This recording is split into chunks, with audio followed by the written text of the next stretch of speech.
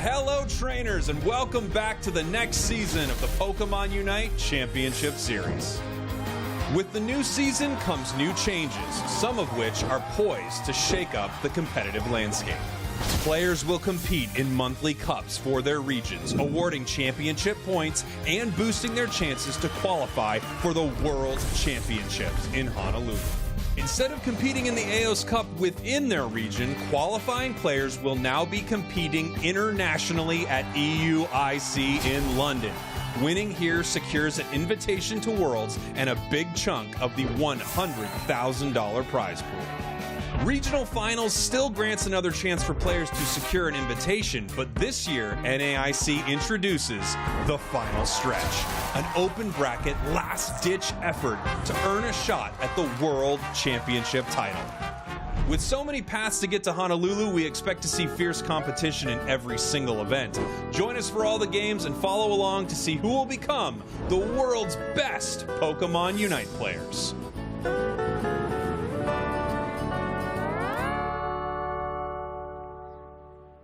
And here are my top 3 takeaways after watching the Asia Champions League this weekend. First off, the final specific draft rule shook things up in a major way. This rule meant that if a team chose a Pokemon in one of the games of their best-of-3 set, they were not allowed to play it for the remainder of that match.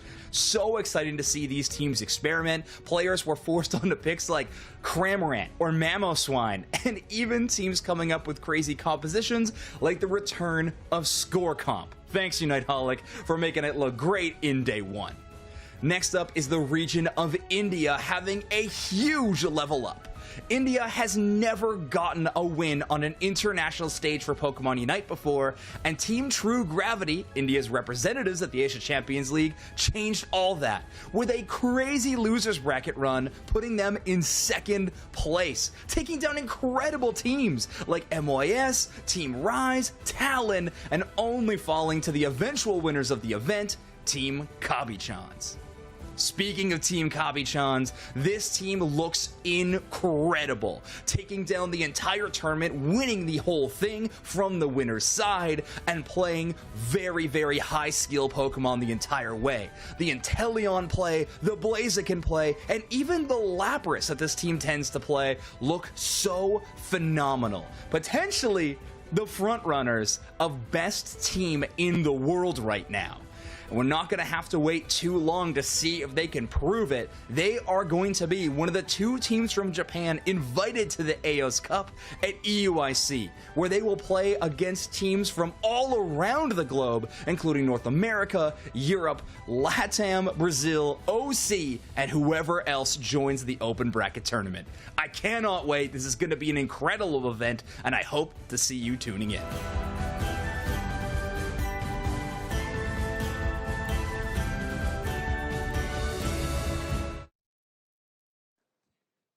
And I've been digging into this pretty far, okay? So where we were was blind ban.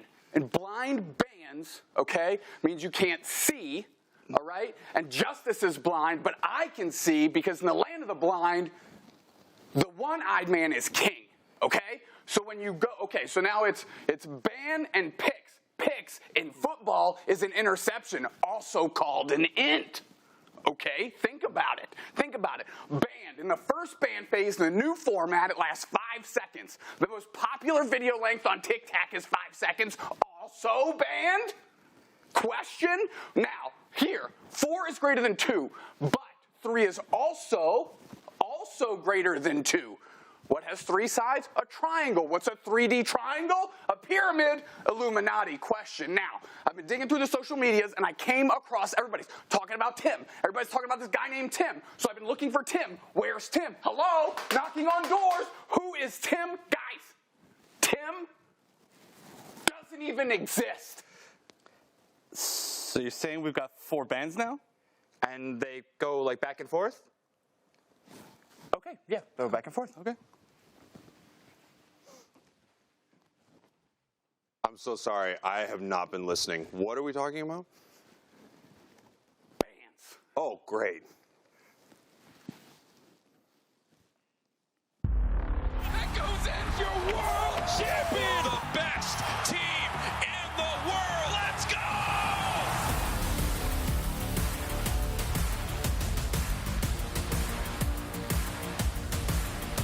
And the points are going to rain in as they dive in and pick up some more KOs. That's a full team wide. That goes in. Oh, shit. They take it in commanding fashion. The favorites for the World Championship title have just been knocked out of the tournament. Game, set, match!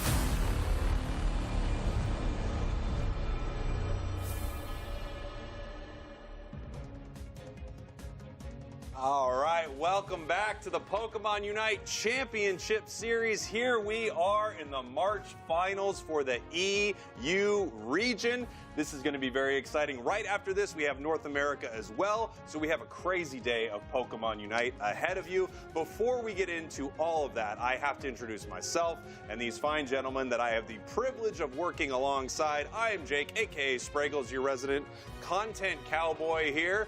Yeehaw. For legal reasons, I have to say yeehaw. Doobsex, how are you doing today? I am super excited. So many questions to be answered this weekend. 1, who's going to land on top of the E region? 2, is there anybody acceptable to actually root for in NA? And 3, why do I look like a used car salesman? Some of those questions will be answered. Some, if not all. Zoinks, how are you, my friend? I'm doing pretty fantastic. I know I am legally not allowed to say yeehaw, so a bit of a difference in our clauses, but I'm still excited to be here. March is going to be fantastic, and EU is looking really exciting already. Wonder Chef, how are you, my man? I'm excited. This is the first time that we get the 2 bands per team on the UCS broadcast, which is huge, super, super different. We'll talk about that later. And of course, I'm really excited because I need a new used car. We all need a new used car, okay? I hope you're ready for that very, very soon. Before that, Doob Snacks, why don't you talk to us a little bit about February, where we have been, and what it looks like for the AOS Cup coming up. Well, let's take a look at the CP leaderboard. Of course, for free, 1 in February. Yala Bingo nipping at their heels with 240 points on down the list. Yala Bingo going to be in our losers bracket today for free. Of course, moving through the winners as well as we progress. Let's take a look at the top 8 teams that are qualified for EUIC right now. Of course, we mentioned for free Alter Ego, Legacy, Antic Esports, Rework, Respawn, and Fusion. Fusion, I believe that is the correct way to say that. Obviously, there are a lot of teams here that you would expect, and some that were pretty surprising. Maybe not to you, Zoinks. I think you saw Alter Ego coming. But there are a lot of teams here that I think we would expect to see at AOS. So that's going to be really intense. Yeah, and of course, a part of that AOS is the Road to Worlds. You got 3 ways to qualify for this event. Of course, we have the monthly cups, which you're in right now, the regional finals, that whatever team wins that spot gets a spot at Worlds, and EUIC and NAIC both have events that are awarding World slots. Such an exciting change to the season. Now, we've been talking a lot about what's happening on our side of the world with a lot of the Western teams, but the Eastern teams have the ACL that just kicked off and was insanely exciting. We have Danily here with us right now to break down some of the incredible stuff that we saw out of the Asia Champions League. Danily, welcome to the show. Hey trainers, oh my gosh, super excited to talk about Asia with you guys because so much has happened and we've got a lot coming up as well. Yeah, it was an exciting event. I personally loved watching the Asia Champions League. It was a ton of fun, but I gotta ask, what were some of the big standout moments for you, Daniel, out of the event? I know there were a ton, but what are some of the highlights of that tournament for you? So there were a few things. Obviously, our top two teams were the teams that everyone was really looking to. So Kabi-Chans and Team True Gravity. I want to start with Team True Gravity first because they had a heck of a lower bracket run. It was something to witness on that day, and I think so many people became True Gravity fans just through that lower bracket alone. I know myself and even the casters on the desk as well, we were secretly cheering for True Gravity going through the lower bracket. Yeah. But not just them, Kabi-Chans. I think this is a team that we really need to laser focus onto because they are a talented group of players. And this is not a group of players that have been around forever. This is new up-and-coming players from Japan. They are young. This is new blood, fresh talent. And to have people this new in the scene, it kind of makes you think, like, what are they going to be able to bring to Unite that isn't currently happening? Because they have had so much success in such a short span of time. Well, Daniel, let me ask you this. What was your favorite match of ACL that you tuned into? This one was I think this one we kind of talked about in the highlight video, right guys? Wink, wink. It had to be Nightholic versus Team MYS. That backcap comp was something to watch. I think I looked at that and I thought, is this going to be the new meta for Asia? Now, unfortunately, that didn't end up being the case, but I do think after seeing that play out, that's something that teams are going to have to maybe keep in the back of their minds. Like, if the opportunity ever arises, like, it does backcap ever become a cheese strat, a secret strat that you sort of whip out when nobody is expecting it, because nobody is drafting for backcapping. Well, yeah, I've seen a few teams since then just because they were like, whoa, that actually worked, and it actually did work again. But so I gotta ask, we get to see a lot of EU around here, a lot of NA, but what do you think the whole Asia region has as kind of like a signature play style, like something that they bring to the table that maybe viewers that only really do watch these two regions don't get a chance to see? Oh gosh, we are so aggressive. I'm gonna say that right at the gate. The teams in Asia are so hyper aggressive, it's not funny. They will go for central area invades. They love to go for pressure from the get-go, from the laning stage. Where the central laners go, that's gonna be where the action is, and teams really fight it out for that early game dominance. Tempo is a really big thing in Asia, not just Japan, but in Southeast Asia and even in particular the Filipinos. The Filipinos love aggression, and Pokemon are really good at aggression. Evolutions, wink wink, a lot of teams love to play that, so if you know how to handle those EVs, I think you're going to be able to handle that aggression as well. Awesome. Thank you so much for joining us, Danily. Follow Danily at DanilyCast, and I'm sure we'll have you back on to talk more about what's going on all over the world in Pokemon Unite. Back to what's happening right here. This is the moment that a lot of you have been waiting for. I know that the broadcast craters after this. This is our peak viewing moment. We have Zoinks' power rankings. Buckle up, folks. We got a new top 10, a new month. It gives me a new chance to put together some theories of where I think these teams square up against each other. We're still global, and that's right, Japan sitting on the top of that list. Kabi-Chans, I got ranked number 1. If you win a tournament, the high profile, like Asia Champions League, in a fashion like they did, they've earned that spot at number 1. But yeah, a lot of brand new teams on this list. A few teams moving up after their performance in the AOS Cup play-ins as well. Rework Respawns, For Free, and Fusion all really climbing that rank. Yeah, I gotta say, For Free doing really well today already, doing great in the EU region, moving up. And then, of course, we saw teams like Luminosity drop off of your power rankings. I think these are actually pretty good power rankings. But it's not fair that only Zoinks gets to do a power ranking. So I would now like to debut my power ranking for all of you. This is Spregel's Zoinks power ranking. We have the March Cup power ranking, which I actually think is a little bit better than the AOS Cup play-ins. Right now, March Cup definitely takes the lead. AOS Cup play-ins, as we all remember, was a terrible power ranking. A lot of us were very upset with how that power ranking went. But Zoinks is getting better. What will happen next month? Only time will tell. I can tell you something that will happen next month is Doob Snacks Spraggles Zoinks' power rankings. I think we may have that. Let's talk a little bit, Wonder Chef, about what they're going to see here today. That's right. You know, I'm actually a little bit disappointed how good that list was. I feel like we don't get to meet them quite as much this month, but this month we do have, of course, a very important tournament, almost as important as the power rankings, where the top 8 teams that have already qualified have been playing in a double elimination bracket here in the March finals, and they're going to be playing best of 3 towards the end. If there is a losers team that wins, they will have a reset. And of course, they're going to be playing for championship points on top of course, thousands of dollars. 300 for first, 240 for second. And because this is only the second event of the season, that means that literally any team can end up as first after today.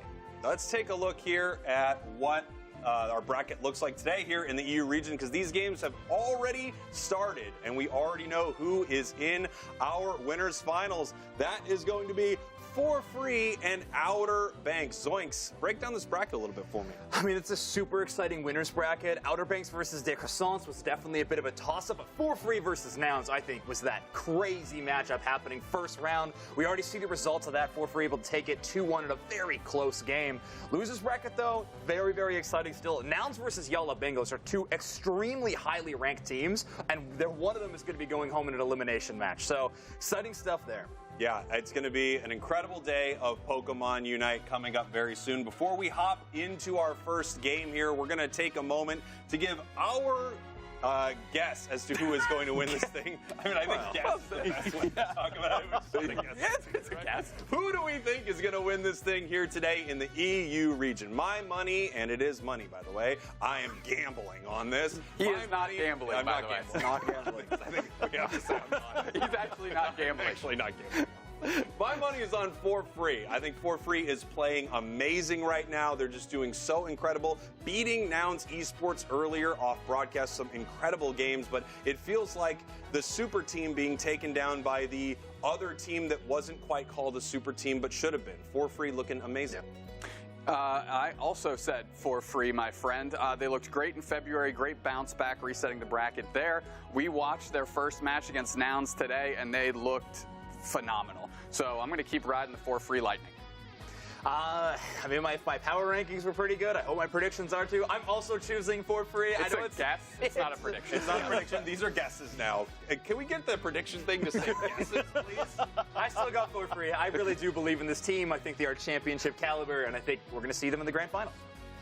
I really want to say For Free, and honestly, you know, the math definitely goes that direction, but I went for Nouns just because I feel like they've got a really great storyline this month. They are in a bit of a funk before this, you know, getting out a little bit early, and they look really good. You know, we did see a little bit of their match earlier, and they look like they're really competitive.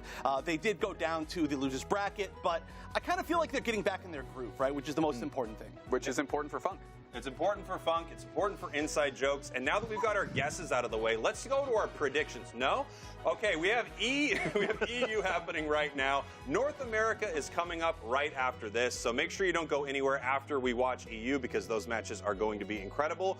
But boys, we are getting ready for our first game of the day. Zoinks and Wonder Chef are going to be cast in this one as our 2 teams are getting ready here, Doob Snacks. Yeah, we're going to have For Free, team that we're obviously all big fans of, squaring off against Outer Banks. For Free versus Outer Banks. You can see it. It's coming up. Oh! Technology, baby. Technology, baby. For Free versus Outer Banks. Coming at you here very soon. Again, off broadcast, we just saw For Free go up against Nouns Esports.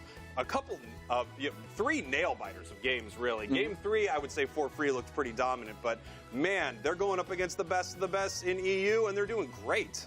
Yeah, something we were actually talking about during that matchup before, you know, the matchup of Nouns For Free to get to this point here, is how well Chelvin has pivoted into this defender role. You know, used to be known for their Cinderace, a world's qualified player in their own right, but really stepping into that for this For Free team, and it's like they didn't miss a beat. This team is looking good. So good. I mean, there's so many players to watch on this team. I feel like Gotlu is just absolutely crushing it right now, and it's so exciting to see. Gotlu, removed from Nouns Esports, now finds a new home on For Free. and feels like they're doing better than ever. Outer Banks has a lot of familiar faces that people are excited about. I see Kid Tans in there right away. Yeah, Klaus specifically, of course. You mentioned Kid Tans, kind of a year one demon, ladder demon, finding their way back into the UCS fray to see what EU's really all about. And I'll tell you what, Outer Banks sitting in the winners finals, not doing too bad. Yeah, Outer Banks looking pretty incredible. Now, obviously, we have a lot going on. A huge change that we have right now, of course, is draft. We now have 4 bans instead of a draft. If I understood what you were trying to get at earlier. Correct, because it's more than 2. It's more than 2. We have 4 bands going back and forth, and really what that means is you're going to see a much wider variety of Pokemon inside the Unite Championship Series than you have ever seen. We're already seeing it in some of these early games. If you watch the qualifiers or anything like that, I mean, we've seen some incredible stuff. Yeah, of course, who will be the winner of match 1? Make sure to vote if you're watching and tuning in on Twitch. But to your point, with those bans, what's really cool is they're open as well, which means you can draft and adjust your items accordingly, you know, make that part of your plan while drafting. And kind of the iceberg effect that goes down, how deep into the iceberg do you actually have to get to start breaking these other team strategies. And in the beginning of the year, we're looking at that. But now we've got a game, so we'll stop spitting about it and we'll just send it to the casters who are right over there. Do the cool camera thing. Gentlemen, take it Woo! away. Thank you so much, you two. Yeah, Wonder Chef, we get our first chance to cast a top 8 game with 2 bans per side. We're going to start things off with a Leafeon ban from For Free. That makes sense. And then, of course, the Buzzwole. We're expecting both of these Pokemon to be banned pretty much all day. The Inteleon has been slipping through the cracks, I would say, a little bit. Sure. It's extremely strong, but we have seen it be picked, I think, a decent amount. Yeah, it's posting a high ban rate, but also a high pick rate. The final ban for Outer Banks is going to be Hoopa, which obviously Service plays a fair amount of Hoopa for this team. However, they do tend to move towards Eldegoss quite a bit, but that's because they leave their support picks till quite late on this For Free team. They like to grab their defender and their top path very early. But Outer Banks is going to lock in that Eldegoss, so ban Hoopa, pick Eldegoss. We are really forcing For Free into a weirder support zone than normal. Yeah, I like that a lot, but giving away that Crustle, which is another Pokemon that we've seen banned quite a bit as a first pick, and it looks like we might go, is this possible? Are we going to see triple Defender? Yeah. I mean, this is a strong one, right? These are all Defenders. Oh, never mind. We're not going to see that immediately trolled off the bat. It certainly would not be a UCS broadcast if we did not get trolled in draft. Yeah, you might just need some higher healing numbers than Umbreon's able to provide with double Defender. It's a lot of HP pools that you're going to need to bring back up. Outer Banks' next 2 selections, though, are going to be interesting, but one that I want to call out that's already happened is Kid Tans on the Sylveon. In the qualifiers, they played a ton of Sylveon Espeon, basically rotating between those 2 Pokemon. But now we have the Trevenant and Lucario locked in for Outer Banks. Looks like we're looking at a Defender Trevenant and a top half Lucario. For Free does look like the support option for them is going to be this Umbreon. At least that's what Zervis is hovering currently. They do have a couple of seconds to make a last-minute swap, but the evolution of choice for Free that's already been locked in is that Espeon. They're going to follow over the Umbreon. Gen 2 love on the For Free side. Yeah, and Defender love. This is going to be a very hard team to take down. It's not going to be easy to really lock down any single one of these Pokemon.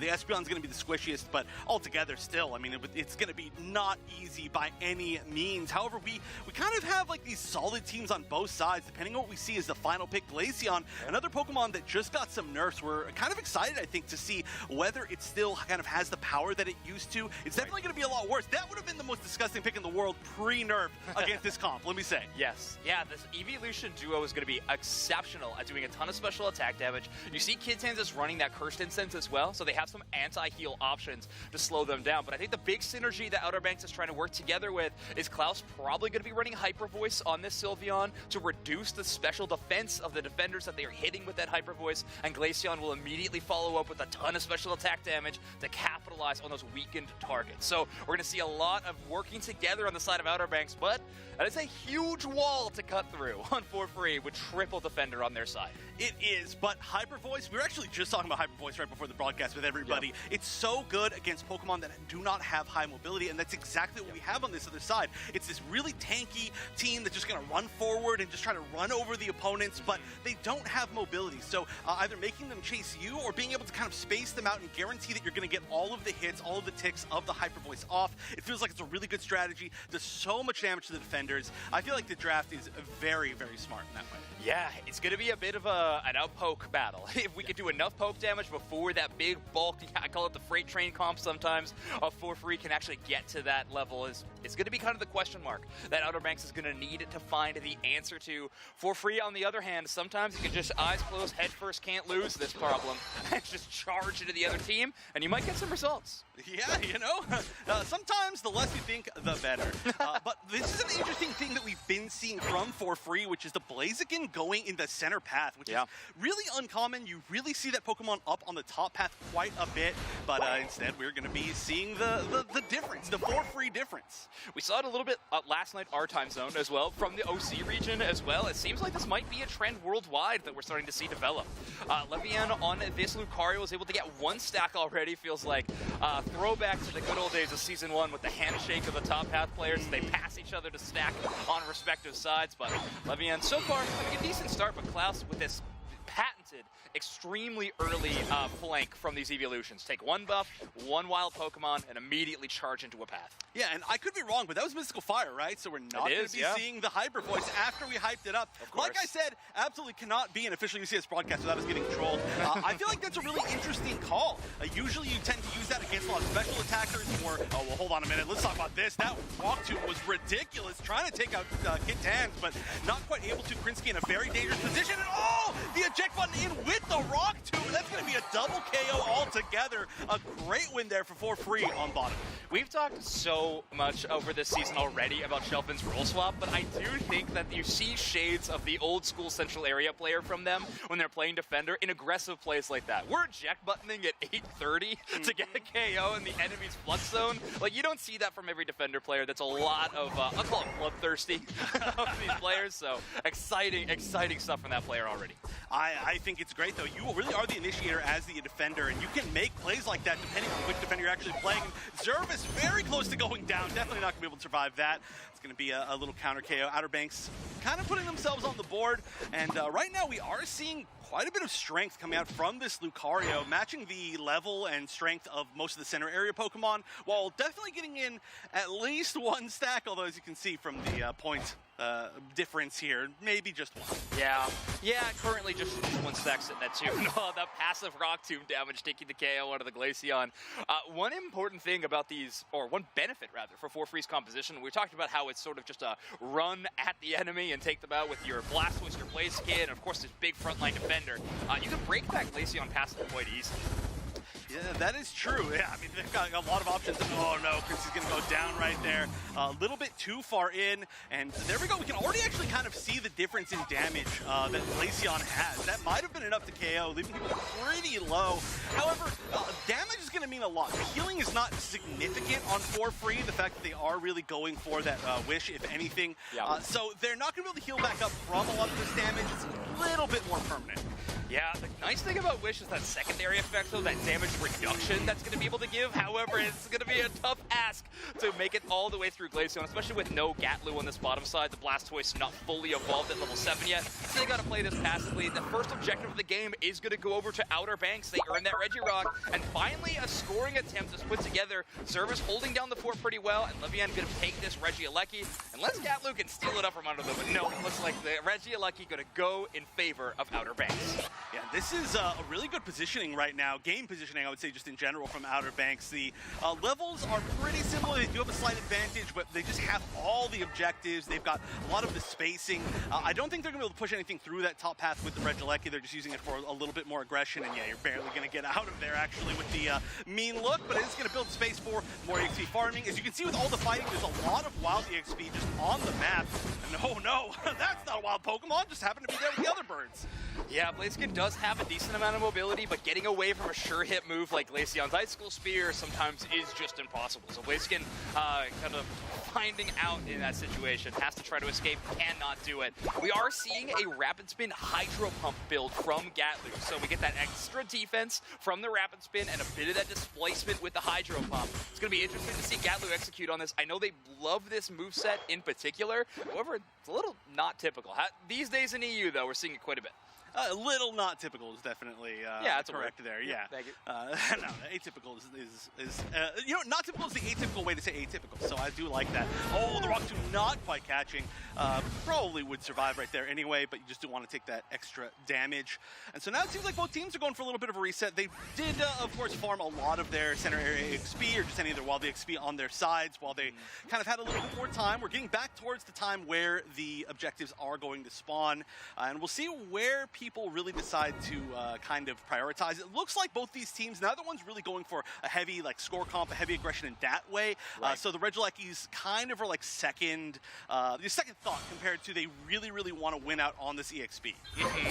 Yeah, and a Registeel buff would be fantastic for either of these teams. Into an Umbreon, Outer Banks would love to have that damage buff. Shelvin going to take a ton of damage already. Rubble Rouser into the backline, eject button combo, trying to get the stun on the Sylveon, but it is going to result in KO on the Trevenant. Registeel brought down to about half HP. Rock 2 doing some passive damage. Sarayu is in range though. Huge secure options for the Blaziken, obviously with the overheat and everything otherwise. They don't even need it, as the team fight is already won, as Zante picks up a KO, so we got 3 in the backline, as Sarayu was threatening a KO on the Registeel the whole time.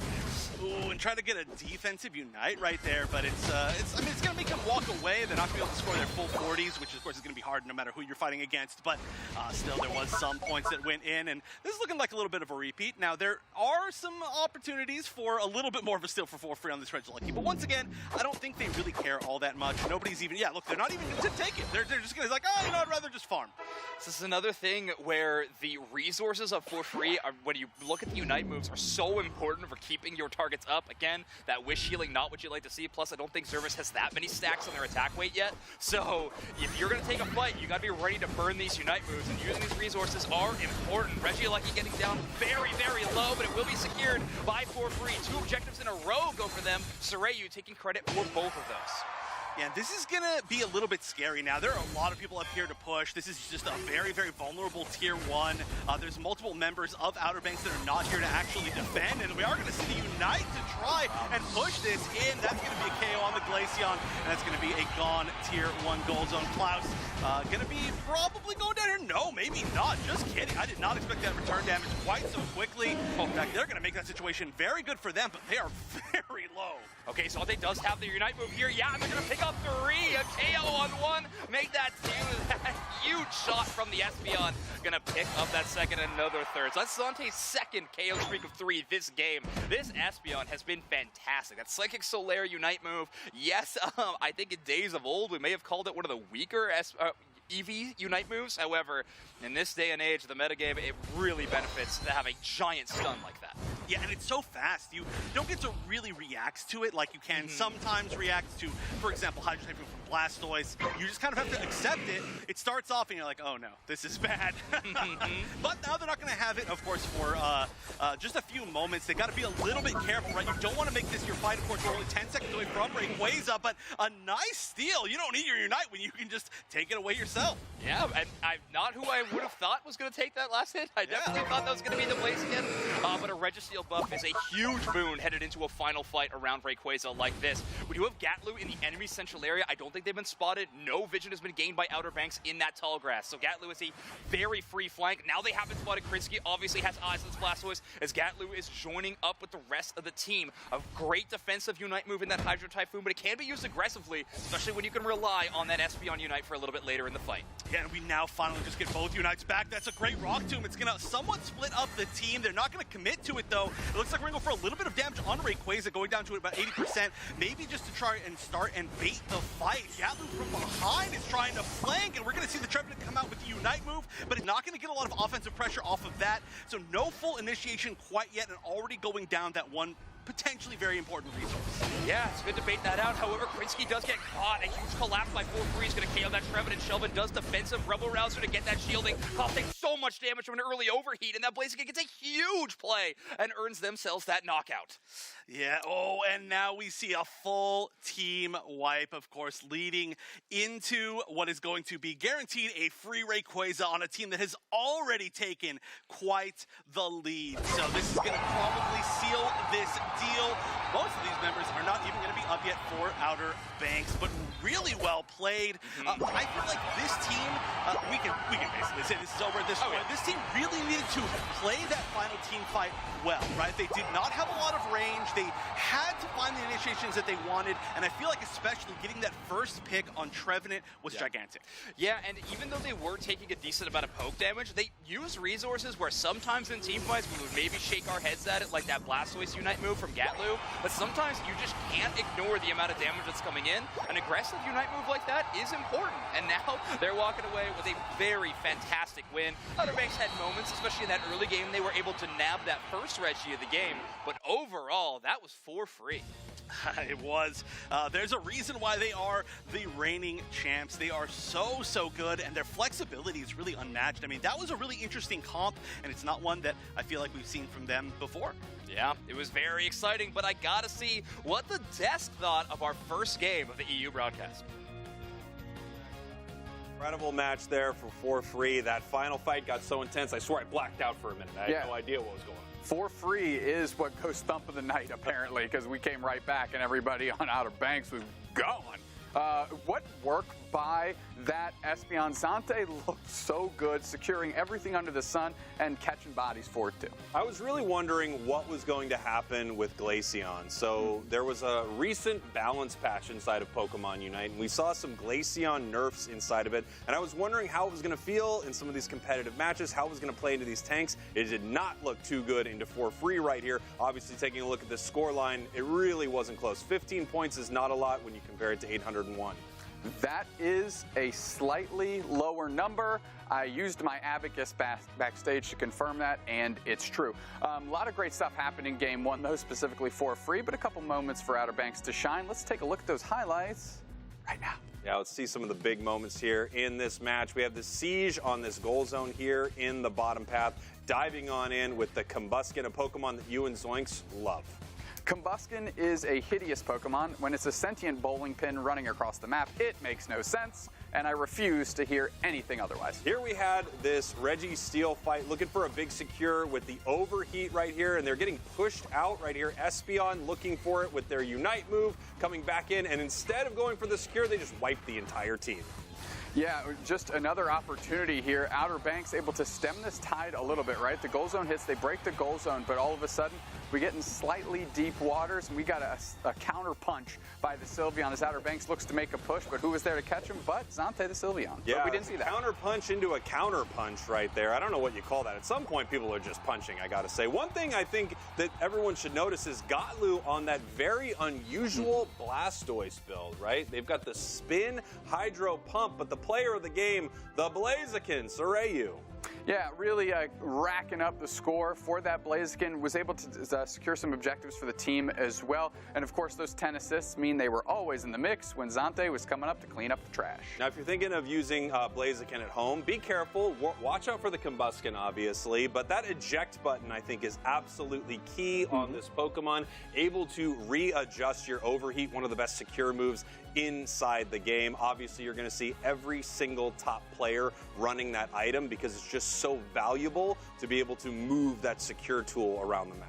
Yeah, we've really seen Blaziken stocks go up, specifically in this month. And Blaziken, a very unique character, the way it uses its pseudo Unite move. Yeah, it's interesting because it doesn't have the impact of some of the bigger Unites. Like, it doesn't have a Hydro Typhoon or anything like that, obviously. But, of course, having the ability to just continuously combo, dive the enemy team, look for those squishy Pokemon to take out. Blaziken's been a real interesting one, and one that's been shining more and more, given the fact that we have more bans right now. More bans equals more Blaziken because it means less Buzzwole.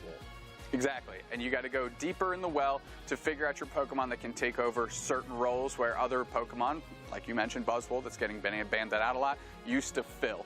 Okay, so Outer Banks has their back against the wall. They are on the outside looking in, down a game. How can they adjust here going into game 2 to try and even this thing up with 4-free? I don't know if Glaceon's going to be the call. I agree. It didn't look like the call there in game number 1. Obviously, this Pokemon has been really, really powerful, but again, a recent balance change. And the biggest change, it has an attack speed change, but I think its biggest change is the fact that its plus on Icicle Spear no longer shreds as much HP. So into a lot of these fights, it's still doing really well. Into some of the tankier Pokemon, like Crustle on the other side, you are not seeing that value like you did before. But we're going to have to see what it looks like in this draft because it is ready. Gentlemen, take it away. Camera thing. Go. Oh, no, it didn't swing the no camera. camera. No. We'll get it next time, guys. Don't worry. We're now headed into game number 2. Wonder Chef. First man of the game is going to be Crustle. Outer Banks taking that one off the match completely so early. Yeah, I mean, it makes a lot of sense. We saw some really strong Crustle play. I mean, Rock Tomb is, I'm just going to say it's one of the best moves in the game in general, but it's so difficult to use. But it can win a fight by itself. You know, we see some splits, we see some like isolation, some early KOs as well from it. On the other side, we do see, again, probably the most common bans were kind of the 3 same that we saw before with the Buzzwole, the Inteleon, and the Leafeon. Yeah, no support focus for Outer Banks this time. I think that might be a very common purple side choice when you are on that first pick and you have to sort of play around what your first powerful pick is going to be. We might see a little bit less, but Kid Tans is going to be running back that Sylveon. Like I said, throughout the qualifiers, Outer Banks basically had Kid Tans on either the Espeon or Sylveon basically the entire tournament, so I don't think that's going to change here now that they are currently in our Winners Finals. I'm a little bit surprised that we're seeing it as such an early pick would be my big question. Of course, trying to grab the early highest meta Pokemon does feel like it tends to be what you do, and you can probably get the Sylveon a little bit later, but we are going to see the Blastoise taken over on the side of For Free and the Espeon. Wow, Snorlax currently being favored over an option like, well, it's going to be taken out as we actually have to see the Eldegoss swap and the Blaziken. This does allow Hoopa to be available for free. Seems like what their option is going to be in Select. And they're also going to grab the Slowbro. So a lot of respect going over to Levian's Blaziken. A single target defender like Slowbro with that Slow Beam Unite is so well positioned to stop a hyper carry like a Blaziken. Yeah, and I know that we're still seeing these picks from Outer Banks, but now that the Blaziken is on the side of Outer Banks, I'm curious who Tsureyu is going to go to, becoming very well known on For Free as kind of the most flexible player. Yeah. On the other side, we are going to see these are some really solid last picks. Of course, the defender not being picked yet, but getting the Trevenant, who's kind of been going up in stocks even after it kind of got nerfed, is kind of a wild thing, but that really does come into the bans, and I would be very excited for this. I'm a big Talonflame fan and a big fan of Tsureyu's Talonflame. Yeah, I mean, they're one of the only players playing it right now, so I think you have to be if you're going to be a Talonflame fan. But yeah, Tsureyu does look like one of the best on this Pokemon of all time. Item moveset, they're going to Floatstone, Charging Charm, Attack Weight, so much move speed just in those held items alone. We're going to see a lot of Zoom and Talon, and then of course that burst damage capable, most likely of Fly Talon. We don't see the Brave Bird too often these days. However, Venusaur and Sylveon played a pretty safe range. We could see that huge swing of burst damage. Yeah, I do really like Fly, though. We talked about this last time, actually. It was a very similar thing. We saw the last time, I think, on UCS broadcast that For Free chose this comp was also, well, I should say the last time they chose Bird, they also chose Hoopa because you can fly to get out, land in a Hoopa portal right before it goes down, and it's very hard to actually get a KO. But also, the entire Outer Banks comp has such low mobility that if they see the Fly coming, unless they have, want to pop a Unite or they want to, I don't know, use an eject button, they're getting hit. That's true. All right, well, chat, we asked you who you thought was going to win this game, and so far, 83% of you have said Outer Banks. Believing in the underdog is 17% of chat has chosen For Free. Well, the Outer Banks believers are here in numbers, so the chance to have that happen is right now, as Outer Banks currently with their backs against the wall, 0-1 in this set. If they do lose this match, they'll be going down to the losers bracket, but that grand finals advantage cannot be understated how important that is. Yeah, that is, I'm a little bit surprised that we see such a dominant one-way of votes, I should say, just because For Free are reigning EU champions, and I mean, they're looking good once again, but we are going to be seeing potentially a little bit of an invasion here from Zervis on the Hoopa. I like that a lot. There is quite a bit of defense over here in the central area from Outer Banks, but we'll see exactly how much you can delay this poor little Venusaur. Yeah, Zervis actually playing for a lot of information on this invade as well. Even was looking for that second Baltoy if they could find it. However, they are not going to be able to knock that Pokemon out. They will get a berry, heal up totally fine, but a red buff Gossifleur is a threatening Pokemon on the other side.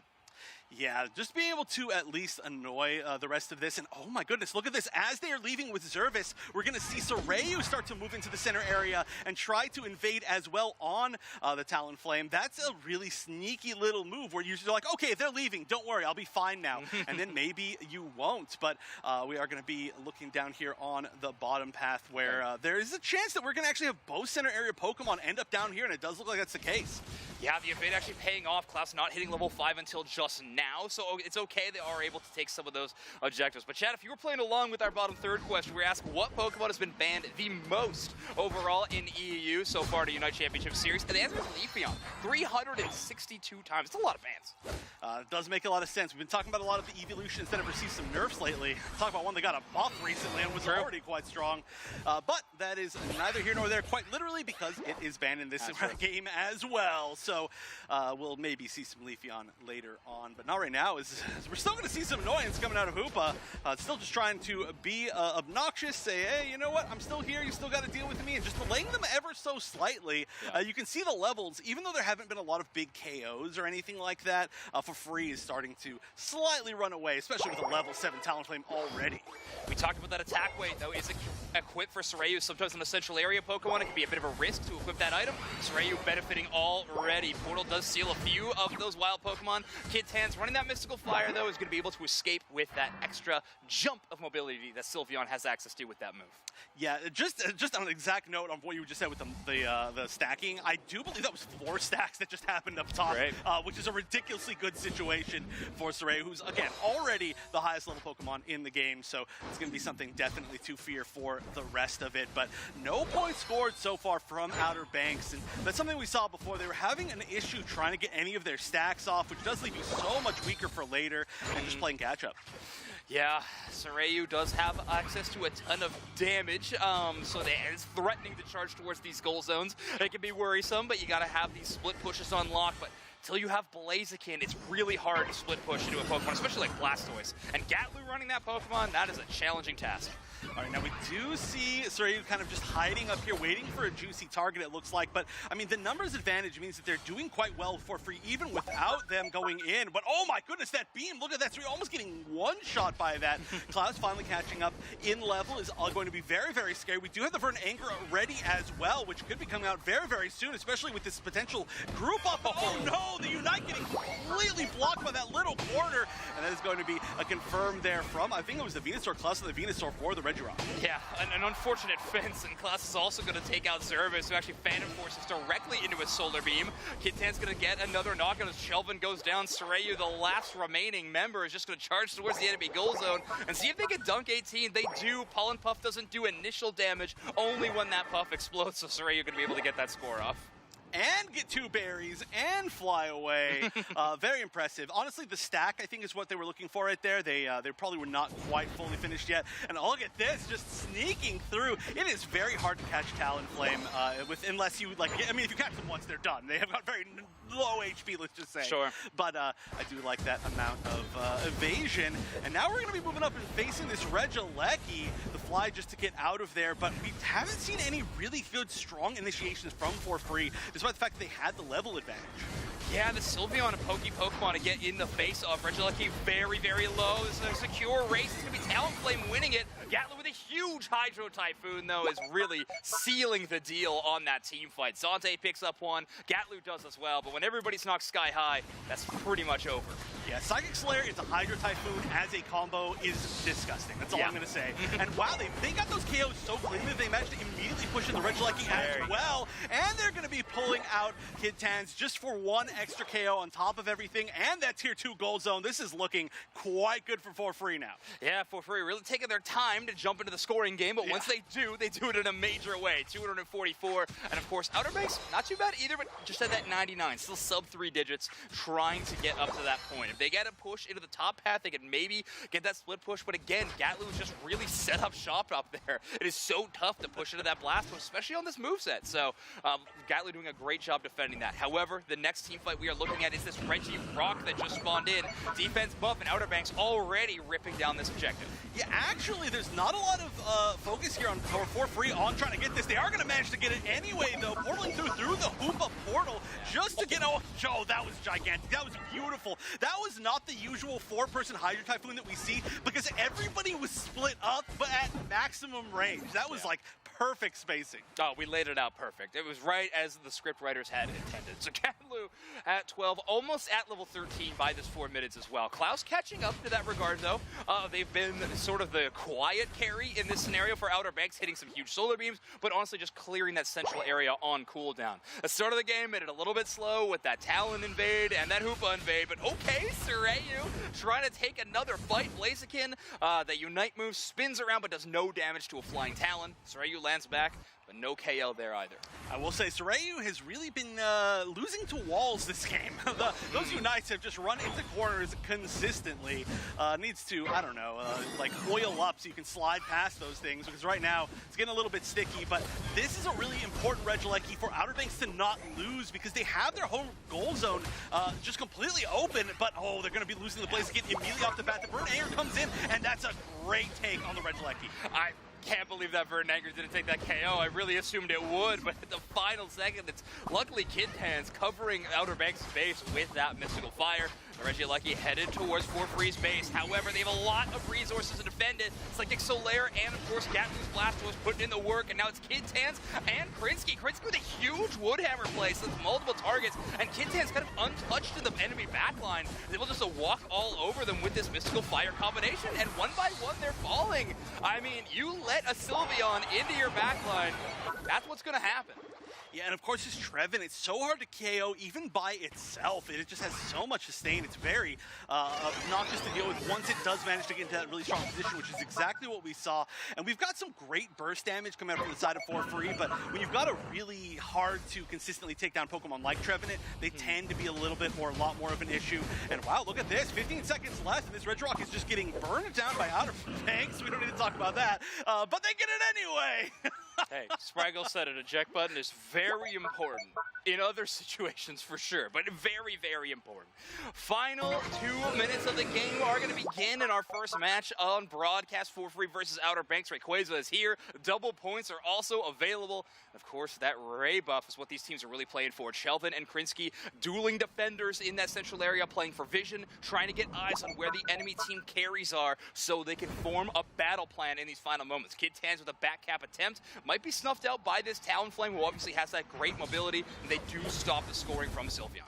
Yeah, and I just got to point out, actually not having an eject button on the Blaziken is huge, because the eject button with the overheat is such a key, especially steal, or I should say secure strategy, right? But now you've just got to be, and you've got to be close, and this might come down to a flip. We're seeing Outer Banks start to burn it down. However, Free trying to bring it all the way back, and I don't even see who got it. For Free got it with the Hoopa Unbound. That was such a flip from both sides. They're going to take down 4 members. The only one left up is Klaus, and that was a weird way, I feel, for that fight to go. I'm surprised that nobody decided to fight each other. They just wanted to flip.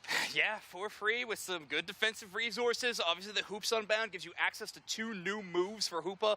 One of those is Hyperspace Fury, one of the largest AoE stuns in the game. It can cover basically an entire Ray Pit, and if you need to stun an enemy, it is a perfect option. So great use from that Hoopa. Yeah, that was, I mean, extremely, extremely strong. But one of the things was that Outer Banks had to run in, and like I was mentioning, the Blaziken had to be kind of up close to try and start to burn that down. And there's a lot of kind of more up-close Pokemon from Outer Banks that needed to be in that positioning. So I do feel like, exactly like you said, the big Hoopa stun was pretty gigantic in forcing that to actually happen. But also, I mean, just so many of the resources, so many Unites from Free, you combo them all together. It's just a big AoE stun from Hoopa, a big AoE stun from Blastoise, a big AoE stun from Espeon. Like, you can just keep on going, right? Yeah. their combinations together are so hard to deal with when you have to grow up and take those fights. Yeah, for free, 2 drafts in a row focusing on crowd control, and it pays off with a 2-0 win over Outer Banks. Sorry to tell you, chat, but for free, your reigning EU champions going to be moving on to the grand finals. Outer Banks headed down to losers. That's right. I love to see it. I love to see specifically, of course, that bird. But I want to see what the casters love to see as we're going to send it back to them to break down this set. Yeah, I mean, what an incredible set. Once again, for free, just looking dominant in these games, getting pretty close before that Rayquaza fight. And it looked to me, Dupe Snacks, like Outer Banks said, we cannot beat them in this fight. They may have one player away from this Rayquaza. This is our shot right here to get back in this game for free with the secure after that full-on flip from Outer Banks. Yeah, like Chef called out, I mean, it was an incredibly messy Ray fight. There's no doubt about it, but for free able to eke out just a hair ahead. And like Zoinks pointed out, I mean, that Hoopa stun, that's probably all that they were going for, was just try to stun everybody in the pit so the secure can actually go to... Oh, we got to win! We got to win on the big screen. Did we get it? Hold on. Can we do it one more time? They won! No, okay, well, that's what happens when we don't prepare getting they won on the big screen. So let's get into the highlights, which obviously that one was not part of that little kit. Cut that, actually. Production, cut that. Yeah. And let's just reset from here. 3, 2, 1. And we're into highlights right now, Dupe Snacks. Perfect. 6 minutes left in the game. We missed a whole chunk of the highlights, as it turns out, because we're doing a bit. Yeah, you know what? And it's worth it. Talonflame, by the way, if there's anything I want to watch on this match, first off, it's how amazing these flies were. Right into the flame charges, actually backing into the team. Some incredible plays. And then also how this Unite move clips a wall every single time. Every time. It is a hallmark of the Talonflame Unite move, without a doubt. And this is the part of the game where For Free really just did a great goal zone siege, was able to close 2 in a row, open up that win potential, sending Regieleki way downtown. But Outer Banks, with a good push of their own right here, going to attack this goal zone and get a couple KO streaks for themselves. Yeah, that was a nice moment for Outer Banks. And I'm actually surprised they went for this right here, given that they were so close in score. But here it comes. We have the Unite move for Venusaur. You know what? That looks like just a wild solar beam that completely missed its target. If we break that down, I bet that solar would have got it. But the player of the game here, the walls that stop Talon, but if it's going to be a player, it's going to be Talon. Yeah, I mean, imagine how many KOs they would have had if the walls weren't there. That's what I always like to think. It's a number. How good would I have done if I did well? You know, those numbers are always unlimited for you. The sky's the limit. Really are. The sky's the limit, but I believe in you, Spraggles. Thank you very much, and I believe in Soreu. I love seeing Talonflame out there. Of course, we talked about it, the 2 move speed items, one of the fastest Pokemon in the game. It's passive when you have more, almost full HP, giving you more move speed. We've got the float. We've got the charging charm, stacking up that attack weight. It's just so exciting to see. Let's take a look at our bracket, where we are now, because it's a little surprising, Dupe Snacks. Yeah, For Free 2-0 into the grand finals. I saw that coming. That's why I chose them to win the whole darn thing. Genius. However, on the bottom side, Yala Bingo taking out the Super Duper team, or I like to call them the Super Pooper team, because they have not looked great in February or March. Yeah, Nouns Esports is the super team that seems to keep getting beat.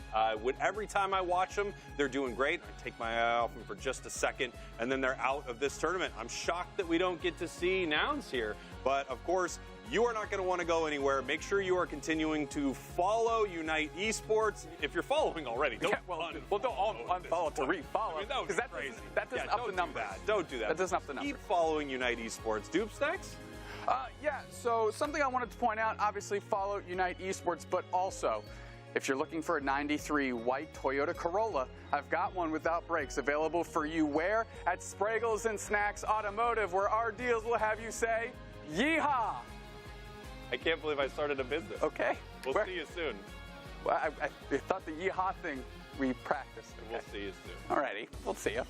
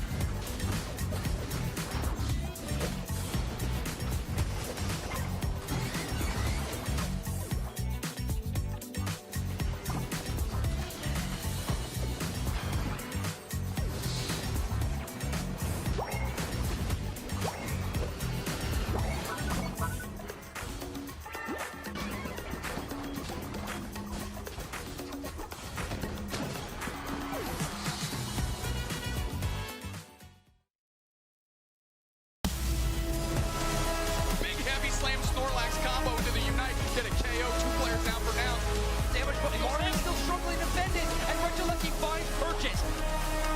Garchomp shreds it down, and now they're going to move through the players of time to shine. We're back! Welcome back to the Pokemon UNITE Championship Series. That move was very impressive. Snacks, how you doing, buddy? Doing good. I didn't know we had moves that we were doing. Didn't get the email. Oh yeah, I've started unlocking moves. I'm level 5 now, I get moves. It's pretty cool. I'm a level 5 Spraggles. I'm excited for what happens when I evolve and all the cool stuff. When they told us to fill, I'm sure this is not what they thought what would happen. We've got an exciting match coming up for you. A few things to talk about, obviously. One, we have to talk about Nouns Esports. I mean, first, I think that's an important thing to get to. The super team in the EU region. Still not looking like the super team in the EU region, Snacks. This is our next match coming up because we won't be seeing Nouns. Yeah, because Nouns was eliminated by Yala Bingo, team that finished in 2nd in February, looking to bounce back in a big way. I mean, they looked phenomenal through the winners bracket last month until they hit to that grand finals and everything fell apart. Hopefully they got their mental right. Last month was mental wrong. This month is mental right. Yala Bingo gonna try and get back to the grand finals, dispatch for free, complete the story for themselves. Yeah, I would obviously love to see Yala Bingo come back and have a great story here. It does feel like they just kind of crumbled last month. Let's take a look at this roster here. Yala Bingo, Sixies, Internal, Marv, Potato, and Lundaroo. I mean, these are all superstars in EU, and they looked like it last month up until literally one match. Yeah, exactly. And all of these players are known quantities within the EU region. If you've been following UCS, none of these names are surprises to you. Maybe the only one that might be a little outside of that particular loop from last year would be Internal, but also a great player in their right, really stepping up in the support role for this team.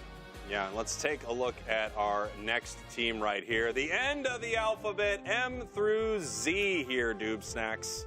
Yeah, I mean, Miz make a little bit of a play on the A through L squad from last month, bouncing through. I'm taking a look at Cesaro and Dana to try and really anger this team and push them forward. I now understand why you said Dana like that. At first I thought, what a choice.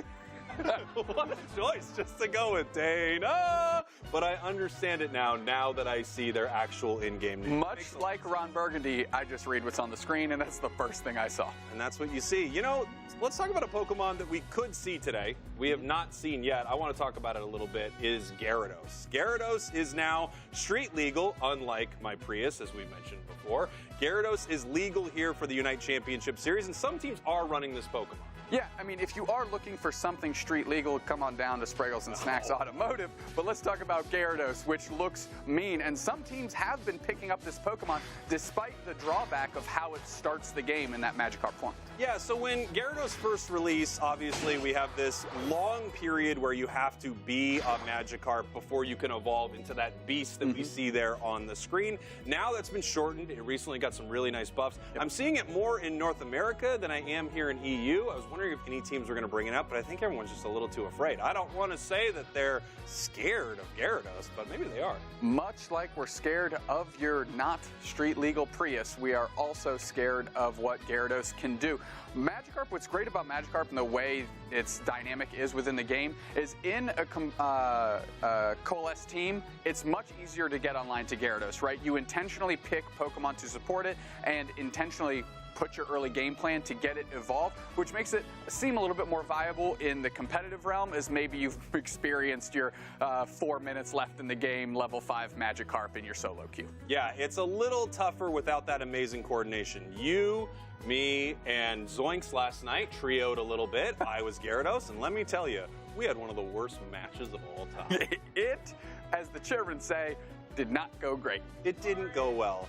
Let's talk a little bit here about our EUIC teams because we have a lot of amazing teams qualified for what is going to be the nuttiest event of the year outside of Worlds, Snacks. I can't wait, and we saw a little bit of clips of EUIC last year, and I think what it showed us was how amazing these in-person crowds are for these events.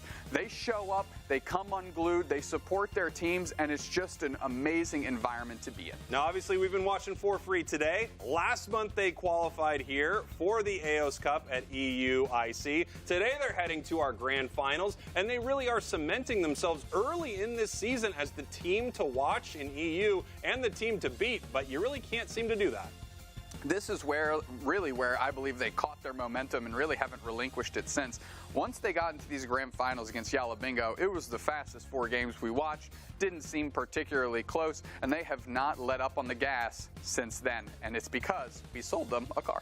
Now, there are 2, obviously, rematches that I would have loved to see today for free. I would have loved to see free go up against Nouns again. Again, they went up off broadcast, incredibly close games. Nouns is out. Yala Bingo, however, still in the hunt right now, and they could go up against free if they're able to take down a couple big teams. They're going to need to deal with Outer Banks and the rest of the alphabet, M through Z. M through Z sitting right ahead of them, but Outer Banks, I mean, yes, they got 2-0'd, but it wasn't crazy stomps, right? They seemed within striking distance in both of those games. Couple things, you know, the Ray flipping game 2 could have easily gone in their direction. Then we're talking about how close the match between free Outer Banks is as we're going into a game 3. So what I've really liked about EU is whereas maybe in Season 1, Season 2, it was one team that was really dominant over the entire region, we've got a lot of squads scrapping it out right now. Yeah, I think that's my favorite part with the start of any season is trying to figure out what team is actually on top. North America last season had an insanely competitive region all year. It was really hard to figure out who the best team in North America was. EU, on the other hand, felt like Tally Bobo believers were winning and they just would not stop. Is that going to be free this season? Is Nouns Esports going to come back? Is Yala Bingo going to do their thing? Is the rest of the alphabet going to make their name today? It's going to be interesting to see. Well, the good thing about team names is they do get to draw from the alphabet to come up with them. So you don't actually have to leave all those letters in order as you see them traditionally in the alphabet. Technically, he is correct. You don't actually have to put all of the letters in order. I know a lot of people at home are furious right now. This is a very controversial stance that Doobsnacks is going to take right here. I will leave him alone on camera to address you.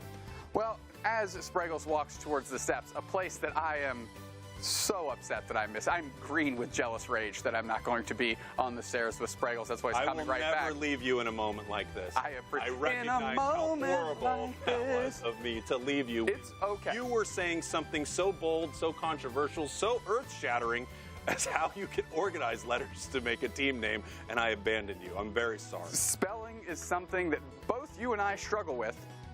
I tried to spell my own name earlier, and I didn't leave enough room for the final F. That is an S with an arrow to make sure you know that it actually goes to the end of Spraggle. Oh, I got it in there. Barely. I got it in there. Barely. And just like we are shoehorning this conversation right into your eyeballs, we are waiting for them to shoehorn us into the next game. But we still got 60 seconds to burn. We got a little time to burn right now. The question is, would the camera be able to follow me if all of a sudden I just made a break for it and ran to the stairs? Oh, you're pretty good. You're not bad. I don't know if yesterday we were filming when I bolted to the stairs and fell, but if we were and we show that, I will never come back on broadcast again.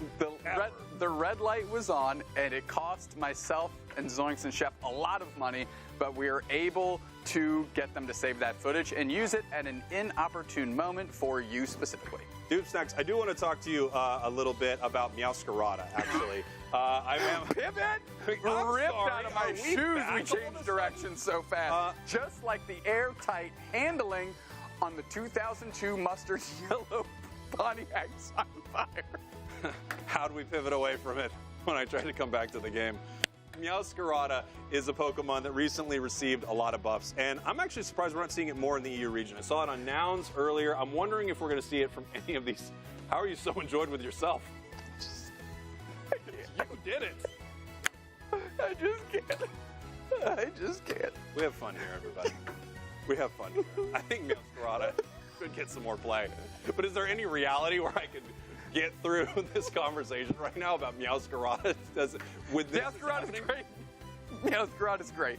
Big Meowscarada fan here. I'm wearing green for Sprigatito specifically.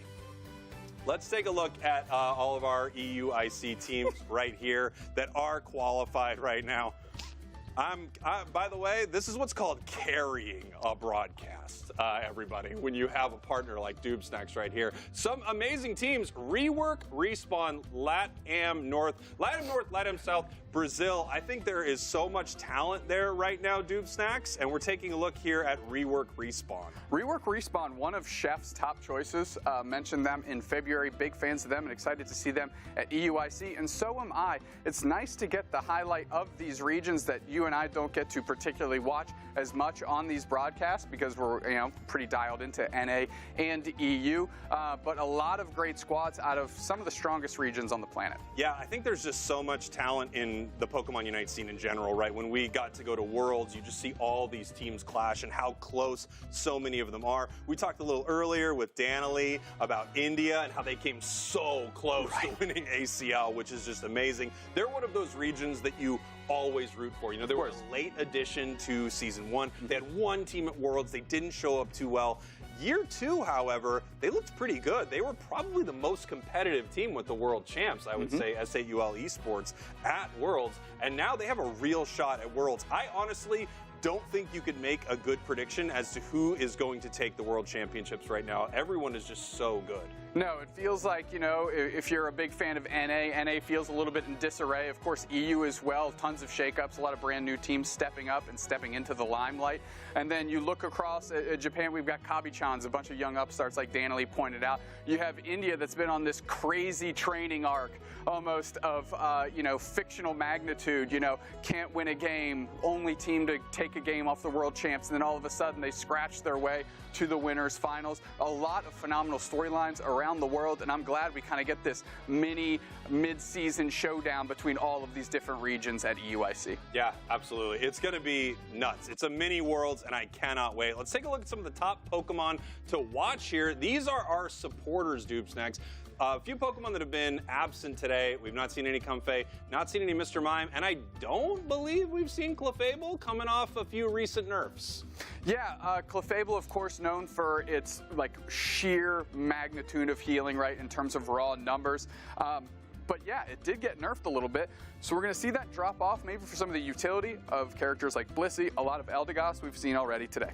Yeah, and of course, Hoopa also a real big player inside this. The healing numbers aren't calculated the same way on Hoopa anymore, so it's a little hard to figure out exactly what Hoopa is doing. But who cares about what I'm saying? It's time to throw it on over to our casters for this next game. Oh, I think we care about what Spraggles is saying, don't you, Underchef? That's okay. I think we care a little bit more about this game we're about to watch. Yala Bingo taking down Nouns Esports 2-0.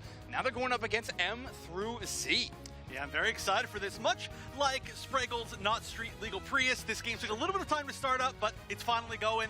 And our Shifu ban to start things off, that's surprising to me. The hard call out on what M through Z likes to play. This is one of the best parts about 2 bans per side is that we see very specific targeted bans and 2 supports on the banning block. So now Yala Bingo are going to have their choices, short of course M through Z the same way. But Yala Bingo with this first pick, I know Internal has played a ton of Clefable in recent months, but if Buzzwole is still available, you gotta pick the Buzzwole. Yeah, especially considering Yala Bingo, a team that is very well known for using Buzzwole. This is going to be a great first pick, and I'm extremely surprised that we didn't see it banned. Eldegoss is a targeted pick. Very surprising to me still. Yeah, okay, and now M through Z going to hover Inteleon for quite a bit of time, but they're actually just going to kind of take 2 great defenders out of the pool for Yala Bingo. So Marv going to be looking for some new options. However, Marv historically has been an amazing Snorlax player, but with Umbreon still available, it's still an incredible defender. You are going to lock that in. Internal's actually opting into the Blissey for their support option. So not going with the Clefable that we've seen a ton from them, but instead just that incredible amount of pocket healing. I'm actually surprised as well that we didn't see an earlier support pick from M through Z banning away a support. I mean, obviously both sides did, but it kind of feels like you want to choose an early support to control the pace of the game, but I guess they just are happy to go with Clefable, and we're going to see 2 special attackers on the side of Yala Bingo picked a little bit late, and I do like that, giving them a lot of extra range at the end of the game.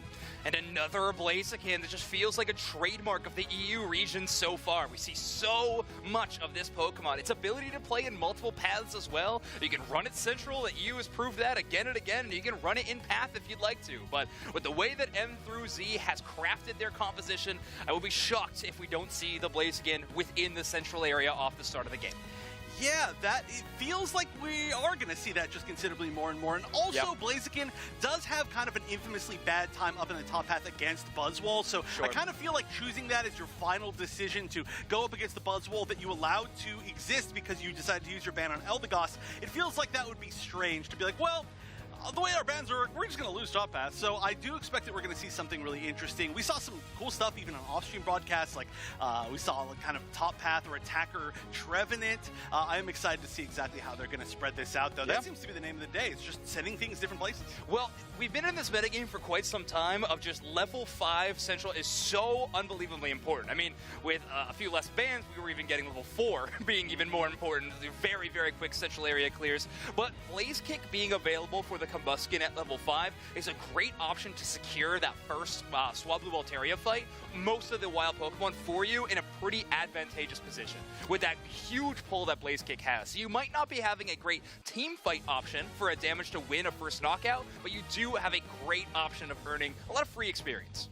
All right, and here we go into game. We did just get to see the poll. It seems like a lot of the chat is really favoring Yala Bingo. They were, of course, in our top 2 last month, and they've got to really find their way back because they are pretty early in the losers bracket, but they've already made it here into the top 4, so a great sign for them, as we are going to be seeing Indy Blaziken for M through Z in the center area, exactly like we thought. Wow, Regieleki pulling their weight. As you can see, our fun fact at the bottom of the screen, scored 2.72% of the total scores. I like that a lot.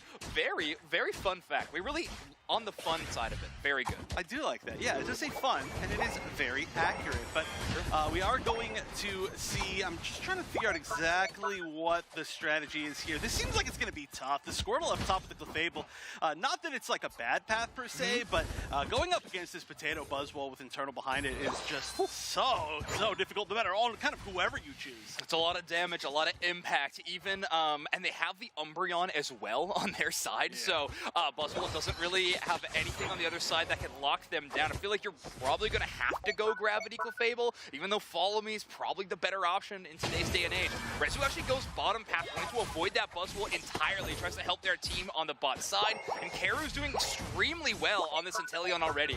Drizzle with 25 points in pocket just means they've got a ton of last hit skiers already.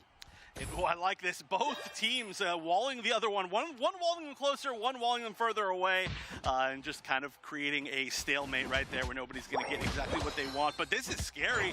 You might get KO'd here, to be 100% honest. Okay, just barely pushing back in time. Gonna allow the stack to happen. Did manage to get a berry to be able to challenge a little bit more, but this is a level 4 versus a level 6. And no matter what happens, you are in a scary spot. Oh, Sazero having to run, as well as Rezu, I believe, just that Espeon invade, rather, so powerful already off the start of the game. Look at this, Rezu having to run all the way away and internal the entire time, above 50% HP, so not really threatened or punished whatsoever. Great invade by Yala Bingo. Yeah, this aggression has been working out. There's also some fighting going on a little bit closer to the tier 1 for Yala Bingo up top. We do manage to see that they got 2 KOs on M through Z. A really, really nice initial start from them for a bunch of different ways. Great stacks on their top path Buzzwole, which of course, like we said, is a very well-known Buzzwole player. Great score to lead things off. They were starting to, slightly get those gold zones down, but it's not an insignificant amount. The levels are in their favor, especially because, in fact, look at that. We still got a level 3 Clefairy. Oof, yeah, being really hurt in this early game. Both teams just not really wanting to contest those, but great shot from the Inteleon does knock out the Altaria. So the most experience that was available, they do get that last hit. Inteleon, very well known for their great last hit options. Buzzwole known for just basically dominating the game at any point. But what these two teams are known for, Chef, I think is really interesting. Obviously, we saw Yala Bingo in that second spot last month, but M through Z, brand new team, both these teams starting from the losers bracket. So both of them were able to dispatch opponents that started on the winner's side. Huge credit to both these rosters, M through Z especially, being kind of an unknown squad to the top 8 rounds. Ooh, big Psychic Solaire, but I don't know if there's quite enough follow-up. There's quite a few low members on M through Z, but they've got to do just a little bit more damage. The Fibble healing is going to mean, of course, a ton, even though we do see Sazero a little bit, or maybe more than a little bit, below level, sitting at level 5 when the rest of the game is 7 through 9 at this point. Finally starting to catch up, just a teensy bit, but that is pretty scary because the Fibble has to stick on the front line, and that was weird, by the way. They kind of took that fight, and both teams were like, well, never mind, we're just going to leave this Basement Reggie alone. Yeah, there's just so much dedication towards the top path right now. But big snarl barrel engage from Marv's going to hit a couple of targets and mean look the Inteleon. However, no one to back them up, but that's okay. The entire time they were creating space for the rest of Yala Bingo, who would now earn a Regirock for their efforts. A Citrus Berry attempted steal, I don't think they get that one, but I don't think you were going to be able to push into a goal zone with Crustle and Inteleon on it. Better to reel back and focus on the fight around Regieleki. Right, and there might be, there's at least one KO. Not going to be any healing, so it's not going to be super easy. Okay, there we go. The healing's starting to come in, but Potato can get a little bit of a boost and try to get a steal. And in fact, it's actually going to go to the Espeon instead. Very, very nice. 60s managing to grab that. Let's see if they can break this before the Regieleki goes in. They do manage that. That is a very big win for them. And it looks like they're going to be following up to see if they can get any push in. Again, two strong defenders, the Clayble there as well. I feel like it's going to be a very difficult task to try and do this, but they are going to fight at least someone. All right, we saw the fun fact before. Regieleki getting a lot of points in. Let's see if they can do it again. Potato stun lock for a few minutes there. It feels like they're still up and running. Picks up one, throws another, and then, of course, they are still swinging for the fences. Level 11, Regieleki lands 40 points in from Lunder and 60s. And we have a 212-0 scoreline. Yala Bingo really trying to prove that they are a top-level team in EU despite entering this tournament from the loser side. And this is one of those great examples of how one little minor several-second play can affect so much in a game. If they had not coordinated to score and break that tier 1 goal zone before Regieleki went in, Regieleki would have gone in, it would have broke, it would have been over. Now they took a tier 2 as well, but we're going to see M2Z trying to push back. They managed to get at least one KO on 60s, and they're trying to get some more. This Blaziken going to be completely whiffing that overheat. Unfortunately, they're going to get some points in this tier 1 goal zone. They're trying to wall everybody to stay in there, get more KOs. They take down Blissey, but here comes Potato trying to turn things back around. Two very low HP members, now only going to be one, as the Solar Beam will finish off at least the Crustle. Blastoise going down once again to the buzz wall. That's another dunk. One more. Just got to get out of there. You do not want to be part of that fight. That's a great turnaround KO. Okay, yeah, Carrot with a great snipe shot. I mean, ambitious by Potato to try to score those points in, but I mean, their impact has already been felt, right? 2 or 3 KOs really enabled by that Buzzwole entirely. Honestly, it's a shock to me that M3Z allowed that Pokemon to make it through the draft phase. Immediate Crustle response by Marv. That Moonlit Trance stealing all of those shields away really just shuts down Dana's Unite move entirely. Some backline coverage does KO Internal, who was trying to support their members all the way over there, but 60s with that passive Espeon damage, picking up a KO streak of 3. Another one falls, this one to the hands of Lunder, and now Regi is going to be uncontested for the side of Yala Bingo. Just a correction, it's not Dana, it's Dana! Remember. Thank you. You gotta follow the Duke Snacks lead there. I keep messing that up. I really gotta get that fixed. It's alright, or we'll just replace you, it's okay.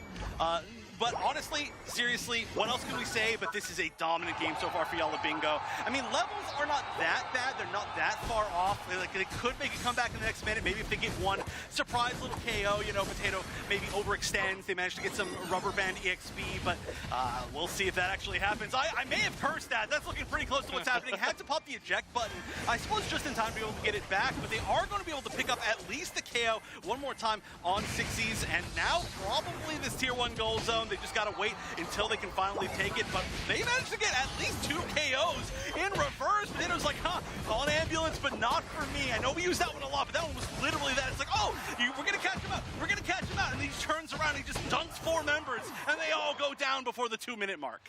I am very puzzled, Wonder Chef, of why this Buzzwole was allowed into this game. I mean, you see Potato in lobby, you have to ban it, but M3Z maybe learning the hard way. However, the one walking away with so many of those KOs and sitting at level 14 right now is Lunder on this Mew. Very few Mew believers still in the competitive regions of Pokemon Unite. Lunder, one of the proud and few on this Mew. Play it a ton and really like the impact that it can provide. I'm going to try to play with M3Z around that Moonlight healing, trust in the amount of power that Clefable can bring. They do have Moonlight Plus sitting at 11, and Dana is going to try to lock down a single target. Marv does mean look to Crustle. It's going to take a ton of damage from that Espeon. Ooh, they try to finish it off, but now Clefable and Crustle both extremely low. The fact that they're just a little bit lower level than maybe they could be means that they're going to be very vulnerable, and they do kind of need to be that front line, aside from maybe the Blastoise, but everybody's starting to melt. They're taking so much damage, even post Moonlight there, so this damage is really starting to add up, and it's very hard to usually to poke down a team that's got a Clefable, but they're going to push in. They're going to be moving forward towards Rayquaza, just to maybe try and get at least one initiation, but the Unites are going to be coming out. The Hydro Type will come out, maybe not as many targets as they wanted to, but there's a chance to get the KO on the Blissey. They will be taking it down. 2 KOs now. Buzzwole going down is gigantic, and all 5 members of M through Z all the way up.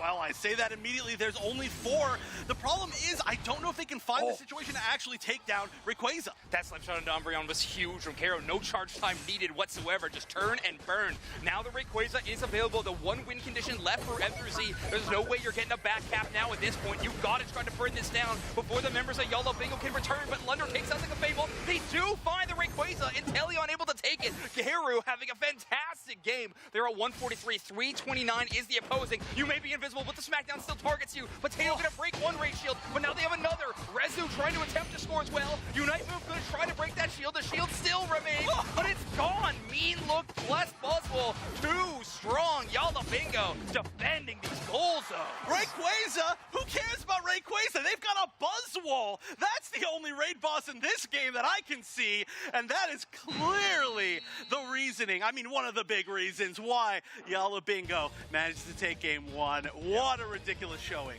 M through Z focusing with their draft, trying to get that Inteleon, which did look amazing. It was one of the best parts about their composition, but they gave up Buzzwole and Umbreon, and Yala Bingo ran that all the way to a game 1 victory. Let's throw it over to the desk to get their thoughts on our first game.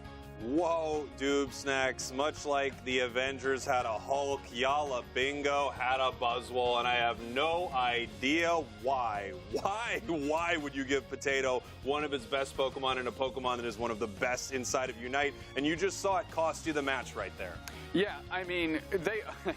M through Z maybe thinking the way they're going to get away with one once they took Rayquaza, but it was still the Buzzwole. That was the problem. The first thing I said when they loaded into lobby is, how did they let Potato get Buzzwole? Zoink said it a bunch of times. You just mentioned it again. If you watched February, you know what one team didn't let Yala Bingo get Buzzwole? For free. Who won that event? For free. That's the recipe for success. M through Z, you need to do some homework. I mean, look, there are a lot of Pokemon that you could look for a ban right here, but I am just shocked to see something like that go through, especially when it is a comfort pick for one of the best in the game, right? That Pokemon. Yeah, and it showed. Right? I mean, we were pivoting off screen. They were, what, level 8 at like 7 minutes, like level 9, just sitting in the top path, got a KO streak of 2. They were moving and grooving, and even when they had that weird engagement at Ray and the Blissey internal and Potato got knocked out right off the rip, it just didn't matter because they were still there to play defense. Let's take a look at some of the highlights of Potato and the rest of the team. Yeah, let's take a look here. Yala Bingo looking great, not looking like the grand finals as they push this Regieleki here at the 5-minute mark into this tier 2. An amazing fight. Buzzwole ripping through him with Mew right behind doing an insane amount of damage from far. Yeah, Lunder really had their show-out tournament EUIC last year, having a show-out tournament for Yala Bingo right now. Great Mew game. Not a lot of Mew leavers out there, like Zoink said, but Lunder believes, and Lunder made it look good. Yeah, and here we go. We have some big moments here on M through Z from the Inteleon. They had a couple of nice snipe shots, but even as I say that, it's still a Buzzwole highlight reel in every clip. Yeah, I mean, exactly. Kara was doing everything they could to put Miz on their back, but ultimately they just got gapped because the other 4 players had to play up front and scrap with who else but Potato. As now we're watching Lunder with the support of Potato brawling up front, getting those Electro Ball knockouts, boosted auto knockouts, and of course, we're going to watch Miz take Ray, but it does not matter. That's right. I mean, it looked like they could have the game here. About 30 seconds left on the clock. They send 2 to the top path. Mew goes down, but Buzzwole is there. Breaks the Inteleon shield. And now we have the choice here from the Blaziken to use the overheat. Now, I know they didn't want to get picked up or knocked around by Buzzwole, but instead the Buzzwole Unite comes in, and then that is just it for the Blaziken. Player of the game, Sixies on the Espeon, but I mean, if you've been listening to us, I would have to disagree. I would say Potato, Lunder, everybody on the team played incredibly well, but Sixies getting the nod here. 7 KOs, 41k damage, and a 108 score line. Espeon and 60 specifically have been facilitating a lot for this team. 60 is a phenomenal player. I want to take a look at that curse item right there on the Espeon. I love that choice into the Clefable, especially with Psybeam. You see a lot of stored power Psybeam. You know, it gives you the mobility, but also you get that huge secure. And then Psybeam with the stun and the fact that it sort of forks out and hits multiple enemies, you could put the curse effect on tons of the opposing team right there. And I'm sure that was a big factor in that match too. Yeah, deals a ton of damage. Also solid objective secure out of the Espeon as well, especially when some of your other characters weren't bringing that to the table. So it was a great way to kind of, cut right down the middle and get the best of both worlds. Those Eevees, still pretty good. Espeon doing great, Sylveon doing great, Leafeon doing great, Glaceon doing honestly still pretty great, and Umbreon doing great. We'll let you know how the Eevees are looking next month. I'm going to give you a hint. They're doing pretty great. They're doing pretty great. And, I mentioned it in February, but I want to mention it again because we saw a great set of Crustle games a while back. Crustle, a lot of similar characteristics that make the Eevee strong also make Crustle strong. Getting spikes at level 4, getting your moves, of course, getting very impactful position-based moves as well, which is why Crustle has really kind of surged to the forefront of the defender pool. You know, a Pokemon that I expected to see a little bit of was Mew, and I think the biggest reason I expected it was because of the Inteleon nerfs recently. It got a slight change in the damage to Snipe Shot. Now it's still doing insane amounts of damage, but I was wondering if teams are going to start to pivot back to that Mew that everyone kind of left behind a little bit, and you could see it in this game. It really kept pace. However, in some of those big moments, when a couple of those Snipe Shots hit, the entire battle could turn around. We did see that at Rayquaza last game. The only question outside of will they ban Buzzwole this game is what else will they do differently, Dupes? Well, if you're looking for just some other frontline brawlers, and I am ready for this conversation now, by the way, Meowscarada is a great choice. Looked pretty decent in February, looks great in March so far across multiple regions, and if I'm just M through Z right now, just thinking of some options, how are we going to scrap up front, how are we going to manage that first off, make sure Buzzwole isn't in the equation, but I think Meowscarada is a reasonable spot to pivot to. Yeah. Bringing Clefable out was an interesting choice. I was wondering how much Clefable we would see. One thing you notice when you see Clefable is its Moonlight is going to be able to almost fully heal a Solar Beam from Mew. So Mew would land a Solar Beam. It could hit multiple members of M through Z, and they would be able to fully heal it. I actually thought once they sort of had that, 5-man all together, being able to heal the whole squad, they actually had a good fight on their hands. I wonder if they're going to bring that back here in our next game. We're going to throw it on over to our casters to take a look at this next draft.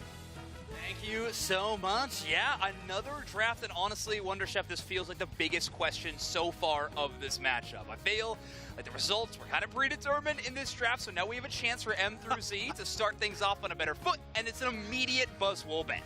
Immediate. They're like, no, never again. No, I'm sorry, we're not letting that happen, which makes a whole lot of sense, to be 100% honest. Yeah. And they are going to be going, oh no, never mind. It looks like we're going to be going for the Leafeon once again. The big question is, are we going to see any more of those support bans? Because there was double support ban, which is a pretty rare thing, and that did, of course, lead a lot to what we actually got to see.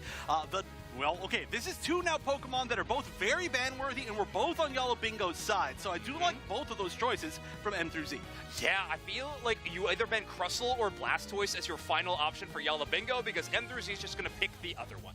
I really do think those are your two options. So Crustle and Umbreon both being not available makes the defender pool very interesting, and I take that back. M through Z is going to lock in the Inteleon.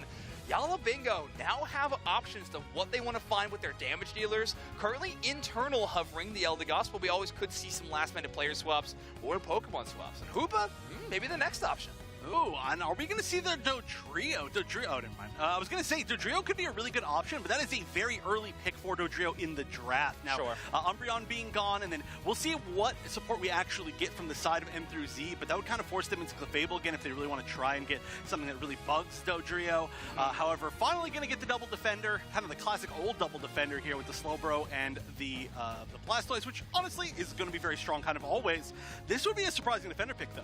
Yeah, that would be an interesting look. Marv Carly Albright might be the lock-in, and Chef, I'm not gonna lie, this looks like a incredible token Garchomp draft for Yala Bingo, by the way. With Potato being that last pick, it really looks like that could be their option. But it's going to be Lapras locked in, and you were right, a very surprising option. Now, M3Z does get the Urshifu. This has been their pick in the tournament. Obviously, Yala Bingo knows about it. They banned it in that first game. But letting it through in the second game, Yala Bingo hovering this option with the Metagross so far. We saw that a bit from them in February, and I'm excited to see it here in the March Cup because well, it's a brand new world. Excited to see what Metagross can do. Yeah, Yala Bingo draft altogether very strange, I would say. Pretty different from what we had before.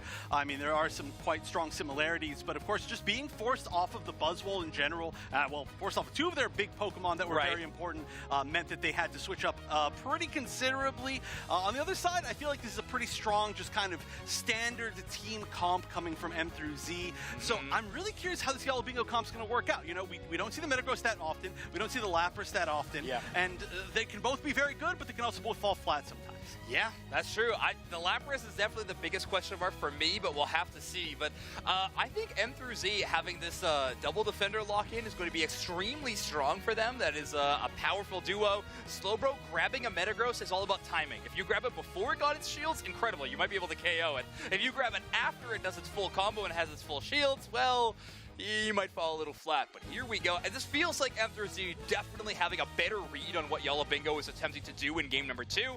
I think they have a way better chance of bringing this series back. Well, let's be honest, they probably had to have a better read because allowing the Buzzwole, as we mentioned a million times, was just not the move. That's pretty much one of the worst teams that you could allow to have a Buzzwole in the entire UCS of any region, right?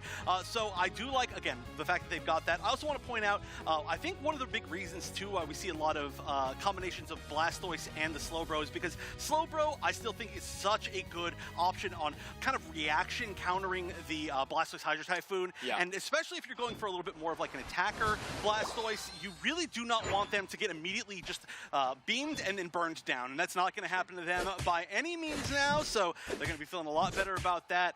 I'm surprised, though, no invasions, at least so far, as this Cub Food does tend to be a little bit vulnerable to it. Yeah, not a great draft for it, especially when you're going to have the Sylveon doing, Espeon rather, doing a full clear on that side. But yeah, Leafeon having a 93.3% ban rate in this tournament alone in Europe. Leafeon really target number 1 these days for those bans.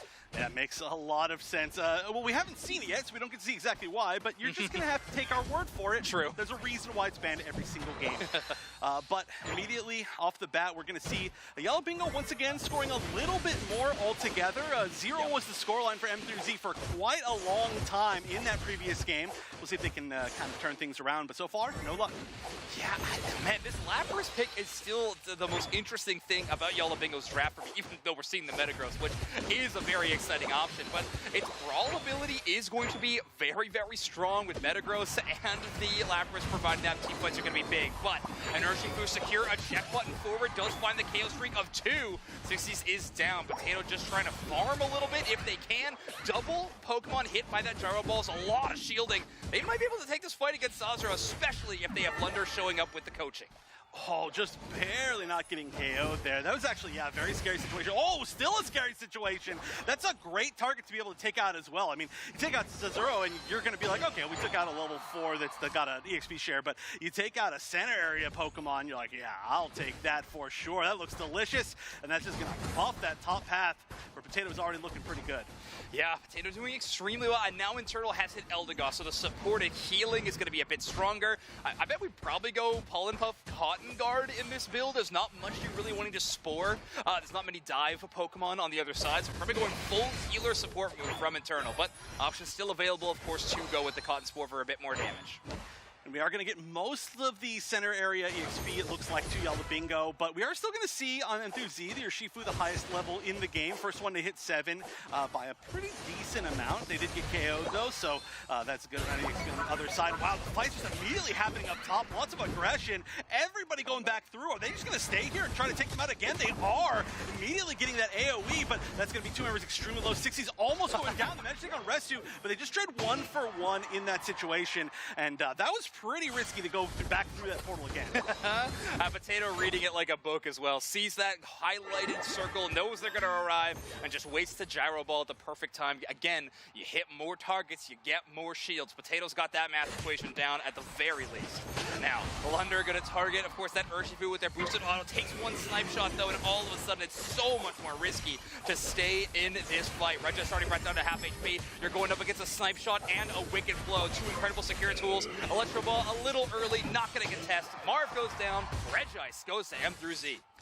Ooh, and they look like they're hungry for this tier 1 gold zone. They've got a good amount of points in their pockets as well. The 4-person Psychic Solaire on getting that KO. That is going to be gigantic just to start things off. A really nice defense. I don't think they have too much chasing power. They do got some extra range, so if anybody stays within range, they might, something like that, right? They might be a little bit scared, but I don't think they're going to get too many extra KOs as they're going to be rotating mostly up top for this Regieleki, where it's so far pretty much just Resu on the Blastoise trying to defend this, but everybody coming in with the Hoopa mobility to try and take this Regieleki, and it looks like it's going to go to, wow, surprising. I thought it was going to be the beam. Yeah, a few targets hit with that read that Metagross has, so the walls do come up, and that locks down the Urshifu. So Rezu going to go down to Potato. Regieleki lands, and that allows for a 40-point instant dunk from the Metagross. Potato going to use this time to stack their attack weight as quickly as they can. Yeah, one more, I'm assuming. Yep, they are just not afraid of getting KO'd. Oh no, didn't manage to get it off before it broke. Lunder want to get their points in, but they are going to get, it looks like this Urshifu, I don't think there's any escape. Yeah, no chance. So again, we're in a situation where we're down to this tier 2. Pretty solid pressure both games so far from Yala Bingo up on the top path, and that has led them into some pretty good positions where they just know they have the score advantage.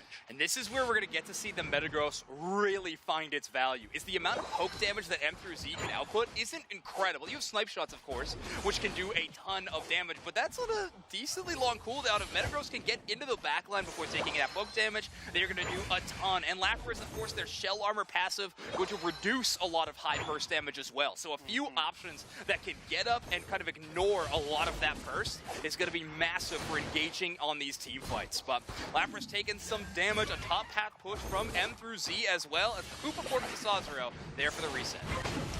Ooh, we see the end of a Psychic Solaire right there, which looks like we did get at least 2 very important KOs off of that. Going for 3, but no, not able to quite find that sneaky little Blastoise hiding in the tall grass. So it seemed like Yellow Bingo was a little bit on the back foot, but they were really fighting their way back into the lead. Obviously, they've got the points lead. The XP is just slightly in their favor, but they're really starting to find all of their team fights. Their Unite usage is really good. I do fear, though, that a lot of it is going to depend on that Psychic Solaire in the final moments. But right now, we'll talk about this Registeel fight as we're starting to kind of just poke at each other, and that was a huge eject button trying to slow beam. They are going to get the KO on Lunder. Yeah, Lunder goes immediately down. Eldegoss no Unite moves to save them in that situation. Hoopa Portal as well to bring the whole crowd. The Hyperspace Fury does break the Espeon passive, and now it's all focused on the damage. Double stun, double laser, but 60's the one walking away with the first KO in that moment. It's all right, though, because Carmel finds a way to land the Wicked Blow, and they're looking for more. Big throat shot to chase down, but Marv turns around and gets that KO with 60's as well. Huge turnaround maneuver. Potato coming up from the top side, Magnet rising down, and Keiru caught out by a lot of damage, but the Fell Stinger going to get them enough range, but Potato not giving them a chance to escape at all. Just running all the way to the back, saying, yeah, you better fear me. And there's nothing scarier, man, I know, than seeing a very fast-walking Metagross. It just looks scary, but not that scary when you're winning a 3v1 against it. So Potato going in, managing to build some space for points, but that tier 1 didn't even exactly go down. And now without such a strong Pokemon, also with 60's going down, it looks like M through Z is going to pretty easily take their first tier 1 gold zone of this game and get very close to tying things up. A still relatively, I would say, low-scoring game, or, you know, not on the high end of things, with 1 minute to go to the final stretch. Yeah, M through Z with a huge punish there. A big overextension by Yala Bingo. They take out Metagross. Eldegoss goes down pretty early in that fight, and honestly, that's been a shining light for M through Z in this matchup so far. They've had great target priority onto that Eldegoss in those team fights. Don't want that Cotton Cloud crash to be a relevant factor in a team fight. Take out the support first, and then you can focus on the big bulk of Metagross, or even 60's Espeon, who does just take a snipe shot and has to get immediately Pollen Puff Field. Yeah, that's almost the KO, but well, I'm surprised we're not seeing more defense here. There is a great chance of a steal, but if this goes down at the right timing, this is so good for Yala Bingo. They've opened it up all the way down to the tier 2 goal zone, and now M through Z kind of have to deal with this. this, and it's going to take them a little bit of time, allow Yala Bingo to get into good position for the final stretch. Basin Reggie's not going to be spawning in time, so this is really the only thing that they have left to try and go for. We do see multiple members of M through Z just kind of chilling. They're already in position, but that's scary because now if there's an initiation, we can actually see the Lapras is on the bottom. It could kind of spot any of them out. One big collapse from Yala Bingo while M through Z is split up could mean a very bad 2-minute mark. That'd be huge. Now, because of Yala Bingo's kind of overextension earlier, the levels have actually got flip-flopped. M through Z doing extremely well in experience. You have Blastoise and Urshifu with 13. Metagross still just at 12, but they're not even close to that 13 mark. 60s does find the Blastoise early, though, so Rezu gonna have to portal and get out of there. So one portal found. That, of course, gives you vision on where Hoopa is, or at least the general locale. Yeah. So we can see Yala Bingo start trying to maneuver around to find that support option and take them out first. And this is a little bit scary. M3Z has such good secure that I think they would be kind of fine just poking down Ray until a moment where they could, I don't know if you eventually want to flip, but they would definitely have an advantage in the flip. Instead, they're going to be eject buttoning in with that big Unite that didn't really catch that many targets. The Hoop on Bound's going to come out as well as the initiation comes from the back, and immediately we see the Inteleon go down. It looks like it may have been to Potato on that Metagross. Oh no, another KO. M through Z down to 3 members left, but we are going to be losing the Metagross on the side of Yala Bingo. This looks like it's going to be the Hoopa going down as maybe the final option. We've got to deal with this Urshifu. They are the only one who can stop this win, this take, and they managed to actually take a KO on 60s, which is huge. That may delay Yala Bingo enough that many members of M3C can run back. We're actually going to see at least the Inteleon come back, which is a very scary Pokemon to still be in this situation. Oh, and Ray is at low enough health that we can still worry about this. Karu's actually going to use the Unite move from the Inteleon. That B-Button can be a great option to secure, but it's actually the Urshifu who does take the Wicked Blow. Inteleon's going to get a score. The lead is going to go to M through Z initially. Slowbro also making their way towards that tier 2. Internal has 50 points, but that Hoopa's easily going to be able to stop. M through Z utilizing this Rayquaza extremely well and earning their score lead. That was a very scary situation. I mean, anything could have happened even within the final 20 seconds of that game, but a very strong choice to be able to, oh no. There was even a chance kind of there, even for the last few seconds, but I do gotta say, again, I said it right before the Ray fight kind of happened, is that the secure on the side of M through Z was so strong that they had to feel fine either trying to flip it or just try and delay the fight long enough that Yala Bingo was forced to flip it, and that is kind of what happened, especially with Urshifu staying alive for just a little bit longer. Yeah, well done by M through Z to bring this back, but let's bring it back to Doob Snacks and Spraggles to talk about that last game. Well, Doob Snacks, you see no Buzzwole, and you see some opportunities here for M through Z.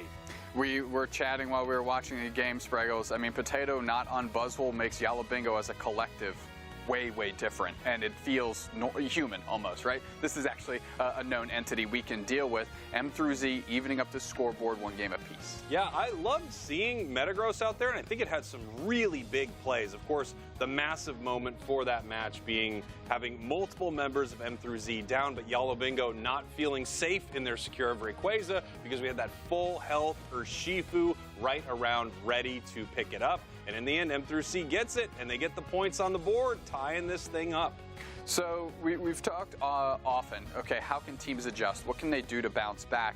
And a question that I've had since February that is relevant now, yet again, what Pokemon that isn't Buzzwole can they put in Potato's hands and win some games? Yeah, I think that's important to try to figure out. The top path inside of Pokemon Unite right now really does feel like one of the biggest deciding factors as to how a match goes. We had that in year 1, of course, with Lucario, and now we have that again with a few very powerful Pokemon. We're going to take a look at some big moments here in game number 2 as we get ready for game 3. Well, throwing up the Coliseum was, of course, Potato's Metagross there, and they were able to get that goal zone gone and push a little bit forward, but that was really where their 1-12 scoreline stayed for the rest of the game. Yeah, it did not look good for Yala Bingo, especially as the match went on. I was also wondering about this Lapras pick. I don't know your thoughts on it, but Lapras really has fallen off competitive lately, and I feel like, unfortunately, every time I see it, while I love Lapras, it isn't winning games. You see the moment right here where they wipe essentially almost everyone from M through Z, except that mean Urshifu. And because Urshifu is around, because they have Slowbro with Scald, they just say, you know what, we can't risk it. We can't take this right now. They lose Espeon, and Urshifu gets to peel away. Yeah, which really leads, if you don't feel comfortable on a 4v1 to take Rayquaza down, when will you, right? And I know Urshifu has that strong Wicked Blow in their pocket for that objective secure, but that means Yala Bingo didn't have that, right? They didn't trust Lunder's Electro Ball there from the Mew, and I think based on Lunder's performances, that's something they can trust in. Unsurprisingly though, Karu on this Inteleon for the first 2 games has really been a bright spot. Yeah, they've been incredible, and you can see Yala Bingo doing everything they can to shut this player down. Right. Metagross is diving all the way back to a Tier 2 goal zone with the Tier 1 still up, obviously, to try to take this Inteleon down. They had a few big moments where they're able to catch this Pokemon, this player, but it's really tough to deal with a great Inteleon player. They are able to fight from so far away, do so much damage, and whenever they're even somewhat near anything, there's always a chance that they can steal that with that snipe shot. Yeah, I mean, even in Game 1, something that they found success with, Yala Bingo specifically, was sending Marv directly after, just blind running at the Inteleon Karu to try and keep them out of the equation. Ultimately wasn't even successful because Karu did secure the Rayquaza. The defense of Yala Bingo stood there in Game 1, but that's another question that Yala Bingo has to answer. How are we going to contend with Karu's Inteleon specifically, because it has been kind of dominating Yala Bingo as a whole, and also, where does Potato go for this top path? I think there are a lot of great options, obviously. Potato is an incredible player. Potato helped make Buzzwole a thing. There are a few big Buzzwole players, and Potato was one of them. Potato helped make or made Garchomp a thing in the competitive landscape. We could see a pocket pick like that bring back your old favorites here for game number 3. But Yala Bingo obviously has been cooking some stuff up. To be able to take down Nouns Esports 2-0 and really fight their way through this losers bracket, I think is very impressive. And I love to see them back here. I would love to see them get an opportunity to go at 4 free again, but they're going to need to take down M through Z right now, who seems to have their number, and that number is spelled B-U as I'm not even going to try to do it. I know I'll get it wrong. Well, as we know, letters in the alphabet put together in certain orders does make words. So, one thing, again, you mentioned, and I'm going to stay on Potato because I do think they are the linchpin for this Yala Bingo team. Garchomp is a great call. However, because Potato has been on Garchomp for so long, everyone in EU knows his Garchomp, right? He is very good at it, but also you don't get any real surprise factor with a Garchomp out of Potato that you might get out of like another player selecting Garchomp out of left field. So is it really going to be pivot back to your comfort pick and try and use that to leverage yourself over the finish line? Because it didn't work for him in February. Yeah, we're going to have to see what they want to do here. Right now, we're going to take a look while our players are getting ready at some of the biggest damage dealers here in EU. Dragapult at the top of that list with 200,000 damage, 25 knockouts. I got to assume that was an early game in the tournament. Early game. Yeah, I think we're going in the way back machine to dig those statistics out, because Dragapult hasn't quite made the same impact maybe in that moment across the rest of the tournament. Unsurprising though, however, is Glaceon being right up there, because this portion of the event happened before the most recent patch to really dim down those numbers on the Icicle Spear. Alolan Ninetales is a Pokemon that was so dominant just last year. You would see it all the time in that bottom path. A lot of people playing this as sort of their bottom path attacker Pokemon. Obviously, there are a few new superstars on the block. A lot of people are playing Inteleon in that role instead. But I love to see some teams still picking up A9. It's very fun. Yeah, there's just something that spells trouble in a hard CC comp. A9 fits that very well, and I do think now that we are into this 4-band, cards up on the table format that we've got, we might see A9 creep back up, because there are certain corner cases where A9 is going to be your best option, and you don't have to expend an early pick to get that on your team. Yeah, that's true. No one is going to be counter picking your Alolan Ninetales. You can get it very late. If the enemy team has a lot of dive to it, A9's Blizzard combo, one of the best things about it, I think, is every time the enemy wants to come in and make something happen, you hit them with that Blizzard Avalanche, you make sure they're shut down, insane amounts of damage in an area as well, so it can really hit multiple people on the enemy team. But I think its lack of range obviously has been a problem in a lot of these, long range Venusaur, Solar Beam, Mew, Snipe Shot, Inteleon, Decidueye games. It's just outranged by a lot of these Pokemon. Yeah, so, well, let's button it up for us. I didn't have a laughing fit this time. I guess they cut off the laughing gas in the studio. Thanks, production. Let's get it over to the casters, and let's take care of this game 3. Thank you, you two, and I'm glad to hear Tube Snacks do a little better, because we are headed into our first ban phase of our game number 3, or only ban phase of game number 3, and our first ban is going to be that Urshifu. I was really hoping Yala Bingo would take this route. They did it in game number 1. I think it's a great option in game number 2, or 3. Yeah, Urshifu, of course, the kind of key reason why they were not in a position they feel comfortable in this previous game in game number 2. Also, again, banning out a Pokemon that was on the other side. So eventually we are going to get to that Buzzwole ban. I'm sure they wanted to see, maybe they'll ban Buzzwole, probably not. But that does leave open the Crustle. There's a few other different options. I mean, since there's so many targeted bans, it does feel like there's, that's not what I expected from a first pick with so many things open.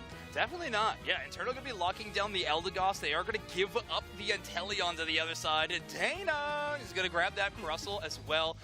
Extremely powerful bottom path, probably the best in the metagame right now, if you could label it. So, bottom side looking fantastic for M through Z. However, that does leave Umbreon available for Yala Bingo and the Espeon as well. Again, that Gen 2 combo, just so good. Yeah, it's extremely solid. It's been very solid for them. I mean, getting that Umbreon back after it was banned in the last game, I'm sure they're going to be very happy for that on Yala Bingo. On the other side, we are going to guarantee this Blissey, and there's a lot of good options here. Okay. This would be a really interesting one. Okay, we're going to go with the Sylveon. I was kind of excited. Every single one of those would be cool, but I'm curious. Okay.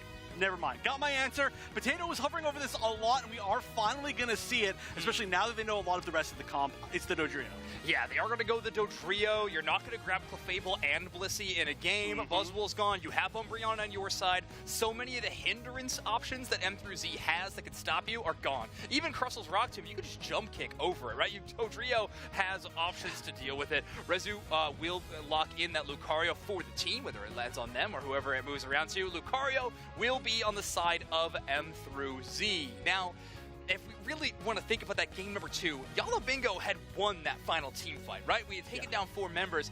I honestly, there was a lot of talk about, do we take Ray, do we not take Ray? I honestly think Rayquaza shouldn't have been in the equation. The only reason it was that low of HP was because Yala Bingo kept doing damage to it. Yeah. I think they should have left it alone, let it re-heal back up to full HP. The Urshifu and Slowbro were too far away to continue doing damage. You go for a back cap, you try to play that score lead instead. But either way, there were a few macro decisions by Yala Bingo that put them in a disadvantageous spot. M through Z took a ton of options to really come back and make it their game number 2. And now we are headed to a very, very exciting game number 3. Yala Bingo is currently number 2 on the CP leaderboard. For M through Z to take them down would be huge for them season long. It would, and by the way, just to go to your last point, I totally agree with you. The backcapping would have been really strong, but I do like the fact that rather than actually take more secure, having to go trio now in Yala Bingo's comp means that becomes an even better of an option, right? They do have the ability, which it seems like Yala Bingo is quite good at, to take this early lead and then just say, okay, you're the one who has to make the move at Rayquaza because we've always got the fear of the backcap. And so we'll see if that plays out when we go into game number 3 here to see who makes it into the losers finals, and we are going to be seeing this duo go up top. Yeah, of course, Potato well known for this. I mean, so many Pokemon that Potato's well known for at this moment in time, but yeah, their duo, no stranger to excellence either. Karu on the Sylveon heads to the bottom path, actually giving Inteleon a lot of clearance in the central area. They took both ball toys, and they will also be grabbing red buff as well, whereas Karu, I think, just got the Xatu and blue buff. Still not 4 yet, though, thanks to a very aggressive start of the bottom path from Yala Bingo. Oh my gosh, and what's even going on up here? 3 members crashing onto this tower, and Resu alone trying to defend, but yeah, that's a pretty scary spot. You do not want to get KO'd early. It looks like they are just barely going to avoid getting KO'd. Point's going to come in from Potato, get one more stack, and then of course just get out of there. So they got pretty much what they wanted, could have got a little bit more, but we're going to be playing a little bit safer this game, I think. Wow, all right, this pair in the bottom path doing excellent work already. Crustle taking credit for that knockout, but Karu doing a ton of damage the other direction.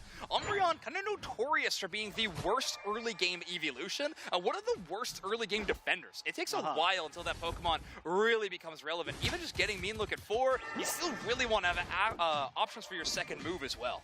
Yeah, and oh my goodness, Potato trying to get out of there. Good healing. Internal being able to land a lot of those heals, which is not the easiest thing on a fast-moving Dodrio. In fact, right there, it is going to be going down. Now, you know, I said it playing a little bit safer, but now there's a lot of aggression just coming in, trying to really score from both sides. We've seen pretty early score leads from Yala Bingo both games, but M through Z now scoring pretty quickly early on. Yeah, they have a great start to this game. We saw some KOs at the bottom path, some great response knockouts to Yala Bingo's aggression to the top path. So overall, looking all right. But that's another factor that Yala Bingo now is able to work with, is that scoring tempo. Thanks to Dodrio and its incredible mobility, of course, its score-based passive is going to give them more angles to try to take advantages over M through Z. And we can look at kind of before these objectives happen, what the levels look like, and it's pretty similar. Yala Bingo is slightly pushing ahead, which is going to be pretty big, but I don't feel like any team has a significant advantage, and we have seen that happen basically both games so far, where there's been like kind of like, okay, well, we're going to go to the first objectives, and some Unites may not be there, some might be there, but this one, it does feel like these teams are playing it like a game 3 right now, although still so much pressure on this top path. I mean, Potato's been playing this entire set like he just has no fear, and sometimes it's better and sometimes it's worse. Definitely depends on the Pokemon, but this is continuing it with the Dodrio. Yeah, you always know what you're going to get from Potato, and that is non-stop foot, all pedal to the metal. Dodrio, that's going to pay off. They are going Drill Peck as well. I feel like we see a lot more tri-attack these days, but again, not many crowd control options. That makes that move a little bit safer, but Rezu's been doing a great job of close combating at the perfect time to avoid getting pulled by the Dodrio. You still take some of that damage, but of course you get a little bit of shield and healing in return. This Regirock, pretty uncontested. I mean, there's maybe a time now once we see the Hyper Voice used, there's no chance of steal, really. So that is going to be a big focus here up top for this Regieleki. The triple trample coming in, going to help guarantee that Regieleki, and then an extra KO. Now, this is going to be one that they're pretty much not going to be able to, well, they could have maybe broken into time, actually. It would have been pretty close, but they're going to allow us to go in. They're going to try to get more of an overdunk, it looks like. In fact, they're not even going to score at all from the side of Potato, going down with 40 points, not even going to take a third of that. I said Potato was good at one kind of math, all right? I'm not giving him any other credit that is deserved or not, but the Regieleki is still having that buff onto the goal zone. It's going to be an instant dunk of that 40 points in thanks to the instant scoring. The Regieleki, so Potato has another score, and of course a huge score lead for the team, but yeah, high jump kick into one area, and all of a sudden you find yourself amongst 4 members of M through Z. That's an immediate knockout from them. You see, if there's 3 members, you got 1 head for each member, you can look at them all, but once it's the 4th and you just can't see that one, you're a little bit lost. Like we said, extreme aggression from Potato, you know, taking KOs, getting KOs, just all across the board. Tying the highest level with the Inteleon, but has given maybe a little bit of EXP to the other team just from getting KO'd a few times. Yeah, that's true. Constant clears of the central area, though, have put them at that level 10 points. So, yes, they are a high priority target for Yala Bingo because they'll be giving a lot of experience over. However, they're an enormous threat now that this Inteleon is starting to get to that scaling level of damage. It is so threatening. Yes, Snipe Shot maybe was adjusted in the most recent balance patch, toned down a little bit, but it still hits like a truck. Oh yeah, I mean it's good. I'm really glad that it's not useless because it's still, you know, a pretty skill-intensive move. You've got to be aiming it correctly. You got to be positioned correctly. It's still looking quite good, but maybe just not quite as good. You know, just in those minor moments. But we've got range on both sides. We can see the beams coming out, just trying to check to see who's in that tall grass. Not going to connect on any real big targets, but pretty much everybody in the game except for the top path Pokemon are going to be down here fighting for this Regirock. They really want it, and Marv running up, trying to test the waters, trying to see if he can find any nice targets to start the initiation on, but both these teams are so poke heavy that it doesn't seem like either one wants to commit quite yet. Yeah, with 60s playing around the top side, it's kind of tough to initiate with an Espeon Unite move just because they can't get to the back line easily. However, it's going to be the Espeon Unite move finally, and they are going to secure the Regirock with the stored power. So they have the option to get that objective and still push this team fight. Marv is in deep enemy territory, but snarling onto multiple targets and getting the shield shielding to protect themselves. Of course, Lunder with amazing follow-up the entire time. Potato's been farming on the other side of the map. They're almost level 13, and a huge flank in from them. And this is what we've seen from Yala Bingo all tournament and all series, honestly, so far. Incredible fights around these moments, and they're okay with Potato playing on an island on these individual moments, right? Potato will do Potato things. The rest of the team can win team fights on their own, and it's a great kind of two-fronted approach to Pokemon Unite. Yeah, and the whole playing on an island thing, it's really dependent, again, on which Pokemon you play, and I feel like Dodrio is just such an excellent choice for that, right? I mean, that's really how kind of all the Dodrios play, you know, you're like, okay, they're going to do their own thing. Hopefully they're smart about what they do. And when they are, it is terrifying. Like, at that moment right there, coming in for that perfect kind of sneaky little KO, just ending that fight as quick as it began. And now, though, they're getting caught a little bit far forward. The huge triple trample in. Talk about an island. That is a really far forward island, but the drill peck to push everybody backwards is going to be gigantic. Getting a little bit of return KO, but not enough. There is a Crustle there to try and stop a little bit of this scoring, just push people off of the goal zone, and it is going to convince them to back up at least a little bit. The Regieleki still is there. Yeah, it was an ambitious push onto that second goal zone, not because you're in danger of getting KO'd. Honestly, your level lead is so incredible you could probably get out of anything, but it's because they're going to take a really long time to focus on this Regieleki now, and in fact, they're actually just going to peel away from it. If they are going to pay attention, it's going to be in the later moments of this game, after it's done this little leashing maneuver it's doing, when you can threaten towards that final stretch. But a bit of farming up for M through Z. You need those levels. Inteleon did great early, but it's still struggling to find that 13, so Karma taking every buff that they can see. And this is the situation that you were talking about the last game where, you know, now especially with such a significant lead, Yala Bingo can play very passively at this Rayquaza fight and just threaten the back cap. I'm extremely surprised we didn't see anybody focusing on that Regieleki. Regieleki at this exact moment for Yala Bingo would have been gigantic, and I feel like M through Z maybe could have been a little bit more scared of it happening, but instead, everybody focusing here on the center area for this fight. Yeah, you might risk losing it to a stray snipe shot or something like that, or even get hit by a stray snipe shot, and Dodrio takes a whole lot of resources to get healed up, especially when you're just running that Eldegoss with that Pollen Puff. Single target healing, but top right of the map, totally locked down by M through Z. No potato flank yet. They are just hiding out in that top left tall grass. No option to run around, but of course we do have that triple trample for a ton of extra movement. Dana trapped in the mean look, but they're a great target. They're fine being held in that glass box of emotion. They are good, and they are still holding this top right. M3C is safe, but they have no vision yet. And now finally, they are jumping in towards this Rayquaza. Oh, and the initiation immediately goes in with the Dodrio going to be taking a double KO off the bat. 3 going down. That one's going to the Mew, and only one member left immediately from M through Z, who is just completely wiped out, and that is going to be the third game and the set going to Yala Bingo. What a quick way for that fight to end. Absolutely. Yala Bingo crushing it in this match. I mean, start to finish, it felt like they had the dominance on lock, and there it is, 2-1. They're going to be moving on to your losers finals, dispatching M through Z. But I gotta hear, Spraggles and Doof Snacks, what happened in that final game of the set? I mean, holy moly, we didn't even need to see the last minute. Apparently, that's what M3Z said. Big win there. Big shouts to Potato stepping up on the Dodrio, finding something else besides Buzzwell that can work in the top path, and the whole team moved around them very well. Yeah, they moved around them very well. We were wondering, what were they going to bring out? Were they going to be able to bring something to the match as powerful as Buzzwell? And no, of course, it wasn't quite as good. But I love seeing the bird. It had the correct amount of hats, and it was dominant throughout this match. Huge win for Yala Bingo to continue through this bracket. That's right, everybody. It's a win! Bang. Ooh, we got it. That was a sharp, snappy win they just hit us with right there. I'm glad we are ready, because we're just that athletic, Spraggles. We're that athletic. We ran all the way over here. I don't know if you can tell at home, but it is about a good quarter mile from this desk to those stairs.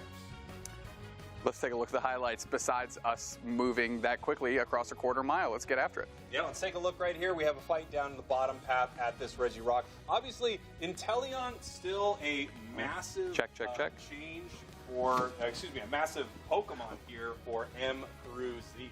Yeah, M through Z really tried to fight the best fight that they could. We see the blisters is going in, but the pressure was just a bit too strong with Yala Bingo really moving well collectively and pushing this score lead. Lunder again on the Mew, and that shouldn't be a surprise at this point. Yeah, I mean, it's just a great pick. A lot of teams aren't going to be banning this thing out, and it's so unbelievably powerful. In fact, a lot of their Pokemon, you just don't see a lot of ban priority on. You're not seeing a lot of teams try to ban Espeon. Maybe you could see some counter picks here. We head into this Rayquaza fight, and, you know, things were just looking so good for Yala Bingo. 2 members down on the side of M through Z right here. We see Ray getting very, very low.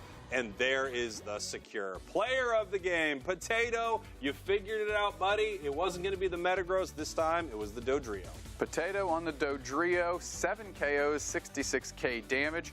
With that item that you mentioned before, where we get the charging charm, we get to sprint around the map. Dodrio already pretty mobile. Yeah, it's a great item for Dodrio, charging up that charging charm just through your movement here, getting the extra bits of damage on your boosteds or maybe even your drill pecks. Drill Peck, actually, the moveset that we see a lot less lately. We're seeing way more tri-attack. Drill Peck was nerfed a little while back for absolutely no reason at all, but it was nerfed a little while back, and it's still incredibly good.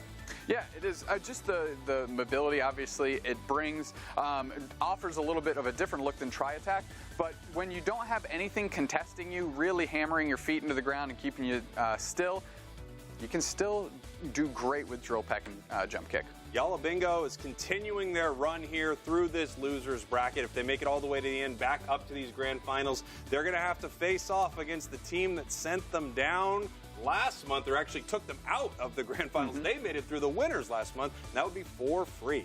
We're going to take a moment. We've got an interview, I believe it's with Sixies. So let's throw Sixies up on the screen so we can do that. Someone can. I can. I'm at the desk. Obviously, we know that. But there's Sixies, a little peace sign. Sixies, how you doing today? I'm doing great. Can you guys hear me, by the way? We can hear you, buddy. We can hear you wonderfully.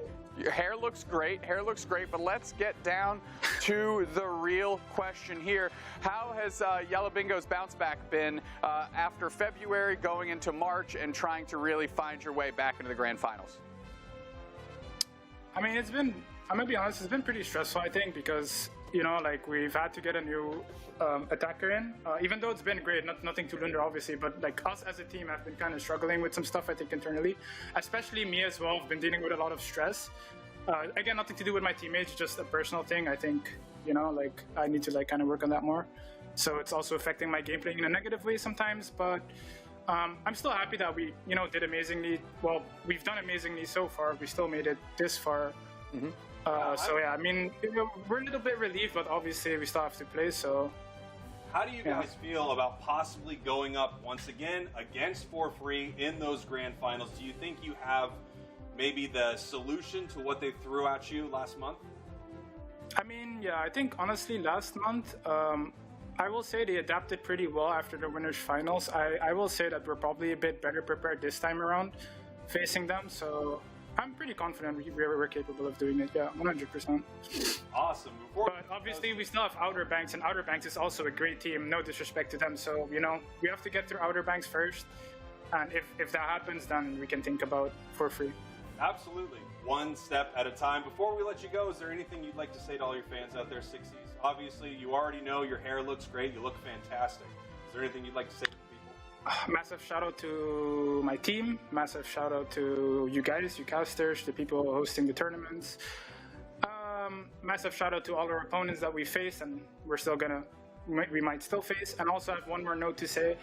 I think people watching the streams, try and be a bit more nicer towards the people competing, because we're putting a lot of time into this and sometimes I see very mean stuff. You know, like don't disrespect the players, because, you know, we're all human beings, we all have emotions. I'd say just be humble and, like, you know, don't try and put people down for like losing a game or something. At the end of the day, it's just a video game, guys. Like, even though your favorite team might not be winning, just be more mature about it, because, you know, like, people are actually really getting hurt by stuff you say, and it's like impacting them on a personal level outside of like the whole gaming thing, right? So I want to say that to everyone watching, that if you're gonna write something mean, just really think about what you say before you type stuff, because I think this community really needs it. I agree 100%. What an amazing message. I think a lot of teams and players in North America maybe should be listening to some of that right now as well. Everyone who's ever thinking about posting something negative, just really think about what you're saying and, like who you're directing your anger or hate towards, like, 'cause there's no need for it. All right. Well, thank you very much, Sixies. I could not agree more, especially with the part where he said us as casters were really great. That was great. Like was so good. Yeah, I don't want to actually undercut the phenomenal message that Sixies tried to leave us with before you chimed in right there. We each have our moments. I was laughing a lot before. You just did whatever that was. But Sixies, to the point, be kind out there. Be nice to each other. All that good stuff. All right. I appreciate that, which means stop being mean to me when we play games. Stop being mean to Dupestacks. I think that's very important here, everybody. Let's take a look at what we got coming up here on the broadcast. Here is our bracket. Outer Banks versus Yala Bingo. Obviously, they were just talking about this. Yes, For Free is on the horizon, but they still have to get through this amazing team that is Outer Banks. Looked great against For Free earlier.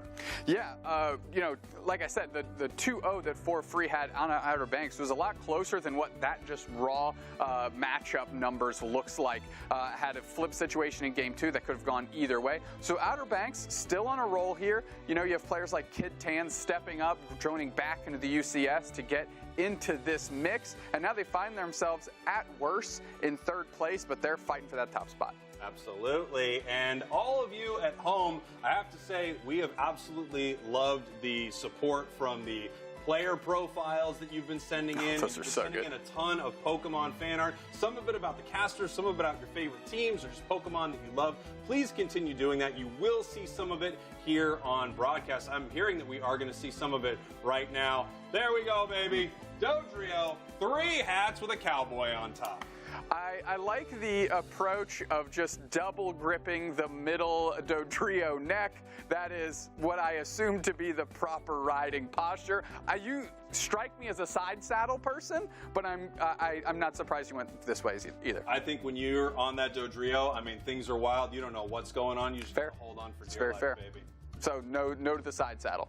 I might do a little side saddle. You never know. We are going to be back here very, very soon. Do not go anywhere or we will be extremely upset with you personally. Even if you have prior engagements, cancel them. We'll be back.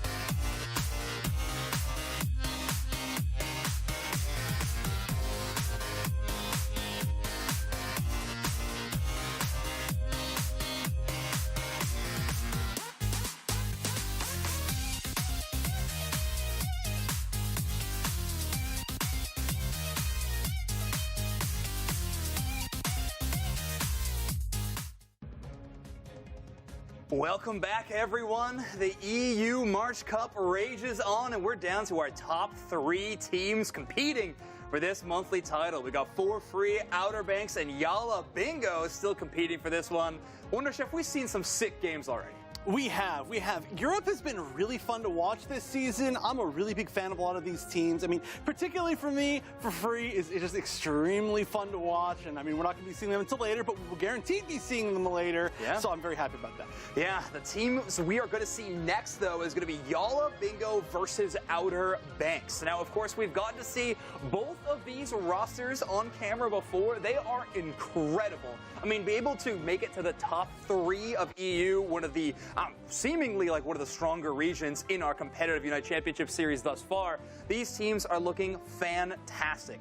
Potato playing a multitude of roles. Obviously, we talked a lot about how the top path is one of the most important roles currently in the metagame. That matchup is going to be very exciting to watch between, I believe, Levian and Potato. Yeah, and then, I mean, Outer Banks is such a good story. Honestly, I want to talk about both storylines because this is really good. I mean, Outer Banks, you know, they kind of came in as, I don't want to say like, not like a new team, but like they broke into the top 8 with players that are obviously quite well known.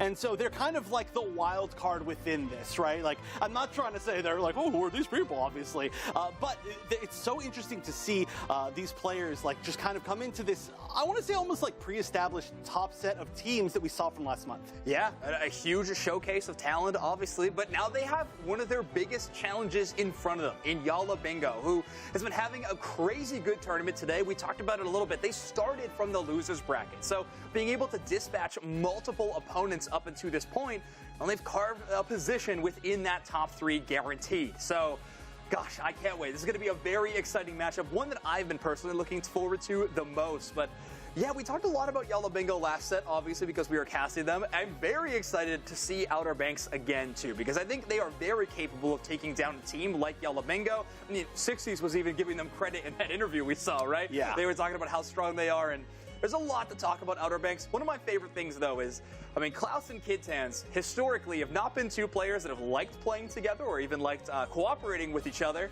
However, they have put their differences aside to form a new team that is doing exceptional. So, very cool credit to the sentiment, I think, that 60s was saying in his interview. Yeah, actually, I really want to talk about that interview. Of course, you're totally right. It's super cool to see people that can put aside their differences and just want to play together, right? It's not the easiest thing to find a team of people that you can gel with that are all good, that you don't have an issue with as far as gameplay. So, you know, being able to kind of be mature, as 60s said, is very important. But I just want to talk about that interview because that was so great to kind of hear more about the story of Yala Bingo. Obviously, they've had some amazing dominant matches, some amazing showings, and quite honestly, some very surprisingly disappointing showings, you know, within the past 2 months. And I'm sure a lot about just kind of how they're dealing with the team, about their mental, and that is something that we kind of heard about. So I feel like them and their continual growth over this season, because they're obviously extremely talented players, very fun to watch as well. And I feel like that's kind of my biggest storyline at the moment is like, how solid can they get together? Because they could easily be a top team or the top team if things go correctly. Yeah, and they made one roster swap in between AOS Cup play-ins and the March Cup. Of course, Lunder now on the roster, and Lunder for AOS Cup play-ins was playing with Klaus. So we're going to kind of see this matchup between those two, obviously former teammates now competing against each other to see who can make it into the top 2 of this tournament. So again, we promised a lot of good storylines within the EU region, and of course, we're fulfilling those promises to you, the chat, because you're the most important. They are the most important. You're always the most important. And you're always right, by the way. All of your calls, completely correct, 100% of the time. I'm blushing. There's a lot of love. But we are going to send the love over to the casters as they are going to take over this first match. Take it away, Tubes Next and Spraggles. Here we go. Doobs next. Yala Bingo versus Outer Banks. If you're just joining us, I can kick as high as my head. I was doing it off camera a minute ago. And the reason you can do that is because of the Taibo that I taught you on VHS. That's right. He taught me Taibo on VHS. Let's move on to this draft. Here we go. Yala Bingo, Outer Banks. We have a ban from Outer Banks. Obviously, they are first banning Buzzwole. I'm not shocked at all. Leafeon and Hoopa on the side of Yala Bingo. Final ban coming in here here right now. And just as Sixies from Yala Bingo was saying, they have to give a lot of credit to this next team. Yes, for free is what they're looking for. They're looking to win that grand finals, but they have an amazing team they have to go through right here. Yeah, great bans across the board. Outer Banks doing their homework, getting rid of that Buzzwole, so not available to Potato. I do like the Hoopa ban. That's like if a team might not be as macro strong or as macro oriented as you, it's great to take that off the map so you can use your cooperation to outpace them here. And of course, Umbreon and Leafeon, two evolutions that have really been impactful in this game. Something we're going to possibly see from Potato here. They're hovering this Dodrio right now, and I wonder if it's what they end up bringing into this match. Sixies locking down that Espeon, who we've seen on it basically all day. Internal as well on that Eldegoss. I wonder if Yala Bingo does feel like Dodrio is actually a pretty solid counter into this Inteleon. We're going to have to see how the rest of the draft goes right here as Outer Banks get these next two picks. Blaziken being hovered right here, and Klaus right now is uncommitted.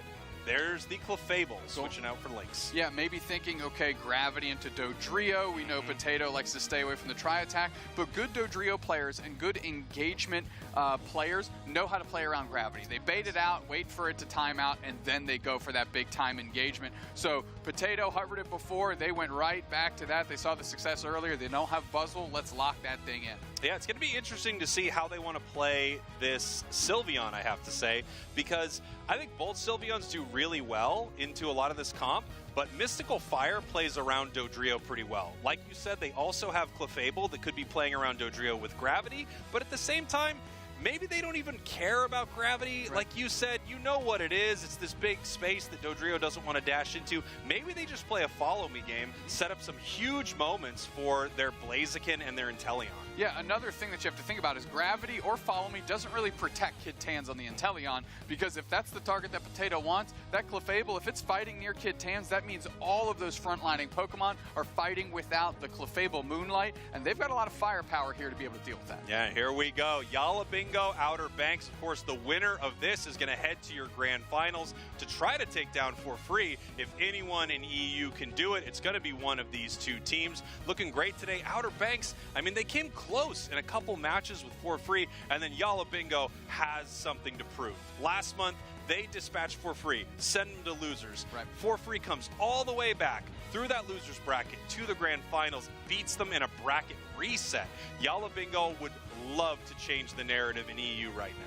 Yeah, without a doubt. I mean, I chose Yala Bingo to win in February, and after that first set that we watched against for free, I was like, oh, they are in trouble, because these grand finals are all about for free. Here we go, our losers finals. Yala Bingo, your purple team. Outer Banks, your orange team. Potato heading up to this top path right here with the Dodrio, possibly looking to get a sneaky stack in early of that attack weight. They do jump in right here. Easy stack as we see Blaziken, just still a Torchic, looking to see if they can do anything to scare Potato away. Clefable looking for a stack of their own. Huge change to the amount of healing if you can get all stacked up on that Clefable. Yeah, quickly jumping downstairs. I mean, Mew, a Pokemon that is there. K-Opener straight to Potato. That's a great target for that, as they're going right on top of Krinsky. Marv looking for some action, playing that Lapras that you and I both think there's other stronger defender options available, but Yala Bingo believes in this Lapras, and they might get Krinsky, forcing out the eject button. Even Kid Tans on the Sobble's getting low, and that's another KO on the Torchic up top. Things are going great for Yala Bingo, and even though we may not be Lapras believers, I would love to be proven wrong today.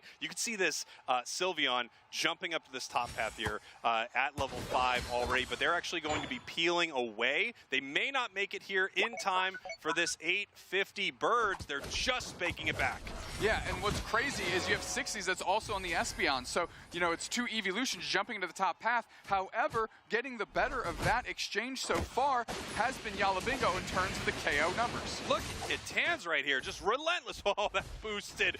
Really nice body block there by the Crustle, got very close. Points are going to head into this bottom path. Klaus running down here with the Sylveon. Here comes the Mystical Fire, looking to see if they can pick up a KO, but they are playing into a Lapras, which is a big, tanky Pokemon. They're going to need to peel back. That is a massive Electro Ball out of Mew, level 5, trying to dominate in this bottom path. And this Sylveon, although being level 6, and the biggest thing on the map, is trying to find an impact somewhere, and he can't quite do it. There goes a Combustion. Thank God. Yeah, there you go. Combustion goes down, and of course, I know that's a huge relief for you, because it really does creep you out. By the way, just stop texting me in the middle of the night that you're scared of it, okay? Well, if Zoink stopped texting me about it, I wouldn't have to text you about it. I don't see the logic. I just don't see the logic. It's a Russian doll type situation here.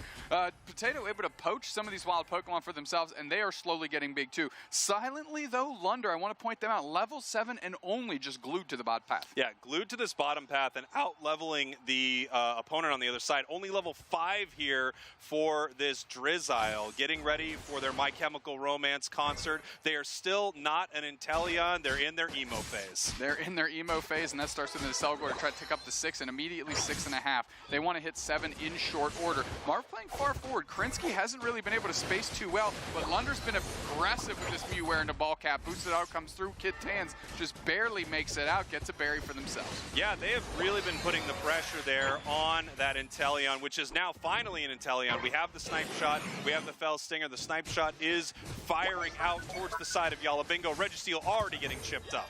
Yeah, Registeel chipped up. It's at half, and Lynx goes down immediately. Marv with the deep engage, going for the follow-up. They want Kid Tans. They get the X-Scissors out of the way. Espeon Unite is going to pick up a couple, but this is buying nothing but time. Steel is getting low, and it's clutched out quickly by Sixies. We've got the Mystical Fire, we got the Draining Kiss, and we've got 2 more players down as Yala Bingo. That's why you got to be over 16 to play in the UCS. Nasty stuff happening out here in the Thea Sky Ruins. Huge blaze there from Yala Bingo as the points rain in. They push Inteleon back. No longer an emo kid, but looking pretty sad there in this bottom path.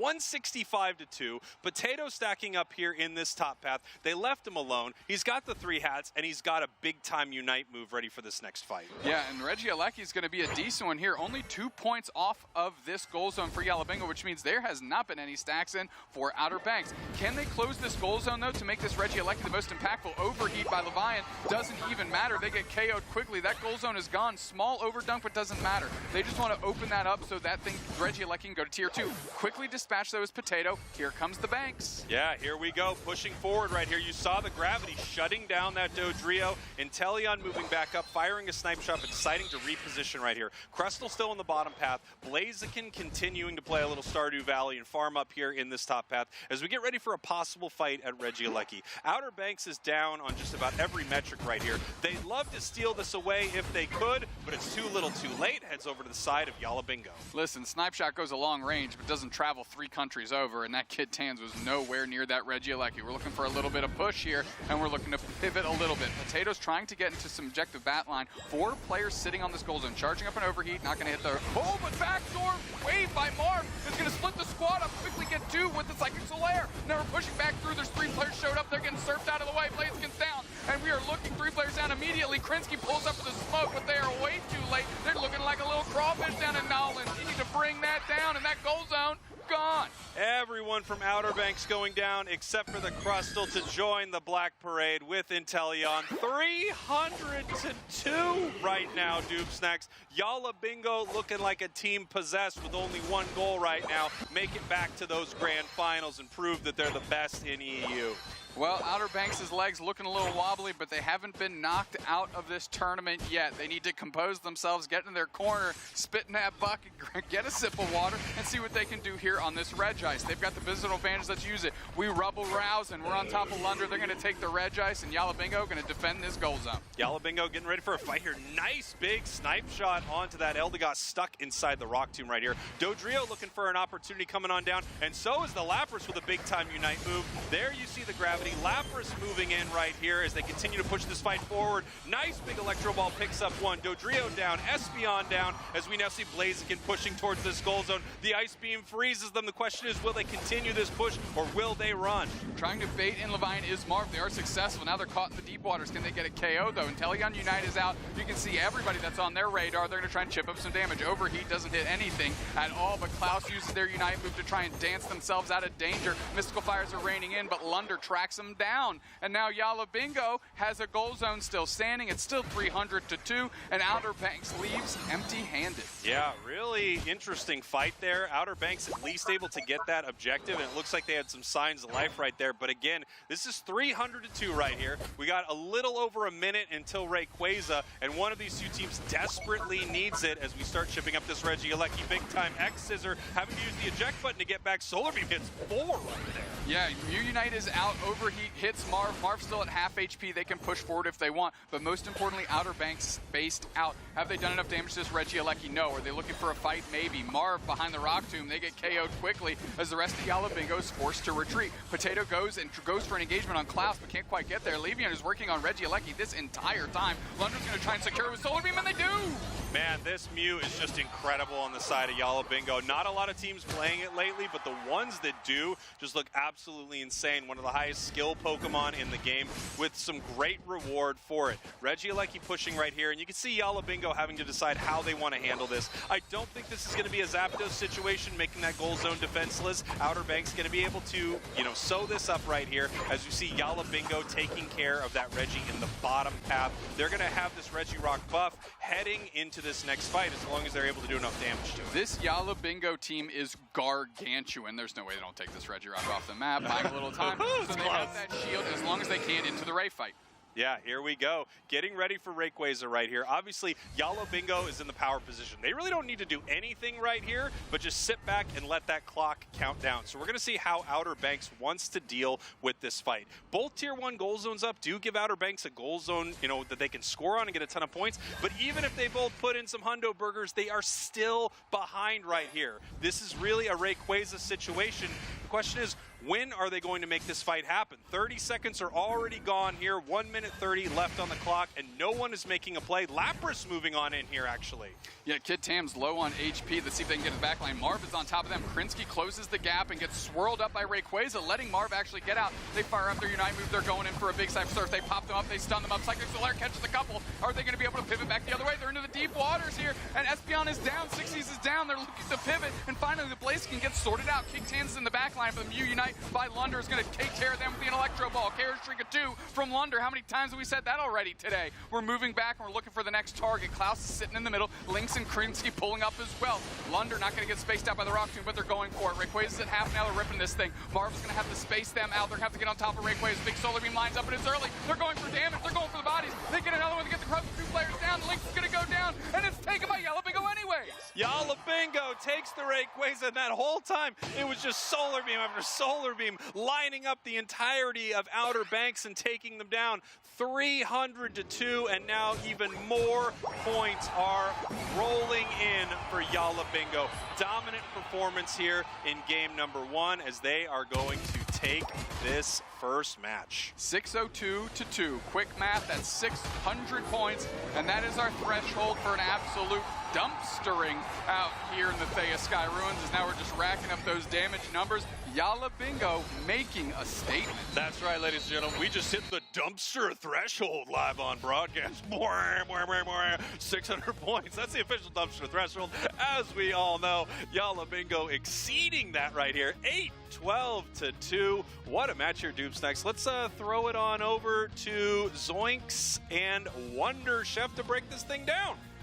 There's always one joke per broadcast from Spraggles that just gets me, and I think dumpster threshold's going to be it. But yes, Yala Bingo with an incredible statement match. Outer Banks, I mean, they're coming in cold, but you'd hope for a little bit more than that. I mean, there was some fight there for a while, but realistically, yeah, obviously things just ran out of control. And Yala Bingo's early aggression has just been such an excellent showing as far as like pretty much every single one of their wins so far. When they've been a little bit less aggressive, I feel like they haven't been able to really pull off these dominant wins. But boy, this one was so dominant when it got to those final 2 minutes. So good. I mean, this match I think would be unfair to say was anything but just the Lunder show. From start to finish, this Mew looking fantastic the entire matchup, and not just on your typical Solar Beam or Electro Ball secures, chip damage from Solar Beam. The surfs were magnificent from Lunder. Coaching around the Lapras in the early game was an incredible matchup for them. They were able to play very easily into a Crustle, which is one of the best options. So let's take another look at those highlights and watch how this match really went down, because yes, it's a Yala Bingo stomp, but there's definitely moments where you can really point out and say, that's what makes this team great.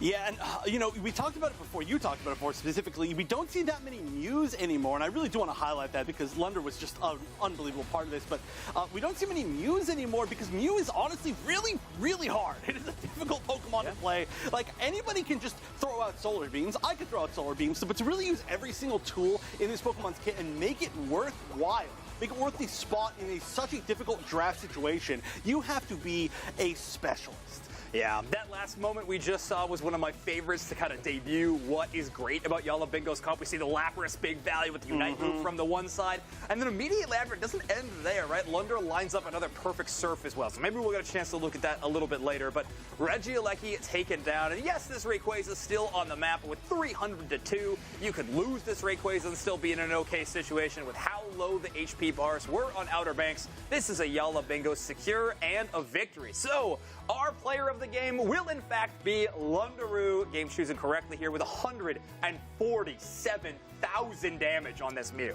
If I'm not incorrect, that would go on that damage ranking list that we saw earlier, like the top damage. That's pretty amazing because a lot of those were early in the tournament, and this is maybe within the top 3 of the tournament. So an amazing showing, and yeah, I mean you could even see at the end of the game, mostly everybody was level 13. It was actually a relatively low level game, but Lundaroo was level 15. I'm actually curious. We'll have to ask our stats team if that is the highest damage number in our top 8 so far, because 147 is extremely large. Obviously, I think alphabet and the numbers work the same. If you arrange them, they create a number. No, maybe. Numbers are alone than numbers. I don't know how numbers work. I'm very confused. And now I'm even more confused, actually, how numbers work. Okay, well, we did our job as analysts then, if that is the result that we are at. Now, game number 2, Outer Banks obviously has to have some kind of a comeback. They're going to make this an entire series, because Yala Bingo is looking like the momentum from this loser's bracket run they've been putting together so far is unstoppable. So, in your opinion, what can Outer Banks do? They got the Inteleon in the draft. They had the Crustle as well. They got some big value Pokemon. That didn't really seem like the answer to me. Yeah, I think one way or another you have to stop the early aggression, right? I think that altogether their draft strategy was good. Their bans were good for sure. I loved them. You can actually see a comparison between these teams overall. And wow, so average score for Outer Banks is incredibly high. That is an average score of 667. Yeah, but look at those average knockouts. I think that's maybe my favorite statistic that we are seeing. This is per, I believe, a tournament. I have to assume. I doubt they're getting 55 in a match, but 55 average knockouts for Yala Bingo to just the 35 that Outer Banks has been able to put together. Obviously, that aggression that you were mentioning is a keynote feature of Yala Bingo's whole play style. I mean, you enable Potato to get these individual moments, and then even Marv kind of opts into these more playmaking defenders when you see the option available. I mean, we're going to Lapras for big moments like that huge Unite move, right? If you know we're going that deep in the well, you know that Marv is looking for a very specific way to play the game. Yeah, and so that kind of goes back to what I was saying about how I really feel Outer Banks needs to kind of deal with this aggression. And so much of what makes Yala Bingo and what makes their plays work out is that they get this early lead and then they have a slight level advantage, and it lets them do things that are a little bit more risky and a little bit more committal than maybe you would expect, but they make those plays work. They're so good at them. That is their comfort zone. So if you can manage to make them below level, it seems like so far from what we've seen of them, they will still try to make those plays sometimes, and sometimes they just don't work out. We've seen when Potato was on the Metagross and slightly not ahead of level, they were kind of getting wiped by just so much damage being focused on them. So I think concentrating on the early game, concentrating on just being able to stay in that kind of race would be huge for them.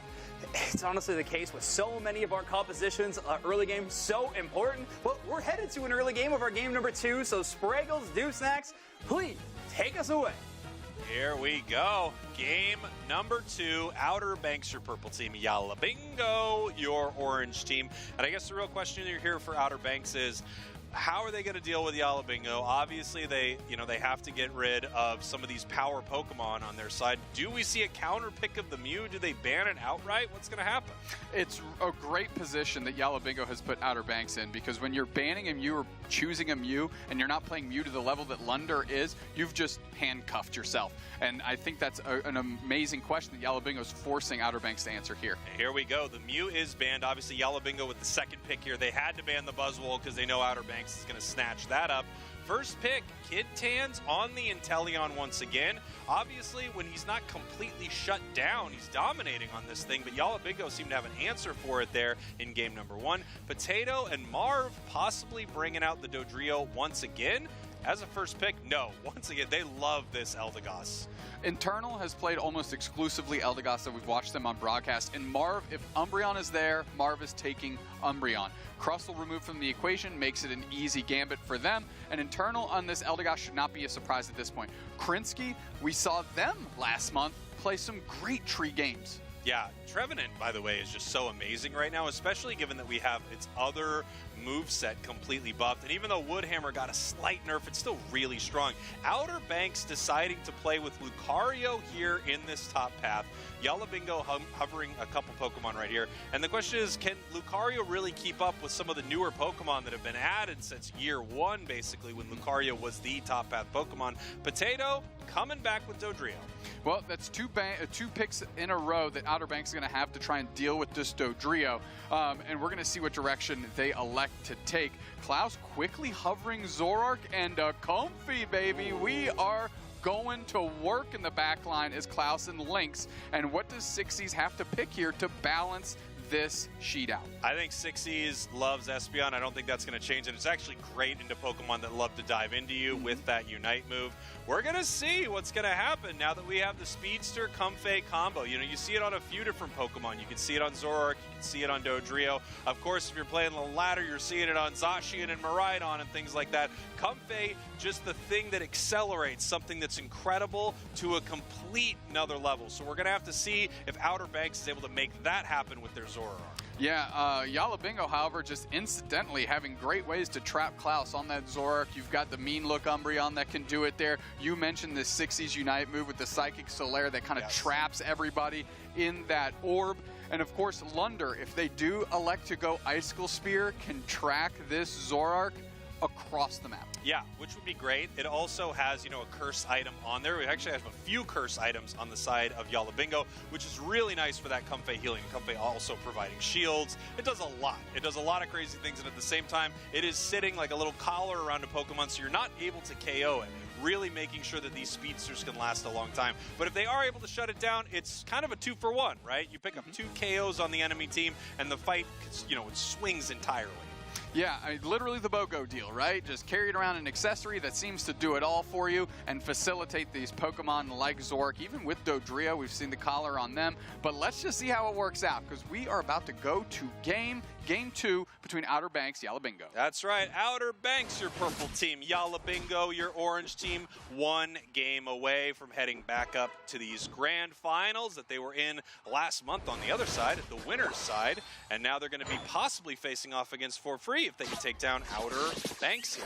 A very unique split. 3 EVs on the side of Yala Bingo, and EV-heavy teams have been doing well in these tournaments, Spraggles, because they power spike so early. Lunder is already about to take over to level 4. They're putting tons of pressure on Kid Tans, who is low on HP and finding themselves on the side of the map that Yala Bingo operates, forcing out that eject button, but the follow-up is there. The Glaceon is online, and now Krinsky is just a little phantom looking in trouble. Man, it feels like they're playing so well in this bottom path. I think Yala Bingo is just winning the bottom path every time I see them here against Outer Banks, which is a real tough position for Outer Banks. They have a great bottom path. We asked a question a little earlier, who has done the most damage in a single game this season is Aaron on Sinister with 228,000 damage. That is a boatload of damage. Dragapult, if I'm not mistaken here. Quickly rotating down was the Zoroark, seeing that the real estate they actually want to occupy is up top, pivoting up, picking up the Comfey, going straight for those birds in the middle, but already find themselves with half HP. Potato's level 5, and they're looking to scrap. Nice little bullying by Internal to try and slow them down to see if they can pick up a KO there. They can't, but the pressure was on. Yeah, the pressure was on right there as we head down to the bottom path. We now do have the Umbreon online. Again, only needs that level 4, so that EXP share is a great item for a Pokemon like this. Just trying to see what's going on the other side right there as we have Lunderu heading into that central area to grab that blue buff.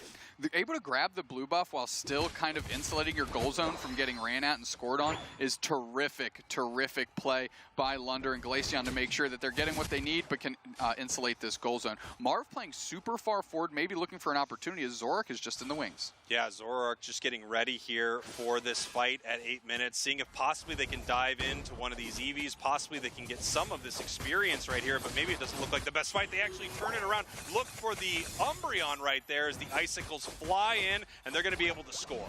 Yeah, but now moving in is Marv. They're going to go for the mean look here to maybe try and trap them down. The Glaceon puts tons of damage on, but they get damage right back the other way because the snipe shot is online, and it found its mark, and that's the forehead. As now Klaus is playing in deep waters. Internal's getting low. They have to heal themselves. 60's peeling back to pad, and Klaus is looking hungry. They rip apart that cotton ball in tandem with another snipe shot. This combination is just amazing. You've got Kid Tans lining up these beautiful snipe shots, and then Klaus moves in to secure these KOs. Really nice stuff here from Outer Banks early. Krinsky going to have to peel back right here. Not taken down there by the Glaceon. Not yet. Does not have that Icicle Spear plus just yet. We've got a few seconds here until Reggie spawn in the top and bottom path, and it looks like these two Pokemon up here have kept about pace with each other. Dodrio doing just a little bit better level-wise. Yeah, Potato's staying ahead, but after that slight missed kick there, finds himself in the back of a ton of damage. Picking up the Comfy is the Trevenant. Tries to lay in some Wood Hammers, being Teleon Unite is out after the tree gets taken down, but now we're ripping through the defensive lines of Yala Bingo as this Regice is quickly taken by Zorark, and there's 2 players down instantly for Yala Bingo. Make it a third, and now they're all over this goal zone, and Klaus in UCS Season 2 form with this Zora. Yeah, really amazing stuff right here. You see some of these, high-skill speedster players bring them out in some of these games, especially with a Comfey, and they absolutely dominate. We're going to have to see if they're going to continue that throughout this match, because this looks like a different Outer Banks from game number 1 for sure. Krinsky, again, taking a ton of damage, but buying time. Klaus gets right in the middle, eats up the Psychic Solaire. Marv is getting low, and they're playing forward, trapping him in the mean look as Klaus, and finally they take them down. They're looking for that Boko deal we talked about, and Lynx is buckled. And now they're on the goal zone, scoring some points for themselves. Beautiful 2-for-1, just like you and I buy our suit jackets. They get that in the bottom path with that Comfey and Zorark. Dodrio looking for this Inteleon with the Unite move, not able to get it there, but still moves in. Now looking for the secure with the Drill Peck, Power and Punch, not able to make it happen there.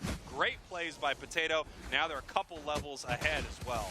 Really grooving with this Dodrio over these last couple games. Spraggles has come alive and definitely hit another gear as Yala Bingo is watching to see what this Regieleki does. Potato's trying to pick out their target, and that's going to be Le'Veon. They immediately engage on them and get a KO in tandem with Lundaroo. And now Internal 60s, they're just hanging out, and they're going to be able to lay in a big overdunk on this one as they are getting stacks in, and now they just need to get that big last bucket of points in. Oh, look at all those beautiful points, all that AO synergy heading into this goal right here. And they can really wait as long as they would like to do it. They decide it's time to score. Dodrio now level 11, which gives you this plus on Drill Peck. Your Drill Peck is now going to heal you every time you hit your enemies. Have I told you that I like Dodrio, by the way? Dodrio is truly phenomenal, and remember, for those of you at home, Spraggles rides a Dodrio side saddle.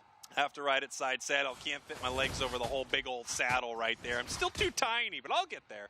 One day, my friend, one day. Outer Banks looking to get on top of this Regirock quickly. Marv in the front line. Krinsky doing a good job again, getting the spacing the rest of the team needs. Pulls out the big tree curse there.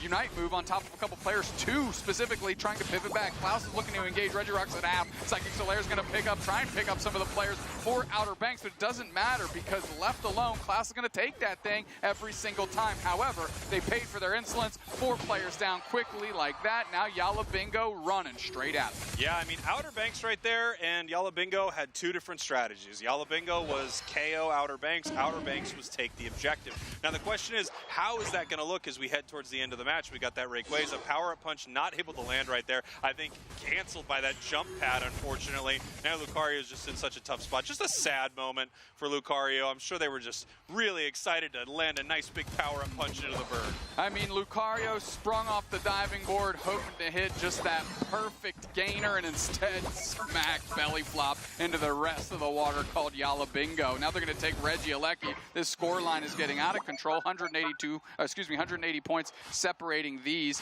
2 teams as Klaus and Lynx are just looking for their next opportunity to try and put the team on their back. Yala Bingo's just been having so many opportunities to get some big scores in these games. This was a different start of the game here for Outer Banks, but it's starting to look very similar to game number 1 as it continues right here. Dodrio, however, going down. I don't know if they're going to be able to continue this push. We have the Glaceon trying to put the damage down right there, but we've got a Zorark with a Comfey moving in for this fight. They can pick up some big KOs. Umbreon trying to make a Unite move happened. Now we have the Zoroark uniting in, picked up by the Icicle Spears as they're continuing this push. And while that happened, the Regieleki did walk. We've got a nice big overdunk right here if Lundaroo can walk in these 50 points. No, Kid Tans! Oh my gosh, it takes them both down. I feel like they thought that KO was inevitable, but Kid Tans was Thanos apparently picking up 3.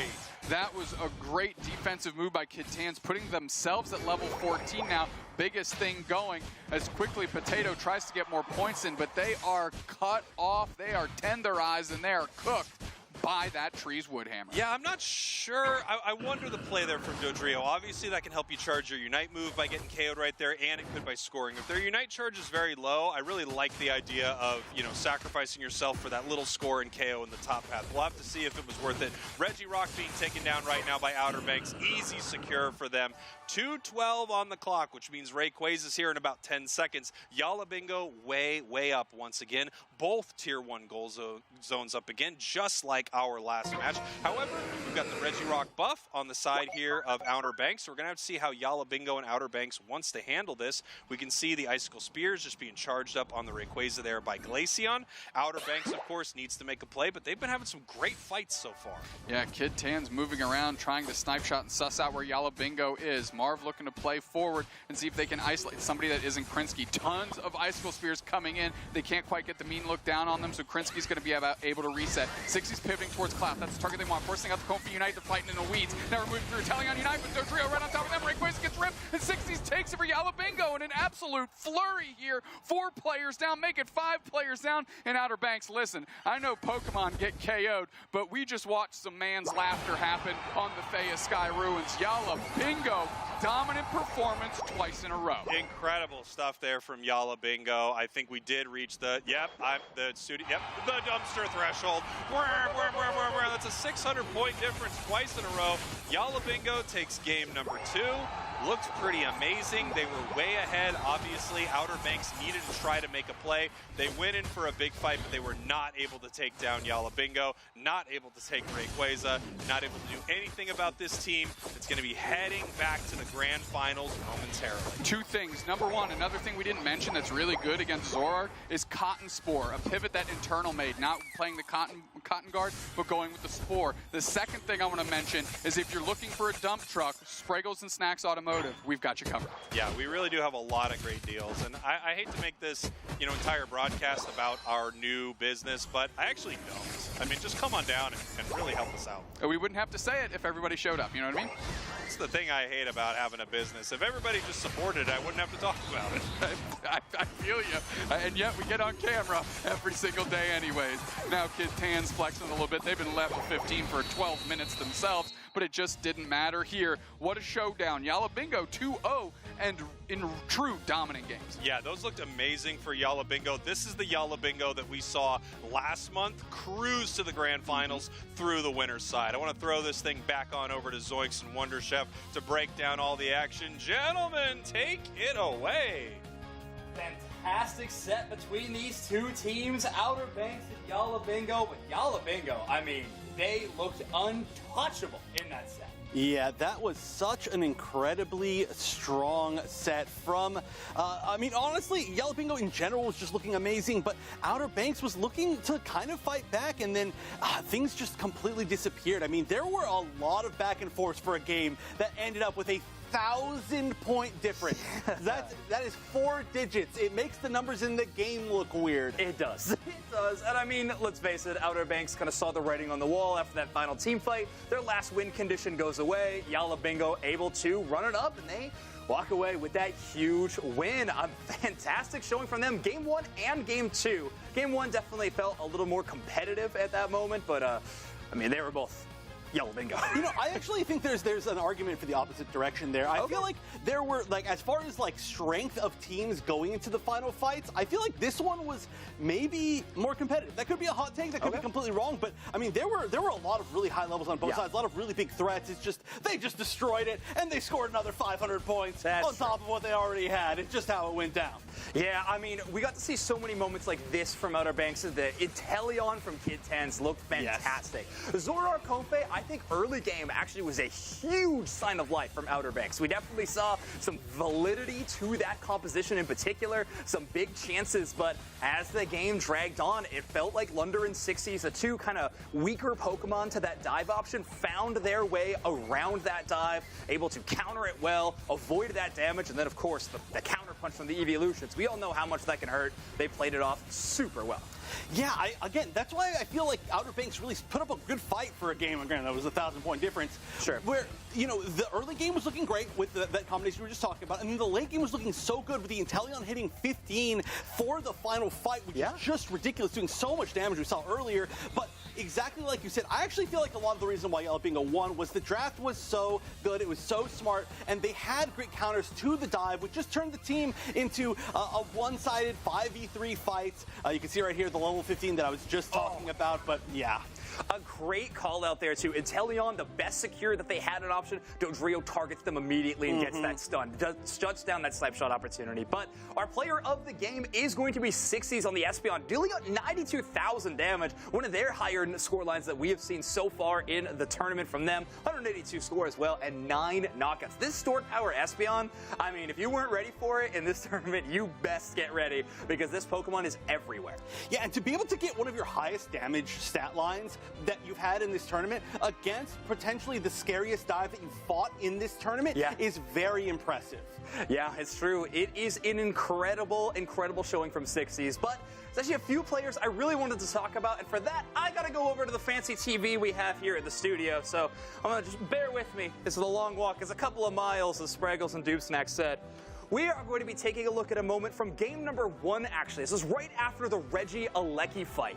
And there's a few Pokemon that I really want you all to focus on, but mostly, I really want you to focus on where Lapras starts this fight. If you take a look at the minimap, we have Lapras all the way in the bottom of the map. And they are not going to stay there, trust me. If we can roll this clip and just watch where the Lapras is moving throughout this matchup. You see them rotating through the middle of the map, and if you watch out right here, you see this Lapras Unite hit up 1, but it's not there. If we could pause it just for a moment here, we watch where Lunder goes and gets in position. We Unite move with that Invincible and with the Surf, and we charge into the midst of the enemies. And if we could just play it one more time, we see Lunder move all the way into the back line and then immediately Surf out 2 targets, and it's followed up by a Dodrio Drill Peck. The combination that this Mew allows Lunder to accomplish is fantastic. And we see the huge overdunk, and Yala Bingo start to run away with this game. But a Surf from the back line, Lunder follows up with a Surfs of their own, and we see Yala Bingo take off and win the rest of the match. Wonder Chef, thoughts on that one? Yeah, no, I agree with you completely. And honestly, we were talking about it earlier. That is the big roster switch, and I feel like that's something that's really added so much to Yala Bingo. And just having like one key piece either there or not there for a particular month or tournament is so big. And I love that they get to have that extra little bit of flexibility. Yeah. I mean, we saw so much from the Mew, and then from, there's honestly so much that can be said about it. But I love that moment too. I know when we were back looking at that, I was like, that was sick. It was sick, and we love talking about this team so much. We're going to continue to do so because they are moving on to the grand finals against 4 Free, which is, you can look at our updated bracket. EU almost concluded for the month of March. 2 more teams left to face off against each other. Some surprises, though. Honestly, Copy Baba's losing in that first round was one of the biggest surprises for me. And of course, Nouns Esports finishing out 6th. Yala Bingo with a very, very respectable, at least 2nd place finish. But credit to Outer Banks, top 3 in their first tournament as a full stack of 5. Yeah, again, well-known players, but to see them together, how many times have we seen well-known players get together and it's like, oh, they actually just don't gel together at all, even though they're all good. So yeah, they did great. However, I do have to say we've kind of set up for a repeat situation. Obviously, rematch for grand finals, which is great to see. Again, it was a little bit of a flop last time for Yala Bingo, but they seem like they are in a better place this time around. And a lot of teams actually with some relatively similar placements so far. Yeah, they're locked in. And of course, if you have seen some of this competition and want to be a part of it, you can. Right now, registration for the April Cup is open. Start.gg/Pokemon Unite is the spot to sign up. You can compete in any Unite Championship Series region, OC, LATAM, Brazil, North America, of course, EU, where we are now. And Just one more match remaining for the European region. Grand Finals is going to be coming up right after this.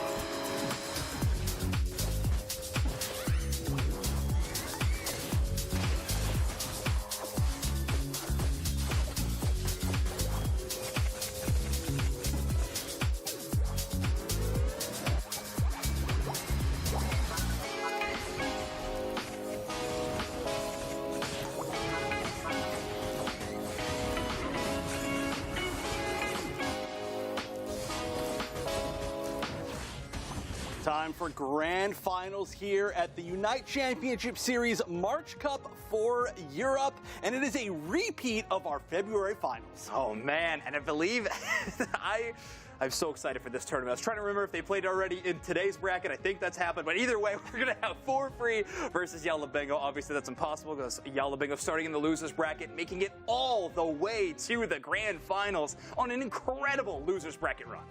Yeah, and this is something that we've seen from them before. Like I said, this is a repeat for a reason. Yeah. So much momentum, I would say, in general from this season for both of these teams. Mm-hmm. Now, one of the most interesting matchups for me in this one is who is going to grab the Espeon. Sixties and Zante are the two most prolific Espeon players in EU, and now they're going to be contesting that in draft. And I got to admit, I think Sixties on Yala Bingo has been one of the cornerstones of their success so far in their tournament run, and Zante the same way for 4-3. So we'll see who can take that one away.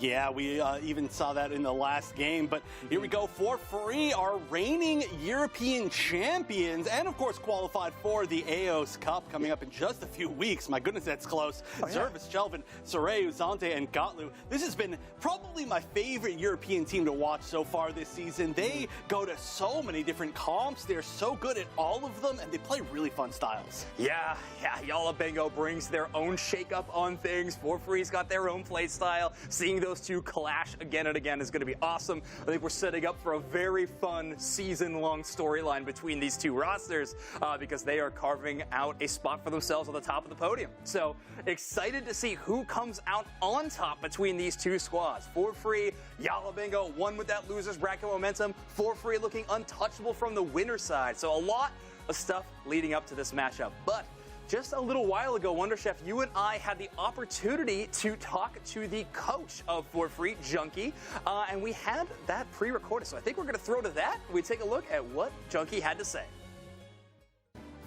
All right, we have a very special interview for you all. We have the coach of EU Team For Free with us here in studio. Welcome, Junkie. I'm so excited that you were able to join us.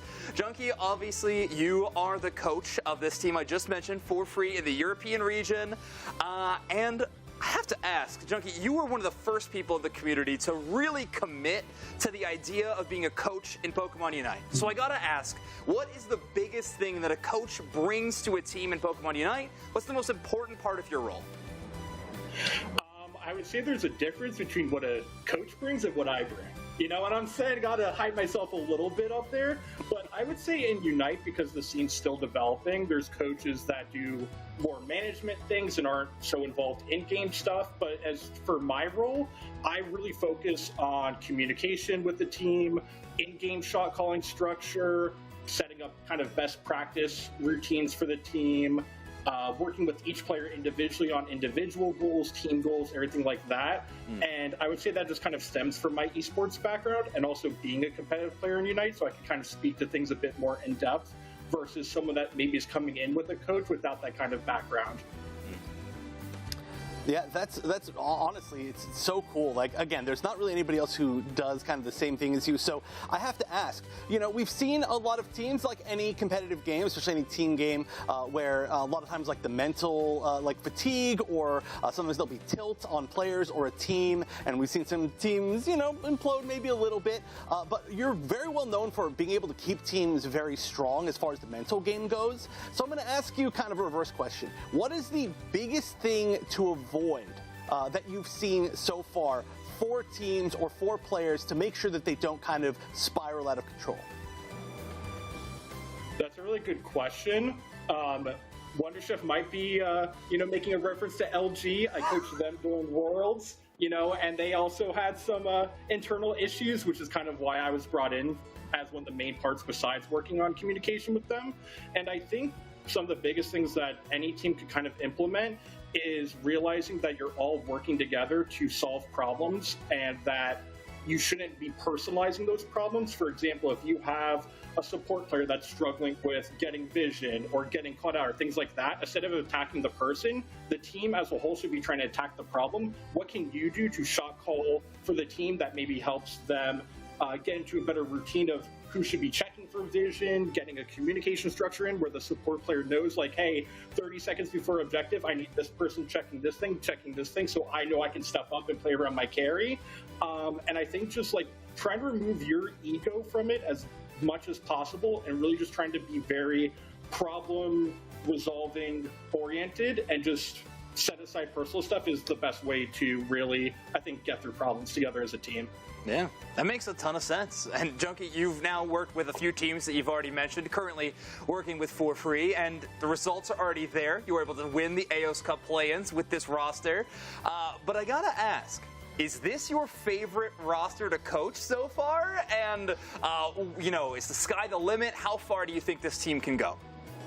Yeah, I feel like it would be like a pretty bad answer if I said no, but I can actually be truthful, and this is the favorite team that I've ever coached. A lot of these players I've known since Season 1, either working with them during Season 1 Worlds, where I coached a team making up of Gek, Zervez, Klaus, Zanti, and Shelvin, and now I'm coaching 3 of those players in this For Free roster, so we have this established relationship. We know how we work together really well, and I would say I'm very confident in our ability to really make a really good run in EU. I would love to consistently win every single cup, obviously, and then also win Worlds. I think we have the potential for it. It's just a matter of, I think, getting getting out of our own way and also being disciplined and consistent enough to, when you're at the top, doing things to make sure you stay at the top, because I think you often see a lot of teams be inconsistent with their performance at getting the #1 seed in a monthly cup back to back to back. And I'm just very much focused on, even though we won February, it doesn't really mean much unless we can kind of keep that consistent practice structure in place, doing the things that got us to that win consistent, and not kind of rest on our laurels. Well, that makes a ton of sense, and I, for one, am super excited to watch what For Free and you and the team can accomplish this season. So best of luck, Junkie, here in the March Cup Finals, and then, of course, for the rest of the season. Thank you. Appreciate it. Great to hear from Junkie in that interview. A lot of insights brought to the table about how to hold on to your mental in important matchups, what to look forward to, what's best practices inside of game, or when you're in those practice sessions, those VOD reviews, all of that. So important to be creating a successful team. I'd say For Free fits that bill already, as they are sitting on the grand finals with that winner's side advantage. Yeah, looking to repeat their win, but it is really interesting to hear all of that. First of all, can I just say, amazing interview. That is one of my favorite interviews I think I've done. That was so much good information and great messages there as far as removing your ego. And I thought I did super well, so thank you so much. Great job. Really confirming that. No, I'm just kidding. I was going to make a joke about how we all need to remove our egos when we make fun of you for your power rankings, and just work on being better as a team to make your power rankings better, but you stole it from me. So I won't make that joke, you know? I think that's how it works. But no, I really do have to say, Yala Bingo, it's really interesting because they have been doing so well, but in grand finals of the last month, they kind of crumbled. And again, I'm not saying this is an insult to the team. I think they are amazing, but clearly there was something there. So looking at Junkie talk about like the mental strengths of how to like kind of stay solid versus a team that has to kind of use actually those kind of unique, I guess, viewpoints to be able to do that and fight their way back in this grand finals. I feel like it's a really cool dichotomy. Yeah, that's going to be interesting. And ooh, I like this player comparison. Sorayu up against 60s. Kind of tough to call out who is playing central area most of the time for Yala Bingo, since they split that central area so often. But Sorayu taking a lot of those full clears on their side. 14 MVP votes for Sorayu, 12 for 60s. Of course, those are awarded through damage and score and kind of a collective number of a lot of different varieties that the game tracks, but still is showing quite a bit of success for Sorayu. Yeah, this is actually a surprisingly low number, though, I do have to say, from a lot of these for Sorayu, because we've seen Sorayu be very dominant, but it might just be a situation where when Sorayu is winning, they don't, like, do a bunch of damage altogether, right? Sure. It's just, like, wins. But like I've said, obviously, pretty much everybody in these grand finals, literally everybody in these grand finals, amazing players. Yes. Sorayu has been one of my favorites to watch, just from the depth of characters being able to play, like, different Pokemon, different roles, different, like, so much different flexibility, and we saw that with, I believe, a different Pokemon every single game in last month's Cup, which is ridiculous to see, and then we've seen plenty of others this time around, so just really cool to be able to see that, which really does help when it's like, oh, well, something's just not working for us, and rather than spiral out of control, you're like, let's just go Talonflame. It protects your draft as well, right? You're very comfortable in those later moments of the draft if you have a player as flexible as Sorayu, not to mention they have Gatlu on that roster as well. Yeah. I'd say historically one of the most flexible players that we have seen at the top level of competitive Pokemon Unite. Now, Yala Bingo, maybe not as flexible, but we've seen Potato play a few different things. We'll get to see what they play in this matchup, though, because it's time for Spraggles and Dupes next to bring us in a draft of Game 1. Camera swing. Look at it. Camera swing, and let's go. It's grand finals time. For Free versus Yala Bingo. Here we are. It's Groundhog Day from February, but it's a little different this time. But it's Groundhog Day, but this is my pitch for a movie. It's Groundhog Day, but it's different because For Free coming from the winner's side. Yeah, because it's March. That too. There you go. For Free going to be in the winner's side. The momentum with Yala Bingo, they've had to play more matches, of course. For Free has been on ice. We saw these roles get flipped very quickly in February, and we talked about the mental. Yala Bingo, we actually discussed after the tournament, that might be the end of Yala Bingo, because that was a wild crumbling at the end of that, but they bounced back. They assured me, because I reached out to a couple of them, we are good, our mental's strong. We missed we took our eye off the prize, but we're ready for it today. Yeah, and they look like it too, coming from this losers bracket, having absolutely amazing games right here. Gotlu, Shelvin, Zante picking up this Espeon. It's going to be interesting to see what Sixies wants to play without that Espeon, because it's been a real power pick. Sixies locking in this Glaceon right now, and Lundaroo on the Mew, which is very, very scary. Yeah, we're waiting to see where exactly Soreyu elects to go, and that'll drive the conversation for Potato, of course. But very familiar to us are the bands of Inteleon, Crustle, Leafeon, and Buzzwole. No real surprises there. Yeah, absolutely. We take a look at For Free, their last pick being this speedster, Zoroark.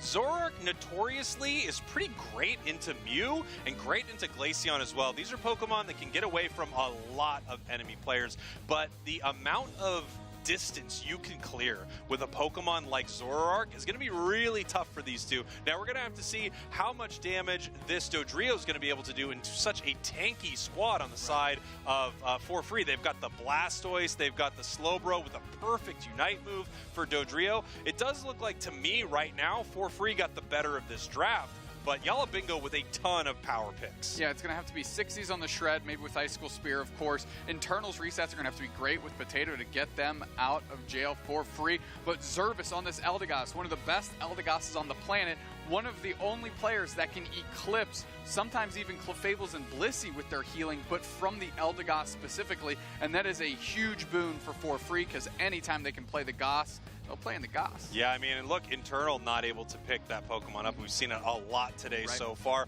This could be a great draft from For Free. Obviously, they really had Yala Bingo's number last month. The question is, are things going to look the same, or is this going to be that new movie everyone's talking about, Groundhog Day? But it's different.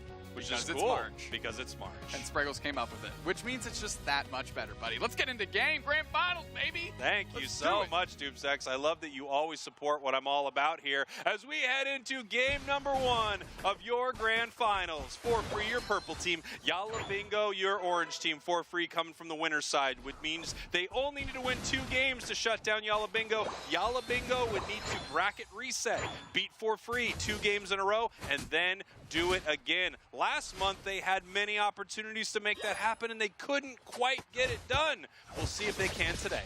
For Free's win-loss record is 12-1, and Yala Bingo's win-loss record is 19-6. A lot of games played for these two teams, and most of them wins. Yeah, I mean, that's what's going to happen when you have the two possibly best teams in your region going up against each other right now. Nice attempt to secure there here from the side of Yala Bingo. That Dodrio already level 4.5, looking very strong.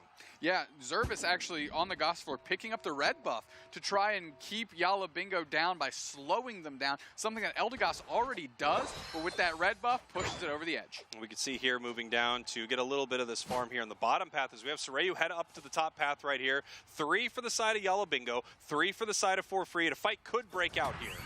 Yeah, Soreyu actually looking for the players at first, gets a nice little stun from Internal and decides to just pivot to the bird. Ultimately, these teams elect to leave themselves alone for now because they got the experience they need. Soreyu possibly looking for a sneaky play right here. This feels pretty dangerous, jumping into that goal zone and multiple members here of Yala Bingo, but of course it was a surprise for Yala Bingo. Not able to make much happen there. We see the Drill Peck once again on the Dodrio. Soreyu now hanging out in the top path, and it looks like they're sending Blastoise down through that central area to get some experience. Yeah, get Gatlu online, another imposing force once they do hit Blastoise, but I got to give credit to Internal. They've done a great job with those Astonishes, actually kind of cutting off Soreyu before they can have those big combos. And we're going to see what happens here as we head towards the central area for a big fight around this 8-minute spawn here of these birds. Dodrio moving in with a massive catch right there. Looks like they're going to have to peel back. Yes, Zoroark has to run from that situation. Not only getting a bunch of experience, but also almost taking Soreyu off the map, forcing all of For Free to have to collapse around them to make sure Soreyu isn't knocked out. Taking a look at levels, it looks like it's pretty even for these two squads. We still don't have a Blastoise right here up in this top path. We have Sixie staying up here, just charging up those Icicle Spears, looking for a target to use them on right there, as we have the portal signaling to the team that they could come up here to this top path. It also could just be a mind game that they're playing with For Free. Yeah, it's info that you can willingly give up for no actual rotation out of your team. Nice Solar Beam takes a bunch of those. It's a 2v3 downstairs, and it looks like a quick reset reset out of Potato as Internal's looking to scrap. Sixties unleashes the Icicle Spears on top of Zervis. Zervis forced to pivot back, so does Gatlu. Gatlu right here, the Baskin Robbins of Blastoise today. Just about every flavor that we've seen. We've seen Surf Pump, we've seen Spin Pump, and now we've got the Rapid Spin, and we've got the Water Spout as Registeel's being chipped up. Here comes the Zoroark, but the Mean Look stops it! Phenomenal Mean Look to cut Sorayu off. Can they get this KO? No, they force out Marv. They have to pivot back. Sixties uses their Unite move to Glaceon. The Icicle Spears are going to rain in. They finally sort out Sorayu. They take that thing for themselves. Now Chelvin is getting about half HP. Zervis pivots back. Chelvin is just leashing around Yala Bingo, hoping to buy time for the rest of 4F's squad to make it to the bottom path so they don't collapse on this goal zone. That was maybe the meanest Mean Look I've seen in a very long time, and I've played against a lot of Umbreons right there. Jeez, that was really difficult to deal with as the Icicle Spears continue to fly all the way from base as Glaceon goes back. Lundaroo looking to get some of this right here, but in a little bit of trouble right now. They could get taken down by this massive amount of damage that can be output by Sorayu. The only Mean Look that is meaner is the one you gave me when I couldn't stop laughing when we were at the desk. Besides that, that was a pretty mean look. Oh, come on, it wasn't a mean look. I love you for life, buddy. I appreciate you. Quick little reset here from Lunder. The Mew looking to make their impact felt. They've been doing great on the wild Pokemon, but now they need to find these 4 free players. Rapids Water Spout is out. It's going for the spacing. 60s peels back. Into the back line is Potato quickly. Regieleki is so low, nobody's touching his Zervis. It's just and clutches it out. I don't even know if that's a clutch out. Well, unlike the cars that we sell at Sprinkles and Snacks Automotive, but Sorayu going to try and battle. Quickly uses the illusion of Potato on a rampage here, along with Sixties finally getting the KOs they need. They can't believe they lost that Regieleki. Yala Bingo getting the better of that, but that's just one of those hyperspace holes. I don't think Dodrio thought they were actually going to be heading home in, and they were. What a wild Regieleki secured by the B button on the side of 4-free.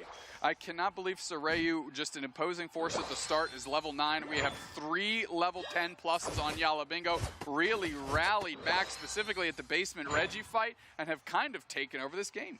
Yala Bingo looking quite different right here than the grand finals we saw them in last month. I mean, this is a new team. This is definitely not what they were bringing last month here. Potato hanging out in this top path right now. The question is, could they go for a sneaky score? Are they going to watch this goal zone, or do they care about this fight? Dodrio could peel off at any moment. It looks like Blastoise knows that on the side of 4-free as we continue this battle here in the bottom path. Yeah, and that's great communication out of Yala Bingo saying, hey, look, they only have 4 as well. Quickly using the Zoroark Unite, but straight to another Mean Look. Now we have the rings unbound and a KO. Lunder finds their target. Chelvin is low as well. Mew Unite is there, and they get buckled by Sixties quickly. Zervis is on the chase. They eat an Electro Ball, and all of 4-free getting spaced out. They may have gotten this Espeon, but Zante is kept down by that mythical Pokemon Hoopa. Internal now working through this Registeel with Sixties and Lunder. They take it easily. Marv is low on HP. They're going to catch a full reset. Rapids and Water Spouts Ray's into the back line, but Lunder makes it far back. The boosted auto back the other way, enough to scare 4-free. And there's still going on. This fight is still pushing right here. Sixties moving in. Massive Solar Beam right there into the Mean Look as they're continuing to push. 2 getting reset through this hyperspace hole. Sixties got the full Icicle Spears. We're going to see if they decide to come back through. Lundaroo does as they're making their way back. We have Umbreon walking back right here into this fight, and it looks like they're breaking off for the moment. That was a long one. That was the Snyder cut of team battles right there. Yeah, that was 6.5 hours. Came in 2 VHSs from Blockbuster there. Hydro Typhoon doesn't catch anybody, but does break Marv's passive. Quickly KO'd is Gatwick for that effort. Sixties gets the spacing they need. Can they get the score? Down to 5. We get the over. 45 over for Yala Bingo in the 5. Beautiful stuff here. Sorayu looking to punish them a little bit for this. Picks up a nice big KO on Glaceon. Able to make those combos in a big way. However, Mew coming right back to punish them. I swear, Lundaroo's Mew is a thing of absolute beauty. A lot of players popping off this thing, but I don't know why, because we see Lundaroo popping off on it right now. Yeah, and multiple times today.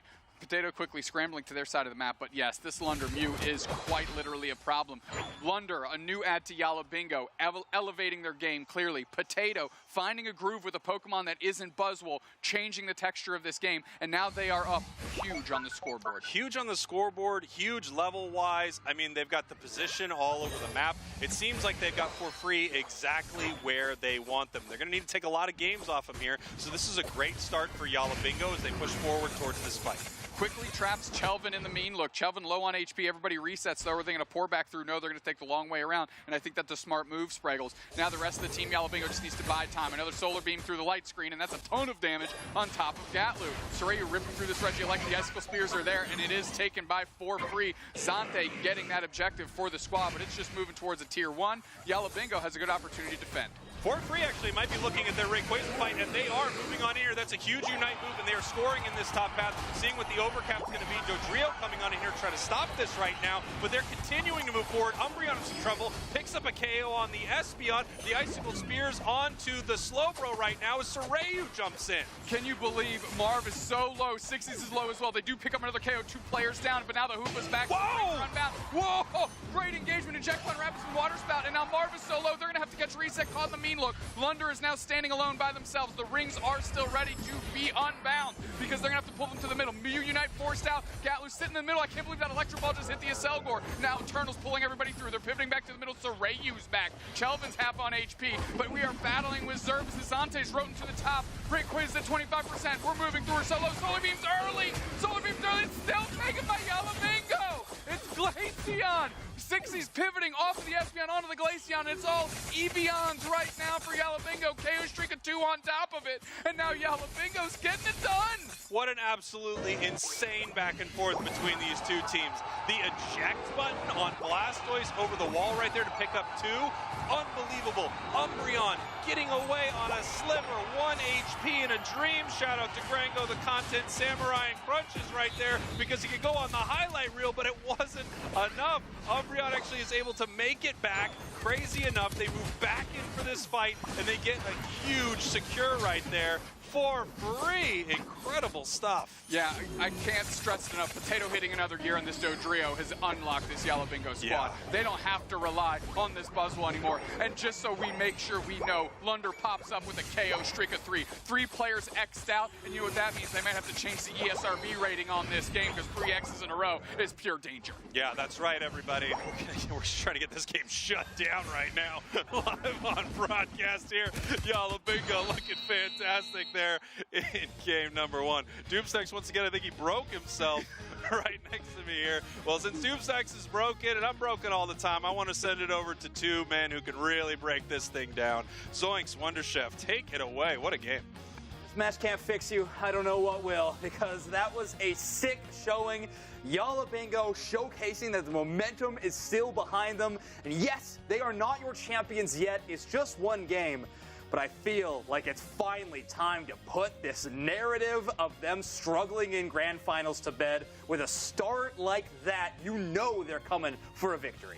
Yeah, that was an awesome game to start off this grand finals. I mean, obviously great show from Yala Bingo, but that was a crude back and forth. I mean, there was definitely some strong leads at points, but I felt like especially in that really long extended final, maybe like 3 minutes, it was just such an awesome set of engagements all on the east side of that Rayquaza pit. That was an amazing game to start things off, and yeah, already Yala Bingo looking so good.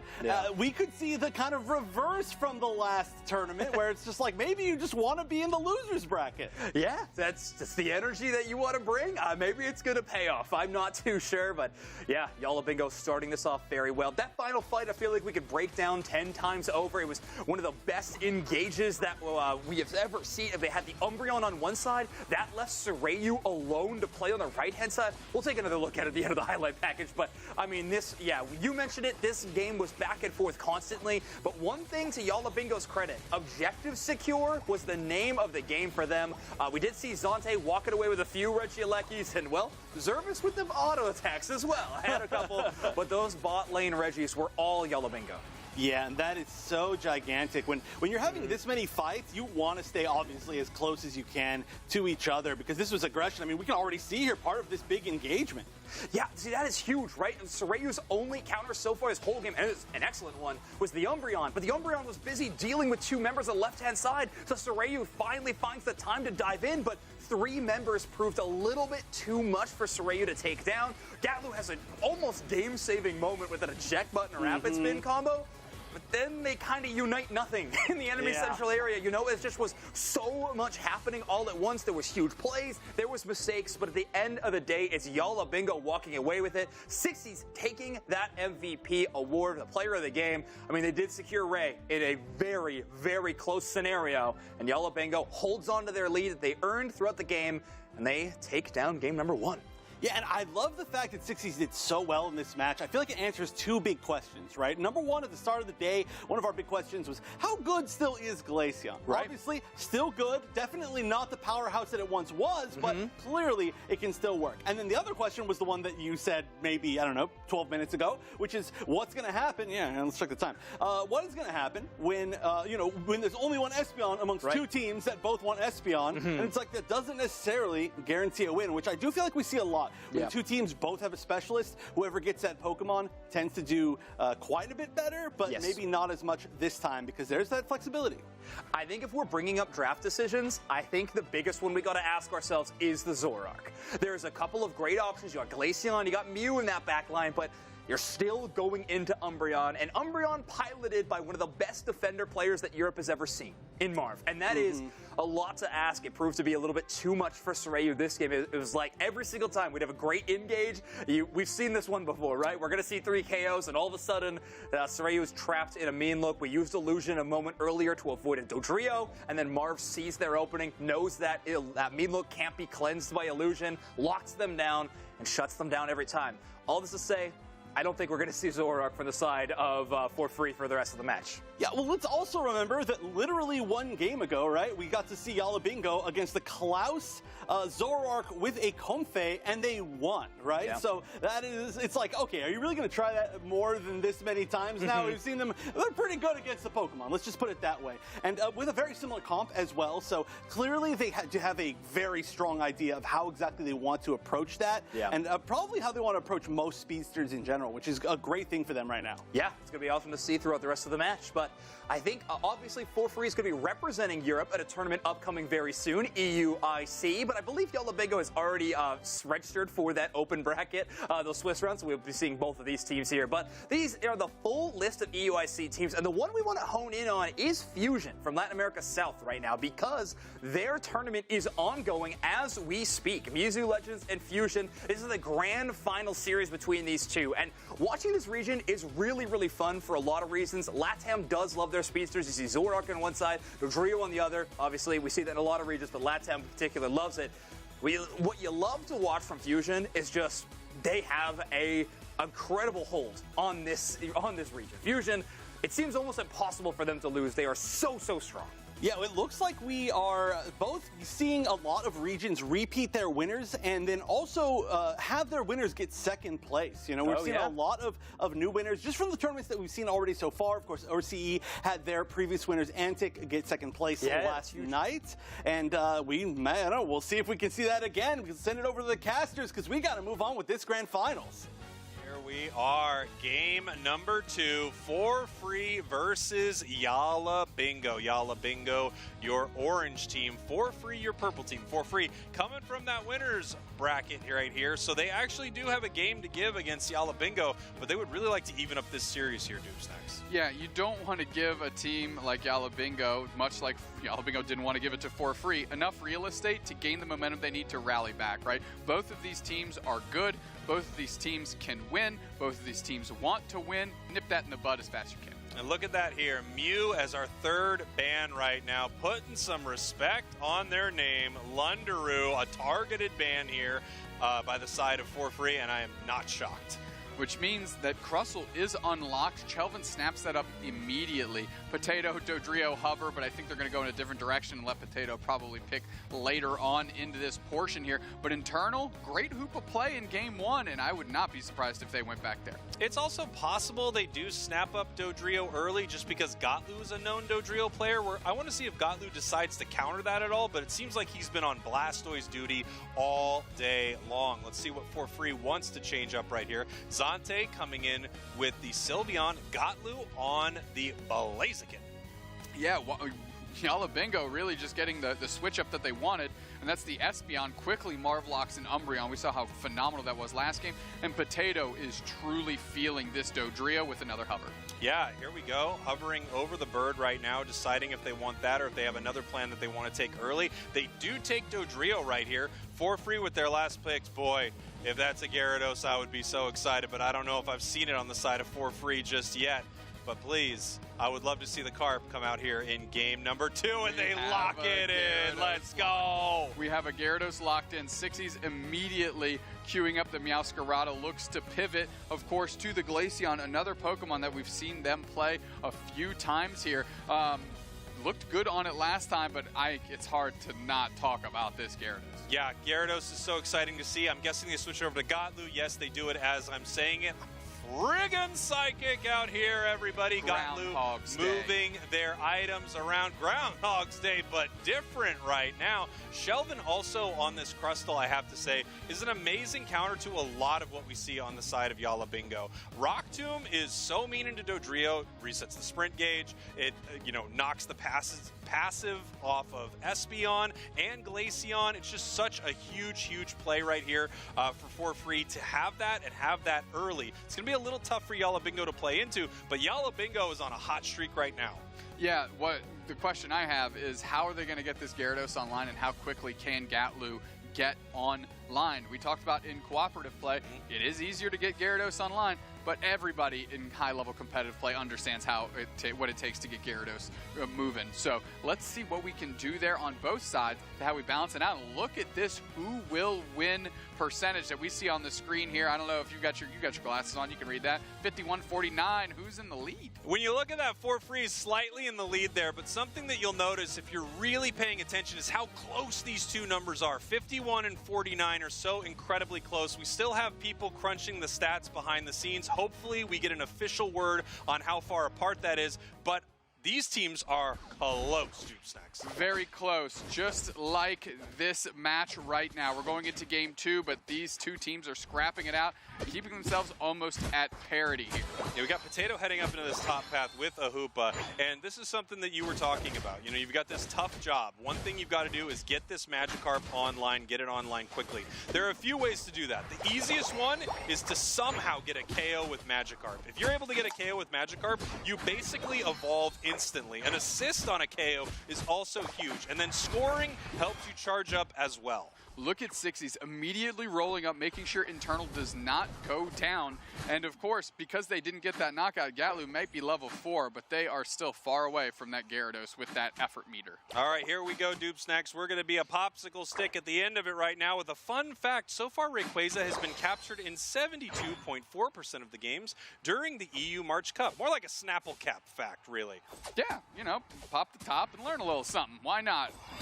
We've got the Hyperspace Highway open. We'll see if anybody actually rotates. Nope, that's a voluntary information here to see if they can trap anybody for free. But trapped are all those birds pulled to the side of Yala Bingo. Now they're looking for an opportunity. We have the nasty-looking Combuskin pop out. Soreo at half HP. Gatlu still struggling as a Magikarp. Yeah, Gatlu's going to take a little time to get on here with this Gyarados. Now, obviously, this is something that Yala Bingo understands. They know they can't give up an early KO to this thing because it could be very bad. They actually are able to KO it in the top path right here. So, for free is going to be behind with this strategy. You have to expect that a little bit with Gyarados, but of course, you're going up against a great team. And sometimes when you're behind, a great team will never let you catch back up. Yeah, and now they actually have to send Gatlu into Central. Yes, they did it as Wartortle, but Wartortle is not fighting uphill like Magikarp is right now, swimming uphill, I should say, as Lunder is kind of cleaning up and has been left pretty much alone in the bottom path. We see the fight here for this middle Altaria spawn. Soreo in a ton of trouble, so much so that they end up getting KO'd. Zervis having to peel back here,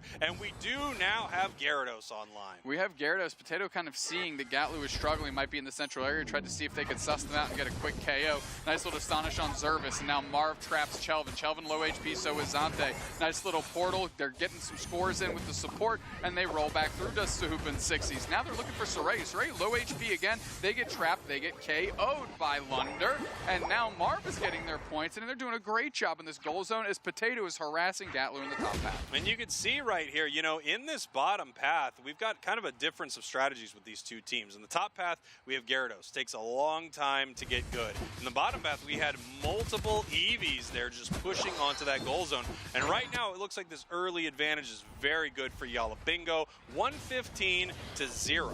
Quickly trapping Marv in the Rock Tomb, but Amin look right back the other way, and the portal being put in the right spot, and Marv gets out again. Internal and Marv are moving phenomenally in tandem. Registeel popping everybody out, 4 players around for Yala Bingo. Nice Espeon Unite, gonna see if they can leverage that into anything. Marv is trying to get on top of Saray. Saray charging up an overheat. Can it check through and make a gap here? Lunderer uses their Unite move, they're gonna rain in damage. They're gonna see if they can close this goal zone out while they've got the motor running. They're gonna try and get on top of Saray. Saray has to peel back, grab a berry for themselves. Chelvin was frontlining, peels back, and a Rock Tomb spaces it all out. Really nice stuff from Yala Bingo right there. I mean, completely, you know, pushing for free out of that engagement. Entirely easy, secure for them on that bottom objective. And we are out leveling the Gyarados in the top path. We've got a Unite move if Potato would like to use it. Jump kicks in, see if it can pick up something there on that Gyarados, maybe bounce around and throw the Drill Peck the other way to pull it off of that pad.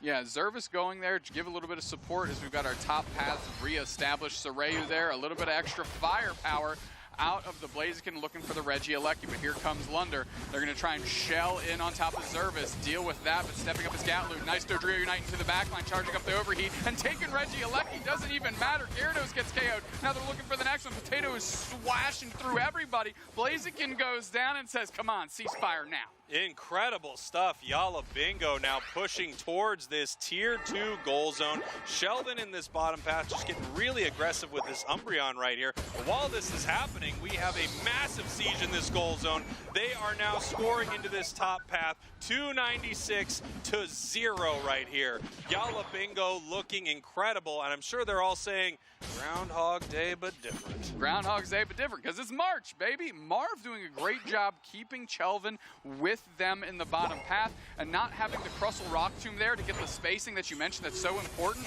and so good against Potato, allowed a huge siege by Yala Bingo. For free right now, kind of giving up this match to Yala Bingo so far. 5 minutes on the clock.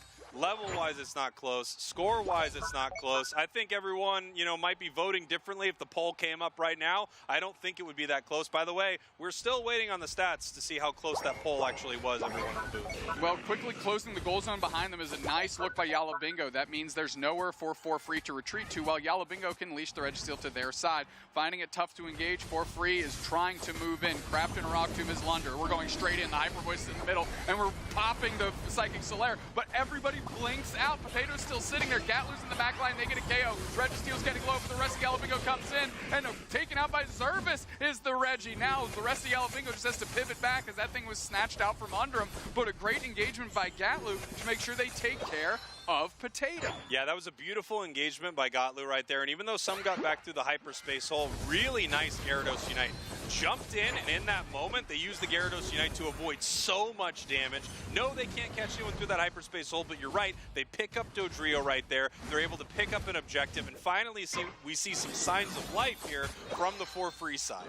Fortunately, you win this game with a scoreboard, and Yala Bingo is still firmly in control of that. As they are working through this Regieleki, they want to send it towards for free. Ideally, they would have waited longer if they could, but they can't. So send that thing down the line and have for free contend with it. Yeah, for free is just going to have to deal with this. Oftentimes, you won't see teams push towards that center goal zone. Not impossible, though. But what you'll more likely see is them look for a score here in this bottom path. Otherwise, they could just head back to their side of the map to farm. There isn't a ton of it up right there, though. So unfortunately, they don't get a huge, windfall from this Regieleki. But a lot of Regielekis don't do too much. As we saw earlier, they only score 2% of the points out of the entire championship series. Step yo game up Regieleki. You're supposed to be the points-based objective, and 2.5% is low. Lower than some of the percentage we've seen earlier on our screen just a few moments ago. Regieleki, figure out what's going on in your life right now, okay? This is an intervention. Become a more important objective.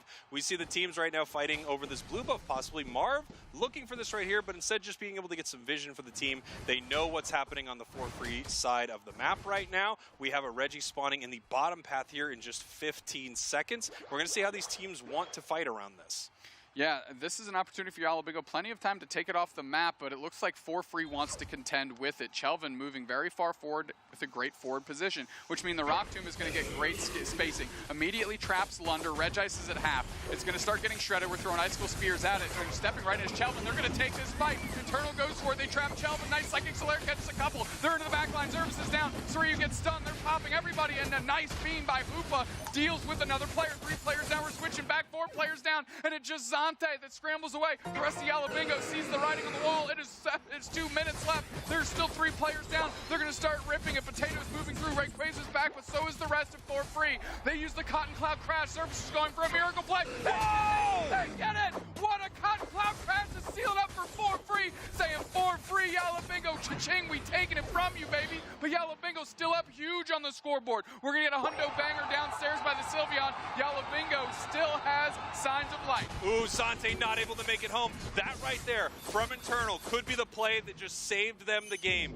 We no longer have a Rayquaza shield. We have one on Crustle. I think it's the last Pokemon with a shield, and there just aren't enough points. Minute 20 on the clock, but Soryu moving in like an absolute demon. KO with 2, chasing down Lundaroo right now, but having to peel back. The Icicle Spears taking them down, and Chelvin needs to protect this shield right now. Meanwhile, Dodrio scoring in this bottom path, increasing this score lead. Gotlu with no shield in the top path is able to put in 100, but Chelvin has to protect this Rayquaza shield right here. It may be their only opportunity, using the eject button to run away. Dodrio coming right back in. The X's are to stop it. The full heal. The shield does not go down. Finally, it goes down. The Rock Tomb is there, and what a pressure point placed on For Free by Yala Bingo. Yes, Zervis did the first legwork for Free with an amazing Cotton Cloud Crash. Elder God secure, but Yala Bingo kept their composure, identified what their route to success was, and is still maintaining here with 25 seconds to go.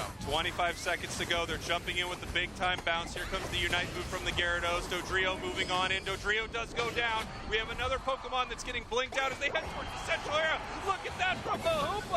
The scores are coming in, 386 to 614 now. What an incredible play by Yala Bingo. Yala Bingo picked their moment meticulously. For Free thought they'd get to back up before this Rayquaza fight went down, and Yala Bingo said, not today. We immediately saw the rings go unbound. We saw the stuns go up, a nice Psychic Solaire to rain in a ton of damage. And guess what? Just like For Free did to them in February, Groundhog's Day, but different, Yala Bingo takes it in 2. That's right. Let's send it back over to our desk here because we're getting ready for a bracket reset, everybody. Zoinks, Wonder Chef, take it away. This movie's exciting. I like Groundhog's Day, but different. This is a great one, and so far, this match also very good. Yeah, this is Groundhog's Day, but different. And, you know, actual Groundhog's Day is for 2 more weeks of winter or whatever it is. But this one's for 2 more games plus of Grand Finals, which we are going to get. This has been an amazing set. I'm so happy that after last month, Yala Bingo has bounced back this hard. This has been ridiculous. Both games to the final moments. Yeah, it did get extremely close. I feel like the only reason it was that close was because of a heroic Eldegod play from Service, but otherwise, Yala Bingo feeling quite comfortable. Honestly, huge shout out to Internal on that Hoopa to break that first Ray Shield. That was huge. The call out, they knew they were somewhere in the tall grass. Just throwing that Vanaforce move in there really stopped a recall. Big play that could have changed things around for Free. And then, of course, the Hoopa Unite move into the enemy goal zone home base because they knew they could just outpace in the scoring front. So, sick stuff from Yala Bingo. So good that we got to take another look at it. Yeah. This was absolutely the Yala Bingo game for the early moments of this. I mean, you can see right here, we're just about halfway through the game, and the score was 166 to 0. And it was just so many different fights going extremely well for Yala Bingo, who, by the way, they did pick up that Glaceon again. They're still looking really amazing. So we're just still continuing to get some more data on that, let's just say. Right, yeah. The Gyarados pick was, I think, very decent for Free. Gatlu played an incredible Gyarados game. Some of those Unite moves were used defensively to dodge a lot of incoming damage. They were used really well. I want to know, Free's draft strategy so far in this game has seemed to be focused on Lunder, especially in game number 2. We have a Mew ban and an Inteleon ban, all focused on the attacker picks, and we walked away with the Sylveon because we're giving up the Espeon in a scenario like that. It's a lot of focus that Free was putting in that specific direction, and I mean, you're still going up against triple EVs at the end of the day, so I really don't know if I would repeat that draft strategy if I'm in 4-freeze position. Yeah, there's a lot of directions they can go, though. That's the thing, is these teams have a lot of flexibility, so it's hard to say, but we're going to see a different Glaceon up in the MVP than we saw last time, but on the same team. Yeah, it is cool, though, to see different players able to flex into this pick. I mean, Glaceon, sort of an evergreen option, it seems, despite receiving some certain nerfs, still has a powerhouse moveset in this Icicle Spear, Ice Shard style of build. Of course, Cursed Instance just synergizes so well on this Pokemon, and you see Pokemon like Blaziken just have to run away from those shards and take reduced healing when doing so. It really, really hurts for those brawlers. Yeah, and I know you just absolutely love fighting against Glaceon. One of your favorite things. If you see Zonks on ranked, be sure to choose Glaceon. He really enjoys it. But that's amazing, though. We got the reset. That is, I mean, exactly what we wanted to see. Europe, like I said, so far this has been an amazing season for them in general. I feel like so many different teams have really popped up out of the woodwork. And again, a lot of times it's teams with players that we know from other teams, but there's been so much reshuffling that it's great to see. One thing that we heard from Junkie is consistency, right? Consistency is so difficult, and that's true of every single region. So to see already some teams come out and become consistent in this kind of wild west of Europe is really cool. It's awesome to see, and of course our match is not over. The grand finals have now been reset. We have one more best of 3 to determine the champion of the March Cup for Europe, and we're going to have that right after a short break.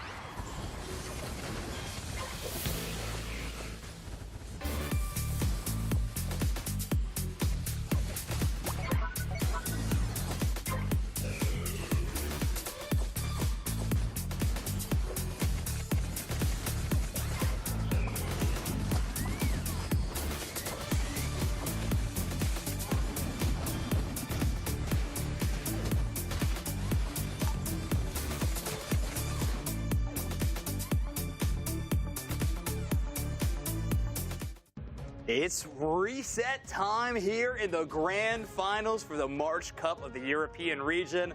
Pokemon Unite popping off as we have two incredible teams squared up against each other. We've already seen one walk away with 2 game victories in a row. 2 strong victories as well. It was truly a statement coming from Yala Bingo. We can see here now they have reset the bracket, forcing a new, fresh 2 out of 3 set. But Yala Bingo, from the start of the day, coming through the losers bracket, having to defeat Sucre, having to defeat Nouns, which is a huge win. M through Z, a team that, trolling us with the name, but an extremely strong team, actually taking them to game 3. And then Outer Banks. So just an incredible run that they've made, and they're looking to add one more to that list. Yeah, if you had any doubts around this team, I think they have been squashed with this run for sure. Even if they don't walk away with this grand finals victory, this team has to be considered in the paragons of Europe currently. They are that strong and that incredible of a team. I love Lunder on this squad. The addition, Lunder and 60s on these attackers have been fantastic. They've been sticking mostly to that strategy, haven't been going into the speedster route really, outside of Potato, who's into that top path, but if it ain't broke, keep rocking it. Yeah, it's really cool though. Specifically their EV usage has been really good in my opinion. It's been a lot. Yeah. I mean, to be fair, a lot of teams have had a lot of EV usage. Hey, look at that. What are those? Top Pokemon to watch. 2 EVs on top. There you go. Leafeon and Umbreon boasting of extremely high ban rates, but also pretty low pick rates because of that variety. Obviously, not having the option to select those Pokemon too often because of how strong they are in that game. We already watched Umbreon do so well, but we got to get to this grand final, so let's get it underway. Spraggles and Doomsnacks, they're over there miles away. Take it away, you two. Here we are, 3 miles away from the desk, getting ready for this next game. Yala Bingo versus For Free, the bracket reset that you all wanted. The Groundhog's Day, but different. And the question is it going to be Groundhog's Day, but different, Because For Free still has a chance to win this thing. Last month, For Free took Yala Bingo to a bracket reset. Beat him again in that reset. Yala Bingo has that opportunity right now as we see our first bands here. Urshifu, Hoopa, Buzzwole, and Leafeon. Revenge is a dish best served cold, and it might be lunchtime where we are, but they're going to dish that up ice cold. Yala Bingo would love to win 2 on the hop and really dispel anything that anyone might have to say negative about them. I am so ecstatic that Yala Bingo has reset this thing and have been able to show that they deserve to be here and are really one of the only 2 teams in the conversation for best of EU. Here we go. First pick on that Eldegoss. You can see how much these 2 teams prioritize that Pokemon. For Free, snapping up the Inteleon and the Crustle. Crustle just such a powerhouse here. Yala Bingo possibly thinking about grabbing Dodrio early, but they do not. I wonder if For Free wants to counter this in any way. Gotlu is a great Dodrio, and it really takes away an option from Potato. They do here with this next pick. Here's the thing, though. Marv and Internal, we saw them the same type of thing with Zoroark. They're going to be able to Mean Look. They're going to be able to use Cotton Spore to disrupt the Dodrio, and it only has a couple instances of that full heal available, which means once they lock them down, they're done. Here we go. You can see that Zervis having to sit on the Blissey right now. I wonder how confident they're feeling on this Pokemon. Obviously, they play a lot of LD, play a lot of Hoopa. I don't see as much Blissey out of them. Lundaroo able to take the Mew, and then Potato says, you know what, fine. I got to go with the old faithful. Give me the Garchomp, baby. I mean, Potato's Garchomp, this is a great moment for it, right? They've forced Gotlu into something out of their strategy that we've seen so far today. They have plenty of ways to counter Gotlu specifically. Electro Ball, Mean Look, Cotton Spore. So let Potato go to work. I'm interested to see what happens with this Lucario from Sarayu here. I like the pick, but at the same time, I was just wondering if they were going to grab maybe Blastoise here, even though they weren't probably planning on playing it the same way. Gotlu's obviously their top path player right now. It's just such a powerful Pokemon that they could bring out right here. A lot of range on the side of Yala Bingo with Sixies and Lundaroo right here. We've got some great dive on the side of For Free with the Dodrio, with the Lucario. We're going to have to see how these teams are able to make it happen here in game number 3 or game number 1 of our bracket reset. Yeah, game number 1 of our bracket reset in the grand finals here. Best of 3 is what we've got in front of us. This draft just across the board is incredibly fun and offers a lot of unique dynamics that is not only skill expressive for the individuals, but how the teams can play and facilitate these things. Specifically, again, Gatlu on the Dodrio, we set all of the counters, but there's plenty in the hands of For Free to facilitate Gatlu to take those options away on the side of Yala Bingo. And of course, I'm excited to see the Garchomp from Potato. I mean, one of the legendary Garchomp players inside of Pokemon Unite. And you're going to see it here in these grand finals. The only thing that EU likes more than Potato's Garchomp is a bracket reset. They seem to do it all the time. Here we go, Yala Bingo, your purple team. For Free, your orange team. Quickly going into the top path, Internal and Potato, not afraid of what they've got going on the other side. Chansey and Lucario going to hang out there. Of course, Lucario strong early, but one of the few Pokemon that does have to evolve that can contest it fairly well is this Gible. Yeah, here we go, trying to take some of that away from Lucario. They're just getting bullied here by Garchomp. See what they're able to do. Lucario's in a lot of trouble right now, and they do go down. Nice big double KO on the side of Yala Bingo. It all goes over to the Eldegoss. The communication on Yala Bingo is impressive, and I know the communication is going on incredibly well. Sixies didn't rotate up and hide. They were saying the pressure is now, we need you here now. They literally took one buff and rotated in to make their pressure felt and get 2 KOs, the K opener and a supplementary one for that effort. Now they can head down to this bottom path right here and get a little aggressive. They are doing that, moving forward there towards Shelvin, trying to secure some of that wild Pokemon. Here comes Gatlu on the Dodrio, getting stopped there by that stored power. It is able to reset the sprint gauge right there as it pushes in. Kind of an annoying counter for the bird. Another KO for Internal up top on Soreyu. We saw a little mean look on Chelvin there. Chelvin makes it back, and we've got the Drizzile trying to get into Inteleon quickly, already level 5. Gatlu trying to make their mark felt quickly on this Gabite. Potatoes in with tough waters, but Internal there's for the support. Here comes Soreyu as well. We got a 3-on-2, and Gatlu wants more action. Soreyu engages deep with the E-Speed. They get a quick KO on the Gabite. Now Internal saying, Sixies, come help me, my friend. Throwing down a Pollen Puff, going to pick it up themselves, and things are going to settle down just for a moment. You know, we talked a little bit about the incredible amount of dive on the side of For Free. Even more so now that we see this is an extreme speed Lucario, one of the highest skill builds inside of Pokemon Unite. With so many stuns, slows, knockups inside the game right now, you don't see this build that much. We're going to have to see if they're able to make it work inside this match. They have a lot of great targets to jump in on, that's for sure, as they're looking to get Sixies there, but not able to make it happen. Gatlu so incredibly low, but with Lunder going down, they couldn't make anything happen. Soreyu getting taken down by Sixies, and so's another player gone. Zante and Marv both going down. These teams are scrapping, and there's nobody stepping backwards, moving forward every single time. Yeah, incredible stuff here from Yala Bingo. Up on the scoreboard once again, 53-0. This is looking so great for this team. We're going to see how comfortable Zervis is playing the supporter that does not have a ranged attack. Potato in a lot of trouble right here, getting drugged back into those birds there by the Drill Peck and going down. Different little look here. I think the reason Soreyu's going E-Speed is to stress all of those counters to Dodrio I was talking about. Because now those things are good on both, but you can't throw them all at one target, right? You have to try and keep both of them on the leash, and they're going to look to do that. Gatlu going for the engagement, doesn't get caught in the Psychic Solaire, now uses the Dodrio Knight to get on top of Sixies. Quickly pivoting is the rest of Yala Bingo, right into the mean look, right on top of the goal zone. And now it's Gatlu that's in trouble. Nice Solar Beam. Zervis steps up to take the brunt of that. Chelvin going to pivot back. Zervis is going to go down unquestionably. No, Marv can't close the gap. Chelvin going to get in the mix. Now Chelvin's getting very low. Solar Beam comes through, tons of damage being rained in. Sixie's getting credit for the KO, and the Regirock is just milling around saying, I thought you guys thought I was important. Yeah, it looks like nobody wants to actually commit to ripping this thing down. We have a lot of great secure on both sides, but, you know, Dodrio doesn't rip it too fast, neither does Inteleon. Mew, of course, one of the worst in the game at shredding the HP of something here.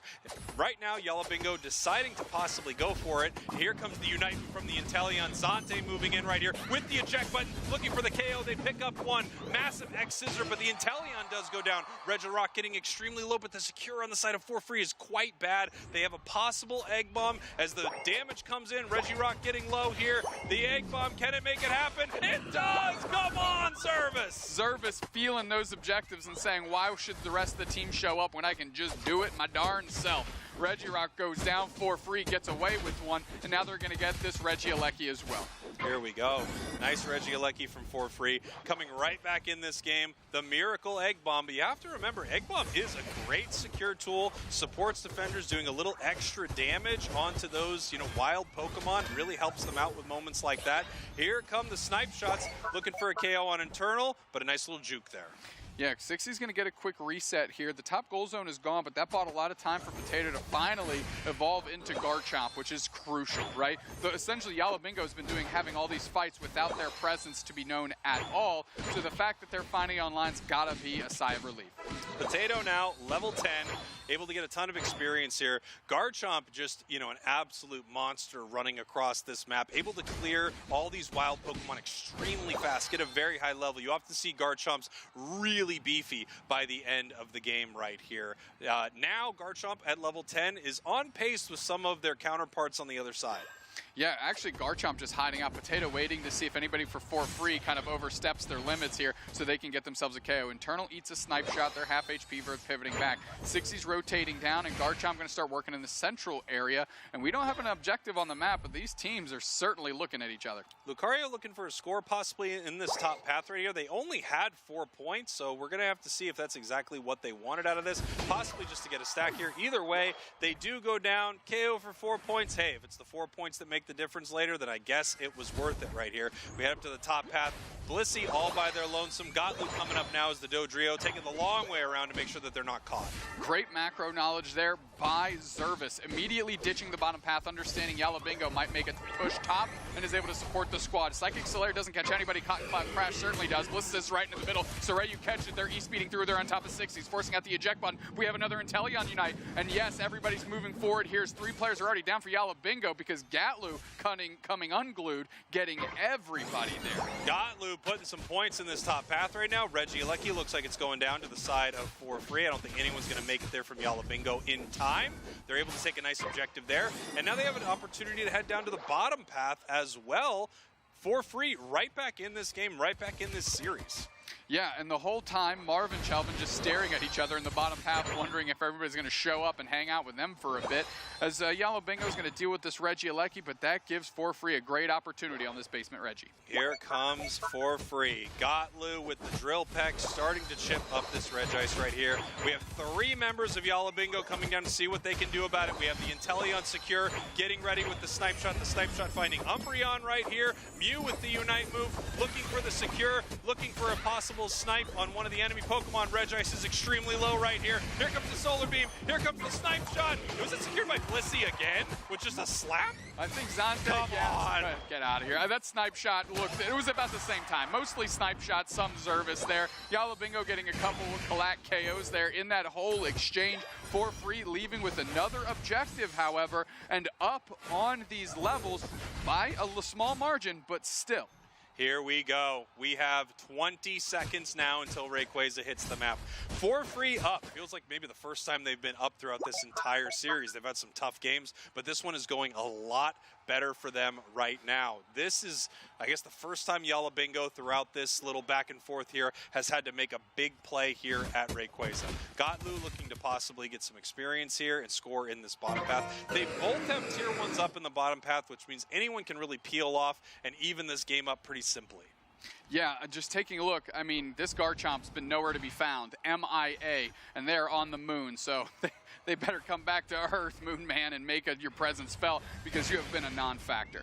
Yeah, here we go. We do have the Garchomp still hiding in that top bush, like you said, playing a little Jim Carrey. They're the man on the moon right now, but they could come in and make this whole thing happen. We have Lucario watching the top path as well. For Free is up right now, so they really don't need to do too much except let Yala Bingo make a mistake. Shelvin in a little bit of trouble right there, being caught by the mean look. We had, it looked like Gotlu trying to score in the bottom path, but being pushed off. Yeah, Marv looking to pivot to see if Gotlu maybe rolls up a little too early so he can catch them in a mean look, but they decide to let them off the hook. The Dodrio playing in the bottom path very well. We're looking for an engagement here. Chelvin's trapped again. Egg Bomb coming through Potato, not willing to get on top of anybody. Lunder's at half HP. They're going to have to pivot back. And now Chelvin's starting to move forward, getting a little confidence here. As Potato's just been sitting in the middle of this Rayquaza pit, hoping that somebody pays attention to them. There we go. The Inteleon Unite is out. Big Snipe Shot on top of Eternal Force. Now the Cotton Cloud Crash. match. They're looking for the target they want. They land on top of the Umbreon. Chelvin is low, but in the back line is the Garchomp. Potato can't get a KO, but Lunder does. Now Gatlu into the back line. They're going to pivot back, but it's still Lunder coming unglued. Gatlu gets one, but that is not enough. We still have 4 players up on the side of Yala Bingo. They're looking for their next opportunity, and that is Marv, taken out by Zervis for some reason. Now the snipe shot hits Lunderu again. Internal needs to pick up that HP, but Rayquaza is incredibly low. Now everybody's going down, and Zervis with another one. 5 players down Yala Bingo. The whole team is eliminated, and 4-3 is looking to close this thing out. 4-3 running to score right now, but with only 10 seconds left, there's really nothing Yala Bingo can do because they are all still in the Pokemon Center. 4-3 right back in this thing, not getting sent home just yet. They want to win this here for a second month. 2 in a row looks pretty good for 4-3 right now. Yala Bingo is going to need to step it up here in the rest of our Grand Finals bracket reset. We're going to send this thing back on over to Zoinks and Wonder Chef to break this game down. Gentlemen! What a bounce back from 4-3. Great to see from them. They are now on the board leading this reset Grand Finals 1-0. That's right. It's really a back and forth as true as we can possibly see it. You can even see from the stats right there. Again, a fight back and forth, but now life in their lives. I love Gatlu taking that Dodrio away. Spraggles talked a lot about it when they were breaking down that draft. One of my favorite decisions we have seen from 4-3 today in their tournament run. It paid off in a huge way. Able to full combo an Umbreon in that final fight to really secure that deal. So fantastic work from 4-3 starting off this Grand Finals right. But we are going to be taking a very short break as we get these teams set up for game number 2 of our Grand Finals. Don't go anywhere. We are here with Ender, and I wanted to talk to Ender a lot about this. We have huge changes in Pokemon Unite. We have 4 bans inside of draft now. It's no longer blind pick. So while we have Ender with us, Ender, I want you to tell me how these teams are going to change their strategies now that we have this huge draft change. You're absolutely right, Spraggles. Now we've got 2 bans within Pokemon Unite per side. The biggest change is going from blind ban, where you kind of had to play this mind game. Are they going to ban the Pokemon that they intend on selecting? Are they going to match our ban? We have no idea what's going to happen. And you weren't able to ban out specialized Pokemon. You know, if you're going up against a squad, a team that's just got that Gengar Mastermind, it might not be in the meta, it might not be considered one of the strongest Pokemon, but now teams can afford to do specialized bans. And I think that's really going to showcase the depth that some of these really great teams have. Well, you just mentioned the depth, and as a result of these 4 bans now that the game has, how do you think that's going to shake up the meta overall from February, what we've seen in February, to March now? Well, the extra bans are going to allow you to take away some of those specialized Pokemon, but it's also going to start to develop a meta where we get to see a wider variety of Pokemon. In the past, we might have only had 1 Pokemon removed from the pool because if they matched their bans. Now, we guaranteed we'll be seeing 4 Pokemon out of that pool. On top of that, with some balance changes, some of the more recently released melee Pokemon like Meowscarada, Blaziken, Gyarados are all entering the meta. And my prediction is long gone are the days of that double beam, double sniper type of composition. And we're just going to be seeing teams running it down with those melee Pokemon. Now, Ender, I know you have to run, and I have to ask you about this. You have sort of retired from pro play this season, and now all of a sudden, you're pulled right back in there. Team YouTube needs a sub, and you are playing the defender role this weekend. How do you feel about, I guess, all of that, being thrown back into it, and then, of course, playing a new role on a competitive team? Yeah, I tried my best to get away from the scene. I needed to take a break. Some of the people I really enjoyed playing with had newer opportunities, and I'm a guy that loves playing with their friends, and that was really big for me. Team YouTube all of a sudden needed a new defender player, and they've got Otter, one of my previous teammates. I love the guys that are on there, and the only player they were able to select was one that had not participated in the qualifiers. That being me, pretty much the only option available for them. So I'm picking up a new role, defender. I've been practicing it all week. I've got my combos down, and my goal is to just do the best that I can for them. Well, Ender, good luck to you. Good luck to Team YouTube. I hope you got to enjoy your 60-hour retirement from pro play, and we're excited to watch you play this weekend. Appreciate it. Thank you so much, Who's Next.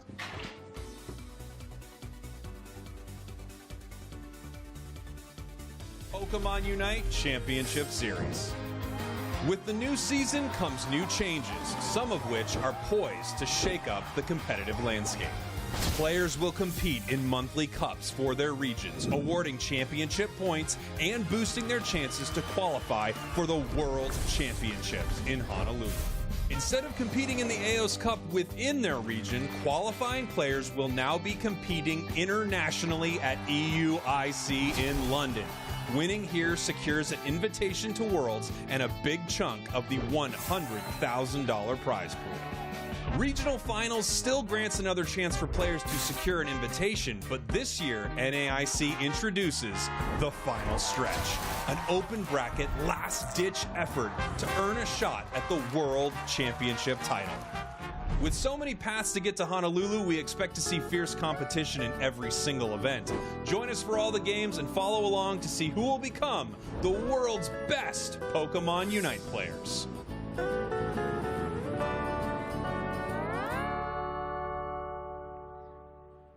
And here are my top 3 takeaways after watching the Asia Champions League this weekend.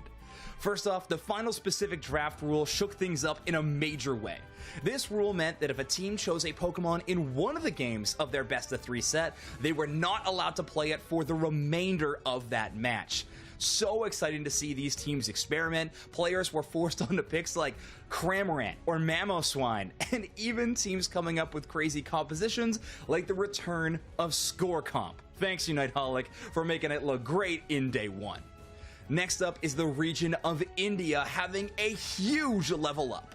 India has never gotten a win on an international stage for Pokemon Unite before, and Team True Gravity, India's representatives at the Asia Champions League, changed all that with a crazy losers bracket run, putting them in 2nd place, taking down incredible teams like MYS, Team Rise, Talon, and only falling to the eventual winners of the event, Team Kabi-chans. Speaking of Team Kabi-chans, this team looks incredible, taking down the entire tournament, winning the whole thing from the winner's side, and playing very, very high skill Pokemon the entire way. The Inteleon play, the Blaziken play, and even the Lapras that this team tends to play look so phenomenal. Potentially the frontrunners of best team in the world right now. And we're not going to have to wait too long to see if they can prove it. They are going to be one of the 2 teams from Japan invited to the AOS Cup at EUIC, where they will play against teams from all around the globe, including North America, Europe, LATAM, Brazil, OC, and whoever else joins the open bracket tournament. I cannot wait. This is going to be an incredible event, and I hope to see you tuning in.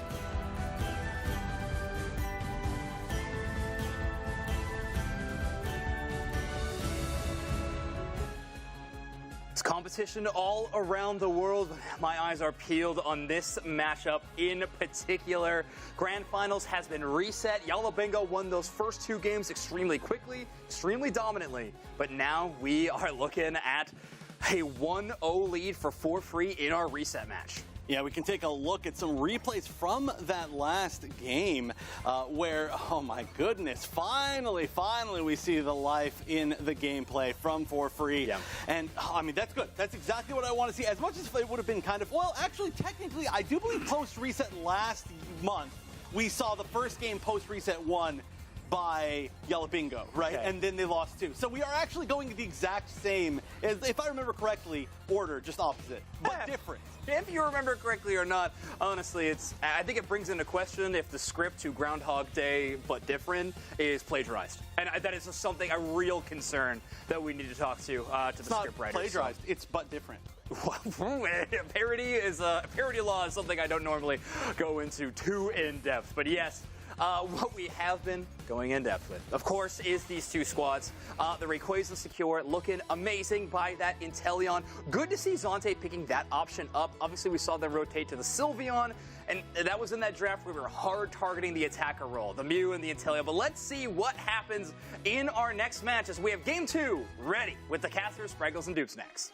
Here we go, Doob Snacks for free. Your orange team, Yala Bingo. Your purple team right here for free can take this whole thing right now. Yala Bingo able to reset this bracket, but they got to beat one of the best in EU in for free. For free, looks like they kind of picked them apart last game. That Dodrio counter pick, I think, was huge. Yeah, we were actually talking about it between games here. This actually puts the draft prio on Dodrio different for Yala Bingo. If they want it, they need to pick it earlier because for free has a great opportunity. They long gone are the days of making it your 4th or 5th pick, I think, in this particular matchup. Yeah, we're going to have to see what they want to bring in here. Looks like they're prioritizing the Inteleon, possibly the Crustle again. These have been huge Pokemon, obviously. Internal, grabbing that Eldegoss early. They love it. Potato getting Dodrio.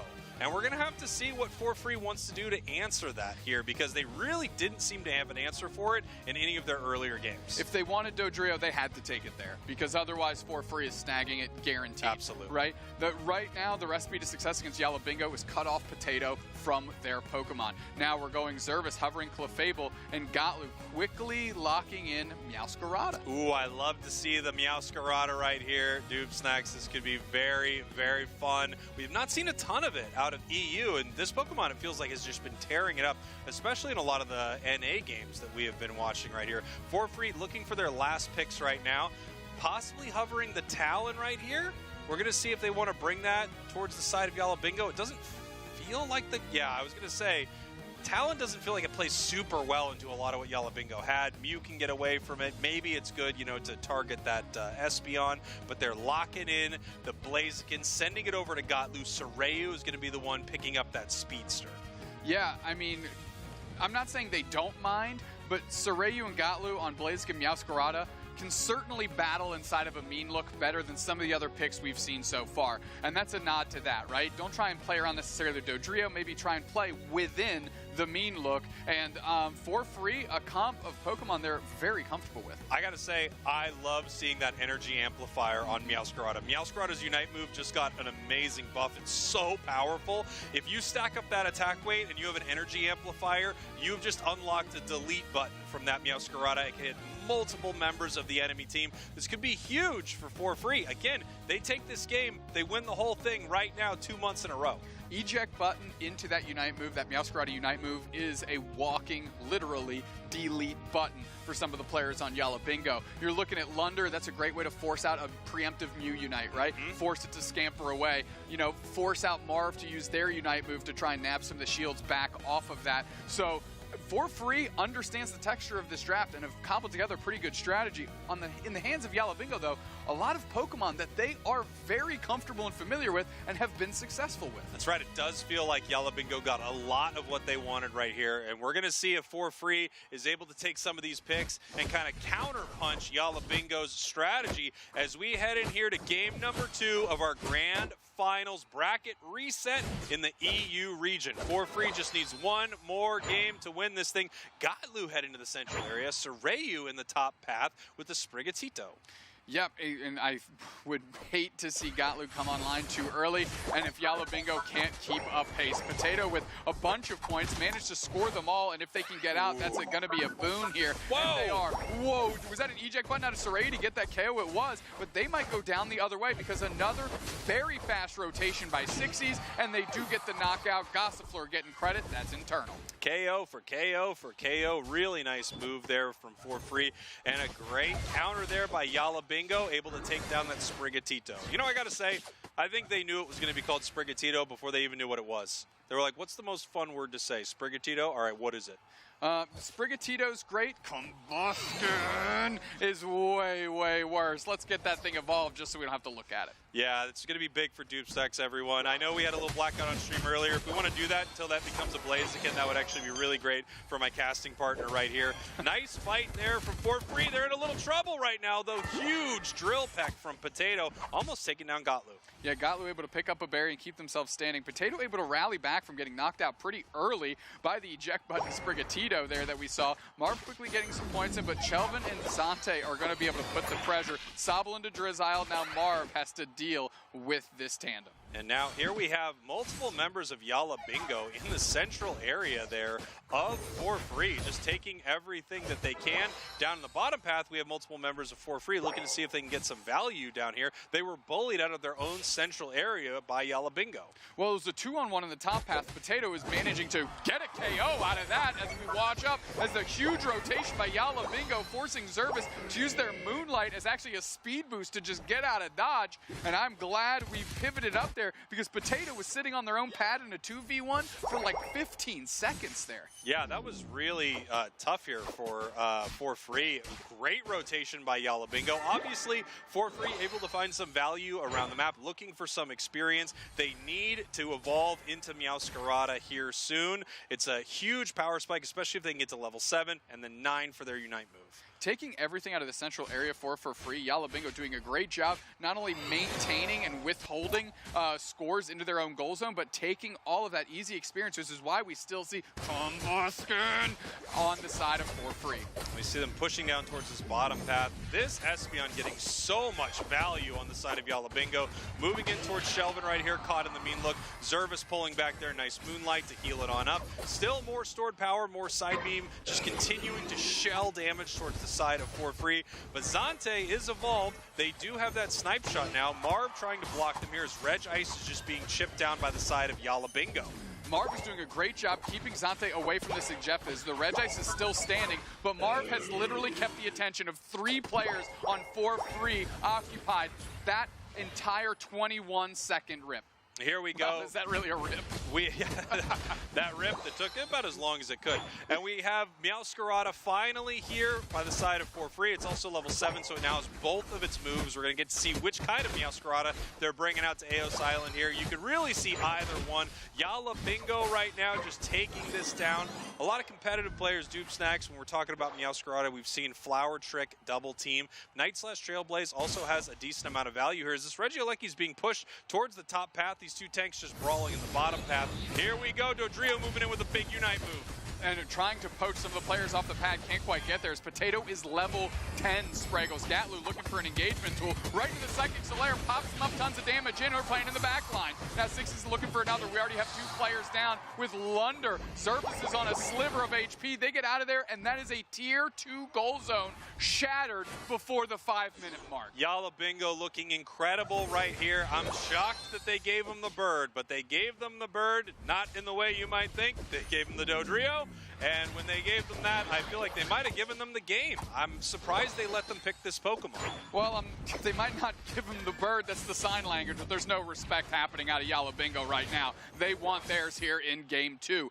Lundaroo also making an impact anytime they rotate. No exception there in the top path push. And For Free has got to feel like the wheels have just suddenly fallen off the wagon that they built in Game 1. Yeah, they need to figure something out here. We do have the Unite move for Meowscarada. We have the Unite move for Inteleon. We're going to see if this fight feels any different than some of the previous ones. Obviously, they're behind on levels, they're behind on objectives, they're behind on points, but they've got those Unite moves. Meowscarada's is a game changer if they can get a great one out. Here we go, Shelvin getting caught, Meowscarada possibly moving in, but no, peeling back, not finding their moment, getting caught by Dodrio. Potato almost getting a knockout, but not getting caught in the Rock Tomb is probably what's most important there, Spraggles. Nice snipe shot on Marv. They're almost at half HP. We're dancing around each other here. Lunder is low. They go for a Solar Beam straight into the potential backline engagement with the double team. Marv pivots back to Zervis. We've got Inteleon using their Unite move. Snipe shot coming through. Doesn't hit anybody but the objective. They're pivoting back. Potato is shredding them. Gatlu looking for an opportunity here, but there's the Umbreon on top of them.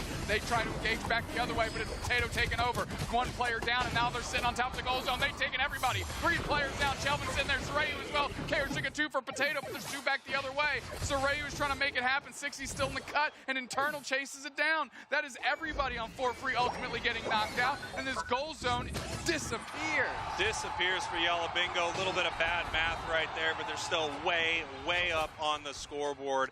Yala Bingo doing great right now. I mean, For Forfree has to be kicking themselves over this Dodrio. Once again, it's just like wrecking their entire team. Level 12 already. Meowscarada, however, getting some nice combat experience in that moment right there. They'll have a Unite move again very, very soon. They're going to need a big win in some of these next few fights here, Doob Snacks. Something that's impressed me about Potato on this Dodrio is usually Potato is hit the go button and engage. We've actually seen them a couple times, specifically against Forfree, peel back. If they don't get their combo, step back, reset, get with the team, and just consider it a lost opportunity, but don't hemorrhage the game back into the hands of the opposing squad, and that's a great way to keep them involved in this game. Nice Meowscarada Unite to the backside. That's 2 players down immediately. Now Potato's crunched in between these 2 players. Marv is forced to pivot back, but they're blocked off by the Rock Tombs. Now Potato has to sit on top of their goal zone, and they actually have a flower trick sitting over their head. Lunder now in trouble as they have to surf away. Rock Tomb can't quite catch them, and somehow this Regieleki's still standing. Yeah, beautiful play there from the Meowscarada Soraya on the side of Forfree, but nice fights here. Potato still standing, still fighting right here. The support is back here in this top path for the side of Yala Bingo. Here comes Zante with a big-time Unite move jumping into this fight. Regieleki getting low. The flower trick is on it. The overheat could be ready. Are they going to be able to get the secure? Mew with the solar beam. Let's go.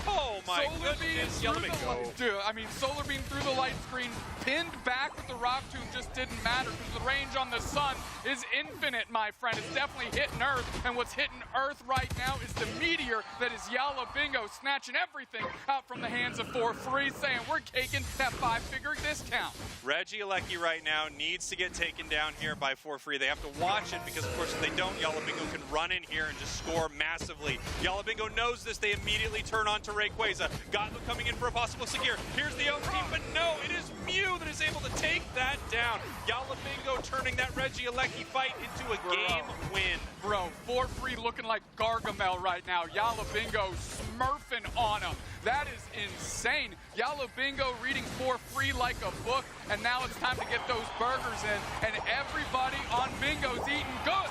That's right, Yala Bingo just reining in those hundo burgers here as they are going to tie this series up. They must be feeling pretty good about this, and I have to assume if I'm Forfree, I'm taking away this Dodrio. It just feels like they don't have an answer for it at all. Like I said, I mean, the recipe to success to beat Yala Bingo seems to be cut off Potato from his Pokemon. And right now, we know they've got 2, Buzzwole and Dodrio for sure. So take those out of the equation and force Yala Bingo to adjust. The Garchomp, not even in the same stratosphere as these other 2 Pokemon right now. As Potato is level 15, gets X-Scissor down, but that is just what it is. 669, nice, to 13. Yeah, huge score line right here for Yala Bingo, tying this game up right now. Forfree in some trouble, and in the most exciting way possible, we have got it tied up in a bracket reset between these 2 titans of the EU region. Next game is your winner of the March Finals, and we're going to see what Forfree wants to do about this here as we just have some fun on the goal zone right now. We're going to see how high we can get that score zone. Hey, 779, nicer. Yes, that is the other super nice number is even bigger, Doob Snacks. I'm sorry, but 79's a little bigger, buddy. Nice try, though. A little bigger. Nice try, That's my 10 friend. more. That is 1, 2, 3. I've got 10 fingers. Count them out. Make it happen, Soraya. You can't even get the courtesy burger in there at the end. Yala Bingo going crazy. Can't even get that courtesy bird. You ever heard of the courtesy bird? No, I've heard of the courtesy. I mean, the reason I'm enjoying it so much is because everyone's heard of that courtesy burger. Well, have you heard of the dumpster threshold line? Of course I've heard of the dumpster threshold. You know what? Enough of us. Let's send it on over to Zoinks and Wonder Chef to break this thing down. I don't think we could ever have enough of those 2. That just feels like wrong to say. I'm so happy that they are in charge of casting this game because this match has been excellent so far. Very, very exciting, but honestly, landslide victories either direction. If a team is winning, they are winning hard in this series. Yeah, and so much of it has to do with how the draft goes, and really specifically what Pokemon Yala Bingo get, right? Yeah. Like, I mean, exactly, they mentioned it, that if they get something strong for Potato, they are dominating. If they, I mean, okay, not to say that Potato's Garchomp isn't amazing, but just in their current meta, in their current comp, it just feels like it hasn't been hitting like the, obviously the Dodrio or the Buzzwole, but good luck with that ever happening again. Right. Yeah, that one is definitely off limits. I mean, For Free being in that second draft position is a challenging spot to be. You have to get rid of a couple of those targets. Buzzwole and Leafeon are those. Your draft is a little more hemmed in, and you're giving first pick over to the other side. So now that For Free lost that game, they have the choice of what side they are going to pick. Have to imagine you're going to first pick. Yeah, I think so too. I mean, you just need to take control. Obviously, draft. I mean, this is such a great example, right? We got to see. Obviously, there's some replays going on right now, but I just really want to, hone this down. The examples of how different now drafting is with 4 bans and especially ordered bans. Obviously, it was going to make a big difference, but you can see is specifically this set such an important a difference that it makes. Yeah, absolutely. You see, Inteleon in these fights was looking fantastic. It's still a powerful pick. However, the Dodrio felt like a great answer. Unite move targeted right at the center of that gigantic Inteleon aura that's output during that Unite move. Gets the knock-up and then the Drill Peck to follow up. Easy cleanup. This was a huge moment for Soryu to earn a couple of knockouts, but in the end, they're still shattering that goal zone with the huge overdunk. The points are there for Yala Bingo. I mean, they didn't really give up many L's throughout this match. Yeah, Soryu was actually picking up a lot of really good KOs throughout a lot of different moments, but again, it just wasn't quite enough. And now let's see the player of the game, actually Potato, on that Dodrio. And again, I feel like it's going to really come down to this for the final game of the tournament, actually. But very well earned, of course. And not only is Dodrio just a monster as far as being able to be a speedster, being able to control the backline, but also scoring. Yeah, it allows you to have a huge macro presence there. Only 160, honestly, kind of light work for a Dodrio. They're making it up for it in the damage number, and honestly, 9 KOs is exceptional for a match like that. And I don't think we are going to see Potato really slow down at all in this matchup. I've been talking about momentum a whole lot with Yala Bingo because it's unbelievably good. They have had a huge run through this losers bracket, having so many game wins, game after game after game, and well, now they are 1 game away from being your EU champions of the March Cup. But For Free in that exact same boat, at least with the win and in champ spot. Yeah, this is so great. I know we keep saying it, but it's so cool to set up this potential rivalry for the rest of the season, right? To have 2 separate grand finals, the first 2 events of the season be the same 2 teams going down to this final game. It's very cool, but if it's Groundhog Day but different, or Groundhog Day but different, we're just going to keep on adding to it. But honestly, either way, either of these teams, they both deserve to be the top 2 spots. And certainly in championship points, they will also be the top 2, guaranteed. Yeah, they're going to keep moving that lead along as well. Being the top earners in this month will increase that leaderboard number, of course. And I mentioned it very briefly when we were talking about EUIC up and coming. I believe that both of these teams will be competing. Obviously, the group stage invite has went to For Free already for their performance in the AOS Cup play-ins, but I believe Yala Bingo is registered for the Swiss Open format, which is going to be something brand new that a competitive Unite has never seen at an official event before. We're debuting it at EUIC. It's going to be awesome. There's going to be European teams there, but teams from worldwide are allowed to compete in that event. Yeah, I'm really excited for that. The first ever offline, in-person, open bracket. That's so cool. Like for official event, right? That is just going to be so exciting, especially knowing the fact that when they will eventually make it out of that group, then they're going to be playing against these teams who are all absolutely ridiculous. And I believe everyone is on your official power rankings. Yeah, they all did a pretty good job lining up for how I would like them to be. Apparently, they were in the first iteration, which, of course, we saw was ranked they were not all in the first iteration. I'm going to call you out, but that's okay. Alter Ego was not. That's fine. I'll take that on the chin. But reminder, these 6 teams will be there. But also, thank you. Okay, these are the good ones, or at least how Spraggle's ranked of this month. Exciting stuff to see that these teams are, showcasing that. Nouns Esports did move down in this month in power rankings globally, and another month where they go out before top 4 in EU. It's been a really tough start to the season. But I'm just going to say it. I think you're a fool if you think that this is the end of what Nouns is capable of. Like, those players on that roster, they have had years of history of success. Like, you have to give them enough credit for 2 months worth of top 6s. You just have to.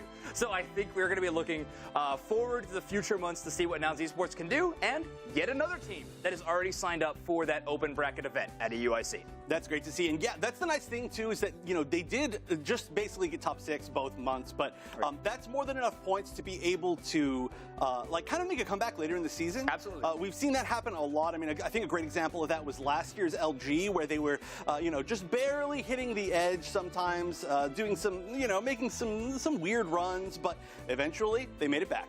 All right, well, we have our final game of EU ready, so Spraggles and Doobsnaz, bring us into the grand finals finisher. Here we go, Doobsnaz, Yala Bingo versus 4-Free. Game number 3 of the bracket reset right here. It all comes down to this. Can 4-Free make it 2 months in a row? Can Yala Bingo prove that they're actually the best in the region right now? We're going to find out in 10 short minutes. The bans right now are Shifu, Leafeon, Buzzwole, and this final ban from 4-Free coming down to Umbreon. Finally targeting Marv on the Umbreon, who's been able to get that at the low cost of nothing every single time. I love this for Yala Bingo. We talked about taking Potato off one of their premium Pokemon is going to be a concern, but they're going to lock down Dodrio early.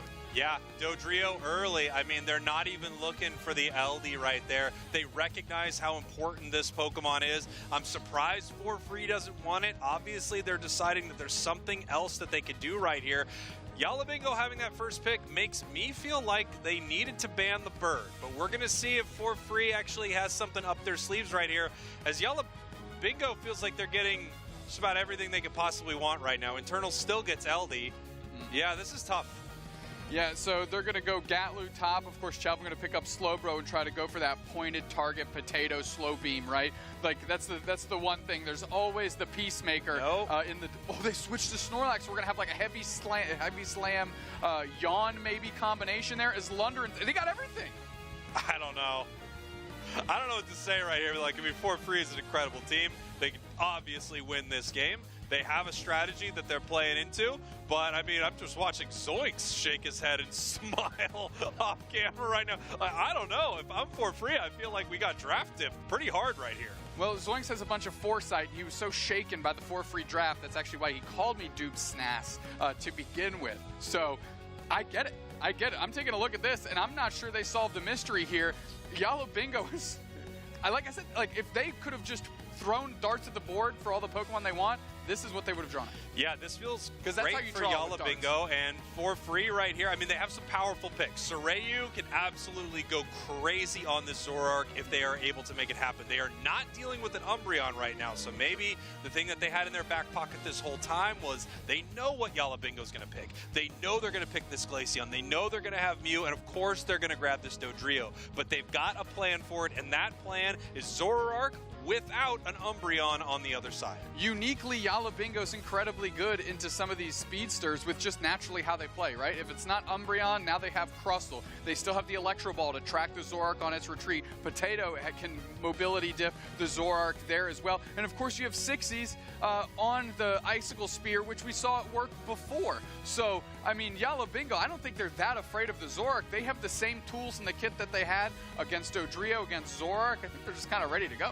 One thing is for sure, these two teams are incredible. They look to be the best that EU has to offer right now, and this is going to be an amazing game number 3. This will answer who is going to win your March finals right now for the EU region. Yala Bingo, your purple team, 4-Free, your orange team. Dodrio heading up to that top path right here, and that's going to be a Pokemon that we have our eye on inside this match because they've been so incredibly dominant throughout this series so far. The big difference maker for me here is on 4-Free, and it's Zervis on the Hoopa. They are a phenomenal player, and if there's one person that can get this team out of a jam, we've seen it before, they can do it again, it's with Zervis's Hoopa. Yeah, we're going to have to see what they're able to make happen here. They've been getting a lot of Crustle today for Shelvin. Shelvin now having to pivot over to the Snorlax right here. You thought we maybe were going to see the Slowbro. That felt like a pretty good call for that Slow Beam, but it's not exactly what they wanted right here. Gatlu trying to push this back towards their side. Potato looks like they were able to get this secure there. Yeah, Internal able to make it back to their side. I'm just interested if we're going to see block or if we're going to see like heavy slam Yawn out of this Snorlax. Yeah, it is going to be interesting to see see how they want to play this thing. I mean, Heavy Slam Yawn is a great catch for, Pokemon like Glaceon. It really shuts them down. And also, if you can hit Dodrio with that Heavy Slam right into that Yawn, you've set it up. I mean, it might be a rotisserie bird right there as we're getting ready for this fight, pushing it back towards the other side. Sorayu looking for a big KO, and they get it right there. Nice big combo. Right on top of Potato. Nice Astonish stun. Internal and 60s forced to scramble backwards. Their berries are already gone. Gatlu is level 5 and working towards level 6 here. That's not to be understated. As the bottom path, unsurprisingly, going pretty well for Yala Bingo. Potato heading into this central area right here, trying to stop this Zoroark from just destroying things. And an early lead for this Zoroark is very bad for the side of Yala Bingo, picking up another KO, and it looks like they're able to make it home as well. Yeah, I mean, this is all facilitated by Zervis being a menace, right? Leashing along into that central area just in case Sorayu gets in trouble. We got a portal to get you out, and I'll get knocked out in lieu. But now Zervis is kind of living rent-free in Yala Bingo's head. Yeah, Zervis just hanging out here in this central area, not able to make it home, but all the while for free getting ready for this fight here in the central area over these birds. Sorayu now level 7, really cleaning things up. And without that mean look Umbreon, it feels like they have not been able to shut it down that well. But of course, all of these Pokemon still need to get online and get all of their moves. We're going to see what it looks like once all of these Pokemon are evolved. Yeah, Internal's like, I would like to evolve with the rest of my team here. Give me Eldegoss so I actually have one of my moves that I pick up a level 4. Now we're just secured another another wild Pokemon by Lunder here, unsurprisingly, because that's just what that Pokemon does. Now they're putting the pressure on 60s with full Icicle Spears. Can they target Sorayu? Not before they're blinked out of existence, and those Icicle Spears track all the way back. Sorayu at half HP, but now Potato's on the backside. Gatlu gets KO'd, and that's more experience into the hands of Potato. But meanwhile, Lunder, quietly, one of the biggest things on the map. And look at Sorayu right here. I mean, just moving in, getting those big kills. Huge Unite move from Zante, pushing forward right here for free. If they had a strategy, it looks like it is working right now. Doob Snacks in all of these fights. Internal not able to knock them up. They are all able to reset and head home. 32 points here from Yala Bingo, but it looks like, for free is in the driver's seat right here.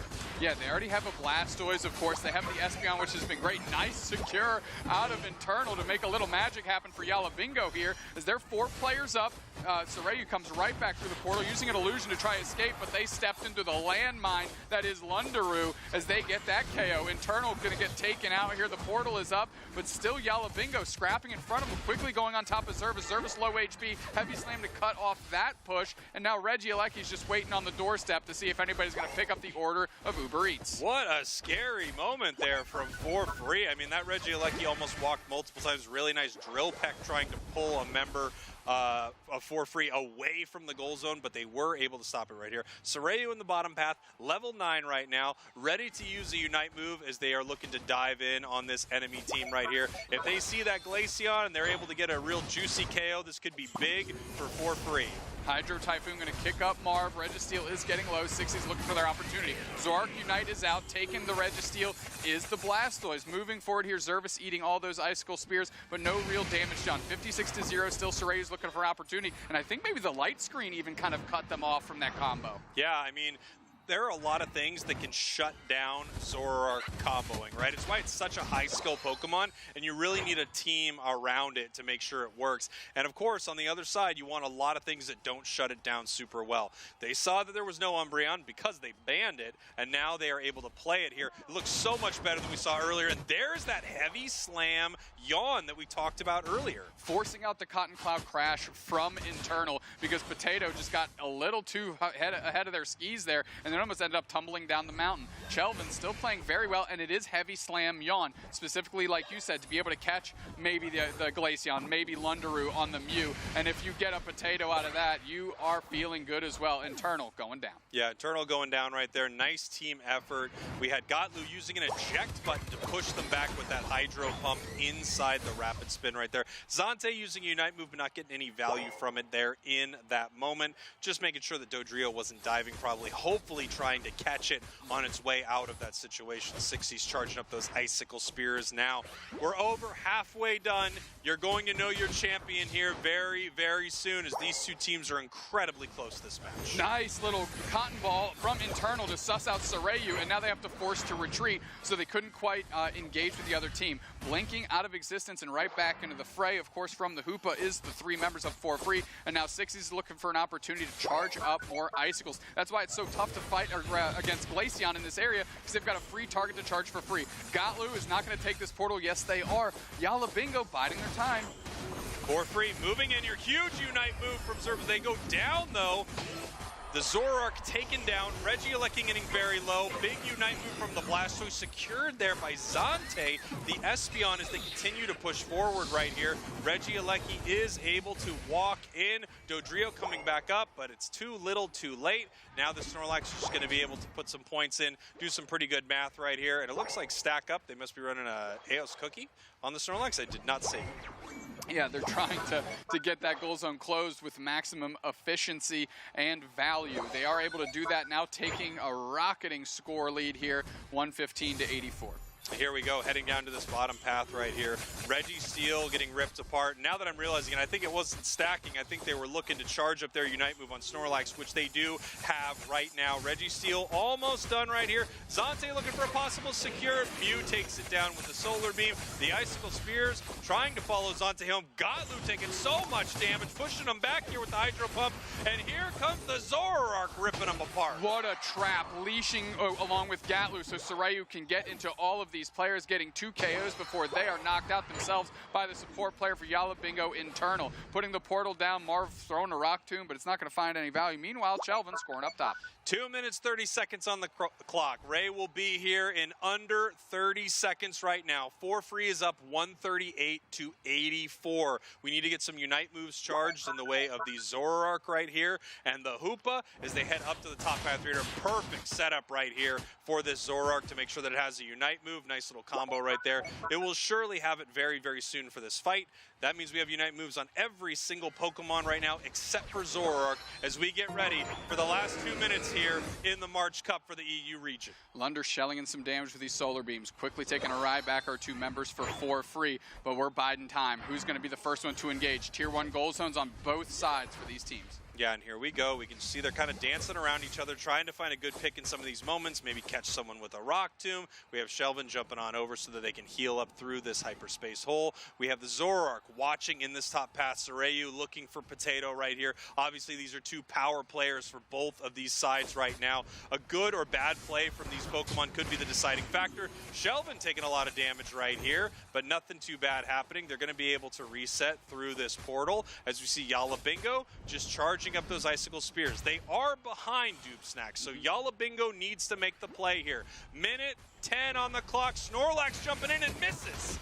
Misses, but gets the yarn on Dodrio. Now all of a sudden Potato has to reel back. Icicle Spears are coming in, but it forces out the Unite move. Shelvin can't reset. The portal was there for them, but they're already in the Unite move rolling over. Now Gatlu's at half HP on the backside. They're caught in a Rock Tomb, but we have the Zoroark Unite. Takes out the Glaceon immediately. Internal tries to Cotton Cloud Crash to save Potato, and they do. But now the stuns are out. The rings are unbound. They're moving back. Potato has to retreat and reset. Downstairs, we've got Marv. They have to get back as well. They have no HP, but that leads Sorayu there to cut 2 players from Yala Bingo down. Meanwhile, though, who else but Lunder, never on the screen, but always doing work.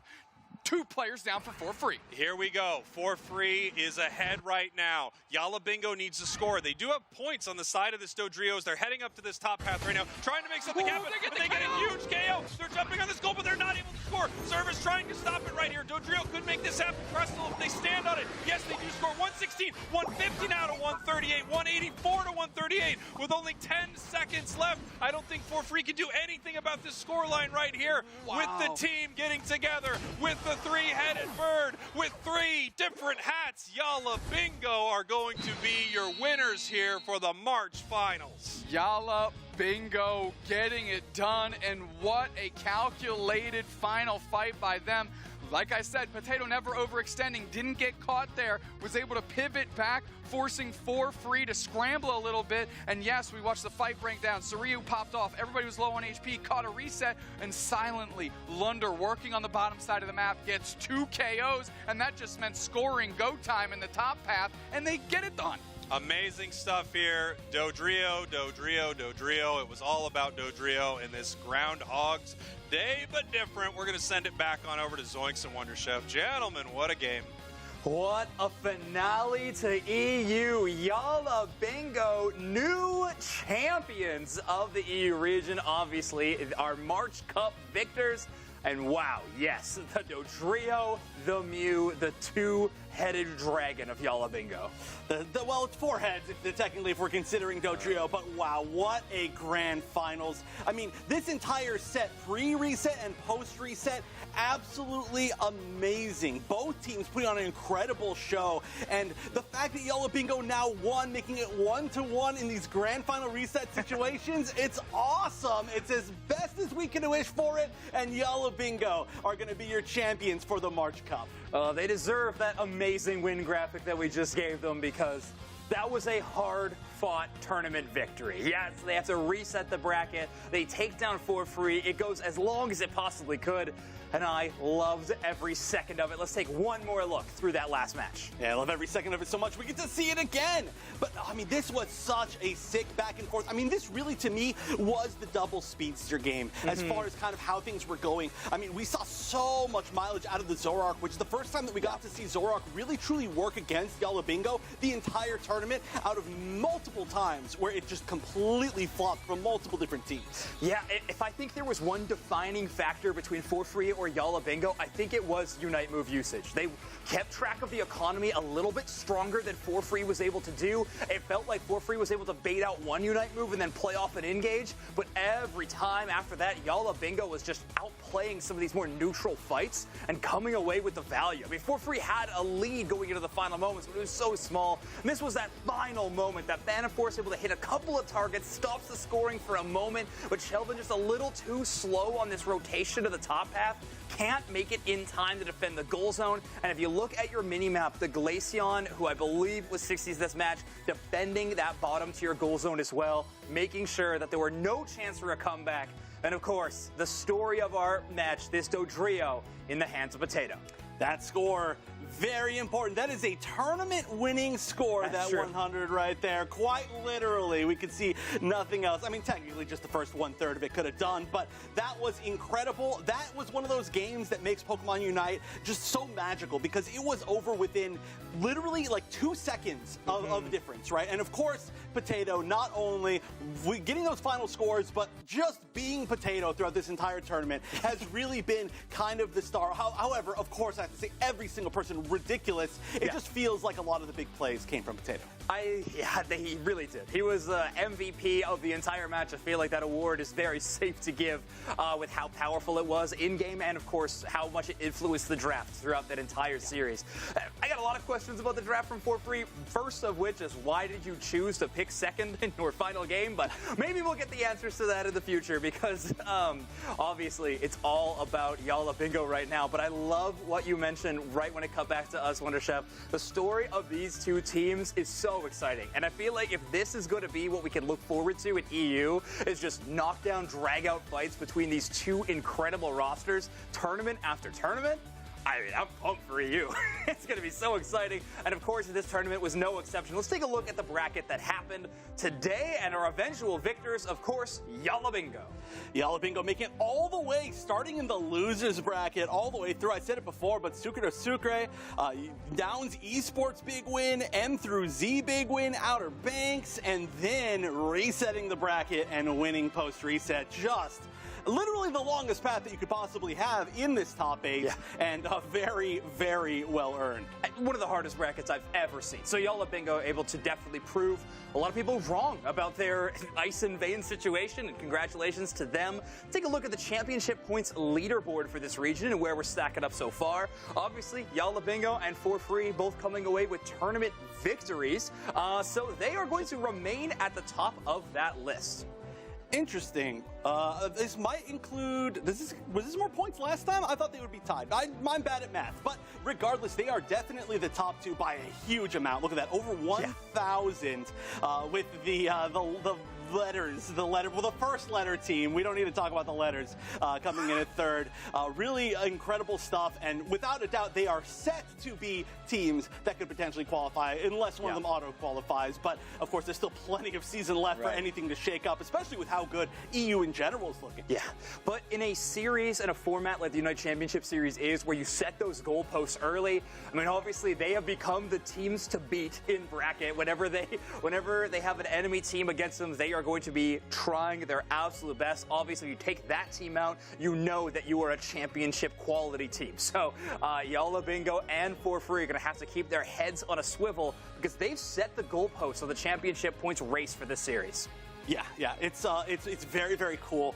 EU, I feel like last season had a little bit of, I don't want to say like a dominance issue, but kind of yes, right? Like there was definitely like, oh, well, then maybe people can beat the best teams. But this time around, it's kind of like, well, kind of anybody can do it. And so I'm very, very excited. Not that the story of EU last season wasn't very cool, but I'm already really excited, especially because I feel like the top two teams that we've had in placement so far are the most fun teams for me to watch in the region, at least that I've seen a lot, right? It feels like the first time that we haven't crowned a former Talibobo player a champion today in this event. Technically, Lunder played for them at AO's Cup in person at London, so I guess maybe we haven't even. But still, it is obviously exciting that so many players are rising to the occasion for Season 3 of the UNITE Championship Series. And for what it's worth, my 2 cents on this, I do think it has been the most competitive season that we have seen so far in the life cycle of UNITE Championship Series. Ooh, that's a lot to say. I do think like every region is really, really cool and really strong right now. Obviously, we got to see a lot earlier in the day about how India's doing really well, and basically all the ACL teams, like some of them that are in regions that maybe didn't get to represent themselves as much in previous seasons, are all looking extremely good. EU and NA, both of them are having like new teams pop up or teams reforming. So I do agree with you. I feel like luckily nobody's asking me my prediction for Worlds, because we're only a few in, but no, do not ask me that. Guesses, right? That's what we said we call them. But it's so up in the air for me, and I feel like at least after the second month of last year, it was like, well, there's some teams we could maybe guess, but zero this time, I feel. Well, we'll have to see. I mean, there's question marks around EU still, who's truly the best, but North America, those questions remain as well, and we are going to have the top 4 of North America coming up for you right after this break.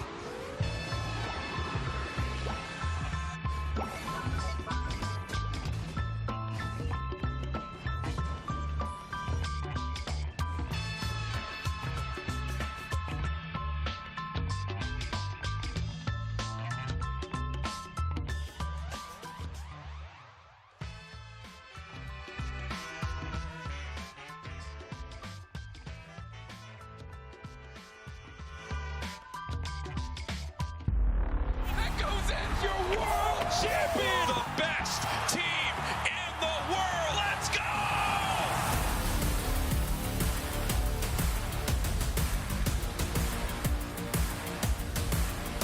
And the points are going to rain in as they dive in and pick up some more KOs. That's a full team wide that goes in! Oh, shit! They're taking a commanding fashion! The favorites for the World Championship title have just been knocked out of the tournament. Game, set, match!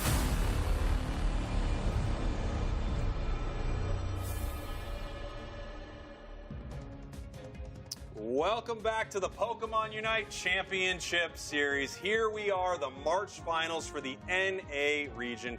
EU just finished up, and man, that was such an exciting bracket reset. If you didn't get to see it, I'm sure it will be up online very, very soon, but you're not going to want to miss it. Don't go anywhere, though, because North America is here, and we have a really exciting bracket for you. If you're just joining us, hi, Jake, your resident content cowboy here, yeehaw, and all that stuff. I'm joined by Doomsnacks. Hello, Doomsnacks. Hello, Spraggles.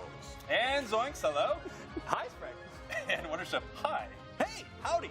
Howdy indeed. Here we are in North America. Again, we have some really exciting games. Let's just break down EU real quick for those just joining us.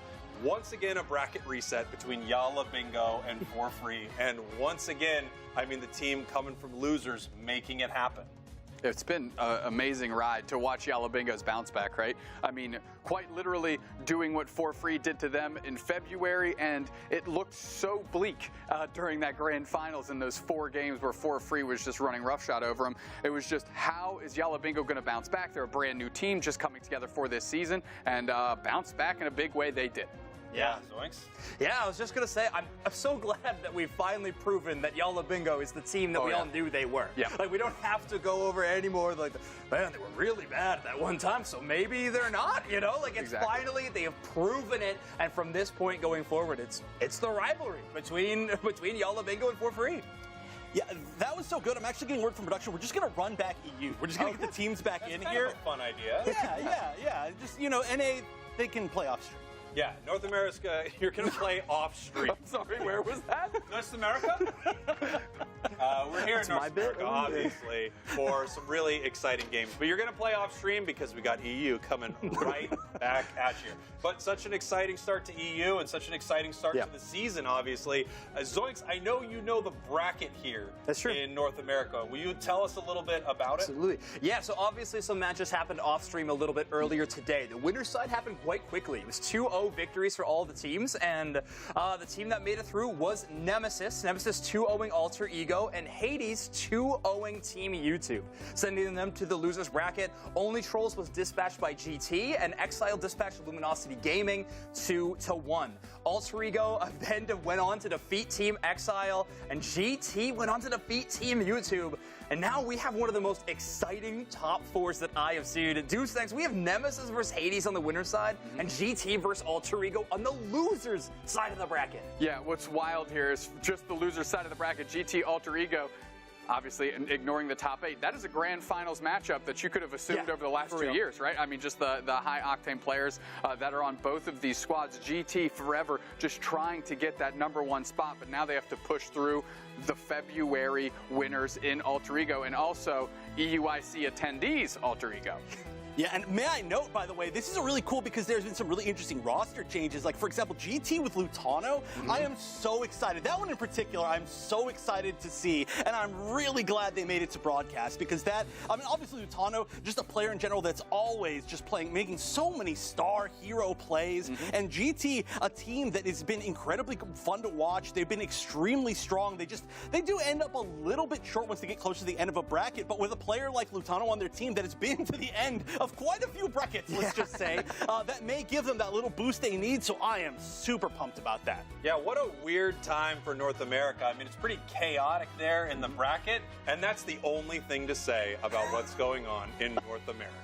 Well, here's the thing. When we started the broadcast today, I said there's 3 questions we might have answered. First one, who's going to be on top of EU? We got that answer. Yala bingo. Second one, is there any team in NA actually worth rooting for? And we're going to find out here. And I think my personal front runner might be GT with the addition of Lutano in that loser's bracket. Oh, I gotta vouch for Nemesis. I'm so excited. This is a team that I was pumped to see enter the UNITE Championship Series in Season 2. A bit of an underwhelming performance in the AOS Cup play-ins. Really expected a lot more from this team, and well, they're showcasing it right now. A 2-0 victory in the winner's side of the bracket, a run through the qualifiers that looked excellent. I can't wait to see them play on the winner's side. Yeah, Chef? I mean, we already talked about GT. I feel like that's just so exciting. But the fact, too, that we've got Hades, you know, which is a team that didn't really show up in the previous month, of course, and now is sitting on the winner's side is just, it's so cool to see. Again, you know, we got to see a few teams in EU that were not present before, and it just kind of goes to show that none of the scenes are, like, 100% stagnant yet. You know, it's never like, oh, yeah, like, we know who's going to show up. It's just like, who knows? You know, somebody might come up and beat our previous champions. Yeah. Absolutely. Let's take a look here. If we have it once again, I would love to see our trainer cards on broadcast. But all of you at home have been sending in your trainer cards. It's been absolutely amazing to see. We have some bangers that we've put up on broadcast. I hope we get the Quaxley playing the saxophone. Yes, because I think it's just unbelievably good. But please make sure you continue to share them. Let's take a look at some of our favorites so far. Well, we talked about this before. We highlighted the Tinkaton, of course, but you can't deny the Hollowware wearing Umbria. Oh yeah, that's true. Of course, the Evolution event, one of my favorites in the game. It was a really, really exciting event, and I honestly think this next one, really cool. I like the big old punch. That's one of my favorite poses. The punch is cool. It's quite cool, especially with the very impactful background. But altogether, I still do agree. I really want to see the saxophone one. Hopefully, maybe one day we can see that one on broadcast. But that was, I think, a winner for a lot of us, the Quaxley. Yeah, absolutely. I mean, it would only be better, I think, if it was the Squirtle, of course. Yes. But it's been so cool seeing the community interact with that. It's been one of my favorite things so far this season here. And now we can see the printed out trainer card. Beautiful. Great frame, tons of craftsmanship going into that. Palest Blue highlighted there, of course, as they're bolstering that Season 1 sticker. They're bolstering it? You said North South, right? No, I didn't. I said North America. I think we have all kind of chosen, it wasn't a competition, but I think we all chose a winner of which trainer card one was the best. Mewtwo's there, in particular, Palace, really incredible option. It's cool. The trainer cards were the best forms of expression in Pokemon Unite to really showcase your personality in the trainer card, and then going a step further to customize it in real life. Very, very cool. Now, I have to wonder, what do you think is going to be different, boys, in North America than EU? Like I said earlier, I was surprised with the lack of Meowscarada in EU, but I'm wondering what you would expect to see, Doomsday. That would be the first point. Maybe this is less of what I expect, what I hope. I want to see more Gyarados.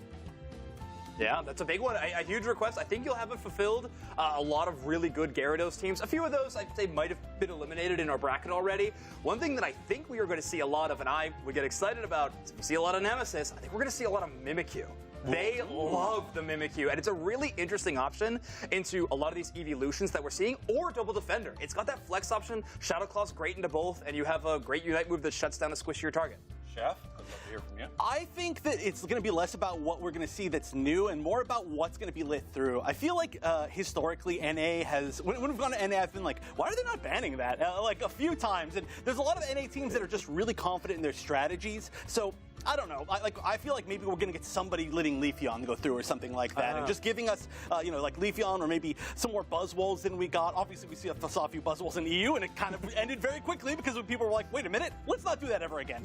But NA, I feel like they have some more confidence with stuff like that, and some other picks to try to counter it. And I don't know if it's a good thing or a bad thing, but I feel like that's what we're going to see. All right. Well, we've got our first game here in North America ready to go. Unfortunately, we will not be running back EU. I'm very, very sorry. We all wanted it, but here we go, getting ready for NA, Nemesis versus Hades. I mean, it sounds scary. It is. This is just two very vicious squads, I presume. Nemesis, the highlight of Zoinks, and of course, what I'm excited about specifically from Nemesis is, of course, there's always that heavy Sableye potential, which I'm a big fan of. Speaking of fans, we got 2016 fan, but you might know them a little bit better as Yeet fan. That's right, Rex, Aznable, LGC, 2016 fan, and Relentless on the side of Nemesis. A lot of these players you saw on the side of Amaterasu. I mean, they've been staples in the game for a long time. Nemesis, a Season 1 team, correct me if I'm wrong, but then Year 2, they transitioned over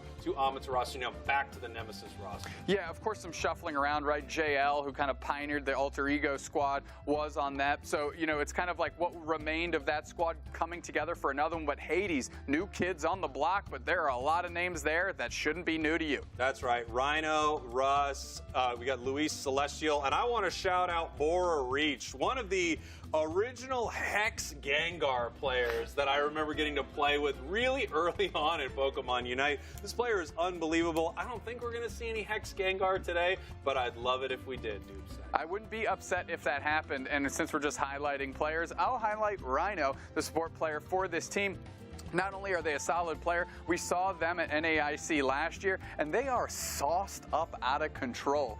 Absolute drip fest when you're talking to Rhino. I hope everyone knows what you mean. I mean, you know, it's very possible someone's like, I don't know what Doomsday is trying to get out with that. I guess they dress very, very well. They did. They looked great, and I hope their play matches their styling proclivities. There we go, as we're getting ready for this next game here. North America, different story from EU, as we talked about. EU, it feels like, even though it's early, we have a lot of front runners. NA feels like chaos. Absolute chaos, of course. Why talk about it? Let's just get into some games. Let's see it in real time. Take it away, Chef Zoinks. Thank you so much, you two. That's right. We are headed into the first game of North America. It is Nemesis versus Hades. Yeah, a lot of players on Hades' side are newly formed as a team. They've only been playing for a couple of weeks, and so everybody's aware, Zulu is Celestial.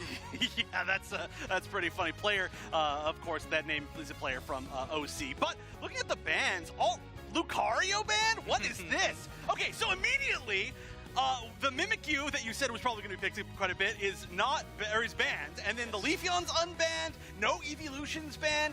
Like, this is a strange set of bans, especially considering what we just saw in EU. Absolutely. We're going to take Blastoise as our first pick. So with Lucario and Buzzwole off the table, a lot of credit given to that top path Buzzwole. But Aznable is the defender player for Nemesis, well known for playing a decent flat tank Blastoise as well. Hades' response now is going to be very telling. And Rhino grabbing this Hoopa, I think, is the best first option they could have went with. Doomsnax talked about how incredible their play was at past events, and it's really has always revolved around this Hoopa play. Yeah, especially with the fact that Clefable was banned off the bat, you kind of just want to go with the support so that your opponents that banned the support do not get to kind of control the pacing of which support you choose. I really like that a lot. However, that is a power set of 2 to get as a technical third set of picks in the game. And North America is known to mess around a little bit with top path Crustle, so like I'm really never sure about path assignments up until this final moment. But Hades going to respond with a double defender selection of their own, Trevenant and Umbreons. We'll see tank Umbreon with, of course, the top path or defender Trevenant. We'll have to see where that really rounds up. Obviously, defender with Hoopa being accessed. Blissey is going to be grabbed for Rex into Umbreon as a pretty challenging matchup for the Blissey. It can be tough, but Leafeon slides to a last pick for Nemesis. That is so strange to me. Although, thank you to Nemesis, I did send them money in PayPal so that they would make me sound smart with my calls earlier, saying that Pokemon like Leafeon would slip through. However, I truly did not expect that we were going to see Leafeon slip through and then get last picked. Yeah, oh my goodness. The other side, Hades draft, very interesting as well. I think Umbreon and Gardevoir have some incredible synergy. You have a bunch of AoE damage, but it can be avoidable. But with Mean Look, all of a sudden, you have no escape route. So if Russ and Bora can really time those damage-dealing options together, it's going to be extremely strong. This is one of the biggest differences between North America and EU, is that North America still sticks to some of these late-game scaling Pokemon, despite this rush for the early game that we're seeing in the meta worldwide.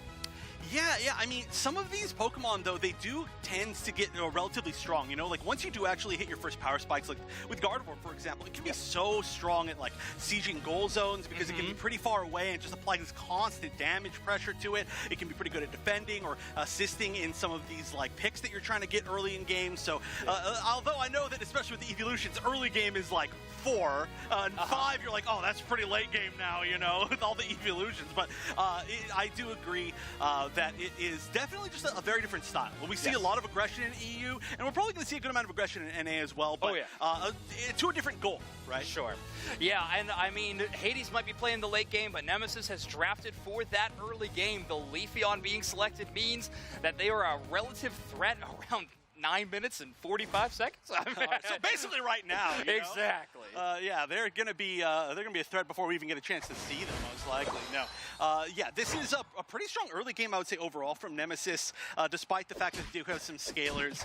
But we'll see exactly how it goes. No real invasions, it looks like. Everybody's just going to play a little bit patient. You probably wouldn't invade too much against this Leafeon because they'll probably be the one to take you out very quickly. And we are playing top path Trevenant. So Celestial's equipped that Pokemon. Is running the X speed. Already had to pop it. Was going for an early stack. Did not like the look of the other side, especially because they knew Leafeon had already encroached on their territory. Yeah, and it's continuing to encroach on their territory as we speak, but a really nice defense right there to not go down. That is going to be a kind of hard set of Pokemon to break through up in that top path early on, even if you do have the Leafeon. I mean, Leafeon makes it all a lot easier, but so far, no K-Opener. And even look at how the macro has to play out there. They know the Leafeon threat is there so early, so Rhino can't play the fun Hoopa thing of taking the red buff alongside their Central Area Pokemon. They just can't afford the time. So Rhino has to play alongside Celestial, and in the end, it's going to be Nemesis walking away with a lot of the experience there, mostly due to the fact that Rex is evolved now at that Blissey. Yeah, that's really big, hitting a lot of these level 4s for pretty much kind of most of the rest of the Pokemon on the map. Getting just one set of evolution can go a really long way, especially right now. Seeing this Umbreon evolve would be pretty gigantic because, as you mentioned earlier, early Umbreon is pretty weak, and you just need that one little evolution, and suddenly you're not weak. There we go. Thank you for the live demonstration. You do have Mean Look, but you don't have much else, though. I think is the problem. Fake Tears is an incredibly notable move, and Trainer is going to get that score. Bora just not having the vision of where they were standing on the goal zone doesn't allow them to position the Psyshock perfectly, and that's a huge amount of scoring in the bottom half. Asimo puts just below 30 points in. That goal zone is under 20 HP already. We just passed 8 minutes. Yeah, and we still haven't seen a single score coming from Hades, which is just to me is because they've been on the back foot having to defend against this Leafeon for like 2.5 minutes already. They're just sitting there like, come on, I don't want to sit here and defend anymore. But they've defended it quite well. You know, to be honest, there is a pretty strong score lead, but none of it's in that top goal zone. That is true. Trainer waiting in the tall grass for their moment. Of course, there's a ton of burst damage available. You can see their chlorophyll gauge underneath their HP bar is full, so an immediate Solar Blade is available for them. A ton of burst damage. However, I actually think they're going Razor Leaf now that I think about it. Yes, they are. Okay. And they followed up with the Unite move to pull those leaves into the target they just prioritized. They won't get the KO, but a lot of resources were taken away. But an even trade, I think you have to call it at the end of the day.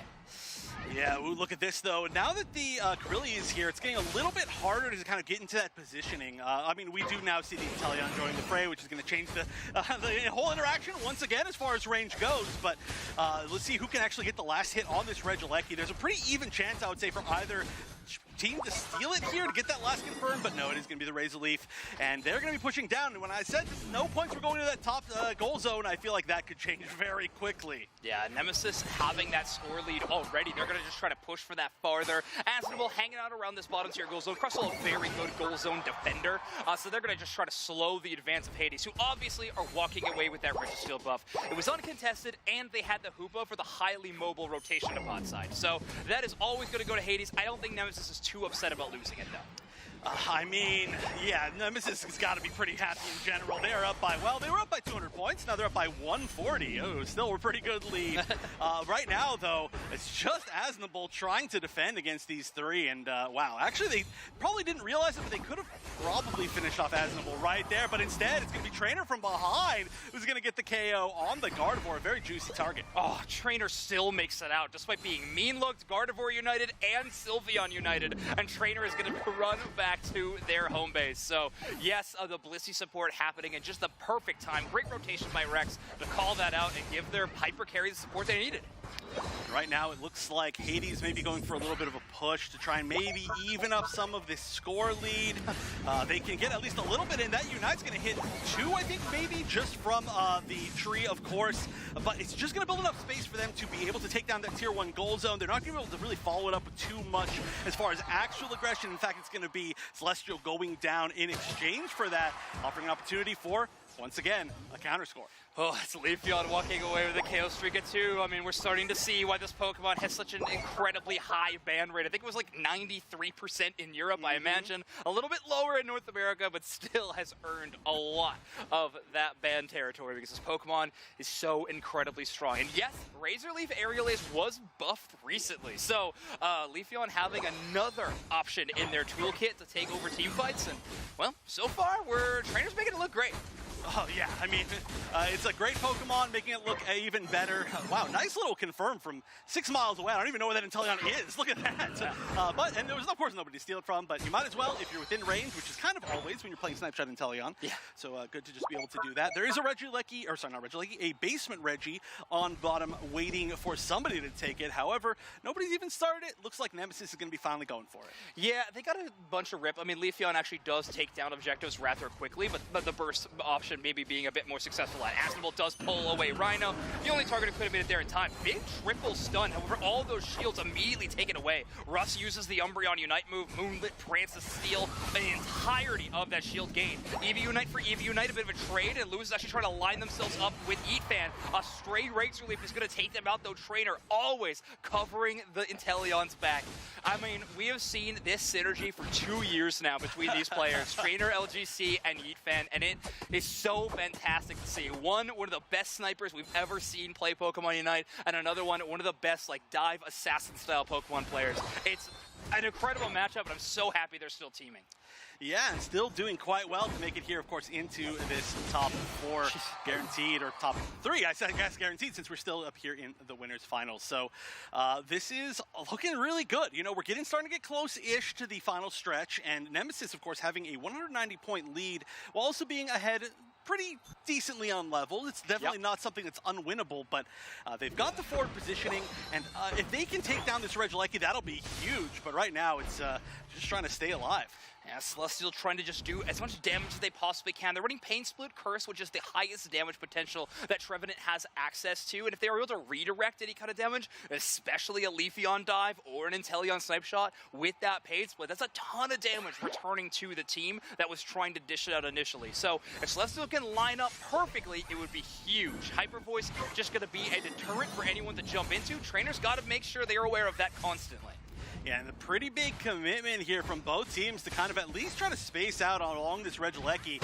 I don't think they're going to want to use any Unites or anything like that. I don't know if they're going to think that this is the fight for, you know, the final stretch, essentially. Probably, yeah, we're going to see Hades back up. They're like, okay, we do not want to give you a KO that's going to matter at that moment, but they are going to give them a free Regieleki that's getting taken out at about 212, which is such good timing, especially when it's a tier 2 that's vulnerable. But already there's a fight at 206 right now, the initiation, and we're going to start popping the Unites coming out from Astonable while the fights are happening in kind of both sides of this right side wall. We're going to have Celestial move in, try to take out the Inteleon in the back line, getting surfed away, though not quite able to catch. It's just barely too low, not quite able, one hit away, while we've got some other KOs. The Hoop Unbound is going to end, but neither team fully taking advantage of this to go for anything concrete yet. Yeah, you still got to retreat. I mean, Inteleon at such a low HP. We already saw the Blissey Unite move, and honestly, I was really wanting to see the Umbreon use their Unite as the counter to that play, but they actually focused on the Crustle instead, allowed Rex a very free Bliss assistance onto their teammates at the backline, and really had a big knock-up on the Sylveon. So the first engagement definitely goes in Nemesis' favor. The benefit of Hades taking that fight super early, though, is they have all this time to work with if they want to try to put together an advance. They still have the Gardevoir Unite move, and you see Celestial playing around on that top side. Maybe they can earn a Trevenant Unite move quickly, but Trevenant doesn't really take out wild Pokemon too fast, so they're going to have to do this as quick as they possibly can. Yeah, this is tough because even if they got 2 full like Hundo Burgers into the, you know, it's just snuck in somehow. It's not enough. By just barely not enough, right? they would be 10 points away. So they've really got to make something happen. And honestly, they've been waiting for quite a while. It looks like they were trying to build up some Unites. They do have two really important ones, the Trevenant, which we're going to see pop right now. Also, very Singularity, which I don't even see where it decided to go, completely somewhere else. And that's 3 of them KO'd, 4 of them KO'd. And it was a good attempt to build back some resources, but at the end of this, it looks like this is going to be a full team wipe. And honestly, this Rayquaza's not even textbook Nemesis macro play there. We have Relentless on the Blastoise hiding out in the tall grass in that top right bush. They completely read any advance, so they see where they're coming in from. Celestial charges in, tries to Unite move their target, only hits the Crustle, and the Gardevoir has to defensively Unite move because the Leafeon chooses that time to dive. They dive when the Trevenant isn't with them. It's a great split attack for Nemesis, and it pays off huge. Nemesis going to start off our winners finals 1-0. Solid way as well. You know, any game where you have the lead and you win by just sitting there and essentially doing nothing as long as possible feels like it was really in your control. You love to see it, and I hope our desk analysts did as well. Spraggles, Doobsnacks, talk to me about game number 1. What an amazing start for Nemesis here on broadcast. We were wondering when this team was really going to show up in this region, and it's here today in the winners finals, Doobsnacks. Yeah, I mean, they threw it in cruise control and decided to just press on the gas slightly at the end there as trainer LGC racking up 10 KOs. But that Leafeon was all over the map. Got on top of Bora Reach twice after Rayquaza, or once Rayquaza hit the map. Crucial KOs for Leafeon to take, and of course didn't even get KO'd for those efforts. I mean, Nemesis, complete control. Fun to see the new buffed Leafeon build, right? The Razor Leaf Aerial Ace for that Pokemon. Of course, Solar Blade is insane, and this is the most banned Pokemon in UCS right now. Apparently, Hades wasn't too afraid of it, but I don't think we see this thing again, Doobs. No, it looked terrific. It really did, and especially, as Zoinks mentioned, LGC is one of the best kind of dive Pokemon type player, and support with the supporting cast they have around them, players they've played with all around the UCS schedule here. It's no surprise that they're successful. Here we go, some big moments here from game number 1. Nemesis taking an early score lead and really never giving it up. One of the huge advantages of a Pokemon like Leafeon, early big-time powerful moves, early Unite move, and they really kept control of that. You see a lot of these top teams, the reason they're playing so many of these evolutions is because they're so good early. And if you can take control early and not give it up, you're going to do a great job in this match. Yeah, and that's exactly what Nemesis did. Like I said, threw it in cruise control and just found their way to the finish line here. Of course, jumping right on top of Bora Reach. We had the Bliss Assistance come in just in time, so the rest of Nemesis could pivot. Late Trev Unite, they tried to use the Fairy Singularity, but they were KO'd before that even went off. And then Nemesis was able to say, okay, I guess we'll just take Ray, because, you know, can't knock you out double, so why not? Yeah, nobody else is here. Let's see if we can get that final hit on Rayquaza. It is the Inteleon right there, the 2016 fan getting the final hit, but no question, trainer on the Leafeon, an absolute monster out there. Yeah, trainer LGC really showing up, showing out. 5 assists. They did also have 10 knockouts with the Razor Leaf Aerial Ace moveset. Score 111, you know, throw that in the trash. It was really what they did before they even started scoring that made the difference here. Yeah, of course, these speedster Pokemon are just all about dominating your opponents, especially if they can get an early lead, a level lead. That is what you're trying to do with a speedster, and Leafeon is just the best of the best from a competitive angle right now. We also have a lot of great play, as you saw earlier. Dodrio, Meowscarada, Talonflame even seeing some play, some teams picking up Absol. If you can get these speedsters online, if you can get them some experience early, if they can pick up a couple of early KOs, they are just so tough to deal with. Yeah, I mean, Speedster's incredibly popular in EU like we just saw, and there are ways to mitigate those. We saw that happen as well over and over again. We were watching EU. Maybe a couple lessons learned if they went back and checked the tape here for Hades in NA on how they can limit LGC from completely taking over the tempo. You know, something I wanted to see was the Mimikyu. Obviously, it was banned out there. I'm hoping they ban that Leafeon, and we do get to see the Mimikyu this time because it's a Pokemon that we don't get to see a ton competitively. I love watching its playstyle. It has a pretty exciting Unite move. Shadow Sneak is kind of crazy with how much of the map you can cover and some of the insane, you know, pickoffs on the enemy team you can get because of it. It's just such an exciting move. I hope we get to see it in this next game, but I can understand if a player is known for a Pokemon, now that we have 4 bans, 2 for each side, it's more likely that you're going to shut that down. Yeah, you get the opportunity to, right? We saw it against Potato earlier today, right? Starting to ban the Buzzwole, and then it was Dodrio, and then it was counterpicking Dodrio. Hades has a lot of opportunities here. Step one is to make sure that you don't let LGC take over the game. So you know LGC is going to tend to lean towards those speedsters. Start drafting yourself a composition that if they do land on a quality speedster, it doesn't completely run through you like a hot knife through butter. Yeah, I mean, that would be a great idea. Somehow shut down the player that absolutely dominated the game. Sounds good to me. Let's take a look at the teams qualified here for the AOS Cup through the play-ins. We're talking about North America, Dupestacks. We're talking about Alter Ego and their performance last month. What do you think of the team NA is sending over there to EUIC? Well, I mean, we're talking about Nemesis, and we're talking about ASU, so why not talk about JL, who is leading this Alter Ego squad, a phenomenal support player, and they played very well. They were on the winner side of the bracket, had to have that thing reset, and was able to dispatch LG in that reset, really finding their footing. And we saw the interview afterwards with Roland, how excited they were, how excited the team was, and what that means for them. Yeah, I mean, it's really a new state of play here in North America. I mean, a lot of new faces, a lot of the same players, but a lot of new teams and a lot of exciting stuff. We are going to take a quick break. We'll be right back, get these teams ready to go, and you'll see more hot Pokemon Unite action. Do not go anywhere, or I will throw all of these cards, and I do not want to.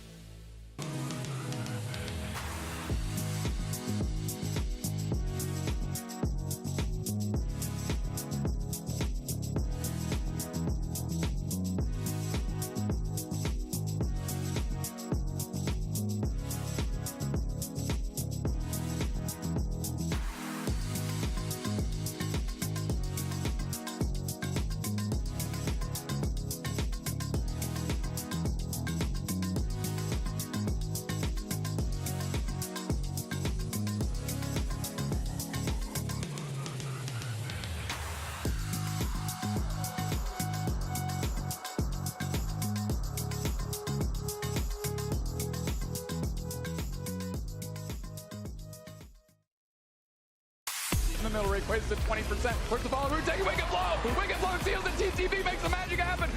And Waterspout is still ripping and gripping on nobody, but Sunrun's about to score on Burger back the other way. KO Shrika 2 for Overlord, and they go straight to score. Here we are. Welcome back to the Pokemon UNITE Championship Series. We've got another exciting match coming at you very, very soon here in North America. That's right. We were in EU. We hopped on a jet, and here we are in North America. How fast was that jet? You figure it out. Only slightly slower than how fast you and I are at getting to the stairs, which we won't do right now because we got other stuff to talk about. We actually didn't prep for that. So let's talk a little bit about EUIC, the teams that have qualified. Let's talk about OC and Antic Esports. We were up late last night watching a little OC action. Doob Snacks? Yeah, Antic Esports unfortunately not able to repeat that first place for performance from February, but their ticket is already punched to EUIC, able to reign supreme in that region. As we're watching them, of course, Greater Zenith is the team that you're seeing on your screen here, but they got picked up because they're playing so well. Yeah, doing so well. And, you know, someone we see on the screen, I see Kello's name there. Kellosaurus there was casting this game on her channel. And just in a moment here, Doob Snacks, we are going to be talking to Kello. We've got her here for an interview. Obviously, she covered as many of the OC games as she could last night. We were up quite late until there was a point where we said, look, we have to go to bed. Yeah, I don't know we how have to go to bed. Gonna turn we out. have to sleep. Kello, great to see you. Thank you for being here. Tell us a little bit about that incredible bracket reset in OC. Look, that's the thing. That is the key phrase for this month. Upsets are happening. OC ended up having a similar run to what we have just witnessed in EU. The fact that Ground Zero Gaming, the thing is, this team, they didn't actually make top 8 last month, but they just lurked down below in that losers bracket, sweeping their way through, coming up against Antic Esports and forcing that bracket reset, and then winning 2-0. Okay, so in 2 consecutive months, 2 consecutive winners for those events. Are there any other teams we should be looking out for in that region that aren't necessarily Antic or Ground Zero?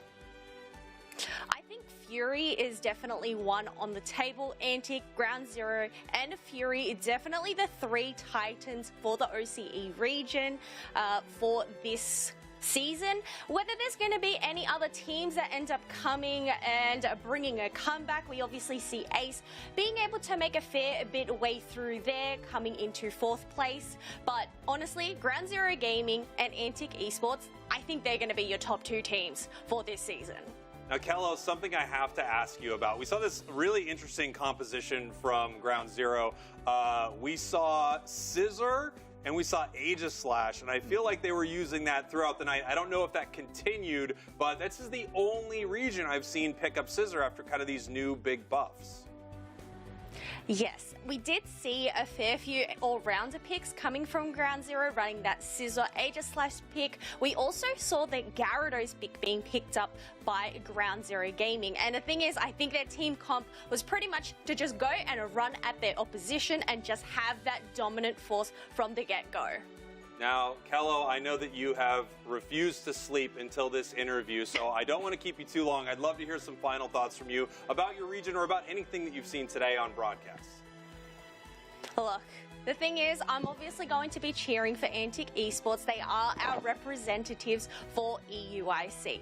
But, you know, I do have another team on my radar. They didn't have the smoothest run as we just witnessed in EU, but I still have hope there for free coming EUIC time. Well, Kello, we really appreciate you taking the time doing this interview for us, shedding some light on the OC region, telling us who you like in the EU region. But like Spragle said, we got to let you get to bed. So we're going to send you back, and we're going to jump right back into NA. Go to sleep, please. Go to sleep, Get Kello. some sleep. Kello, go to bed. Sleep. Will you go to sleep, please, Kello? Please. Please. Sleep. A little bit of chamomile tea, something that can. Oh, never mind. It's back to us. Here, little melatonin, gummies. Kello, I mean, go to bed already. Melatonin gummies, something. Whatever it takes. Get used to. Oh, game's up, ready to go. Kello's gone, so are we. Get it over to Zoinks and Chef. Gentlemen. Thank you very much, I think.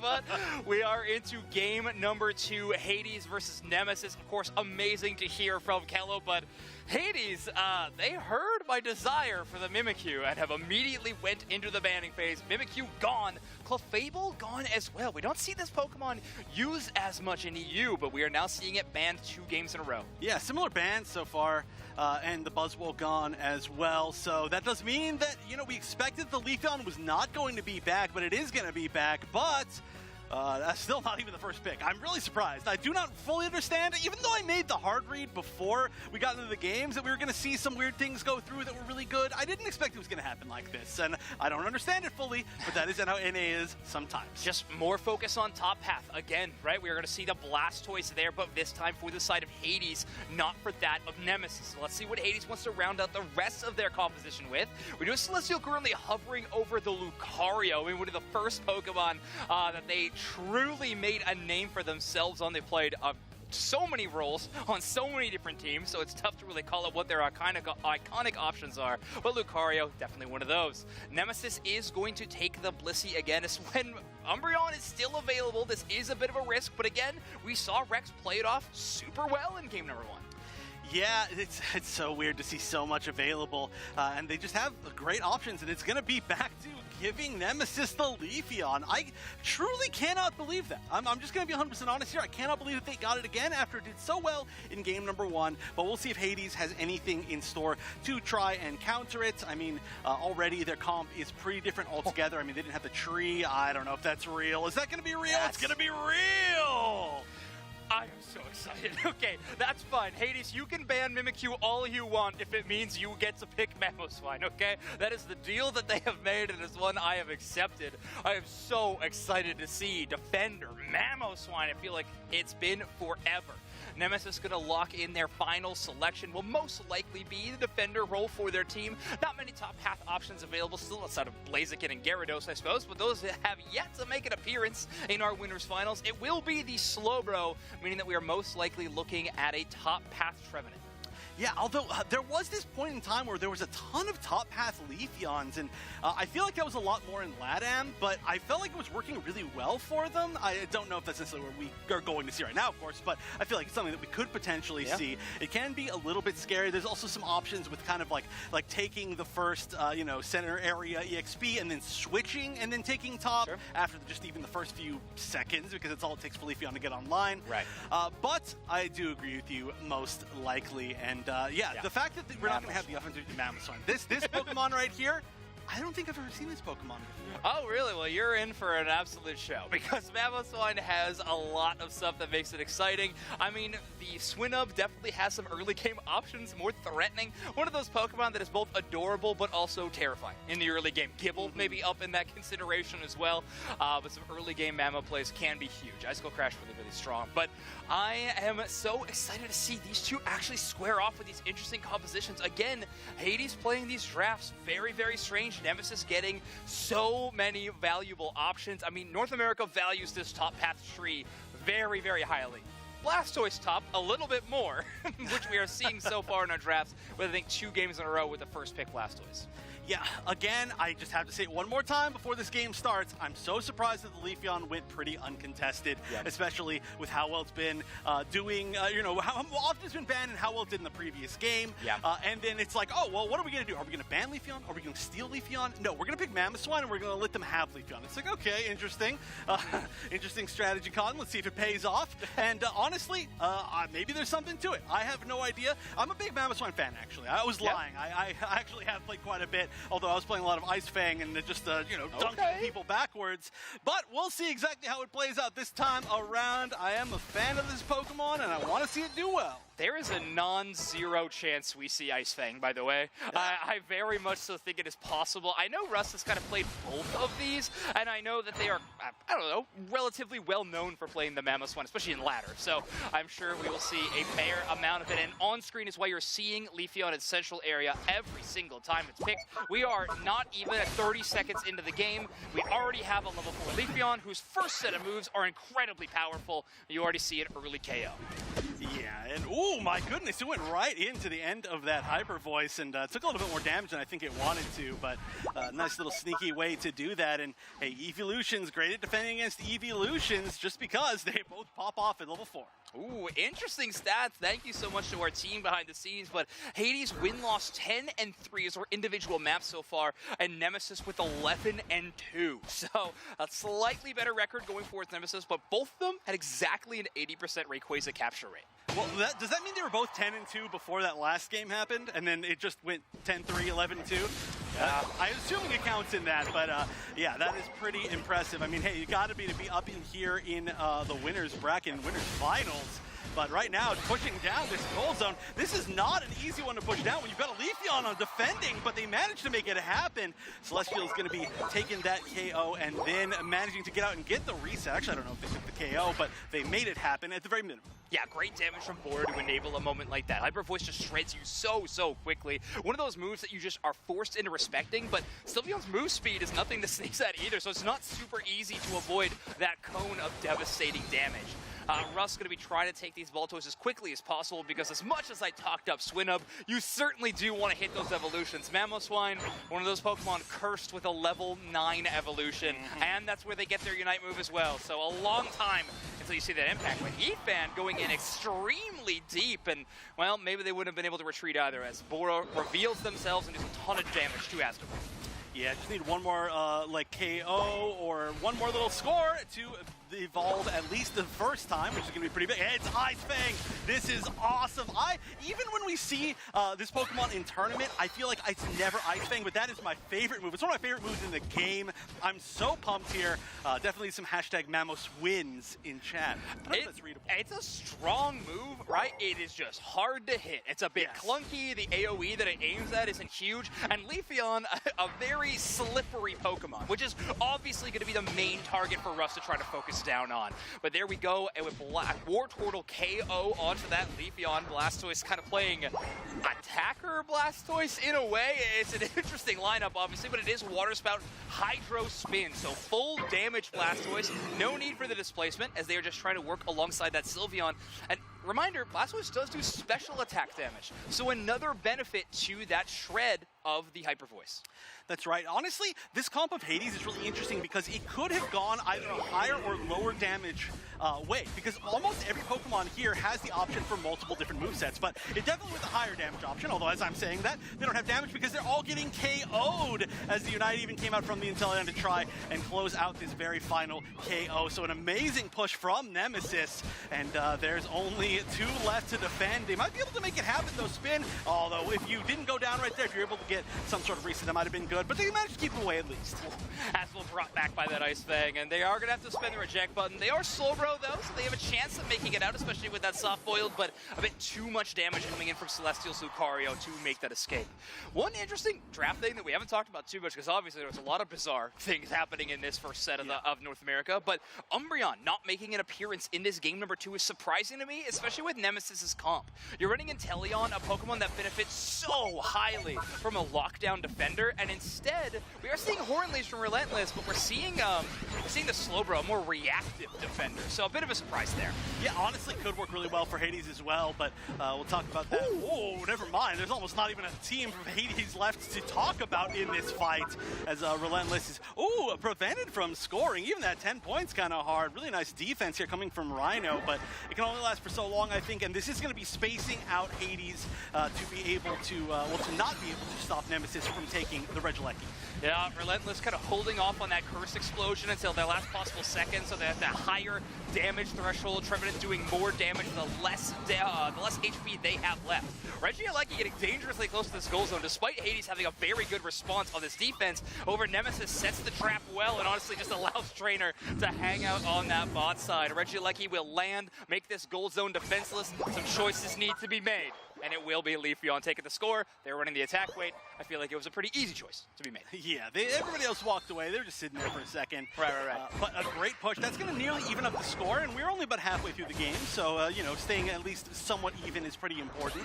There's still plenty of time to go, but right now Celestial saying, get out of my center area, as Rex is going to say, you know what the fastest way back to the home goal zone is to get KO'd, quite honestly, and, you know, building a little bit of space for their teammates. Rex playing one of my favorite games. It's called Foregone Conclusion. Yeah.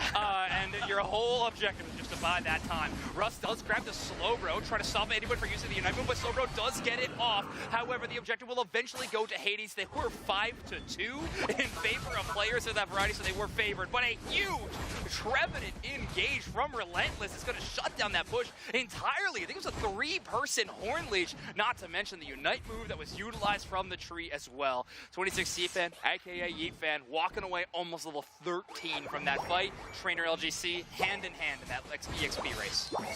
Yeah, now the score lead is building. 93-point advantage for Nemesis, and getting rid of both tier 1 gold zones so important when you're up against the Hoopa. That just reduces the mobility of the enemy team by so much. And both tier 1s still up from Nemesis, so potentially easy targets, but for now, it's nice to be able to have that extra space control. Yeah. It's interesting to see Relentless play the Horn Leech build on this, but I think it makes sense when you look at the team composition, not really having any great engage tools. Rex pulled away by that Ice Thing again, but their healing and their displacement buys them a little bit of time. We do have Relent getting right in the midst of all their enemies, dealing out as much damage as they possibly can with that curse. The fight really rages on. Lucario close combats, but into nothing as every other mobility tool was used to escape, and Regieleki is contested. Snipe shot goes wide, but lucky for Nemesis, they have the Leafeon to always be the difference maker. Mamoswine will fall as well as Athmo puts together a KO streak of 2, and Leafeon gets on the board as well. This is starting to be a runaway. I mean, we are at 245, and there's a level 14 Leafeon. Once again, the question must be asked a million times: how did Leafeon get through? Because this is just looking to be the same exact thing, just Leafeon dominance.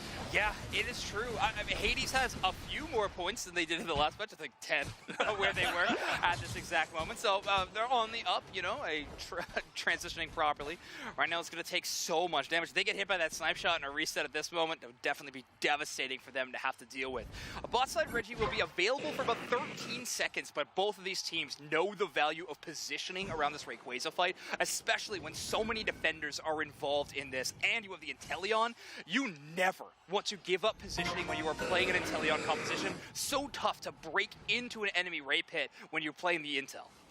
Yeah, you need to, I mean, knowledge is so important in general, and I mean, vision control is not an easy thing in this game in general, right? There's not a lot of tools that actually control vision, so of course, just having to physically be, in control of it is your way, but right now, Celestial getting caught out, getting pulled into the enemy team, and this is a little bit of a split engagement as the Aura Cannon comes out, and we're chasing down with the Spin Stoys, but they are going to be taking out Celestial first, getting dunked on, and this fight has just split up amongst the entire right half of the map, as another member of Hades goes down 5-3. The Unite also just about to end for the Hoopa, so that portal is no longer going to be available. Relentless is hiding down there in that tall grass. They finally do hunt them down for the KO, and that's kind of the story of a lot of these fights. Another hunt, but that was a beautiful one from downtown from Yeet Fan. Yeah, you can try to dodge as much as you want, but if Yeet Fan just doesn't move their aim, it's something outside of it, just stays right in the center path.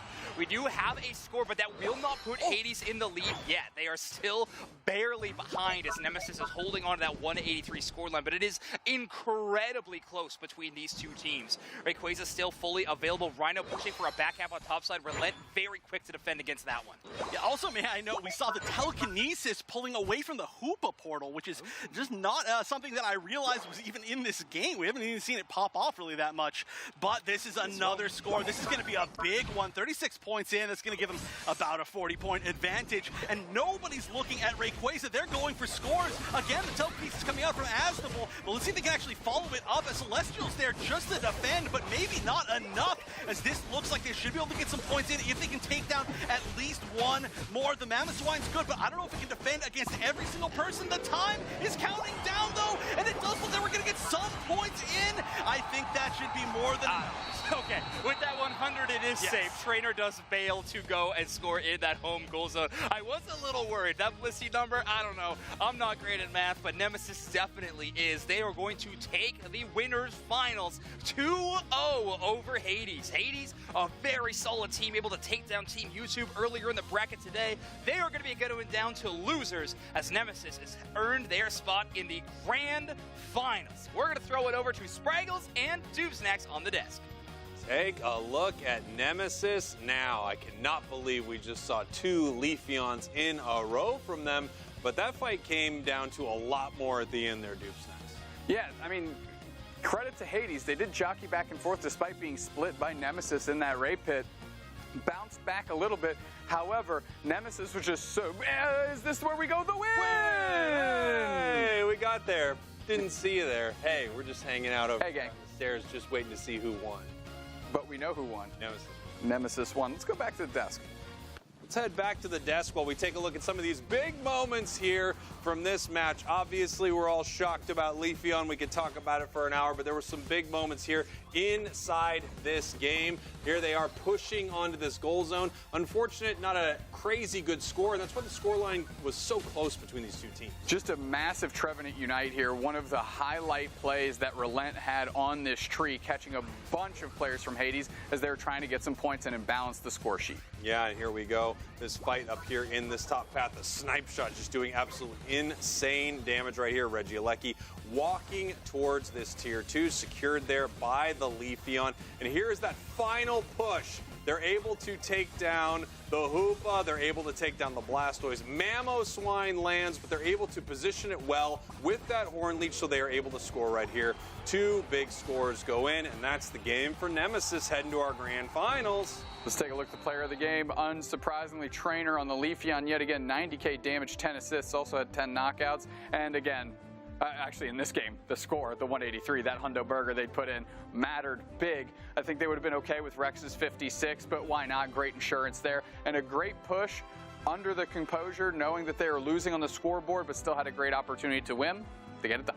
Yeah, let's take a look at our bracket here and how things are shaking up in North America. Hades heading down to our losers finals. We're going to be watching GT versus Alter Ego, which is a really exciting game. Winner of that is going to face Hades. Winner of that up to the grand finals to see if they can take down Nemesis, who is on a hot streak right now. Don't give them the Leafeon. That's my one suggestion.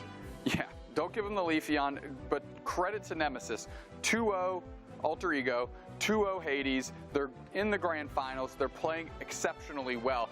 You mentioned it, high octane matchup coming up right around the corner. Alter Ego, GT, 2 teams that on any given cup weekend could be in the grand finals. Absolutely. We're going to be right back with more Pokemon Unite. Don't go anywhere. And if you're not yet following the channel, follow the channel, you silly goose. Follow the channel. You're watching the whole thing. Just do it. Just click the button. Just do it, all right? That's my catchphrase now. Just do it. Do it. Do I own that? I own that. We'll see you soon.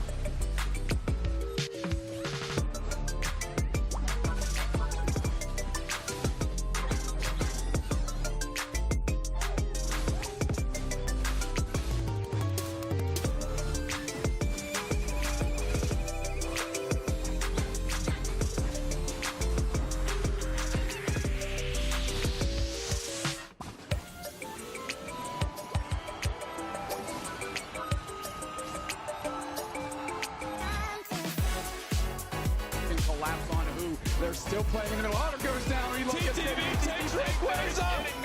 Ender hops up. Ender tries to score, but the points didn't go in.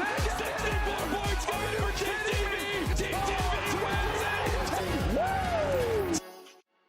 Yeah, so like just don't think about it, man. You step on my shoulders and I boost you up. Yeah, and that'll get me higher, but will it get me high enough to touch the sky? I don't know. It's good. Oh, hey, didn't see you there. Welcome back to the Pokemon UNITE Championship Series. I'm Dupe Snacks, and this is Spring. Great curveball.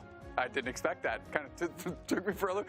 All this sky talk, I thought I was going to be a Skywalker. Thought you might call me Luke. All right, very nice. Here we are. We're ready for a really exciting game. This is probably the match I'm most excited for in this bracket today.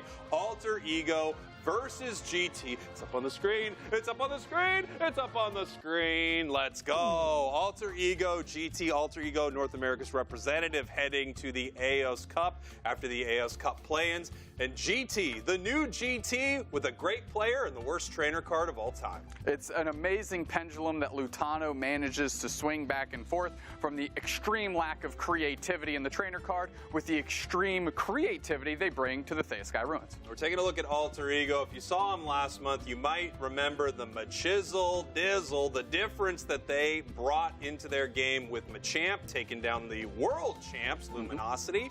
I wonder what they're going to bring out here today. Now with more bans, a Pokemon like that obviously does get more value. It does, and it is a tough Pokemon to ban itself, right? You can't just target Machamp necessarily. GT, on the other hand, an amazing roster. Eggnoob, Lutano, OG, Espo, and Stockings. Lutano being the new ad here for this March Cup. And already a difference maker as GT is knocking on the door from a grand finals. Yeah, it's going to be really exciting to see how this new roster is able to perform, especially here on broadcast. You may remember Lutano from TTV, obviously. A fan favorite North American team. Now that that team is broken up, they have just spread to the far corners of North America, each one finding a team to compete on. Even Ender playing today on Team YT. Yep. But we got to see this game. We're going to throw it on over to Zoinks and Wonder Chef. Take it away. Here we go, Chef. GT versus Alter Ego. I mean, in any other world, this could be a grand finals matchup. That's just how good of teams we have in the top four. So exciting. I can't wait to get into this first game between these two teams. Well, immediately off the bat, Crustle ban and Buzzwole ban both make a lot of sense. We'll see if we do end up seeing Leafeon come through for a third game in a row. NA is just kind of silly like that. We are going to see the Inteleon ban, which was getting through quite a bit. Leafeon finally gone. Yeah, we finally see that shift. And honestly, these two teams match up in kind of interesting ways. GT adding Lutano to the team is obviously exciting because of the capabilities of that player and how powerful they are. However, we got to think about kind of what they like to play. Alongside Stockings, the attacker player, they have incredible double beam composition. It's kind of ahead of them, right? Lutano well known for their Venusaur, Stockings well known for her Mew. So they have such a powerful option there. But Machizzle on Alter Ego does love that Zoroark. So having an option that's great into both of those Pokemon, it could be a bit of a mismatch. Either way, GT is going to lock in their support and their top pack pick very immediately. Yeah, this is, it's interesting to see that Odrio picked quite so early. I feel like that does allow a little bit of time for some counters to it, especially, again, Umbreon's been really lowly valued by NA so far, as we are going to see some defenders pick, kind of saying it's not going to be there. Now we're going to get your pick of the day, as we are going to see, well, okay, I wasn't expecting the Mime, but the Mimikyu.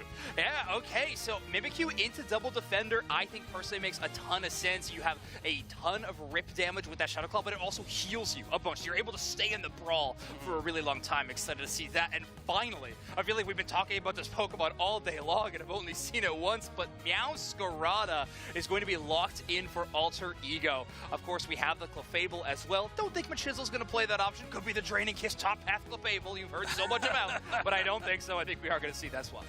Yeah, and then now one more pick over here. It looks like we may be seeing the Sylveon to close things out. Yep. And that's going to leave a zero defender, well, kind of. I mean, zero true defender comp on the side of GT. The Mime being a tank, right, in its own way. But that still remains a very untanky team, I would call it.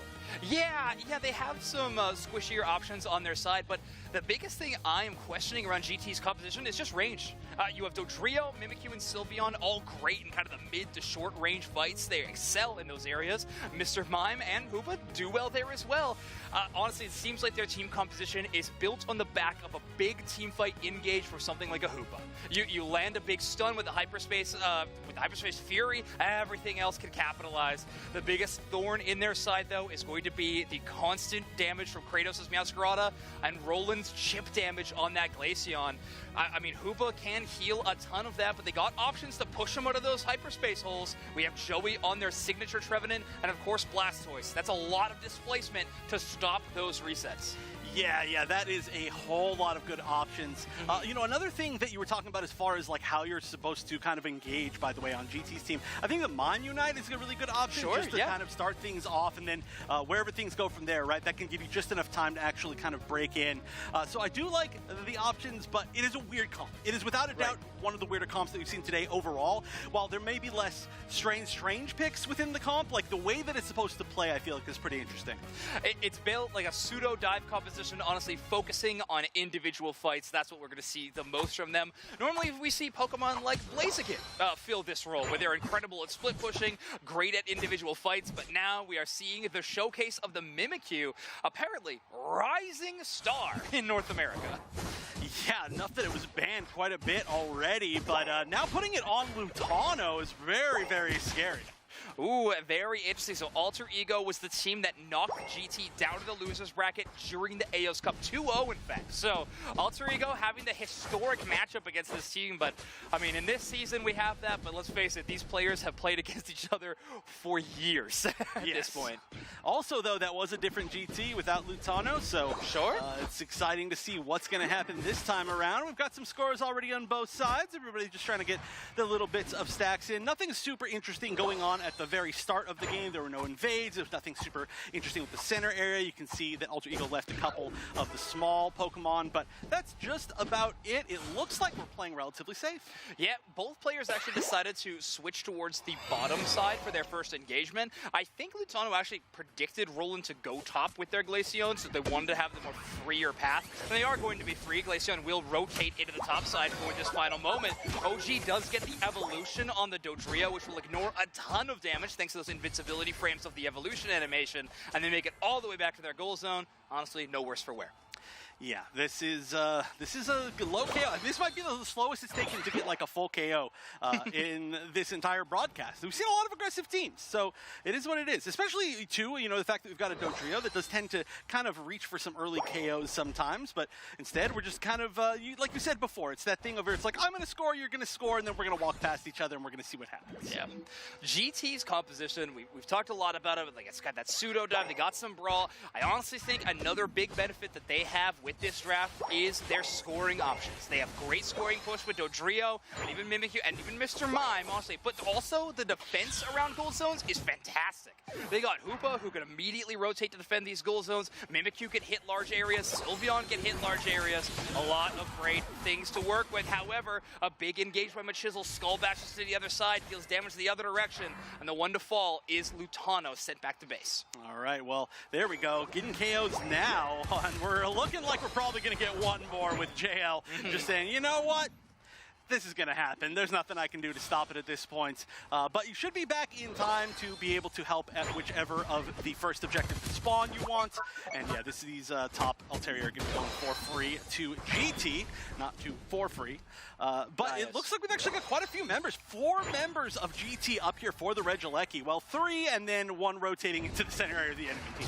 I talked about this. Scoring is going to be a huge part of GT's game plan. It just has to be with the composition that they have drafted.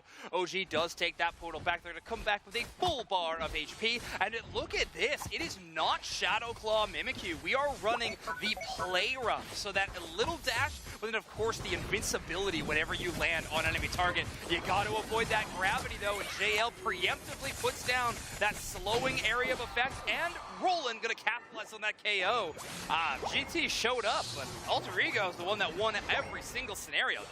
Yeah, more than every single scenario. They're continuing to win, essentially. Is the bonus points. Scoring more and more. It looks like they're choosing not to get the over dunk maybe here. They don't think it's maybe enough. Okay, there we go. One more score for the Clefable, and then it looks like we're probably going to put it in with the Blastoise. No? 20 not enough? Okay, 20's finally enough. They're like, all right, we're running out of time here. Let's just actually do this. In the meantime, though, GT is going to be taking Registeel. You always want to buy as much time as you possibly can because that's less time for the enemy team to knock out their Adidas that are going to spawn immediately after, right? So you slow that down a little bit. However, in the meantime, it was GT knocking out the objective on the bottom side.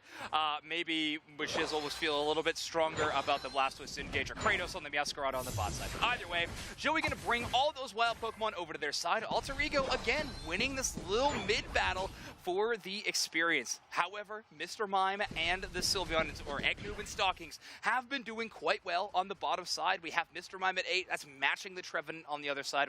All you could really hope for. Yeah, I mean, realistically, this could have been a really scary game, early game for either team.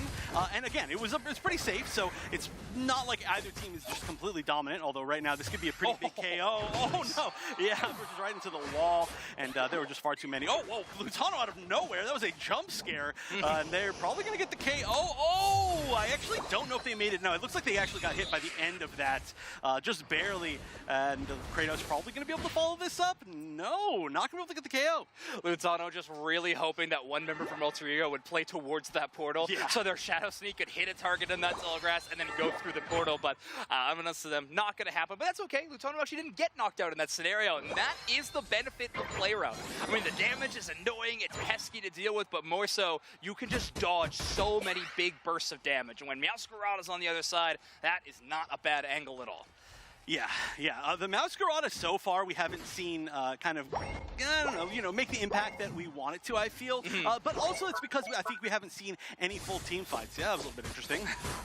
All right, Glaceon with an in-game for the Unite move. Blastoise clears the space for the goal zone push.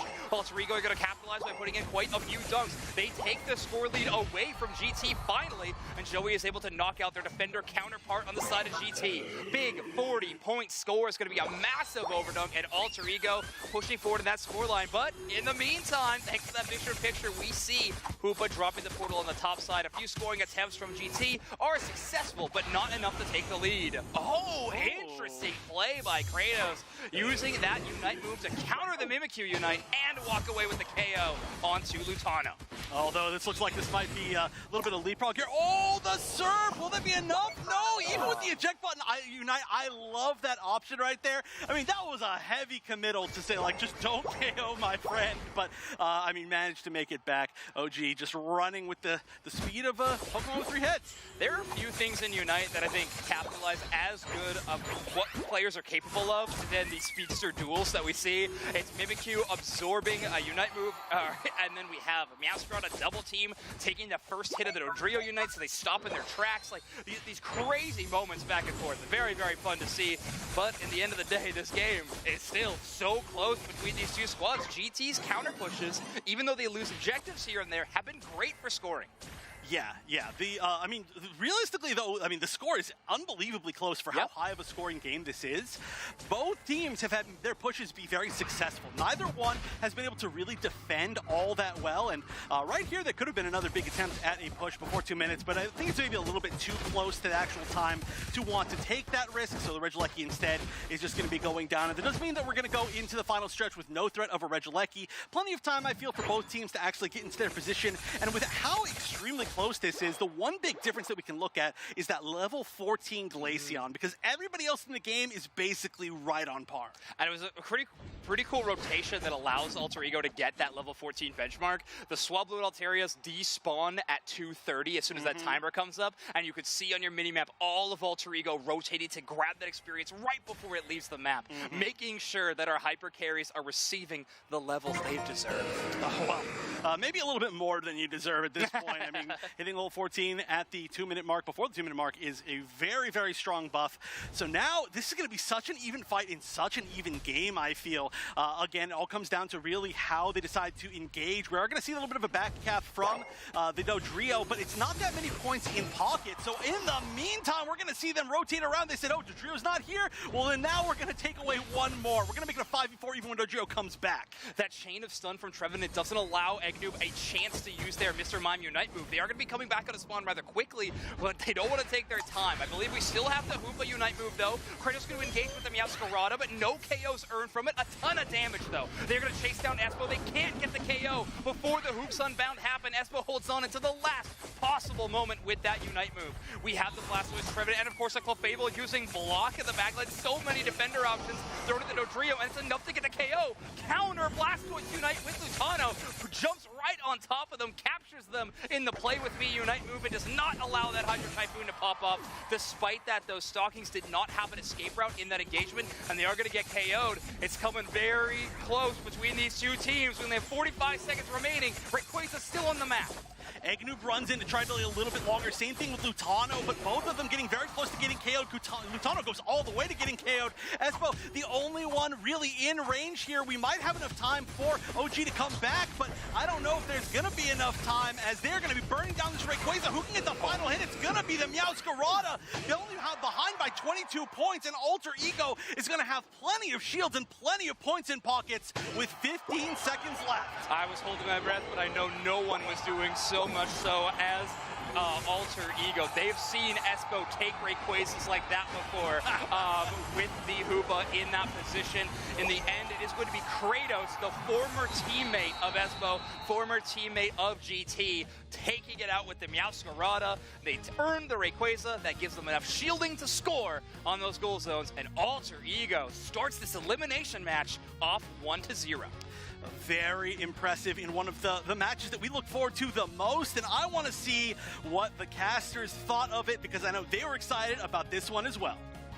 Yeah, I mean, what a nail biter there, right down to the end, so incredibly close. Just a few points separating them. Obviously, we had GT peel off with that Dodrio and put them up slightly as we headed into that Rayquaza fight, but that was a really, really close game. Yeah, that's why we were so excited to watch this one. We knew it was going to be based on razor thin margins. That's exactly what it was. Just a few points separating these two teams going into that Rayquaza fight. And I don't think I've seen that many Unite moves countered outside of a Slowbro getting multiple Unites in a game. I mean, we had Unite move countered by Double Team, countered by Mimikyu, you know, the Hydro Typhoon canceled by the Mimikyu Unite, back and forth, back and forth. I mean, these teams are currently playing on another level, and that's why that game was so exciting to watch. Yeah, let's take a look at some of these big moments, too, because there were a lot of them here. We can see the secure of this Registeel in the bottom path here by GT. Meowscarada picking up Mr. Mime as a KO, and now we see the push from Alter Ego onto this bottom path. The Unite moves flying out there. We see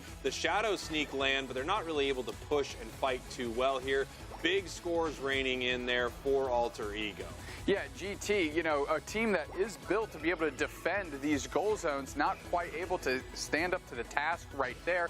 However, you can see how close that scoreline is at this point in the game, except there's still a tier 1 goal zone for Alter Ego up, so GT has the opportunity for cheeky scores later on. Amazing play there from OG, able to get away from that Blastoise Unite move as we see the Rayquaza rip begin right here. They're in great position for it. Everyone is around. Meowscarada can get the flower trick on there and get the big time secure for Alter Ego.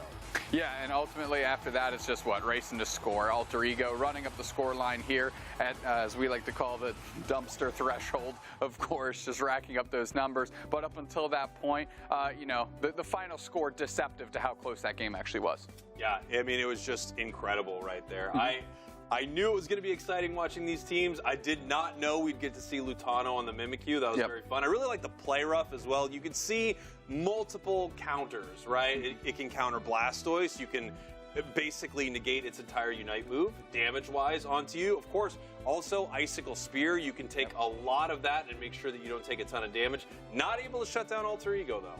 No, not able to shut down Alter Ego as much as they'd like to. You know, creative picks out of GT. Eggnoob, a phenomenal Mr. Mime player, one of the best in NA, if not the world. You know, maybe in a contest with Bruv there. But you look at how good Kratos was able to leverage that Meowscarada, and in the end, you know, secure the objectives they needed. Tactful Unite usage, didn't quite get all the value they wanted. You know, they would have loved to get KOs in that Ray fight when they engaged with the eject button. But the amount of damage they put in really caused the rest of the GT squad to scramble a little bit, and they were able to pivot off that. Yeah, just incredible stuff. I think we're taking a look at our Pokemon to watch right here. Taking a look at Inteleon right now with the highest win rate currently, even after those nerfs, 60.9%. Massive pick rate as well, 40% of the time, and it is also getting banned.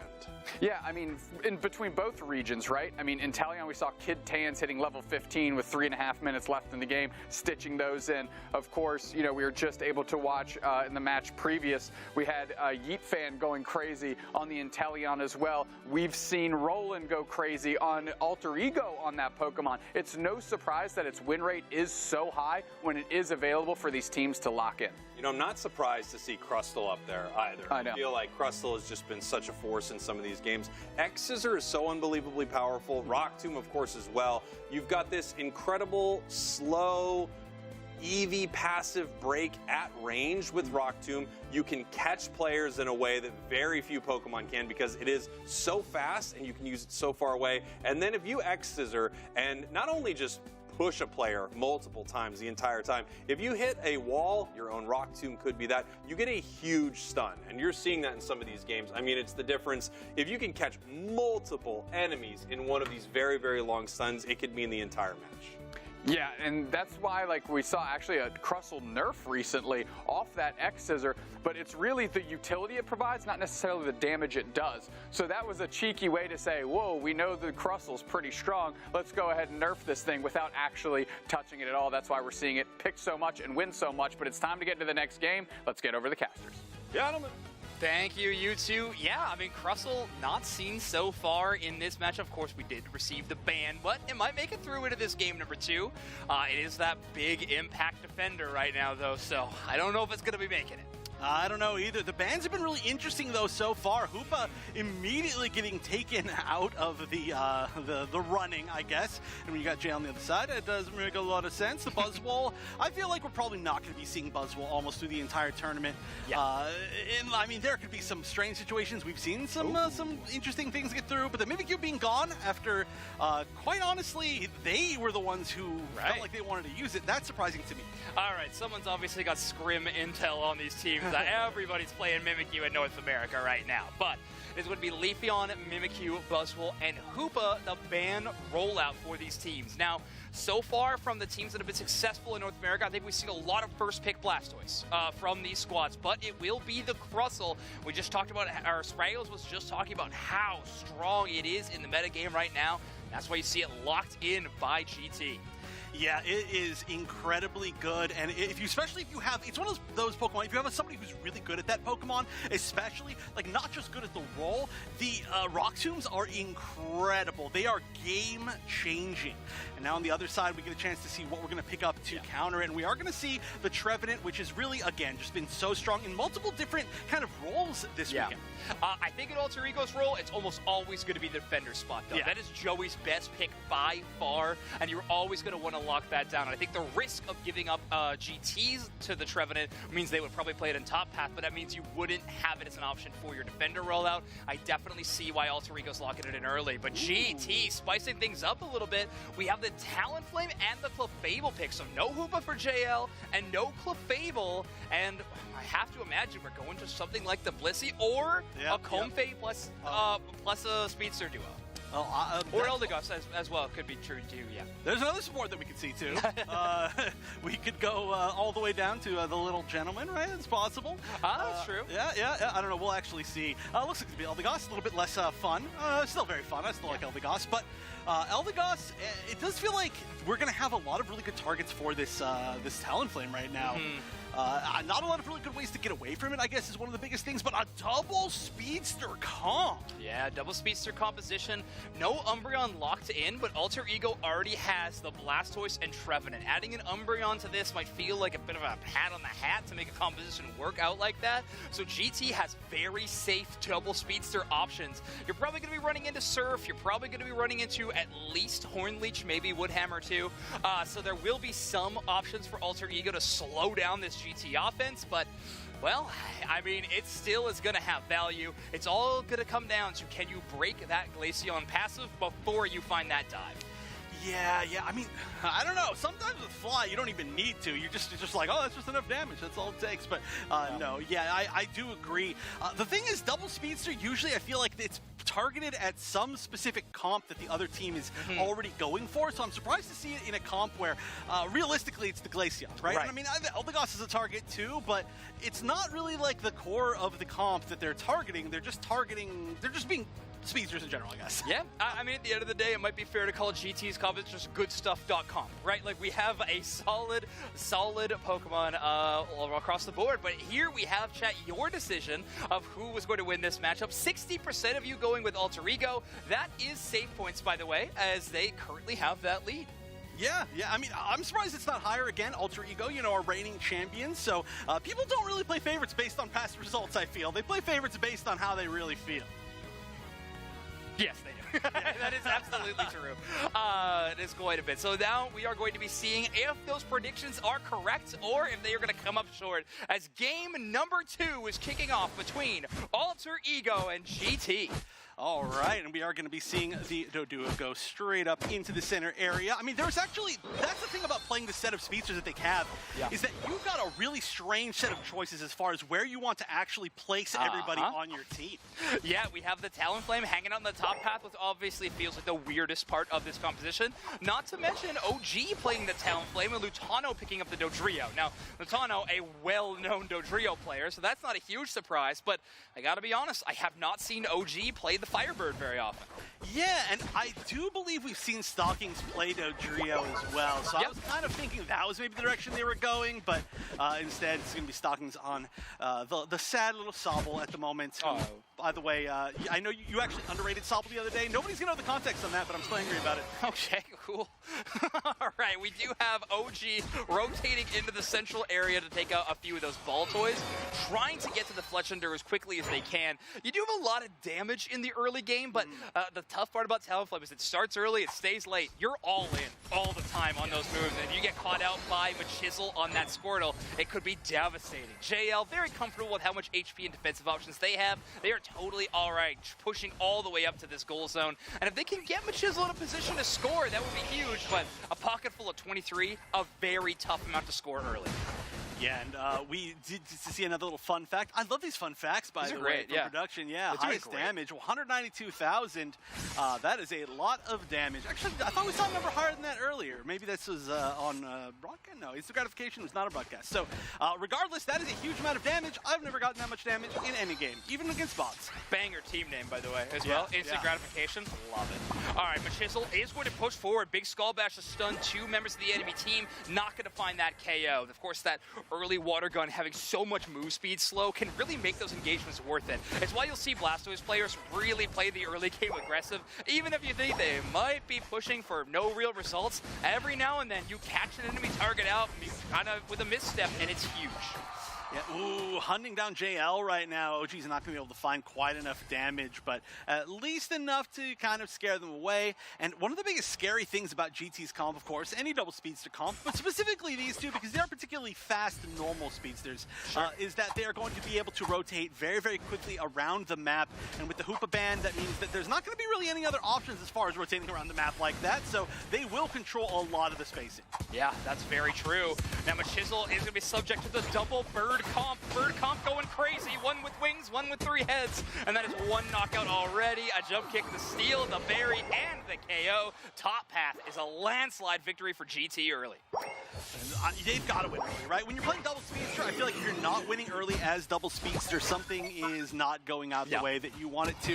And that doesn't necessarily mean that you're going to win the game, but that just doesn't just mean that your strategy is working out so far. I mean, the levels are somewhat comparable, definitely GT led, and it might just continue to be even further and further that way, depending on how this goes. It looks like that is going to be a nice little bit of EXP to kind of return the favor of Alter Ego. Still not ahead, but they're fighting for it. Yeah, absolutely. A decent amount of experience going for them, and honestly, it just gets you closer to Blastoise, which feels like the biggest benchmark that Alter Ego is going to be looking for. Trevenant, already relevant. Glaceon, already got their Unite move, and Meowscarada is really a huge threat at level 6, honestly. So having Blastoise be that final benchmark they need to hit, they're well on their way, and a basement Regice no less, is going to get them there a little bit quicker. Good defense on the Regieleki. Nobody's going to be trying to push that in, just building a little bit more space. That's the other thing, too. I'm actually surprised that we haven't seen a little bit more invasion from the side of GT. Just not necessarily like an aggressive invasion, but just kind of sneaking into the other center area and just saying like, oh, maybe there's something I can pick up right here and leave with. But right now, the thing is getting picked up and taken back to the main goal zone is going to be Stalkings on that Inteleon. Eggnoob trying to defend, not exactly solo, but trying to at least just keep everybody away for Lutano to be able to get more damage. However, was kind of split up from the goal zone from Eggnoob, and that's going to be an easy KO. Ooh, OG looking to try to make some value out of it, though, but Kratos has a Unite move, deals a ton of damage. That is a little bit of a knock-up from JL, so the Talonflame's got to run, with Flower Trick avoided by the... Well, it's still there, actually. They flew up with the Flower still remaining on them when they land, but no damage being dealt. Meowscarada going to find a way to KO Stalkings. Yes, Kratos takes them down again. Yeah, I do have to say, Stalkings has been really focused down a lot this game, but also I kind of feel like she's been really far forward a lot of the time. And we haven't really seen a full team fight. Actually, just in general. We haven't really seen just a full team fight in general. GT's been very split up and in very strange positions. And again, they're ahead. They're ahead in points very barely and in levels very barely again. But they are ahead. And I'm curious what's going to happen when they're actually in a team fight. But once again, Stalking's very far forward, getting picked off. Yeah, I don't understand this positioning. I mean, it's punished again by Alter Ego. Joey actually going to push onto the enemy goal zone and try to clear a little bit of space because the rest of their team is dealing with this Regirock on the bottom side. OG, ambitious attempt the seal, but the fly is going to run out. That cooldown's going to remain for a while. They are taken down. Eggnoob pulled off that goal zone by a well-placed Woodhammer by Joey. Pushed around yet again. We are going full grass comp on this Trevenant, and so far successful. Stalking's not going to be able to defend this goal zone. A huge overdone. 41 points for Alter Ego, and just like that, the score is extremely close again. Yeah, in the meantime, we saw a lot of score from the Dodrio in the back, and the big Unite. Oh no! A little bit of counter, I guess, synergy right there, pushing people away, but we are going to see the Unite from the Trevenant come out to try and continue some of this aggression, and it actually does not, I don't think, hit the target exactly that it wanted to. It maybe hit. It was kind of hard to see because of the effects on top of each other, but in the meantime, they are not going to be able to score. They weren't able to get like even one pick, which might have been able to let them push through. Instead, we're still seeing Joey just sitting down here, taking a beating, maybe finally going to get chopped down in like, what, the fourth? Not even! Oh my goodness! This series will not fall! It's got Regirock buff right now as well, right? So that big defense makes it really difficult to cut through Trevenant, who already has an impressive defensive stat. Finally, Lutano's going to be able to do it on Dodrio. Great Blastoise Unite move from Machisel. It's a great secure tool, but it's a great option to prevent Talonflame or Clefable for stealing away that secure. And Alter Ego adds yet another objective to the laundry list of them they've been able to collect so far.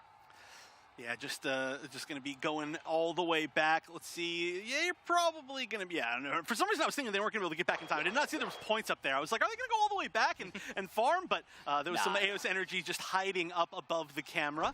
Sneaky little orbs. But we're getting pretty close here to the final stretch. One last look at these levels, and it is really Alter Ego favored now. Yeah, we do have that full-on dive. Kratos actually never returning to that double team. Is going to send another one out. Asbo is going to follow me. Makes it's a little bit more challenging for Kratos to take, and they do get knocked out. That clone stands and watches as the original is KO'd. So sad. Yeah. Yeah, and we are going to at least be seeing probably two pretty... Oh, it looks like we actually may be getting a pause. I'm not sure exactly what's happening, but we're getting really close to the final 2-minute mark. That's what I was going to... That's pretty... that's a very tense moment. Yeah, absolutely. And with this pause, we are going to throw it back over to the desk. So Spraggles and Doobsnacks, please take it away.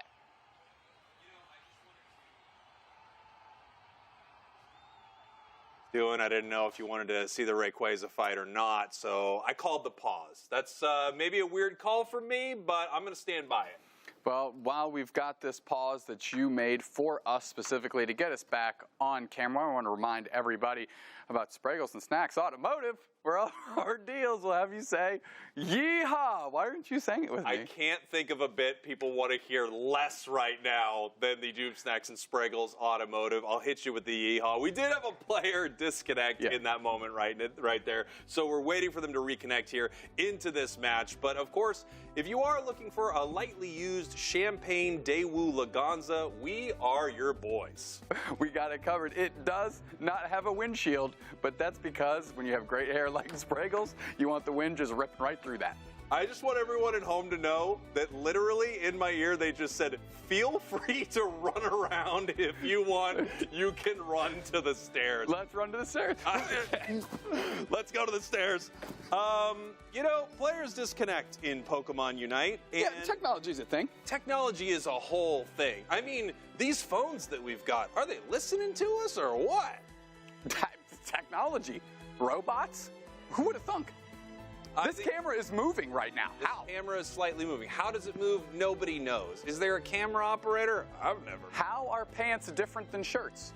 Well, that one's pretty, I mean, that's a cut and dry right there. Pants are for your bottom half, my man. We have an exciting match of Pokemon Unite. There is no one who wants to be on these stairs right now less than me and Doobsnacks. We want to see how this game ends. Big fact. Okay? And we love these stairs. We do. There's nothing we love more than being on camera, but right now we're letting these players get back into this match. Would you rather, no, you know what, honestly, I'm going to turn this on you right now, audience. Would you rather actually just let them disconnect and we just keep poll in chat right now. I'm sure production can fire it up. Poll in chat. Would you rather have these players disconnect and see us on the stairs? Obviously not. No. Or just have the match come to its natural conclusion so we can keep this tournament rolling on. And I want to see that poll. I really do. I want to see how we need that. I feel like that's 100% to 0. They want to see the match continue. I'll vote in the poll. Well, in that case, don't even run the poll because we already know the results. No, 100 to 0. Okay, run the poll. Run the poll. But if it's not 100 to 0, Spraggles will be very mad at you. If anyone votes the other way, honestly, you're throwing away your vote at that point. And the votes are something that I seriously want you to rock. Rock the vote. I get it. I got it. Yikes. Yikes. This is, as some people can tell just by my poor posture, this is not a comfortable position for us. Not only because of the game situation, but like physically how I elected to sit right here. It feels like my right ankle is going to snap. Readjust, brother. I can't. I'm in. But time. Just go ahead and change the way you're sitting. No one's going to be upset. Boom. Leg up, moving it around. Production, put some effects on that. I can't highlight any more how little we had for this moment. The cast is ready. Thank goodness. Zoinks, Wonder Chef, take it away. Oh, he followed. What a legend. What a legend. All right, we are back in game with 2 minutes and 14 seconds remaining, and it's going to be the Dodrio striking first and knocking out that Blastoise. Yeah, I'm not sure exactly who's DC'd, but I'm glad that we're going to get back into this at an even point. And like I mentioned, we are at the 2-minute mark, and we are already seeing, I mean, the Blastoise went down a little bit earlier, but they're just going to be burning this down. They said, we're not ready for the pause. We're just going straight in. We're going to have one member down, Intellion's down on GT. Alter Ego's got 2 down. They're going to be flying in, doing a ton of damage to the remaining members of Alter Ego. They're going to lose 1 more as Rayquaza's down to about 50%, but only 2 members of Alter Ego are left. Machizzle still has the Unite move with the Blastoise. That could be a huge difference maker. Agnew pushed away. There is such low HP, and it will be the Trevenant taking them down. This defender duo, Machizzle and Joey, absolutely popping off so far. Problem is, Rayquaza has not leashed yet. They are still at full HP. It's getting down close. Hydro Typhoon knocks them all sky high. Big surf in, but it's still GT. A secures the Rayquaza. Clefable finds it. Espo with a huge hero secure. Alter Ego still holding on to the score lead, though. Oh my goodness, they were immediately out of that pause. They went for the action, they went for chaos. And right now, like you said, Alter Ego still holding on to that score lead, but multiple members with the shield are going to be sneaking down there. Looks like they're going to be maybe going for a little bit of a regroup. They do not want to lose the shield before they have the opportunity to use it, and they know that there's a full minute left in this game. No reason to take the risk. And the biggest problem for Alter Ego is that there is less than 100 points between the two of them, so they have to defend that outer tier goal zone. So many times you'd like to see teams just abandon this one and play around them more defensible goal zones. Eggnoob is brought away by a great play by Joey already brought down about half HP, but they clear the space. Aspo gonna try to score 100. There it is, a Hondo Burger dunked into that outer tier goal zone. GT holds the point lead by just 4 points. However, we do have McChisel and the Blastoise pushing towards the other side of the map, but they have 41 points in pocket, so Trio gonna be counter scoring as well. We are having GT racing up this score tracker as well. Kratos does take out Stockings. The Inteleon is KO'd. Another Blastoise scoring attempt, but GT able to stop them time after time, and GT, in some wild circumstances, are going to be tying out this match 1-1. All right, you can't tell me that wasn't worth some time on the stairs. Woo. That was absolutely worth it. I don't know if Doopsnack's legs will ever recover, though, and that's going to, yeah, like you said, tied up 1-1. What a set. We expected it to be an amazing set, and it is not disappointing. So now, let's send it back to Doopsnacks and Spraggles, not on the stairs. Oh, thank goodness. For once, we are not on the stairs. GT taking game number 2 right there. We needed to take a pause for the cause, and the cause was to let a player reconnect. From what I understand, and I could be wrong, but I love being wrong, it was Stockings who had a disconnect on the side of GT, which is interesting because I remember looking to you at one point, Dupes, next to that match, thinking, why is Stockings so far forward with this Inteleon, almost walking into the enemy team? I hope it was Stockings at this point, because otherwise I was just criticizing her play.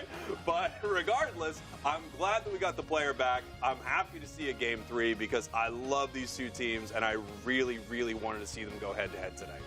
Yeah, let's just jump right into the highlights of this one here in Game 2. Of course, Alter Ego doing fairly well at the start of this one. Yeah, Alter Ego doing well. I really like, by the way, Lutano's choice. He keeps picking Pokemon that kind of negate what's happening with Glaceon. They negate the Icicle Spear. So you got Play Rough Mimikyu, obviously takes some time out to make sure that they can't get hit by those Icicle Spears. Talonflame is a hard counter to this Pokemon. As soon as they're caught by Icicle Spear, they fly up into the air and they cannot get hit.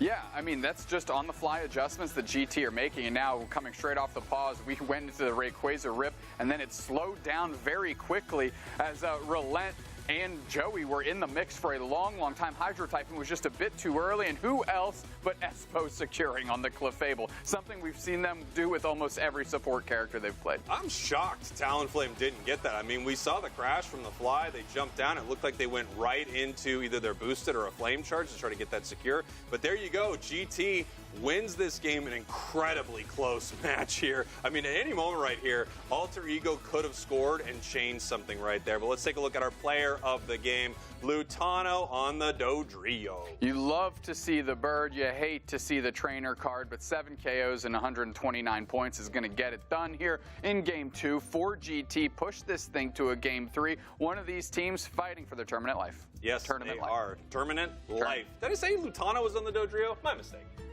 Lutano on the Talon. I was wrong about that. Yeah, that's no worries. Both birds. I can understand. Baby, I told you I was wrong all the time, and I was again. Yeah. Man, I'm so right. Cool. Okay, so GT going into Game 3, you said they've been able to manage this Glaceon very, very well, that Alter Ego has been leaning into quite heavily. We also know they lean very heavily into the tree as well. What can GT do in this third game to mitigate that or keep up with those choices? I wonder how much better that game would have gone for GT if we didn't have any connection issues or anything like that. So for me, if I'm on GT, I feel very confident in how we played that game, what we picked, and how that match went. I also love the intensity coming back from the pause to just go ahead and rip down Rayquaza. This is going to be a really exciting Game 3. I don't know if either of these teams want to do something new or if it's time to lean on what worked for them in both of their wins. Yeah. like you said, GT, obviously some potential circumstances there with Stockings connections, but I really want to see Stockings on this Inteleon again. I want to see really somebody from both of these teams on this Inteleon because they both have high-quality Inteleon players, and I really think that ends up being a difference maker. Like you said, what if the world we could have lived in if Stockings was connected there with the gap been even larger? Fortunately, GT still wins, overcomes what we believe to be those connection issues. Alter Ego, talk to me about them and what they can do to bounce back after that loss. Well, the interesting thing about a game like that, it was so unbelievably close. And I always think this, you know, when a team plays a game that is either crazy close or a full-on stomp shutout, I feel like you don't get as much information from it, right? When a game is that close, you have to think, well, we probably played a great game. There were a few moments we could improve on, but we weren't getting crushed or anything like that. And the same thing kind of happens with a stomp. Every once in a while, if your team just gets completely shut down, you have to say, hey, we made a lot of mistakes, but this isn't necessarily a comp problem or a strategy problem. We just kind of got beat over and over again. So a moment like this, I don't know if they really want to change too much. And also, when you have this odd circumstance of a pause right back into the game, it's a lot to deal with, and it makes me not really want to change my strategy if I feel confident in how we played the match. I agree. I don't think there's much that they're throwing up on the whiteboard right now to plan out for this Game 3 between these two teams. In my mind, I would still love to see Machamp. I mean, I think that strikes a chord with everybody's heart here and hearts at home.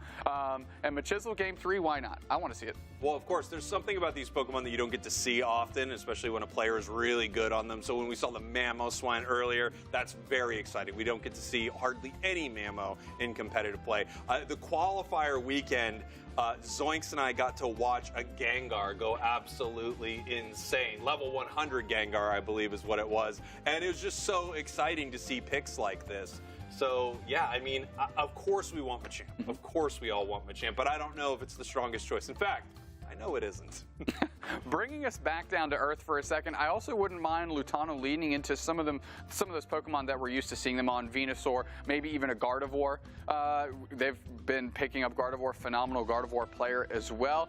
Might give them a little bit of a sense of solidarity there within the team, like the anchor you can build on to ground your team there. So wouldn't mind seeing that either.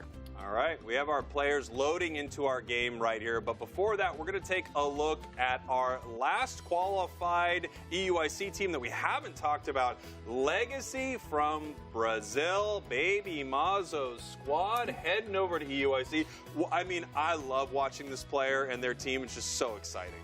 Yeah, well, what's wild is Brazil has done phenomenal here, and that's almost been the story of the region, right? Whatever team Baby Mazo's on, they seem to be the pace car for the entire region. In February, for that EUIC qualifier, was no different. Yeah, I mean, they're just such a fun player to watch. Their team was amazing, obviously taking down Talibobo Believers. They had the craziest group stage at Worlds, you know, and it was just really exciting to watch this. But enough of us, because we've got this game ready to go. Zoinks, Wonder Chef, take it away. Thank you. The decider game between GT and Alter Ego is before us, Wonder Chef. One team moves on, one team goes home. And both of these teams could have, you know, I think they're in a lot of people's kind of guesses to potentially win the entire tournament. So this is huge to see one of them go home here. Bans looking like they're going to be similar as last time, but we did see the ban overall for the Crust this time.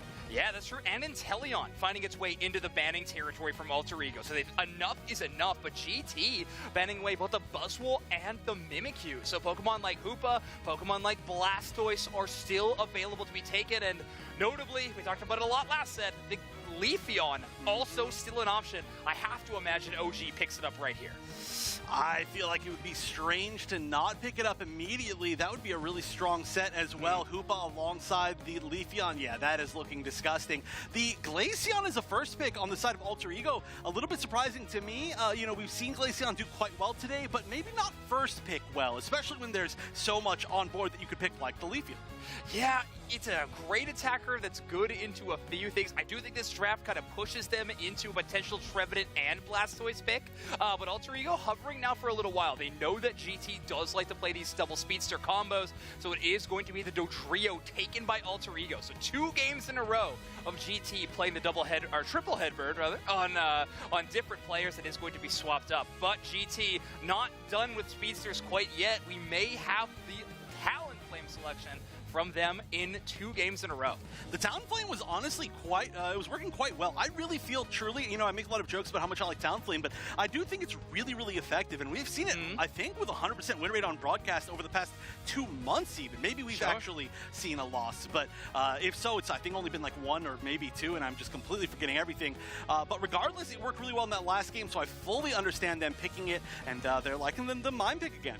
Oh, so 4 speedsters in a match. This is so exciting. I mean, this is where the metagame is going. I feel like when we saw the Clefable nerf coming in the most recent patch notes, this is what we all expected. A high burst damage, high mobility focus on all the compositions that we can put together. And I feel like this is the first showing of Espeon in North America that we've seen. This Pokemon was all over Europe, and we have not seen it in NA very often. Finally selected. I believe it will eventually fall in the hands of Lutano. Yeah, I think GT's draft is great because aside from their speedsters, they chose a bunch of Pokemon that are really hard to dive, to be honest. So the fact that we've got the 2 speedsters here for Alter Ego, it's going to be hard for them to find targets, I think, that they're really happy about. Obviously, there's the chance that we're going to see all the speedsters just kind of run into each other and create chaos, which is probably what's going to happen. But, you know, there's a few more options as far as diving. Like, the Eldegoss is a little bit diveable unless it has its Unite. The Glaceon can be a little bit diveable. You got to get rid of the, you know, the passive. But, like, Espeon's so good at dealing with being dove, right? Like, one of the best in its role. Got great counter dive options, and you've talked a lot about the Talonflame and the fly options that you've liked in the past. One thing that it's going to come down to on the Glaceon, and I would love to see, is Roland flex away from the shards. I would love to see an Icy Wind game out of the Glaceon. Spraggles was talking about how a lot of GT's picks are getting out of the way of these shards, making them kind of invaluable, or not valuable, I guess, what I'm trying to say. But if you have that Icy, which is that big burst damage, instead, pair that with a Meowscarada dive, that could be a fantastic option for Alter Ego, but yet to be seen, because this final game will decide this matchup, and of course, decide who moves on to the losers finals, Alter Ego or GT. Yeah, and of course, we mentioned this before, but any double speedster comp has some tough decisions to make as far as where they're going to throw each member of their team. Yeah. And, I mean, the nice thing about Leafeon, though, is that you can do some really nice kind of switches around. You know, you can be like, oh, I just need to get Leafeon to Leafeon, and then we're going to throw something else in center area, and we'll be fine. Yeah, it'll be Stockings playing the Leafeon this time, so attacker Leafeon, which we have seen quite a bit, and that's where that Solar Blade build really shines, is you have that short to mid-range damage, which is something you see from maybe an Inteleon early, or even an Alolan Ninetales, something like that. Yeah, I mean, honestly, it's almost past mid-range. It's like, mid-range to me is like slightly below that. That's just how good Solar Blade is, right? I mean, it's just a ridiculous move. You could almost just say it's a mage. You know, the speedster's a mage. But we are going to be seeing a very interesting path up top. As far as like the comp of the path, I do have to say it's very curious to just not really kind of play that same type of top game with like the top brawler, but that's just how these teams are making their comps. Duel of the Birds already pops off, and unfortunately, Hoopa not going to be able to make it back. It is Icicle Shards. I was maybe theory crafted a little bit too hard to try to see that Icy win. We're going to have Glaceon going with the much more standard build. I believe it's Roland playing it this time because Kratos has been on Meowscarada duty basically ever since we've seen them on broadcast. Yeah, there are a lot of different like flexibilities as far as a lot of these top teams, especially once they start stacking up on multiple of the same, I guess you could say, like role within a team. They can just throw things in so many different directions. Like, for example, the fact that we see the Leafeon down here. It's pretty unique. Like I said, I've seen a lot of Leafeon in top path from a lot of other regions, but not really just bottom path Leafeon. Yeah, bottom path Leafeon, a little bit brand new. I know Luminosity Gaming's played it a little bit in the past, but now GT picking it up in spades as well. Saki's doing extremely well. Level 7 already in the bot path. Lutano just behind them, outpacing Roland, who's been clearing the central area. So obviously a ton of experience being earned by GT, and of course a huge lead. they're like, Stockings, if you're going to be that far forward, just play S or play Leafeon. True. No, honestly, I mean, the fact they still won, that was pretty amazing. I do wonder if it was some connection issues. Obviously, we'll have no way of knowing unless they eventually win, and we can eventually ask them. But as things go in this particular game, score is relatively low. We do have some stacks in for sure, but it's been mostly just fights here for any sort of spawns. It does look like they're going to be able to get back through. Yep, and it looks like it was OG on the bird is going to be able to return and just farm more. 2 games in a row with the Evolution bails OG out from taking a ton of Glaceon damage. Dodrio in one, now Talonflame in another. Fletchinder to Talonflame, any Evolution really will give you those invincibility frames and avoid a whole lot of damage if you time it just right. Now we have a 4-player commitment from GT. Only 3 players from Alter Ego are going to be showing up towards this top side because both teams are trying to get as much information as they possibly can. Alter Ego, namely, doing a lot of roaming, sending Kratos bot side, and Roland going to be slowly rotating up towards the top. And they're just positioning here. I feel like we're like an inch away from a really big fight, especially the fact that we're double speedster and we haven't seen any sort of like full path wipe yet is very surprising to me. Like nobody's really fully committed. They are playing pretty safe. All right, the fly is going to be a good way to initiate. It's going to get a big chunk off multiple members, but OG just trying to get out of there. And that, the eject button into the Psychic Solaire is still not quite enough, and some great body blocks there. I think those are body blocks, but regardless, it's going to mean there's no KOs. The fly's going to come in once again, and it's going to be OG that's finally going to go down. Yeah, Lutano does walk away with 2 knockouts, though, thanks to that good Unite move. They actually don't get their intended target of the Dodrio, but otherwise they still get a ton of sword power damage. That results in 2. Great response by Kratos, though, on the Meowscarada, who is almost level 9, and we know how powerful that Unite move, that Flower Flourish is. And with the Energy Amplifier, you're going to see it early, you're going to see it often. And this Meowscarada, well, it is terrifying to see, especially if you're a big GT fan. Yeah, and especially, I feel like it's going to be really good in counter dive situations where it's just like, oh, you're going to walk up to us? You got to think again about that, I guess. Right now, though, we're trying to see a little bit of scoring, I think. Oh, or maybe an actual attempt at a pick, but on the goal zone, that's pretty big. Unfortunately, we're going to see the Unite completely whiff. The nice thing, at least, is if you are Talonflame and Unite whiffs, you're just traveling, right? You're just moving away. We are currently at 5 minutes into this match, Wonder Chef. Not a single objective taken and not a single team over 20 points. Both teams just below that factor. We do have the Meowscarada engaged, trying to chase a KO, but it is Stalking securing the Regieleki on the top side. Dodrio taking it on the bottom side. So we do have Alter Ego respecting that bot side objective a little bit more. Again, they did that last game. They're going to do it here again. But the scoring benefit of Regieleki is going to be huge for GT as Talonflame getting as many stacks as they possibly can before an eventual Leafeon break. Yeah, this has been extremely low action for a quad speedster game, in my opinion. I am so surprised. And, I mean, we're getting a little bit more aggression right towards, I guess, the kind of, like, last third of this game. It looks like we're trying to... Ooh, nice. That was a great Solar Blade along with the Emerald... wait, oh, my goodness. Wait, that was a little bit of confusion. Like going back towards your teammate on accident instead of being able to get that full conversion. But, regardless, the point is I feel like we're seeing a lot more aggressiveness. They really want to get that score lead to get that advantage in the 2 minutes. Ooh, Joey with a big push to defend their goal zone, but they do it to retreat. They took a little bit too much damage to hold out on that fight. Glaceon plus the Flower Trick, too much damage from Espo to deal with, and they are KO'd as well.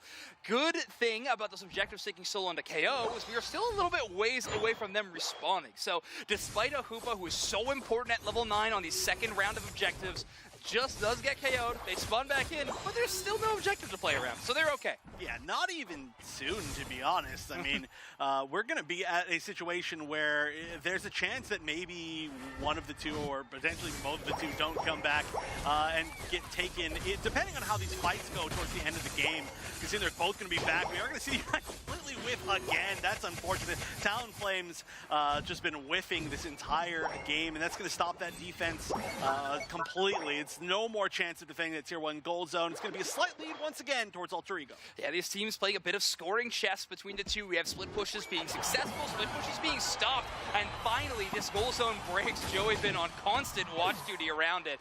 We do have Stalkings getting knocked out by Kratos. They're able to earn that KO, and Well, with that Leafeon gone, it's a great secure option outside of GT, so they are going to be able to remove this Regice while knowing it is not in danger of the other team. Yeah, and I did say there was a chance that maybe potentially one of these two objectives didn't get taken, but that's not going to be the case if both teams just literally split up between the top and bottom objective at the same time. They're just like, okay, you go take that, we'll take this one, and then we'll meet back in the center in about 30 seconds.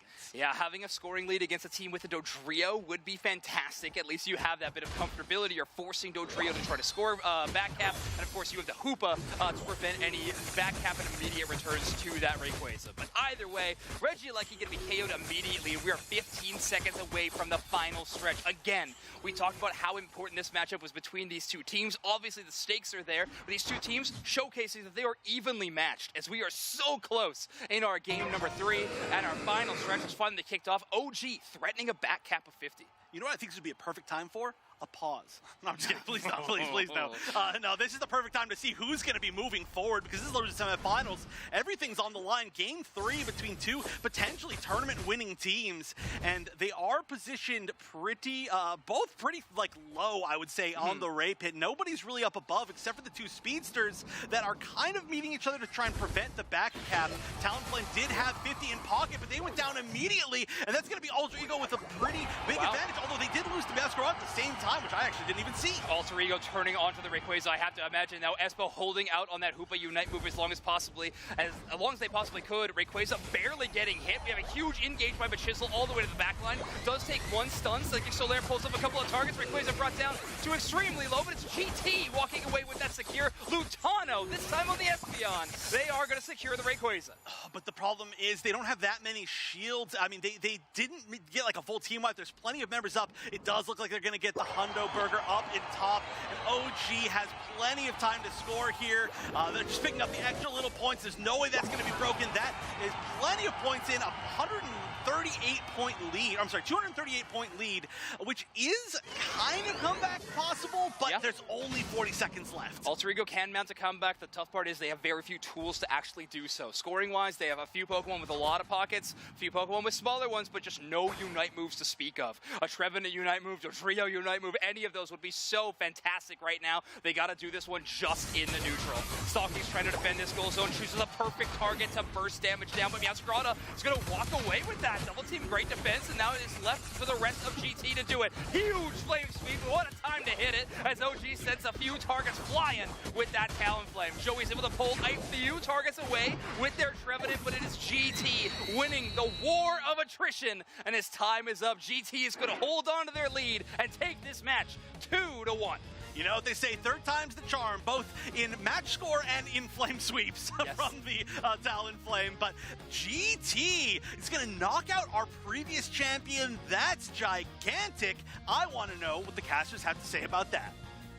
What a game, what a series. Alter Ego, your #1 team here in North America, against GT, the new GT, and GT able to take them down right here. They got that Leafeon that seems to be a big pick, Dupsnax. Yeah, Leafeon has been impressive every time it hits the map and has a pretty good conversion rate too between these two squads. Ultimately, GT, with a great final fight there for themselves, were able to scrap it out and get themselves a Rayquaza. And on who else but Lutano, new member to the squad. Yeah, a beautiful catch there in the bottom path on that Meowscarada, really setting up everything in motion. The Hoopa Unite to bring them in. As you can see, the scoreline was incredibly close until that moment right there. Boom! Big time win for GT. They're going to head to our losers finals, Dupsnax. Yep, and waiting for them there is Hades. So GT, a little bit less nefarious of a team name, but they still got to scrap it out, and you know GT wants that top spot. It's always eluded them, and now they are one step closer. Yeah, GT's always been one of those teams that's so close to being the top team in North America. Let's take a look at some of these big moments right here from this game. We can see this goal zone defense, the Talonflame up into the sky. We saw a few moments inside the match where that Talon really did counter those Icicle Spears very well. Yeah, well, there we see those Icicle Spears mowing down their Evolution counterpart in Espeon, and then immediately negated, to your point, by the Talonflame. They are able to close out this goal zone here, but GT not too concerned. That scoreline was still razor thin at that point. This was very close right here, but without Meowscarada in here, with the Mr. Mime Unite to really stop them from doing too much around this Rayquaza pit, we saw a good opportunity for GT. Who knows what the chances were right there, but I think they had a slightly better chance than Alter Ego of taking that down. They do secure Rayquaza, defend this goal zone, and move on in this tournament. A couple of amazing endgame fights right here.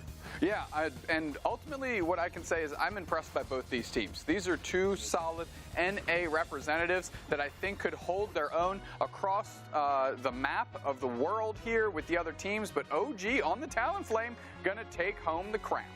I love seeing Talonflame in these games. Just so incredible. One of my absolute favorite Pokemon to play. And, you know, with draft like this, you really do run into some situations where you get to see it counter some picks on the enemy team in a big way.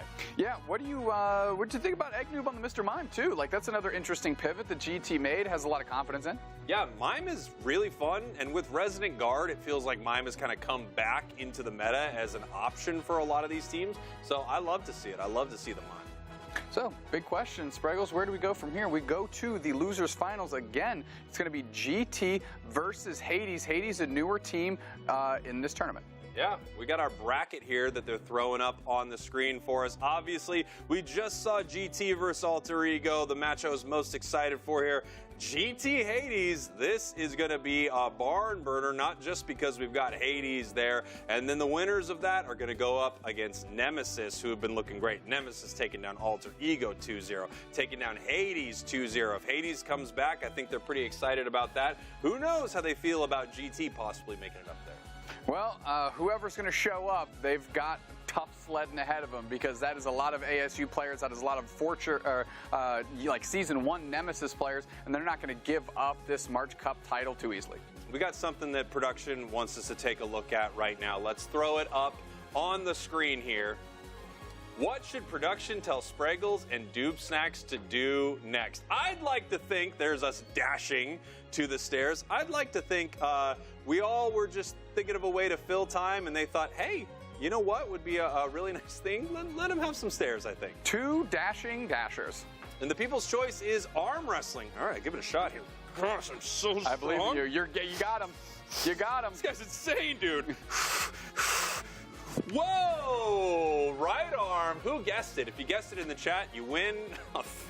Nothing. So, yeah, I was going to say something. I don't even think I'm allowed to say you actually win something. No. And you already said that you gamble, so at this point, throw it all into the wind. But what is the result of that one poll that we said to put up while we were on the stairs? 100-0, just like we predicted. Big. Just like we guessed. Right here. We are going to take a quick break. We've got more hot Pokemon Unite action. Do not go anywhere. Boy, my arms are tired. From arm wrestling. Oh, yeah, that.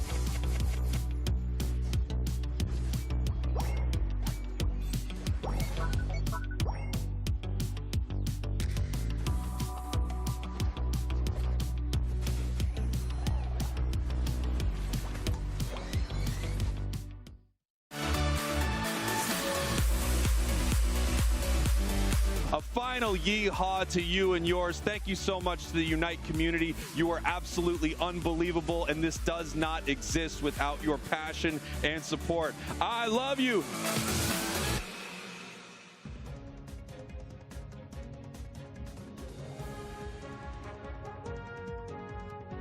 America, we are down to the final 3 teams this month, and they are all incredible.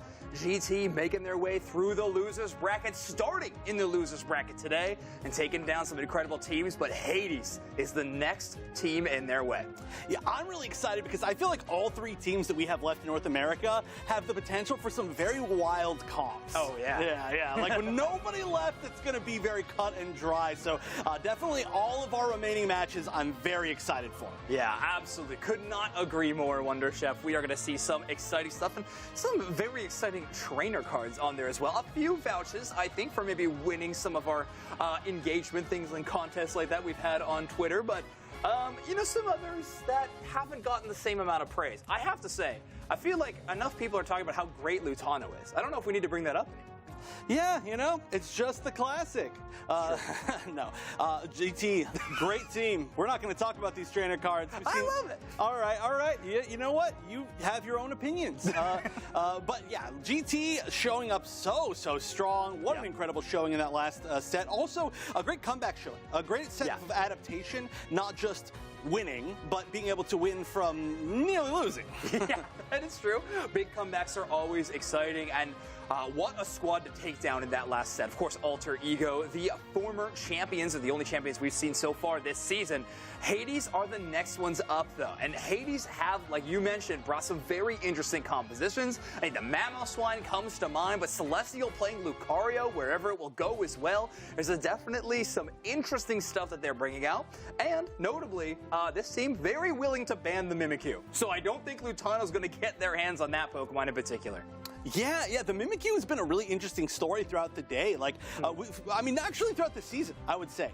Because we got to see, like, other regions using more Mimikyu, and then NA using more Mimikyu, and then sometimes it was, like, really heavily prioed, but we've seen a lot of Mimikyus fall flat. But the thing is, we know it's good, but it can also, I feel like most of the, like, kind of committal options you see, there's a very high potential for any of them, even the best ones, to fall flat. Yeah, it's interesting. It feels a little less feast or famine for something like a Talonflame or even a Zoroark, right? It's got options in the mid-range. Shadow Sneak's got that huge attack range. You could maybe hit a Baltoy on the other side of the map and shoot over there and have an escape option. Your Unite move is a great, just immediate shutdown, give yourself a breather. So it's got options in the neutral, but it still is one of those Pokemon that if you're not getting KOs and you're not resetting your Shadow Sneak, what are you doing? Picking that Pokemon, you know?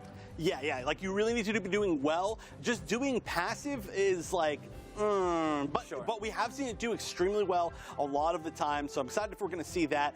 The bans from North America have also been extremely interesting. I was, maybe for better or worse, I was right with my guess at the start of today. We've seen a lot of really strong Pokemon go through, but the thing is, we are currently in a meta where there is no chance to ban every single strong Pokemon. Yeah, that's true. We do have kind of a big 5, if you will. I think Buzzwole maybe at the top of that list, though. I don't think we'll be seeing any of that Pokemon. All these teams have definitely been made aware of its strength in the game. I'm glad we've sent that announcement out to all the teams that how strong it is, because they've all been acting in kind. Hey, if one of the teams wants to make a big statement, just don't ban Buzzwole. That would be that would certainly be something. Yeah, no, don't listen to me. Don't ever listen to me, trust me. But yeah, the Buzzwole we're probably never going to see. The real surprising one to me is how little NA has valued Umbreon, because we still saw a really high value for Umbreon in a lot of other regions. But NA has been not banning it and then not picking it a lot of the time. Well, let's see where it stacks up against the rest of the Pokemon that we're going to be wanting to watch throughout the rest of these matches. Umbreon is number 1. So I'm glad you were talking about that. Also, Buzzwole number 2 and Leafeon number 3. All 3 of these Pokemon, just take a look at that ban rate. 53, 50, and 38.9. You're going to see so many bans on these Pokemon frequently. This, of course, is taking statistics and data, I believe, from February as well. So we might see a little bit of a change there, which, of course, at that tournament, only 1 Pokemon was available for ban on both sides. But in this matchup, we get to see between Hades and GT, it's going to be Dupesmax and Spraggles breaking down all the action, and they're over there, so let's send it to them over there. Hey, thank you guys. Welcome to Over Here. We have GT versus Hades right now in our losers finals. We're in our ban phase. We're looking at our first bans here. So far, Leafeon tops the charts as the first ban from the side of GT. Hades getting to pick the next ban right here. And I'm really wondering how this matchup's going to go. I've not seen enough Hades, obviously, but I'm very excited to see what they want to bring out here. Buzzwole getting banned, no surprise there. Nope, Eldegoss, maybe a bit of a surprise from the side of GT. Maybe a Hoopa, something Hades can consider, because Hoopa is going to be at a premium if they let that through. Yeah, we're going to have to see what they want here and what GT really wants as a first pick right now. Glaceon getting the ban. First pick right on over to a possible Hoopa, like you called out right there. Yeah, we've got the other range support right there on the Hoopa. On the side of Hades, we're going to see what they want to bring out into this game for their first two picks. Moving through defenders, possibly a supporter choice, but it looks like they want to take that Inteleon early, steal it away from the side of GT. Sylveon, another Pokemon we have seen GT play. So these are good picks and good counter picks against GT. Yeah, the fact that Eggnoob can play almost any defender under the sun, right, without any drop in skill is great. Now you have an opportunity to maybe take an Espeon, something that in EU did great and something that Lutano has already played well so far. Things are looking good for GT here. It looks like they're getting a lot of their first options. You know, they get the Crustle, obviously their first pick for a defender. They get the Hoopa for the support and OG on the Dodrio. Dodrio having a great day here in both NA and EU. Hades now looking to lock in possibly their support and defender slot before we see what their last pick is going to be right here. Blissey has been crushing it lately. It hasn't received a ton of priority, but it has been doing very, very well. And it does get locked in for the side of Hades. Final two picks over to GT. We're going to see what they'd like to put Lutano on. We talked about Lutano on the Gardevoir earlier. Always a possibility. Let's see what he would like to play. Looks like Lutano might switch up and highlight the Mew. GT stocking. Going to queue up the Talonflame, and I think we're going to see these Pokemon shuffle around a little bit. Yeah, I think things might move around a little on the side of GT here. Hades with their last pick. We're going to see what they want to bring out. It looks like they're looking for a top path Pokemon, unless they plan on playing Trevenant up there in that top path. Let's see what they want to bring out here. Looks like it's going to be Slowbro. Yeah, so it looks like we're going to switch it up and see Trevenant up in the top path right now. I'm interested to see who is playing what on these teams. Yeah, we're going to have to shuffle these around a little bit. I wouldn't be surprised if maybe Stockings picks up the Mew. Lutano goes to Dodrio. OG picking up, the Talonflame. Yeah, there we go. You called it, and it looks like we actually don't have Tree heading top, unless they're still able to switch around right here.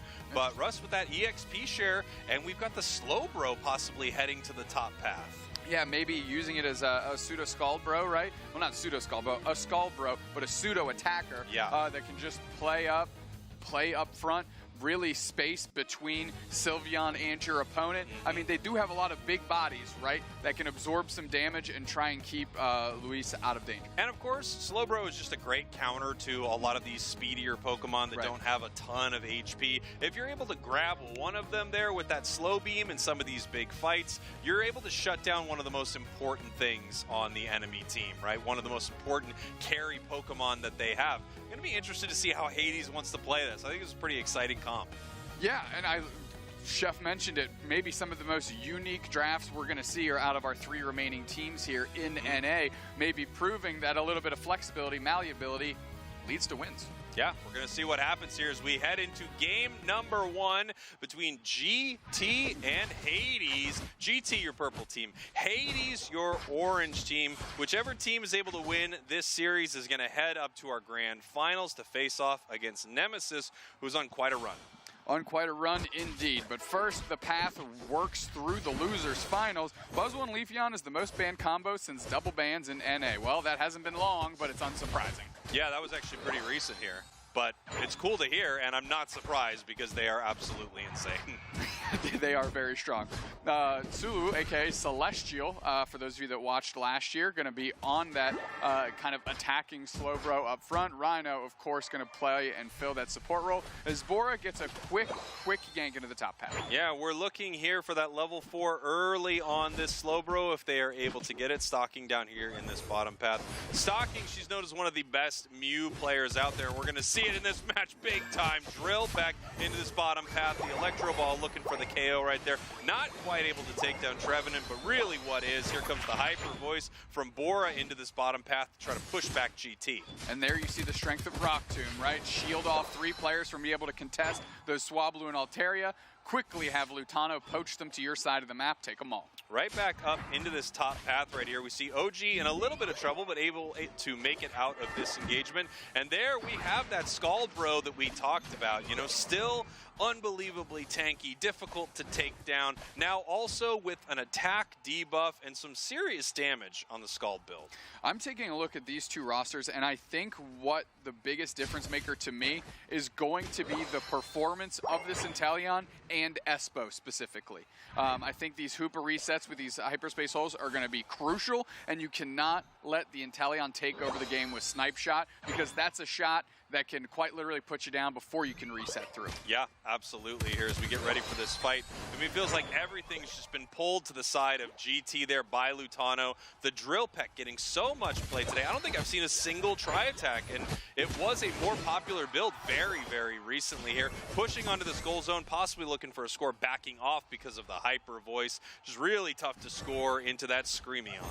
Yeah, I mean, you see Stockings using their abilities meticulously to kind of dart around, dodge abilities, and track back to their side of the map. Not a bad look for them, as they are doing great on levels so far. Spraggles up quite a bit. Yeah, it looks like things are going great for GT. Points-wise, level-wise, they're getting ready here for what they want to do, either top or bottom. We have that double bird moving on in here, trying to pick up a KO. The boosted from Lutano misses, coming right back with the Drill Peck, picking up a KO, trying to stack up this attack weight and score in this top path. They're breaking. That was a small break, but they're taking it, and they're getting really aggressive in this top path. I'm guessing they're going to want to rip through this Reggie very quickly. They've got the Hoopa. They can port a lot of the team down bottom here, and here comes Espo and Lutano. I almost think they're taking a pseudo score comp strategy, Spraggles, because of the mobility with Dodreo and Talonflame. They're going to be able to pressure these goal zones all over the map, close them, make Hades play really far back on their heels, and then you get free reign through, especially when you have a defender player like Egnoob who can literally guard this goal zone with those Rock Tombs and with their skill by themselves. Now we have Lutano here in this central area, just taking some of this experience here as much as they can from Bora. Bora goes down. 2 fighting in the top path, dealing with this Reggie Alecki, and this just gives GT the ability to really run rampant here in this bottom path. Nice double KO here from OG. The question is, do they want to break this? Not before they take some of this juicy experience between these 2 goals. Right now, we can see Lutano starting this Regice here. Now you can actually put the pressure on the top path even harder if you let this goal zone stand just at 5. Because at any point in time, you can break it out from under Hades, and you can pressure without them having that additional resource. But for now, don't give them the extra experience. You already did that on one half of the map. Play it slow and take over. Cinch in that chokehold. Yeah, incredible stuff right here from GT, although they send Lutano down to this bottom path, trying to score right there. They actually are planning on breaking this goal. The nice thing about what GT has is they have this Hoopa. So right now, literally half of the map is controlled by GT, and you know, about a third of it maybe is controlled by Hades because they've lost their 2 goal zones right here. It's going to make it tough for them to play. We've got the Unite move coming in from Slowbro, Unite move coming in from Bora. OG coming back trying to do something about this big flame sweep. Takes 2, but there's the Horn Legion. They go down. Lutano's here to try to stop this. Unite move comes in. Countered right back by the Blissey Unite, and they continue sieging this goal zone. How Hades cobbled that together is stunning, but how GT threw it right on the ground is even more so. There was no reason that Stocky needed to be there to get caught. There was no reason, once the Crustle went down and they didn't have a front line, for the rest of the team to get buckled like that. OG goes for a flame sweep, and all that did is put 2 players right on top of their body to get KO'd. So GT, take a deep breath, cobble it together. Otherwise, Hades is going to rip right back into this thing. Hades is coming back into this game, but meanwhile, while that was happening, we sent Lutano down to the bottom path to try to get some more points. Like you talked about, really putting pressure on these goals. You can see they're doing that 225 to 91. This Euic, it's something that Hades is going to have to deal with here. Rhino scoring in this bottom path, but it's going to take him a little while to get back to this goal. This might be a big mistake, not having your support here at this fight. Jumping on in with that jump pad, but it's a little too late as two are already down and they're continuing this push. Lutano actually has to peel back right here, caught by the Skullbro. That could be massive as Talonflame also goes down, and they are able to somehow push this back. Blissey did, in fact, make it in time. Well, Stocking's going to be able to get out of there after picking up a key KO onto Celestial, the Slowbro. Now they have to move back. What I'm concerned about, Spraggles, is GT was so far ahead, and every KO they're giving up is just letting Hades claw back into this game. And now this experience difference is not as bad as it very well should be. Well, absolutely. Now, of course, if they are able to get that Euic in, score another 100 points, take away another goal zone, they're just in such a great position here in this match. And that's a calculated risk that GT was willing to take in that moment. We can see level-wise, things are looking pretty good on the side of GT, but like you mentioned before, Hades right back in this thing, almost at exact parity, if not exact parity. It is exact parity, mirror images of each other here on these levels. This Registeel might make a difference if GT can take it off the map quickly. Meanwhile, if it looks like Hades is pivoting up top, they're going to put some pressure into that top path. So as we just see that Registeel taken, we better pivot up to where the action is, and that's where GT is defending their own goal zone. Nice flame sweep to clear the trash out until Honolulu UNITE is out, and it's a fairly late one. We're going to have a big fly landing, crash landing on top of the Hyper Voice is there to get the KO. There's two players down for GT, and Hades is just ripping right back into this thing. Clawing every opportunity they've been given, they've been taking it. 316 to 225 now. However, they did lose their bottom goal zone. They're still behind on points, but behind by less than 100, which is a key number in my opinion. If you're behind by less than 100, it means someone can peel off with full pockets at Rayquaza, get one score, and all of a sudden your team is right back in this game. More than 100 and you're in a lot of trouble right here. Euic walking in this top path right here, and GT's just gonna let it walk. They're going to dare them. Go try and do something with that. We've got the ability to tear this Rayquaza off the map and score even after that. Lutano playing very far forward. Rock Tomb is there. They're looking for an opportunity. Ooh, big time snipe shots. That is a level 14 Inteleon. You do not want to be clipped by a few of those. You are going down very, very quickly right here. Crustle getting caught by the Telekinesis and the Woodhammer and the Horn Leech, having to use the eject button to peel out of this fight. Actually pulling back, not using that hyperspace hole. I think they were recognized they were going to eat a big snipe shot if they did. Espo getting some good vision, playing forward and shielding a little bit for Eggnoob as they can put a hyperspace hole down to reset. We actually see the Talonflame OG hanging out up top as well. Beautiful snipe shot onto Lutano. We saw that they did get caught by it right there, using these wild Pokemon and their Drill Peck to get all of their HP back. They're still up on the side of GT, so Hades is going to need to be the ones to make the big play right here. Here comes an X-Scissor onto the Slowbro and the reset through the hyperspace hole. Again, GT is up, so Hades is the team that needs to find the play. They're almost like falling victim to getting leashed around here because Lutano can go peel to score as soon as Hades flips onto the Ray and then get pulled through by the Hoopa Unite. So what, Hades, what are you doing? You need to make a move here. I'm guessing Hades is looking for a nice snipe shot to really start this engagement out. Obviously, that could put them in a great spot. Here comes the Telekinesis. Are they able to get much? No. Eggnoob actually pushing forward, though. Here comes Lutano on the Dodrio and the Slow Beam. And Dodrio coming through, but cut off by the opponent's by Egnoob's Rock Tomb. Now getting really low is the Screamion. They're going to have to pivot back, trying to reset. Are they? But there's players down for OG, for GT. They're looking for Russ. Russ is low as well. Can Stockings get the KO? They do. The Unite is out. Lutano and Stockings trying to make it work. Rhino caught in the backside. They take damage. They still have Espo online, but guess what? The whole team is wiped. Dragged straight to Hades as Hades is now all the points are raining in, and GT going to take this dub. Yeah, big game here for GT, scoring more points in the main goal right there. Great fight. It really felt like they were in control of it the entire time. Hades could never really find their opening. They went for something. They were able to take down OG on the Talon, but it really wasn't enough right there. Lutano and Stockings cleaning it up, wiping the entire team right there of Hades. GT takes game number 1. Game number 1 in a pretty impressive fashion. I will say, you know, the things that I had criticized a little bit during their game was actually just letting Hades have an opportunity in there, because if they just kept the course, didn't overextend too much, give up too many KOs, this scoreline would have been potentially way, way worse. Yeah, let's send this back on over to Zoink's Chef to break this thing down. Gentlemen, take it away. Thank you, you two. Yeah, GT sticking with this momentum, now up 1-0 over Hades, and yeah, that match felt entirely GT's from draft to the end of the match. I'm just really happy that we got to see Stalking's Mew again on top of a double speedster comp. That is a ridiculous amount of damage and a ridiculous amount of aggression that you could pull off, and it did, in fact, show.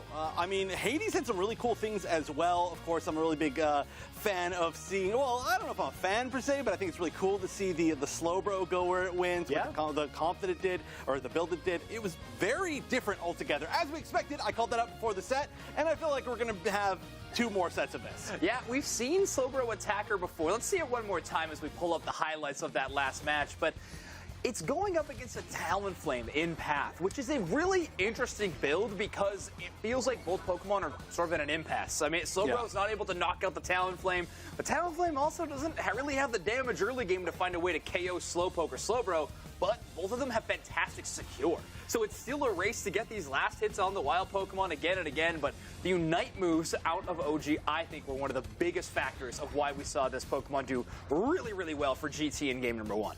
Yeah, I mean, they have some really impactful Unites, and on the other side, not to say that it's not, like, impactful Unites on the side of Hades, but there are certainly some that, like, need to be in specific moments and specific spots on specific people to make as much of an impact. Like, for example, like One Flame Sweep can just end the entire game if you manage to split up a team really well, or, you know, so one triple trample getting the right targets. There's just so many different things that you can do with that team, and they were just a threat, like you said, from beginning of the game to the end of the game, and just being one comp together was very scary. Yeah, this final fight was really interesting. I think Spraggles broke it down perfectly. Like, they were waiting for that big Inteleon burst to have that change up with that momentum, and Inteleon got 2, but in the end, it is going to be Stockings earning the player of the game on the Mew. 85,000 damage. We talked about it in the EU broadcast quite a bit. We've talked about it in NA. This Pokemon maybe fallen off popularity-wise, but the impact is still there.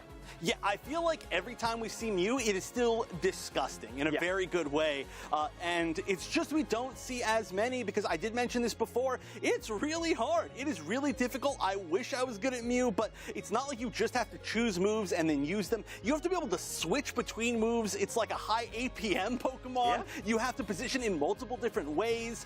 Everything about it, you have to be very, very good, and Stalking certainly is. Yeah, and if you switch moves, you also earn your Unite move faster. So you get benefited for doing that changes, but let's be fair, Solar Beam does not hit near as hard as it did before those nerfs. So there have been some changes to the Pokemon. It's maybe why we don't see its impact as much. However, Stockings Inteleon has looked fantastic in the series as well, so I don't think they're really out of position by attacker picks so far throughout this tournament. In fact, their Leafeon attacker looked fantastic as well, which I think is going to beg the question for game number 2, where GT is going to go with this draft. This Dodrio Talonflame composition that they've liked so far has been working great, but maybe now that they had one game with it, maybe Hades has found an answer to it. Yeah, I mean, I don't know what the answer would be, because so far it just seems like it's working. It's just overrunning the other team. I mean, there has to be an answer. Obviously, this is a very strange comp and it's very aggressive, but to say that there's no answer for that would be ridiculous. It's just about whether or not Hades can find that answer in time, and so far, I mean, they're kind of at their limit, right? It has to be now or never, and the scary thing is that I feel like even if Hades finally realizes, like, okay, now we can just solo target this specific comp, the flexibility of having like 3 strong attacker players on GT that can all flex between different types of attackers, like you know, every one of them can play speedsters or like really far range Pokemon. There's just so many different things that you could do with that team that we haven't even seen them need to switch off that much. Yeah, that's true. I mean, we have the flexibility, but we haven't even reached that flexibility. Yes. A good spot for GT to be in, obviously, but let's give Hades their credit too. The flexibility flexibility is there for their squad. They've gotten creative in their defender slot. They've gotten creative in their top path slot. I don't think that that's going to stop. Celestial, well known for playing a huge range of Pokemon, and so far we've seen the Slowbro in this match. I don't think they're done there. I do think Celestial's going to have a big showing in this game number 2. I have to imagine Lucario might be making another reveal. That would be very exciting to see from them, but who knows? There are a lot of options available to these teams. Yeah, and there's a lot of other Pokemon that we know that Celestial's played in the past that are not even really used in that slot so much, but like kind of who knows, right? Like at this point, again, if there's not some sort of like talk amongst their team of like, oh, well, we know kind of what we're doing here. Sometimes maybe you just throw something out that's different because clearly like the weird aggressive double speedster comp of GT is just working and you need to shake it up somehow. And even if you can just manage to pull off that win, it might just change how things go in game 3. So who knows, really? I think the biggest question mark for me is where has Umbreon been in some of these drafts? Is it banned? Is it just why is it falling on the wayside? I mean, Talonflame, a Pokemon that is tough to secure with Mean Look. You have to wait until after the fly. It's not a position most defenders want to be in, is reacting to that big burst damage. But Trevenant's in the same space too. You're just timing your Woodhammer or Horn Leech for whatever the Talonflame lands. So would like to see a bit more draft priority on the Umbreon from Team Hades if I was in the coaching role, which I'm not. Thank goodness. I'm not in charge of making decisions. I'm just in charge of talking about them. But we're going to take a look at the bracket for North America and how it's played out. Obviously, a lot of these matches happened earlier on off broadcast, but some interesting results. GT actually pushed the limit by only Trolls, a team that we didn't get to see on broadcast, but I have heard incredible things about. A lot of people watching out for them. High Greedent pick rate on that team, by the way. Well, then a very accurate team name, I would say. Sure. Greedent actually, I will say, Greedent got some buffs. I'm a little surprised we haven't seen it at all this weekend on broadcast, but I do assume that there's probably has been some Greedent off broadcast, and the fact that GT, 2-0 Team YouTube, now then went 2-1 against Ultra Ego, our previous champions, and also went 2-1 against Only Trolls. That says a lot about Only Trolls in a very good way. So maybe next month we'll see them, because that's a great name, and seeing a team that has a lot of usages of annoying Pokemon like that can be quite fun. That's true. All right, well, our game is ready, so Spraggles and Dupe Snacks, please take us into game 2. All right. Here we go, heading into our next game of Pokemon Unite. Hey, they're coming on over to say hi to us. Oh, are you guys? Okay. And you put the circle. There we go. Just like I did. Just highlighting it so everyone knows where a lobby ID appears on some of these screens right here. We're getting ready for our next match here. Obviously, the first one was very exciting.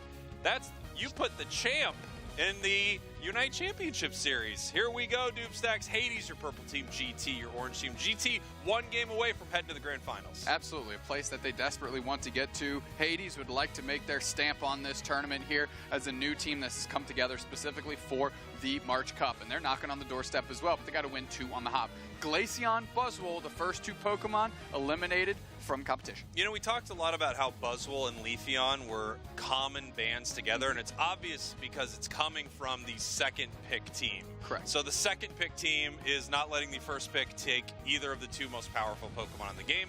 Doesn't mean that GT's about to ban Leafeon here, but we've seen a lot of it, and they actually choose to ban Hoopa first. Now they're going to put the pressure on to Hades here, see if they want to pick up that Pokemon or if they really don't have someone who plays it right now. Yeah, well, quickly shuffling around, we're going to see that, and Luis, I have stacked with them. They do play Leafeon. So, here we go. It's not a miss there. But Eldegoss is a great support of the support cast left. So Espo specifically going to be very happy with that, and Egnoom locking in that Crustle, which is a great pick for them as well. Yeah, and I mean, here's the game that they're playing right now, right? You have GT locking in this LD. They ban out the Hoopa, so they're forcing Hades to play one of these supports that does not get to play at range, does not get to dominate their path as easily as one of the others. Dodrio picked up by Hades. Now Hades running the double speedster. Yeah, why not? It's been working between multiple regions, and, sometimes you just got to look at the blueprint and say, okay, we'll just build that. So that's the direction they went. Meanwhile, OG really feeling this Talonflame, and I got to say, I am as well. It's been a lot of fun to watch. Hovering on Meowscarada, which is a great pick as well. double Speedster, and Stockings has a great Masquerada. And here we go, double Speedster on the side of GT, double Speedster on the side of Hades. We like to go fast over here in North America as we're getting ready for our final 2 picks right now. Possibly seeing a Mimikyu out of the side of Hades here. Switching on over. Are we? No. No. Triple Speedster? You're out of your mind. You That silly was- that is Goosamaloosa. a Here we choice. go. I mean, okay, let's go. The need for speed is real. We're going to see where Stockings end up locking in for their characters. We shuffle through. I don't think I wouldn't have bet three Speedsters on one squad. No I'm shot. excited to see it. We're going to see what on GT. So we've got the Mimikyu. There isn't a lot on the side of either of these teams that you're looking to dive because the other side is already doing it. We've got 3 Speedsters for Hades, 2 for GT with Mimikyu, who oftentimes does kind of play like a tankier Speedster role, you know? Right, and quickly shuffling around here. Actually, Luis going to be picking up the Dodrio, Celestial grabbing Zorark and Bora. Going to be using this Leafeon as the only swap we saw on GT with Stockings and Lutano pivoting back and forth. You know, it's been talked about a lot that this is going to be an exciting matchup, and we don't know what these teams are going to bring out right here. And seeing 5 Speedsters in one game is going to be pretty exciting. GT, I guess, you know, maybe on paper you'd think they have a better composition, but if any of these Speedsters can get ahead, they can start to take over this match. Hades now with 3 opportunities to make that happen, but also 3 opportunities to get behind and get in a lot of trouble. Yeah, again, for me, it's going to come down to the defenders in this game. How many players can Egg Noob trap? How many players can Rust trap with the tree?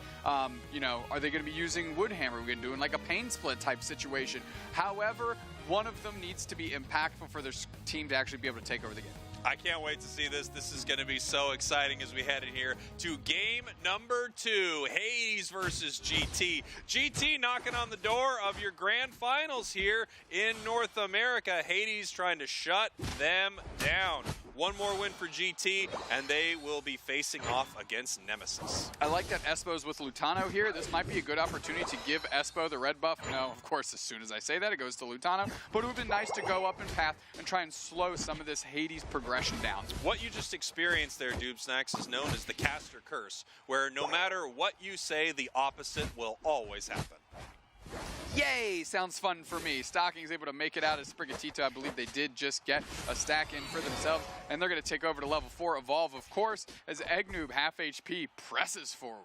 Here we go. OG heading to this top path right here. Rhino in a little bit of trouble getting slowed by the Eldegoss. Even without a red buff, it still does a whole lot. And we've got the Solar Blade coming out from the Leafeon. Seen a couple different looks on Leafeon today here. I think either build is pretty fantastic right now. Solar Blade feels a little bit more like an attacker, speedsterish build, while the Razor Leaf just feels like full-on dive speedster.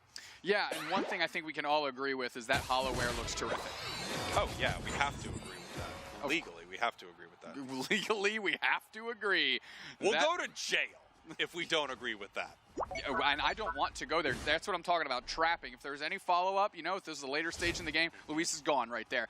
Ended the sprint gauge, and the engagement that followed could have been devastating. Of course, Celestial looking at Egg Noob, but Stockings not far behind. They're level 5 working through their wild Pokemon. Crustle really could be a brutal force here. Trevenant as well. Something Zoinks called out earlier, I feel like Umbreon would be great into all of these speedsters. Obviously, they did not know how many speedsters they'd be dealing with when they first grabbed that Crustle. Yeah, literally 42,000 speedsters on the Thea Sky Ruins right now. Umbreon would have looked phenomenal. Here we go, 8 minutes here in the center. We see the Altarius spawning. Every speedster trying to get something done. Lutano just kind of watching it here.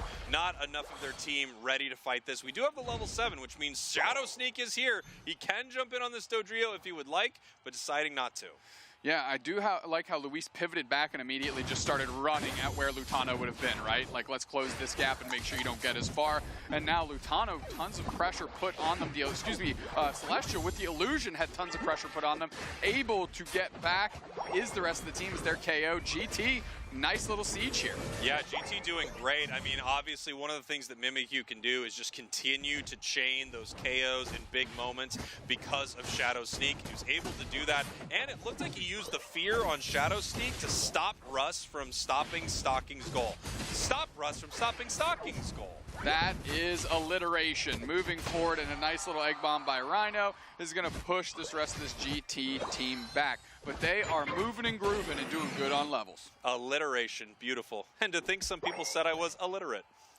Well, you can't read. You can just say words that start with the same letter consecutively in a row. Nice little rock tomb, but it's Eggnoob that actually gets trapped in their own little tomb for themselves as they're trying to pivot back. Lutano looking for an opportunity, but blocked out from this basement. Reggie is Hades. Yeah, and now you can see, I mean, we talked about this rock tomb a little earlier. Just massive, massive plays are able to be made because of it. Registeel getting a little low right here, and we have a few Pokemon that are looking to secure it. Egg Bomb from Blissey. We can get Trevenant in there. Nice Horn Leech pushing the Mimikyu out. Registeel getting lower and lower and lower. We have Dodrio already going down, and the question is, how do they want to play this fight? They can turn on Registeel, or they can turn onto the side of Hades here. Big time secure from the play rough.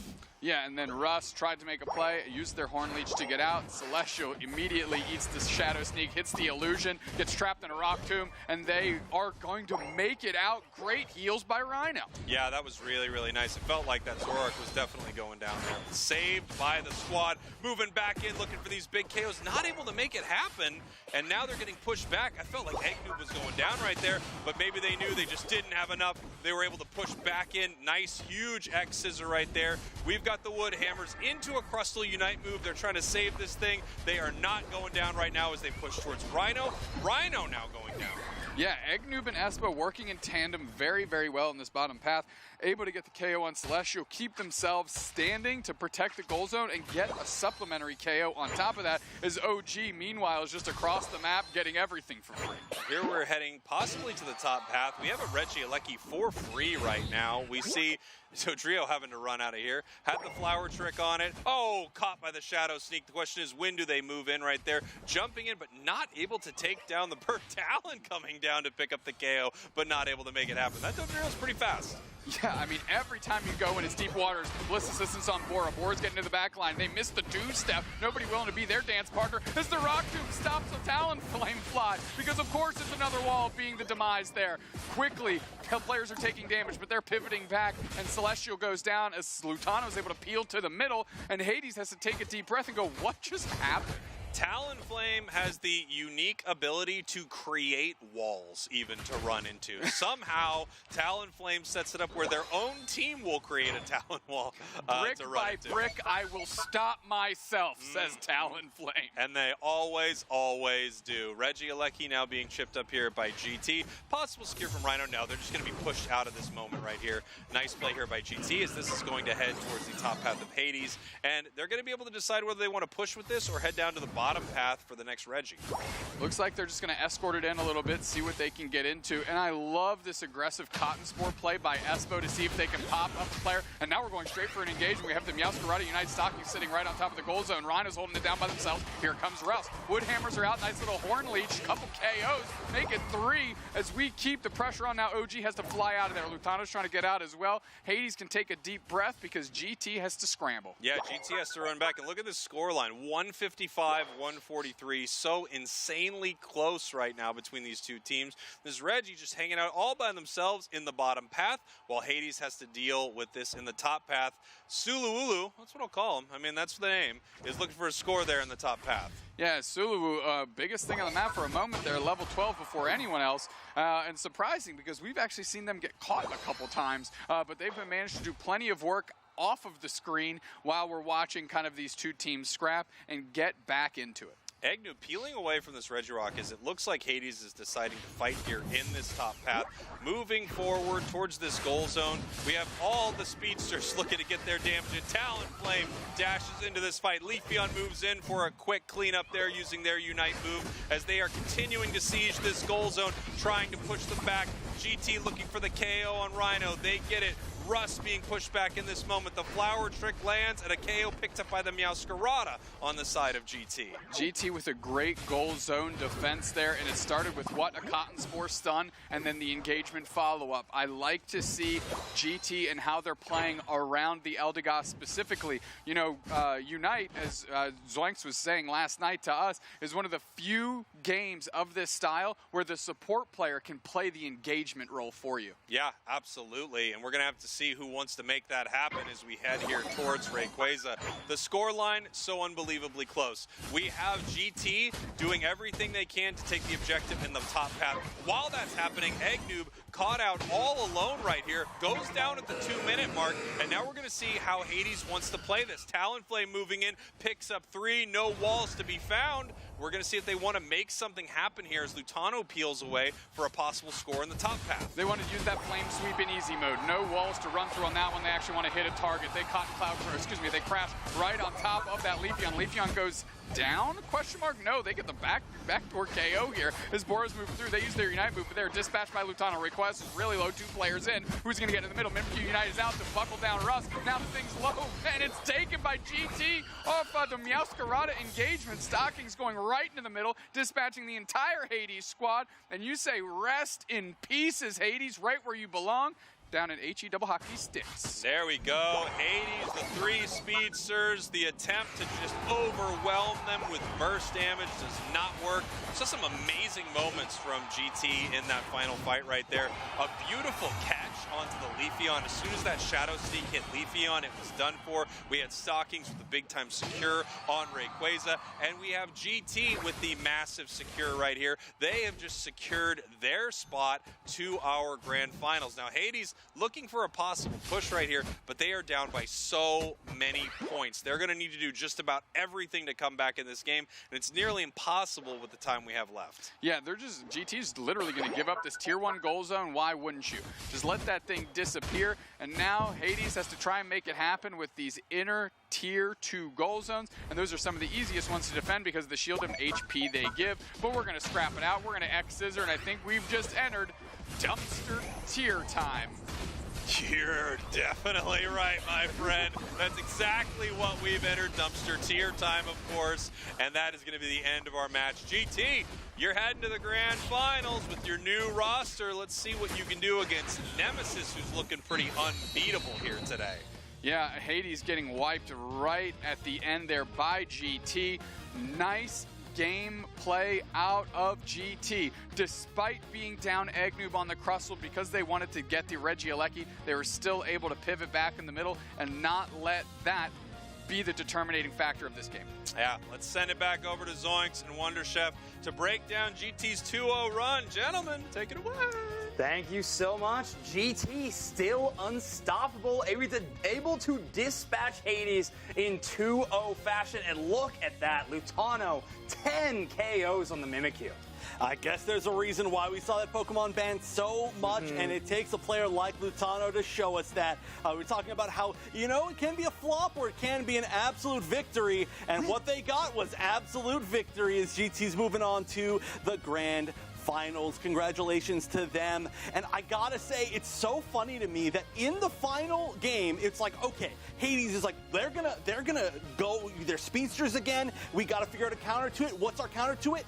Let's just send it. And then GT's like, well, they're gonna counter us doing double speedsters. What are we gonna do to counter that counter? Let's also just send it. And they just went all in. It was sick plays from the top to bottom. Really, really enjoyed what we got to see. I think the Mimikyu Play Rough build was so exciting to watch. Yeah. We'll watch some of those in the highlights throughout this match, but basically into so much burst damage, the ability to have just invincibility on basically a 6-second cooldown is so incredibly valuable.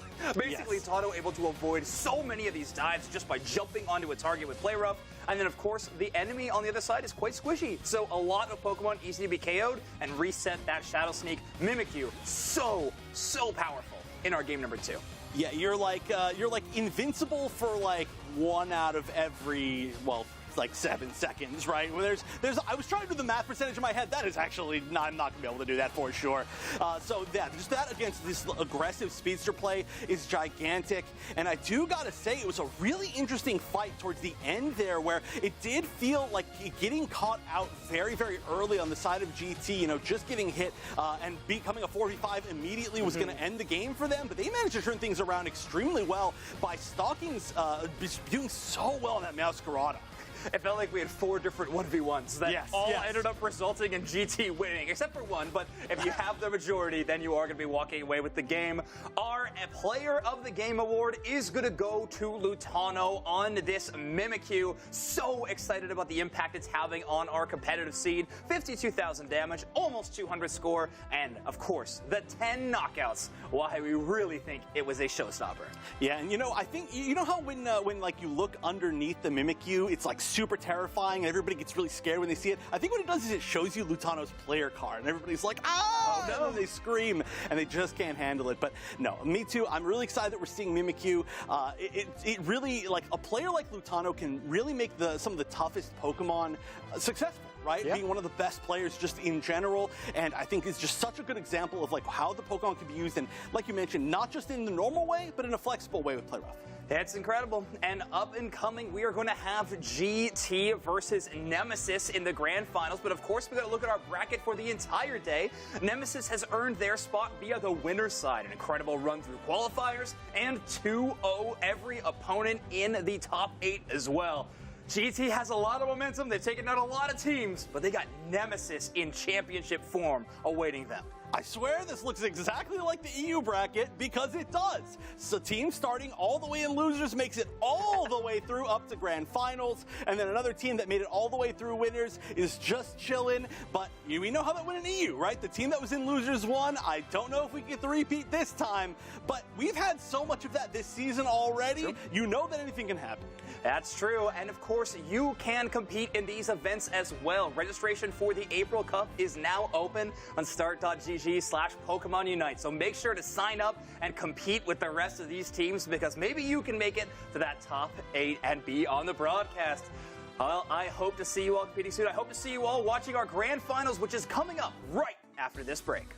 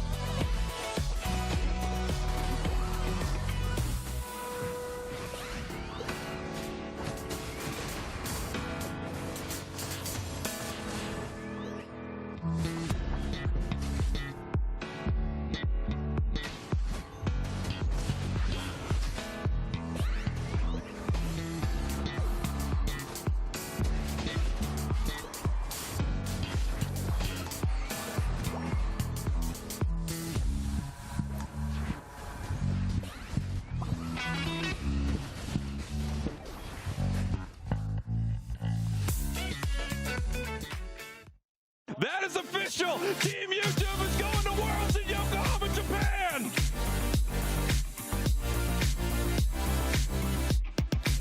Team TV wins it. Team TV wins it. He takes it.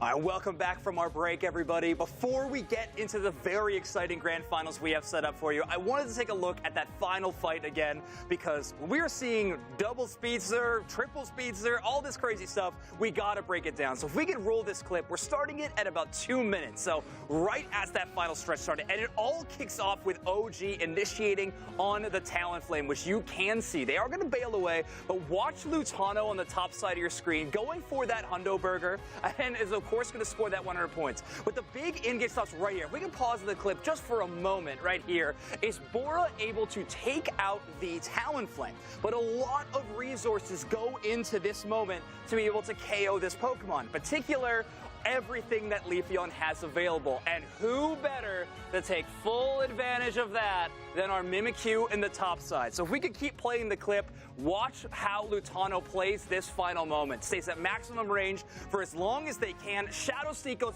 all the way through this Rayquaza side and is able to land on the Leafeon, immediately gets the KO, grabs Russ on the Trevenant, the Pokemon with the most crowd control options, eliminates that, and allows Stockings Meowscarada to take out the Rayquaza. So honestly, one of the things I was most impressed about was just the resources that they were able to lock down in that final fight. I think it was huge. Wonder Chef, how about you?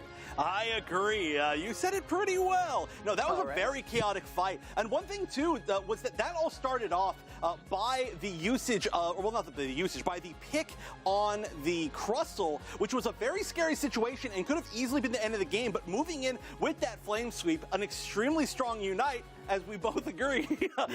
No, it was able to just delay them long enough that they were able to set up that situation, which I think was so cool. That is true. But all right, that's in the past now as the grand finals sits before us. GT versus Nemesis. I mean, it really does feel like unstoppable Train versus unmovable Force against each other right now. I think Train's always used in that one. Yeah, pretty sure. GT is those players at the moment. A crazy run through the losers bracket have looked fantastic.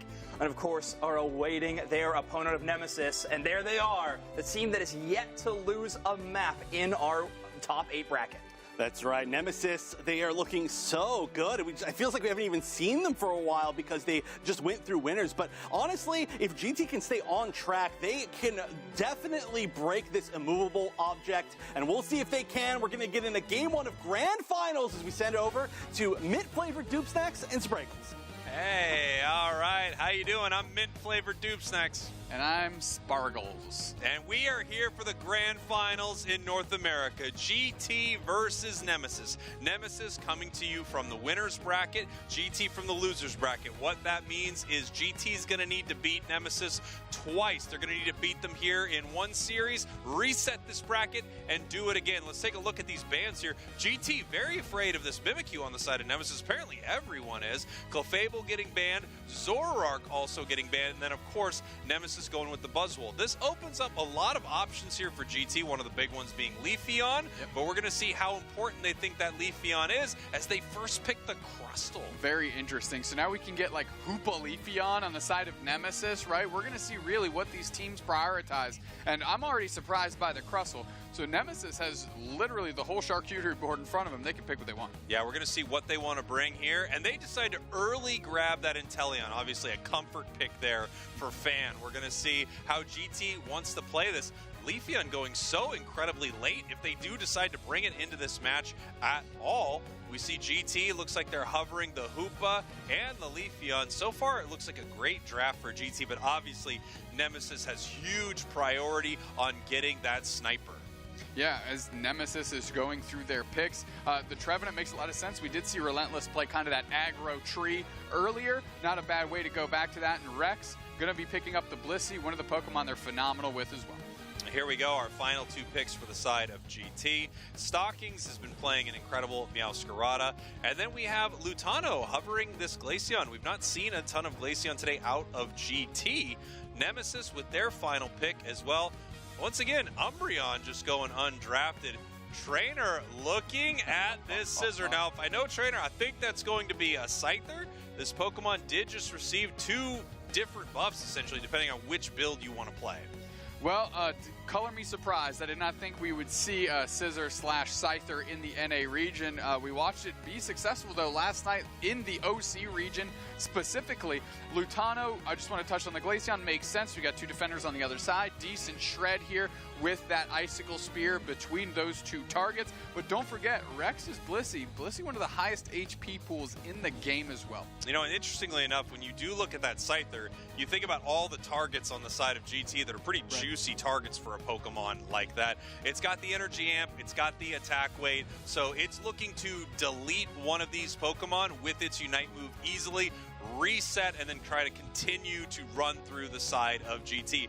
Very possible, and I'm really interested to see which secondary move they go with. Is it going to be the double hit? Is it going to be the Swords Dance? Swords Dance got a massive buff. It's a 20% attack stat buff right now, so it can turn your Unite move just into an absolute cannon.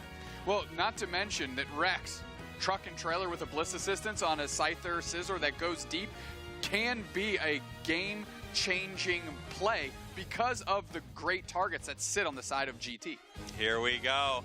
We're getting ready for it. GT versus Nemesis. Your grand finals, GT, your purple team, Nemesis, your orange team. Once again, GT coming from that loser side, they're going to need to win a bracket reset, and then they're going to need to beat Nemesis again. Nemesis looking pretty flawless today right now, so we'll see if anyone can slow them down.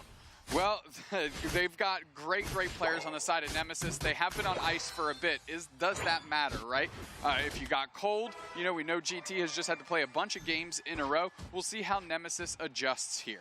Interesting fact, Nemesis knocked GT down to the loser's bracket during the qualifiers here. Since the qualifiers, we've had a balance patch inside of Pokemon Unite, something you rarely see between the qualifiers and the tournament, which has made this tournament very interesting.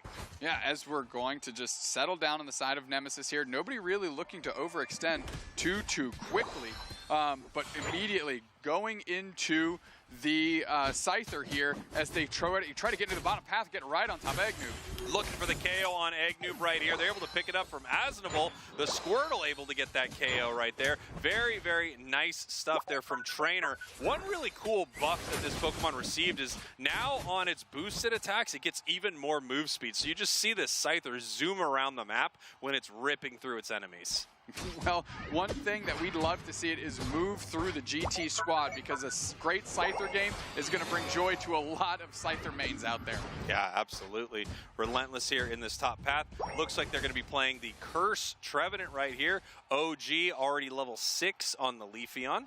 And rolling through the middle is Lutano on the Glaceon, so they're going to be able to power spike as well, not too far off of level 6 themselves, as that Hoopa play is going to be crucial for GT.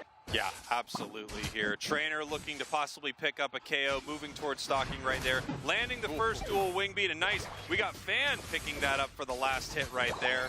Big moves from Asnable, scoring on this bottom tier goal to make sure that they don't get KO'd. Now they're going to be able to take a berry. Just try to find a way to walk away from this. Eggnoob still only level 3. Yeah, and they're having trouble here. They are sitting at level 3, and they're getting cut off. Barely, with an auto attack, able to secure that wild Pokemon to get their evolution, and desperately to themselves saying, finally. Here we go. OG on the side of GT, level 8 right now, getting that first Unite move of the game. We're going to see how they want to use it. Rex in a little trouble right here, but they don't want to commit too hard to this fight yet.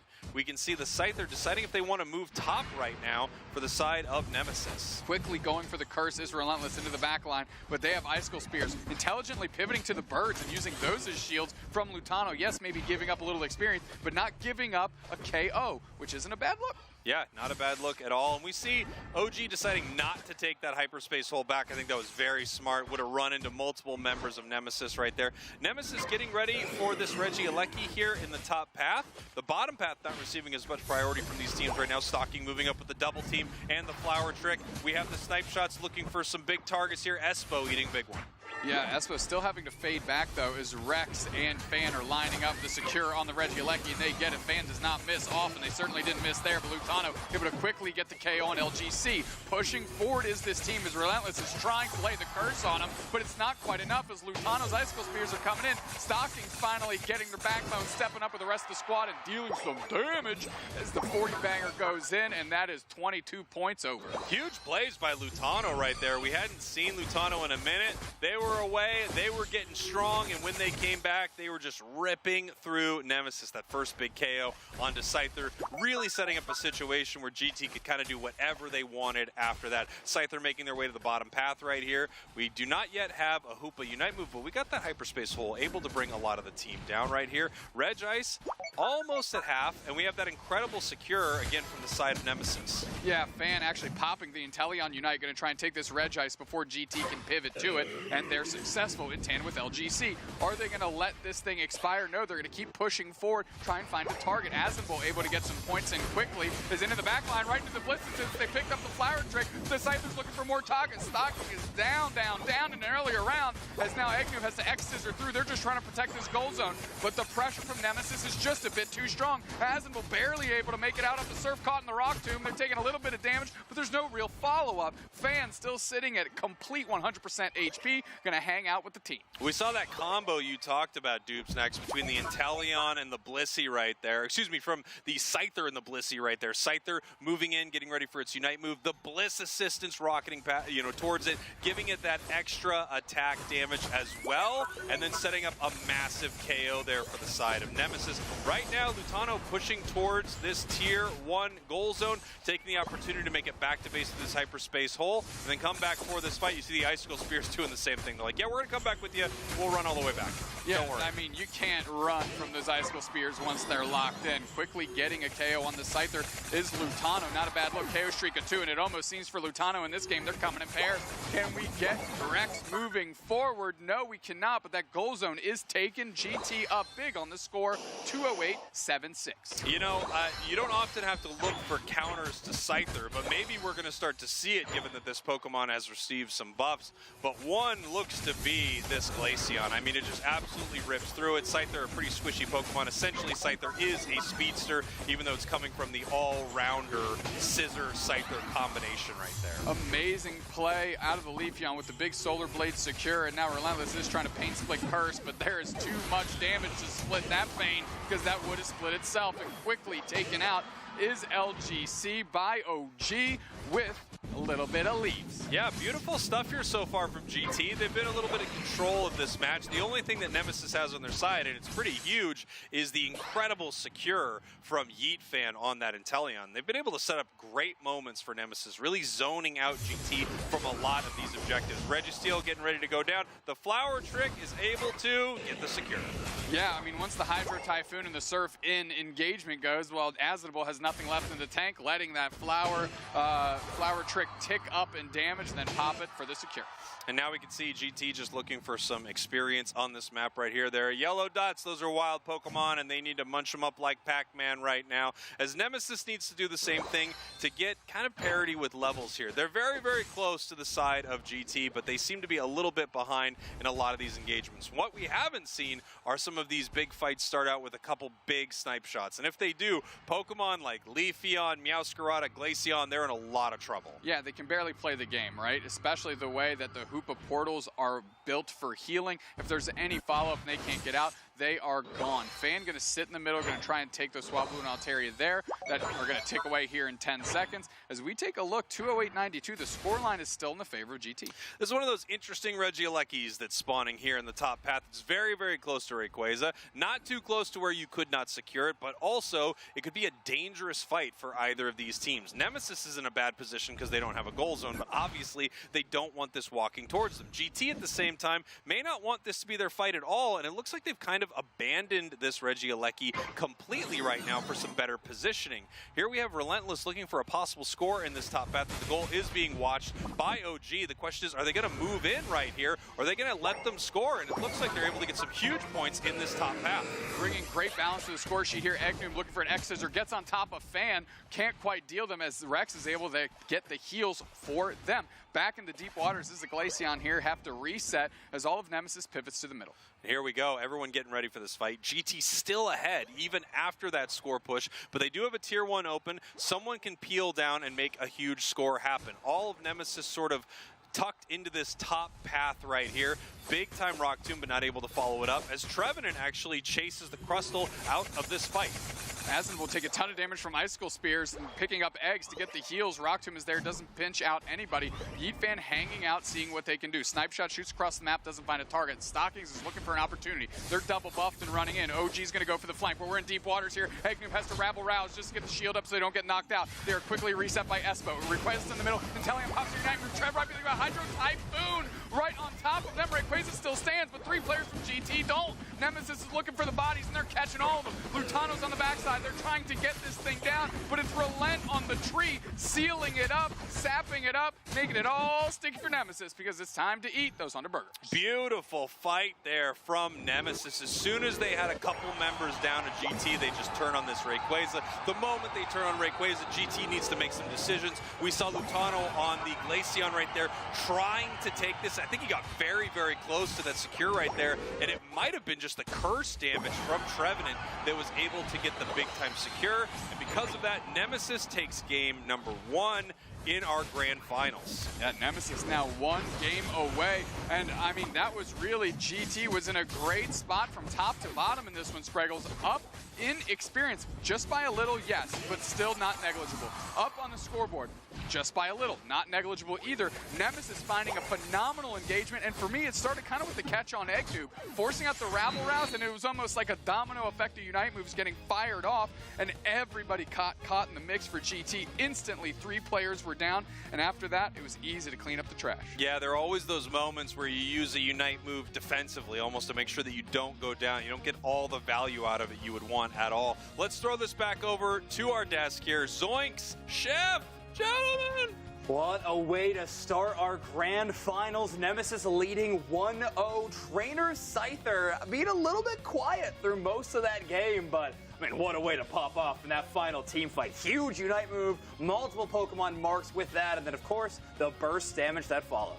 Yeah, this was a scary game. This was stressful all the way until the end. I mean, that could have easily gone either direction. I was relatively convinced that GT had control of that game until they didn't, and that's just how Pokemon Unite happens sometimes. But I'm glad that we had a really close match as far as our first game goes, because we did get to see that stat that Nemesis was the one that knocked GT down into the loser's bracket in the qualifiers. So GT, you know, it could be a situation like, well, we're going to run another game. We don't know what we're going to do, but clearly that was not the case. This one just came down to kind of how it ended, not really how the game went. That's true. Well, let's rewatch the game then to get another look at that as our highlights are all set up.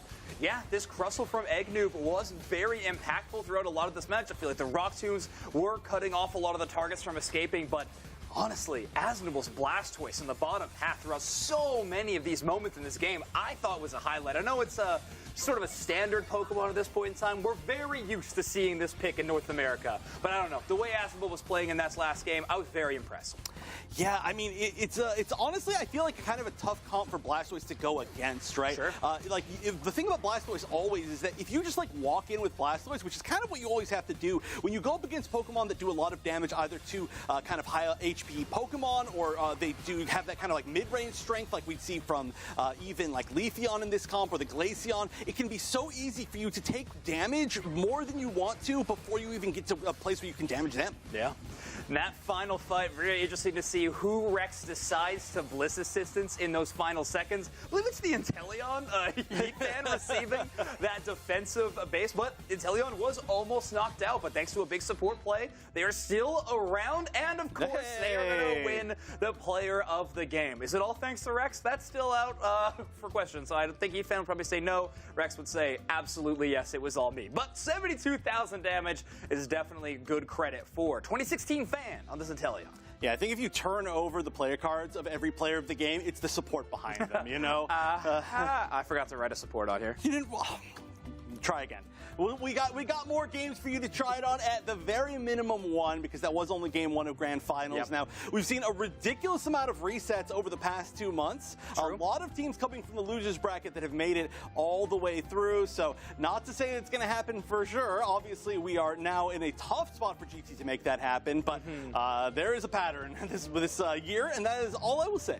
That is true. Oh, it's so interesting. I mean, Nemesis looked great there, especially that final fight. It makes me want to be like, yeah, Nemesis has got this, no problem. But after watching GT take down so many teams, game after game on this broadcast so far, well, it really brings a lot of that into question. It's going to be such an exciting Grand Finals for the remainder. That was just one game, and we were treated to some of the most exciting Unite I think we've seen all day long. I mean, Scyther got to be played, and it had a winning game, which is so exciting. Scyther, 100% win rate on North American broadcast. I could be the stats guy. Yeah, you got this. All right, now give me the win rate on broadcast of Mimikyu. Pretty good. Oh, that's a good number. That's a good number. All right. We'll get those locked down a little bit more solidly, but I think you've basically done your job here. Honestly, I'm excited to see what else we're going to see in the draft, because as we win to the Grand Finals, obviously when we're in the Winners Finals, we're going to get super wild comps, and it's pretty much continued all the way through, and I do expect to continue to see it whether there's a bracket reset or not. Yeah. There's just a high chance that we're going to see some really big, interesting choices, and we've seen a lot of speedsters. Obviously, it's kind of the name of the game. Do you think we're going to continue to see this many speedsters? With the players that we're going to see matching up against each other, absolutely. And actually, I do want to look at these two teams, Nemesis and GT. Average score is actually really interesting in this matchup. Just how high it is. I mean, neither one of these teams earning a lot of just Rayquaza dominant wins where we see 700, 900, but 443 to 512, very impressive. 24 average knockouts throughout a match for Team Nemesis, very, very impressive. Yeah, these are actually really similar stats, right? Yeah. I mean, 2 away on Rayquaza captures, 2 away on average knockouts, 69 away on average score, nice.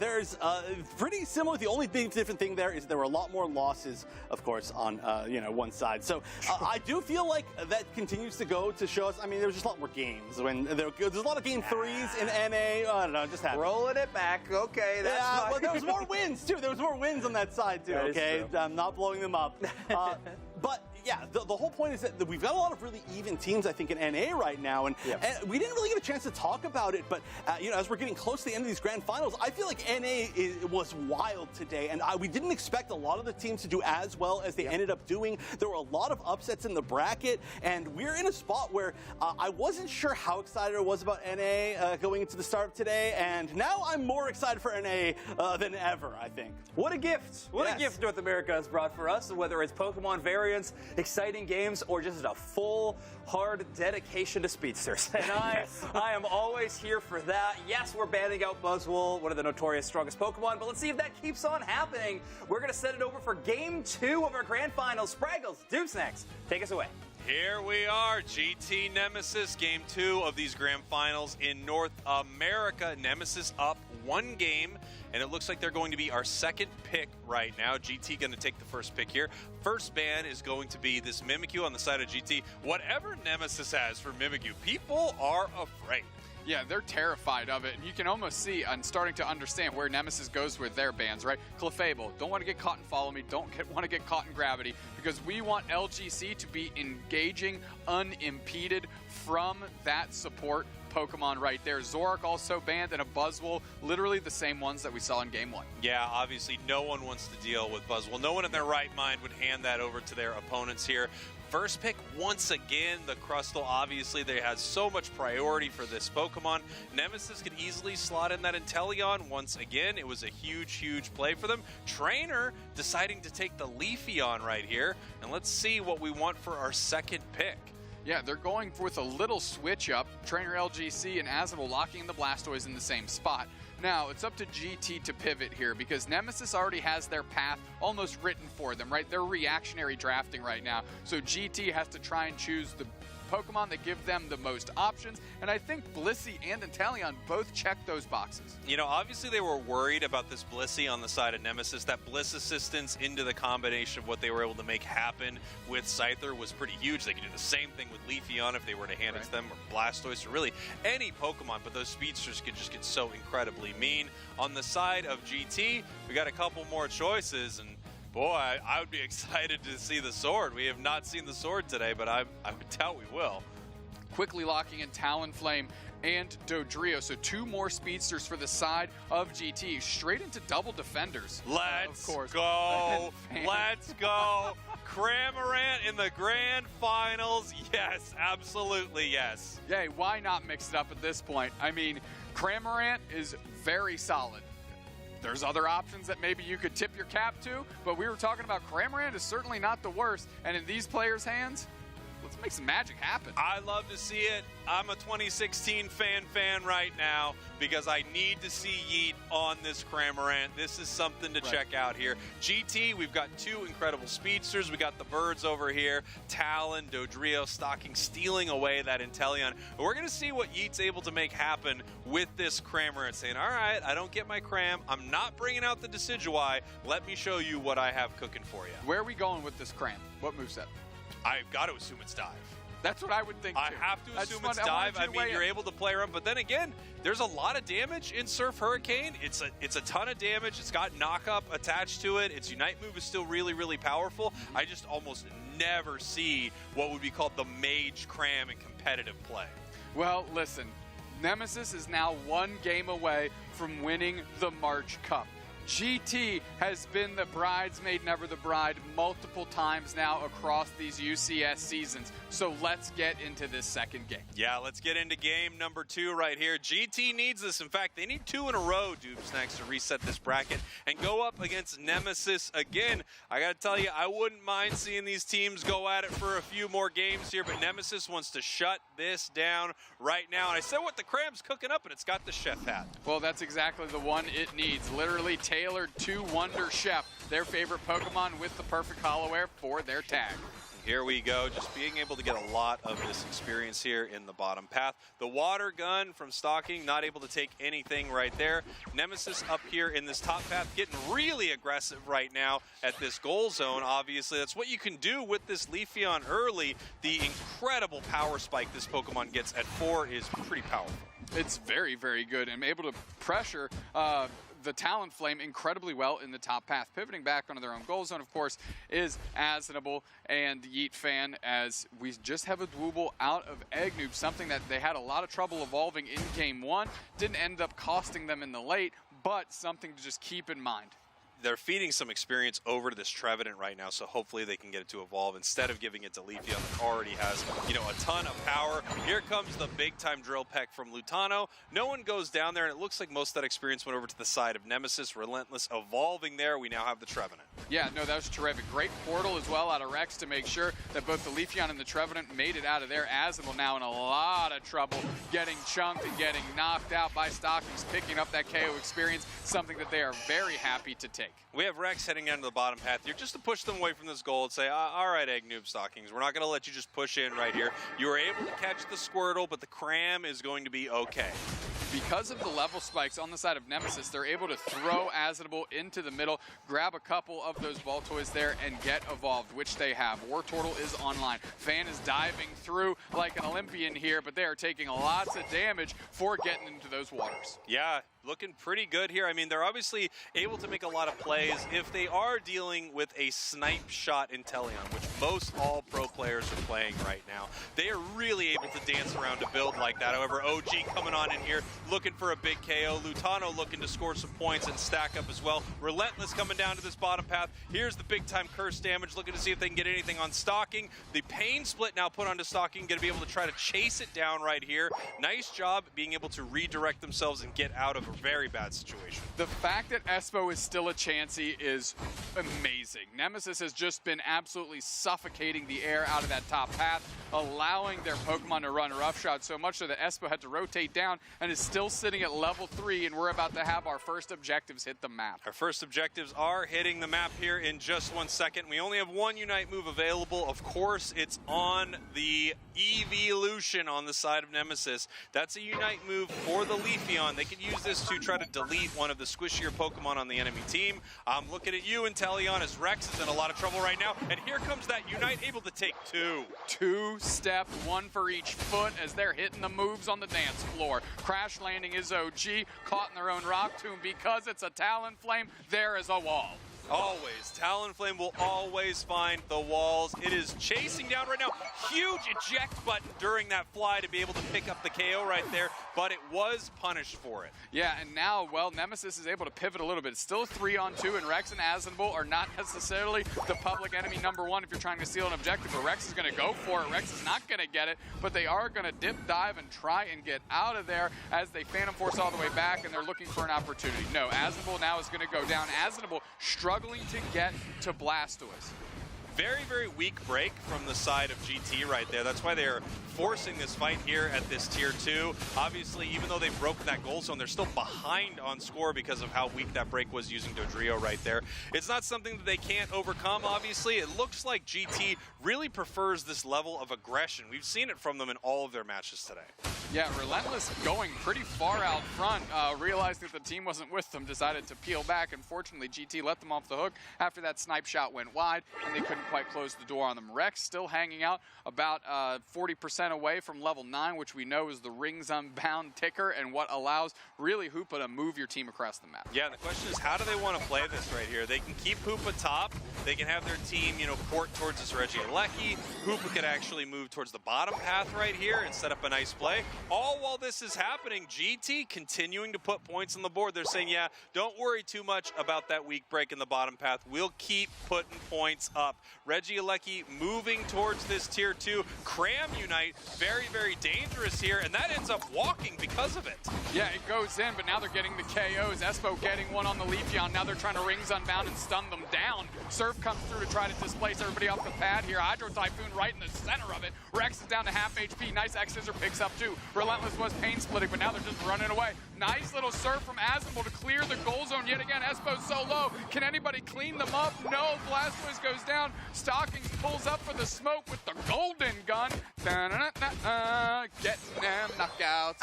I'm sorry, is this a real song? I thought you were about to do James Bond or something. Then you did da-da-da-da, getting them knockouts. I was sure you were about to do James Bond. It's called a remix, Spraggles. It's called a remix. Okay, well, it's really good, but I just didn't know what it was at first. Now that I know what it is, I like it way more. Way more. Registeel getting ready to go down here. Leafeon with a big-time secure as they are pulling away from this fight. 171-220. Nemesis is up, and they also have this, really easy goal zone that they can score on this top path. It only has 3 points left in it. Someone can peel up there with almost anything and break it if they decide to, but of course they can also leave it up for a massive overdunk. Absolutely. There's the hyperspace hole that is there. Lutano's on the chase. They're trying to get LG but they're unsuccessful. Asinable again surfing through, and we have the Gulping Gatling missile out of Yeet, who actually ejects to displace to try to deal more damage, and they are successful, getting a couple KOs now on this goal zone with a big-time break. Yeah, huge break right there. 216 to 303. Nemesis up on this scoreboard. OG with another eject button KO. The walls did not stop Talon right there. This match is just so close, so much fun watching these players. I mean, really playing at the top of their game here in our North America Grand Finals. Nemesis ahead.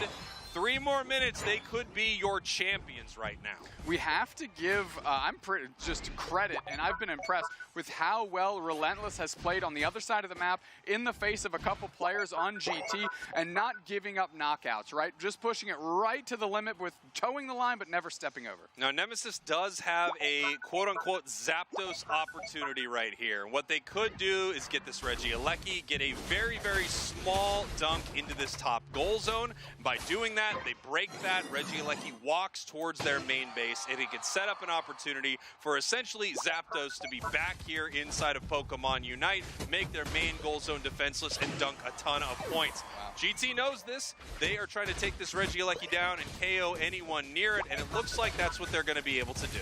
Pinging the map is Azenable saying, guys, please stop getting knocked out here. We need you. As we have a couple seconds till Rayquaza hits the map, the Trevenant going to be coming off respawn just in time. Yeah, Trevenant coming back very soon. We're not sure where its Unite move cooldown is. It's the only Pokemon without a Unite move right now, as we see points continue to rain in for GT. However, they are still behind. A lot of time when Dodrio is scoring points like this, you're not going to get huge overcaps at all. We see Cramorant peeling back right here, just trying to zone out GT. They're ahead, but not by much. Lutano knows exactly where LGC is and collapses on top of them, and they do have a little bit stronger mobility. Stockings checking to see where they can find any Nemesis players with these snipe shots, and of course a quick little reset as we take a deep breath. We still have Rayquaza on the map, and we have 1:20 left. Yeah, here we go. This could be the final Rayquaza here of our March Cup, our grand finals in North America. Nemesis looking to close this thing out right now, have a pretty flawless run through their top 8.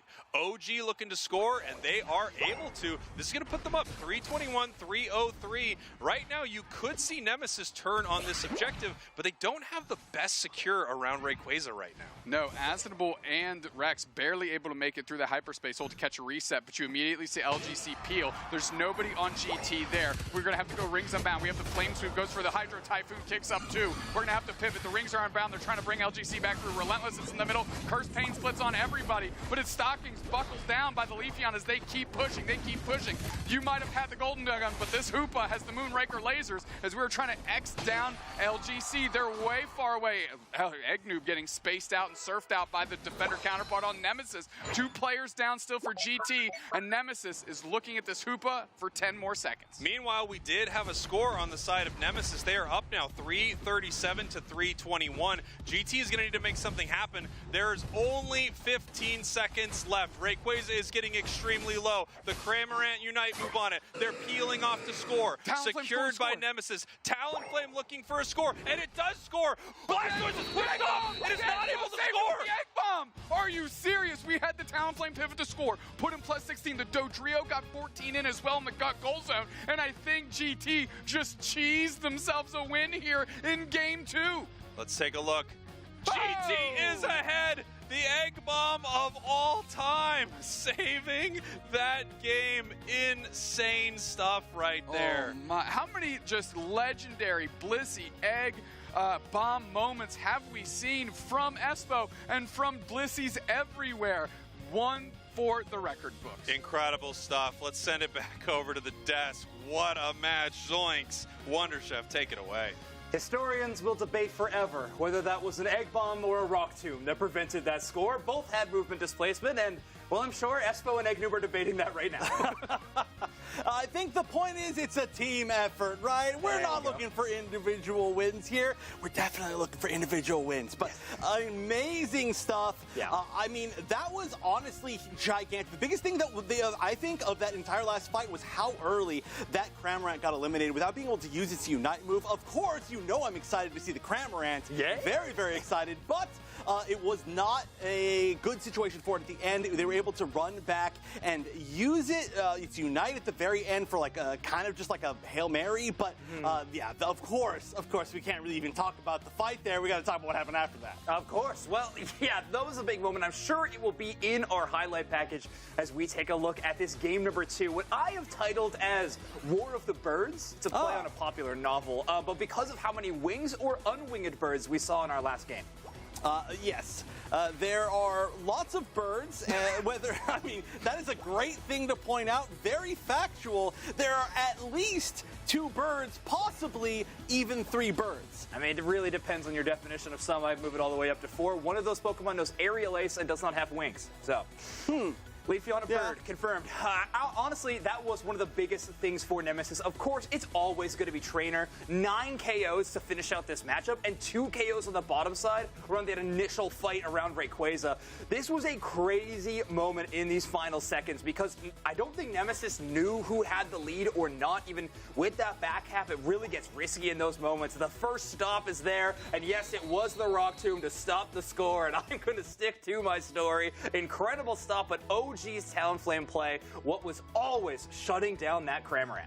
War of the Birds for sure. Talonflame, oh my goodness, I could just talk so much about how much I like Talonflame in the current meta, and I actually have been off camera, so I'm not gonna make you listen to it anymore, but OG has been really sticking to this. I mean, I would say, what, has this been like 80% of the games OG's been on Talonflame now that we've seen on broadcast? 65% of statistics are just made up. So sure. I think we're totally good to go with that stat, about 80%, but at the very least, what we know to be true is that every single time Talonflame is locked in from OG, it looks excellent. And it's been really fun to see this player play a large variety of these speedster Pokemon. Obviously, Dodrio was what it was earlier on in the day. In tournaments past, I've always gotten really excited about the Leafeon opportunities that OG's been taking, but now in this tournament, Talonflame, a brand new look and looking excellent for them.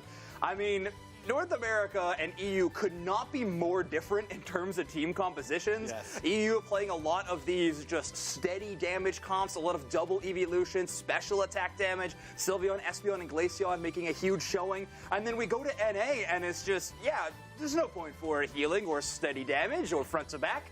Let's just take out the backline. And it creates a very fun metagame that we've seen happen so far where honestly, individual skill and 1v1 fights have been the most important factor for teams to be able to win these matches. There are team fight moments happening, but there feels like they are cut up into 3 different micro fights all over the Rayquaza battle, and it has been so exciting to see. I hope you all have been enjoying it as much as I have because it's been excellent.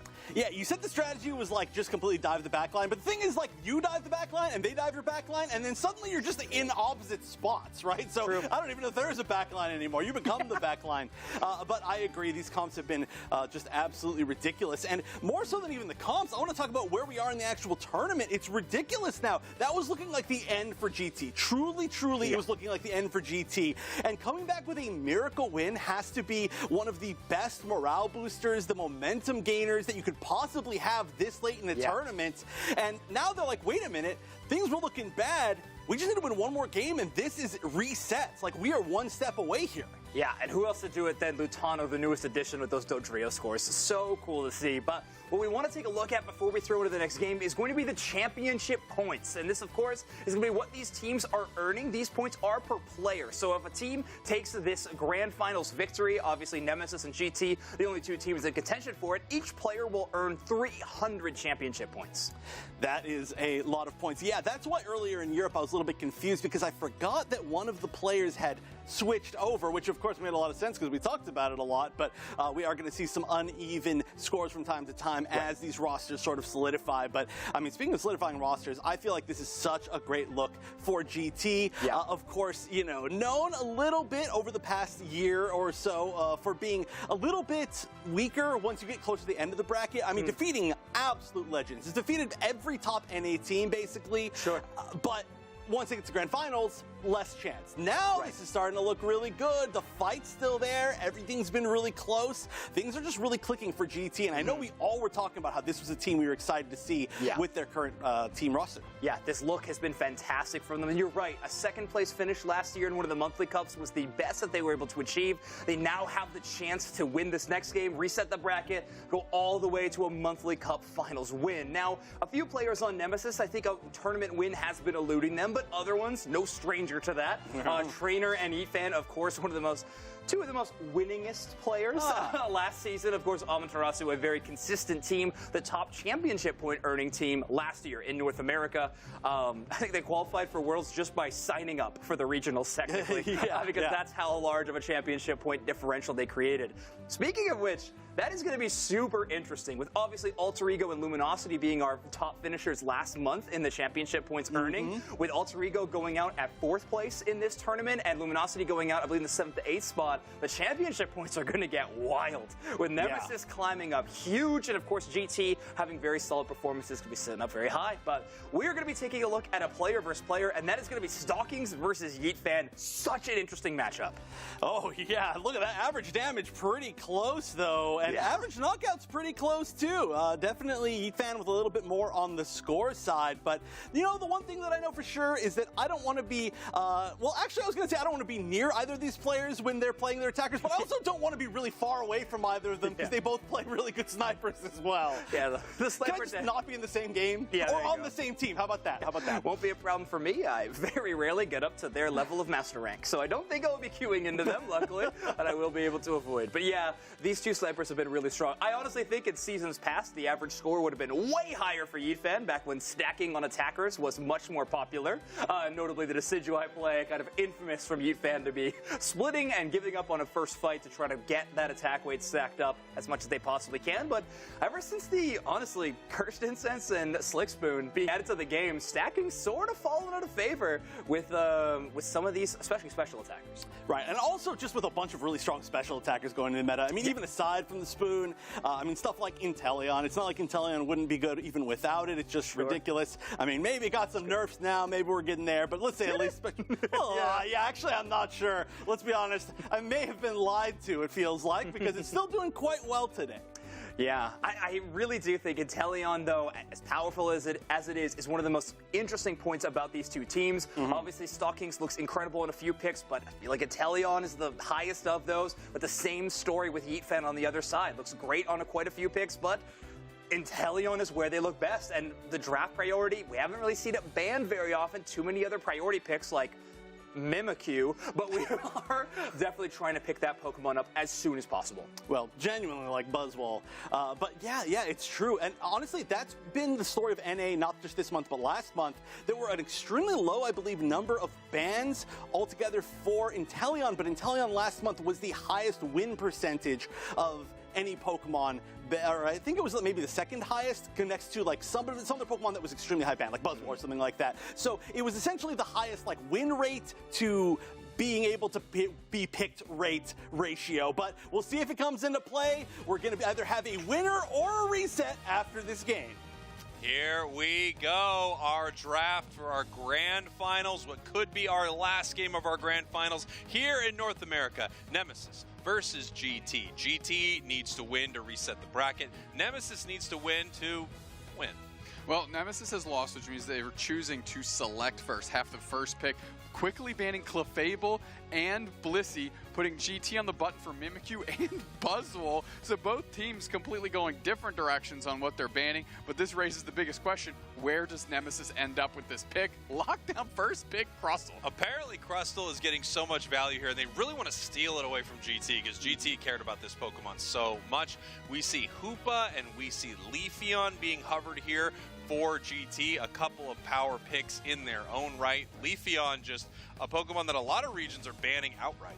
Yeah, I mean, in EU, we never saw it played, right? Hoopa also is a must-grab for GT right there. It's one of Espo's strongest Pokemon, but also one of the strongest supporters left after the bans that Nemesis locked in. We could see Nemesis here grabbing that Inteleon. It's going to be huge for Fan, maybe one of the best Inteleons out there.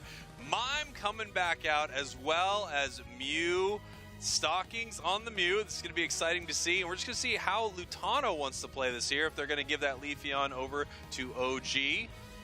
Well, I take a look at Eggnoob, and you got to think Mime plays a lot like Crustle, right? Puts up a wall, can trap some players. It's a little less good at it because of the U shape that the Rock Tomb has. However, you know, the Confused Blast into the screen does a ton of damage, so a little bit of offensive support there out of the pseudo tank. Our last pick here, Lutano on the Espeon right now. So we got some pretty solid damage from range from both of these teams. We have a Speedster that can dive like crazy on both of these teams. We have the two ranged supporters here. However, on the side of GT, we've got Mime as their big, you know, defender-ish tank player for their squad. Yeah, I mean, again, I said pseudo tank, and I think that's a pretty accurate way to describe it. And of course, it's going to be playing crustal light right now with its walls and the way it's going to try and cut off paths of attack, try and save some members of the team by blocking off engagements specifically of trainer LGC. And I want to take a look at how Nemesis pivots. Relentless has really been in love with these defender, flipping them into the attacker role, taking them into the top path. Yeah, flipping them into almost that top path all-rounder role that you would normally see, right? And that Blastoise, it had its stacking specs, so it's looking to get very powerful. Right. We don't know which build you're still going to see from it. Honestly, everything Blastoise does is made so much better by stacking special attack specs. You could play it as Surf Pump. At the same time, we could see a Rapid Spin Water Spout, so it could dive in and try to take out some of these squishier Pokemon on the side of GT. Feels like a great draft for Nemesis, but some really interesting counter picks for GT. And again, they did get the Leafeon. They did get the Leafeon. We're jumping straight into Game 3. Game 3 of the Grand Finals. Nemesis wins this thing. They are your March Cup champs. That's right. Nemesis, your purple team. GT, your orange team, as we head into what could possibly be our last game of the day here in North America. Egg, Noob, and Stockings in the bottom path. Asinable and Fan here in the bottom path for Nemesis, as it looks like they were able to get the better of GT there, and the secure went over to the crust. I really want to see Nemesis. You were talking about Blastoise. I want to see a spin to win. I want to see Rapid Spin Water Spout, and I want to see the Rock Tombs go up and then spinning like a top right in the middle of that little pseudo coliseum you're building, raking in damage. Here we go. OG just looking for the secure right here. Very nice play. Also able to hit multiple members of Nemesis right there. Espeon, a Pokemon that we saw get more priority in EU, but it's still been incredible.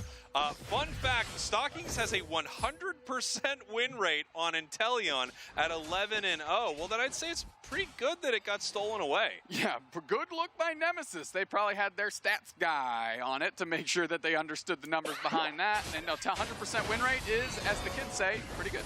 Yeah, the kids are always saying 100% is pretty good as we continue to push towards this bottom path right here. Agnew putting in some points. Asinable being pushed back right there. Nice confusion. Eating now more damage. Getting very, very low right here. Getting taken down by the Espeon. This goal zone just being sieged by GT. And that's what I was talking about. Confusion blast into the wall. It's not only stuns, not only does a ton of damage, it sets up players like Lutano and Stockings that can play it a little bit safer of a distance and get those KOs. Look at all these stacks here from OG, able to secure that as well, doing incredible level-wise, incredible stack-wise, already level 7 from this Leafeon. This is just something that we've seen this Pokemon able to take over games.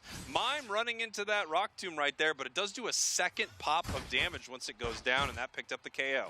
Just enough to get across the finish line for the KO. Crustle getting credit for that. You mentioned off the Rock Tomb. Now Trainer pivoting back, getting into Yeet Fan's pocket. Two players that have played together for a long, long time, and some of the flashier players, more fun players in the NA region to watch. Maybe we have Lutano just kind of watching this to see if anyone's coming up for this buff in the top path or if they're going to look for a rotation right here. We can see GT really in control of this match right now. Level-wise, they're looking pretty good. However, we do have level 7 on the Meowscarada as well on the side of Nemesis. Here comes Trainer LGC, about enough to confuse OG with the double team there, as Fan gets credit for the KO, but now they actually have the move they want, Snipe Shot. Meowscarada with a nice follow-up. LGC and Yeet Fan moving in tandem again. Electro Ball hits 3 players. Rex eats their own Cotton Ball to heal up everybody around them as they're pushing forward. Espo's going to have to try and fan and force back through as they're just taking pot shots on the backside of the goal zone, but they're on top of Espo. Nice Snipe Shot puts Espo at half HP, and Yeet Fan's looking for an opportunity to get this KO. LGC going to look to close the door on that. Meanwhile, Lutano's back in the action, and Rex goes down. So does Asinable. Or excuse me, so does Relentless. Now there's 2 players down, and of course, LGC and Yeet are going down as well. Now this goal zone is getting sieged. Wow, incredible stuff from GT. I mean, they lost a bit in that top path, but they just regrouped, came right back up, and made a huge team fight win right there, taking the goal, taking the objective, putting themselves in the power position of this match. GT has been extremely aggressive here. Yeah, and able to just out-rotate Nemesis because of the strength of Hoopa and opening up that hyperspace highway so you can move from goal zone to goal zone. Now there's already 4 players downstairs, and just Leafeon being an absolute menace in the middle. We can see Yeet Fan here on this Inteleon, setting up some perfect secures. They're getting Regirock very low right now. They got the Snipe Shot and the Flower Trick lined up. easy work for Nemesis. Easy work, easy secures, and that's what Nemesis is going to be looking to do all game long. The copy running straight at GT, but getting real low is OG. Credit for the knockout goes to Rex. Lutano's just hanging out in the pocket. They think they can do this. As the hits, Rex just takes their eyes off the ball, and that Reggie Alecki hits, so now they have an opportunity for the scoreline to get even more vicious as Lutano gets a KO. Yeah, beautiful stuff there for Lutano from GT, as we see a really nice fight here for Nemesis in the bottom path. Stalking doing everything they can to stop it. Big time surf coming in. They're looking for the KO there on Yeet, not able to get it, but Meowscarada trainer does go down. Yeah, I mean, Stocking's going for the surf, preventing that reset out of the Inteleon just enough to actually pick up a Kalak KO on the Meowscarada that wanted to save their teammate. Here we have Relentless in the top path right now, just looking to get some experience, looking to level up right here. Like I said, it could be any kind of Blastoise, and we've got ourselves a Surf Hydro Pump Blastoise. Yep, just going to have to be providing that spacing, making sure that like a Leafeon gets disengaged as soon as it goes in for their prime target, and OG is going to be able to maybe sneak in a score here. Is actually the communication between Nemesis is good. It looks like LGC is going to cover that attempt to score. Yeah, I mean, what an unfortunate time to try to do it, but a beautiful Hoopa Unite move to get OG out of a very, very bad spot right there. Really nice play by GT. Mime time, Confused Blast into the wall, takes care of Yeet Fan as now we're moving through. Azenble's looking for a target. Hydro Typhoon does pick up Stocking's knockout, but Eggnoob closes the goal zone. Flower Trick sorts them out. We have 20 seconds to the basement Reggie, but the Reggie Alecki is already on the map. It feels like Nemesis has been fighting extremely well here, but GT is scoring like crazy and also having some great fights of their own. Looking to score here in this bottom path, and they do break this goal zone. Now 165-216. Nemesis getting this much, much closer as we have our bottom objective, Reggie Rock, and it is being started by Nemesis. Emerald two-step canceled. We have Inteleon Unite. Yeet Fans looking for targets. We got a hyperspace hold, but everybody rolls back through the reset. They're looking for targets to surf through, takes care of Stockings, who's very far forward. Eggnoob's low on HP. Flower Trick's on them. Boom. They are gone, blown up, and severed in half, are they, off of that maneuver. Relentless surfs through, tries to get the spacing on Lutano. Lutano is a secure demon if left unattended, but they are sending the double copy right their way. Reggie Rock at 25-30-ish%, and Lutano with a sliver of HP has a real opportunity here. But guess what? Snipe shots are lined up. Secured! Wow, beautiful snipe shot there from Yeet Fan on the side of Nemesis. Obviously, GT knew it was a possibility, but they wanted to play aggressive right there. They were low HP, but they wanted that secure. Beautiful, beautiful snipe shot from a million miles away from Yeet. Very well done by Yeet Fan. Understood exactly what was going on there, played at a safe distance, and went for it. Got it. No questions asked. Yeet Fan rarely misses. We've said it multiple times. This goal zone sitting at 25. Trainer LGC eating a stored power. Flower Trick on top of Lutano. Popped, and they are gone like a balloon. Stocking's now getting collapsed on by Rex as Rex is moving forward, and they're trying to cotton spore them, get the stuns. Surf back the other way. Now Eggnoob pulls up, and they're going to be able to wall Confused Blast properly for a KO between both of them. There's the wall, there's the blast, there's the KO. I'm a genius. Extremely aggressive plays there from the Eldegoss, really looking to take down that Mew. We've got our Inteleon watching this top path right here. Of course, at any moment, GT could be looking to, increase their score lead. 2 minutes just about left on our clock right here. The final Rayquaza of our tournament could be approaching. For GT, they need a bunch more of them to pop up here, so they need to win this match. They are in a power position. They're ahead on the scoreboard, and they have a Reggie Alecki walking. Now we see Nemesis ready for this fight.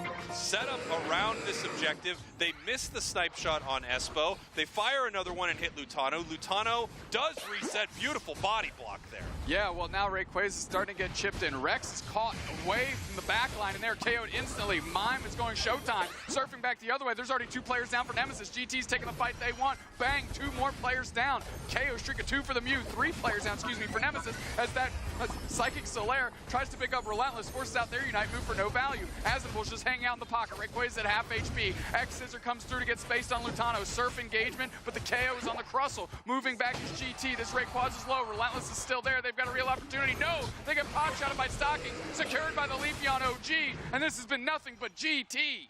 GT taking this fight, taking Rayquaza, looking for a score right here. Eggnoob's going to put 100 here into our top path, and we see multiple members of GT deciding how they want to play this. They know they are up. They know that Nemesis needs to make a play. Now they're looking for some sneaky opportunities to score while Nemesis tries to come back into this game. There's a minute left, so it's not impossible here, but if they're able to make some scores, it'll make it a lot harder. Stalking Shield is broken. However, Hoopa scoring in the main of Nemesis. That's going to put them up even further.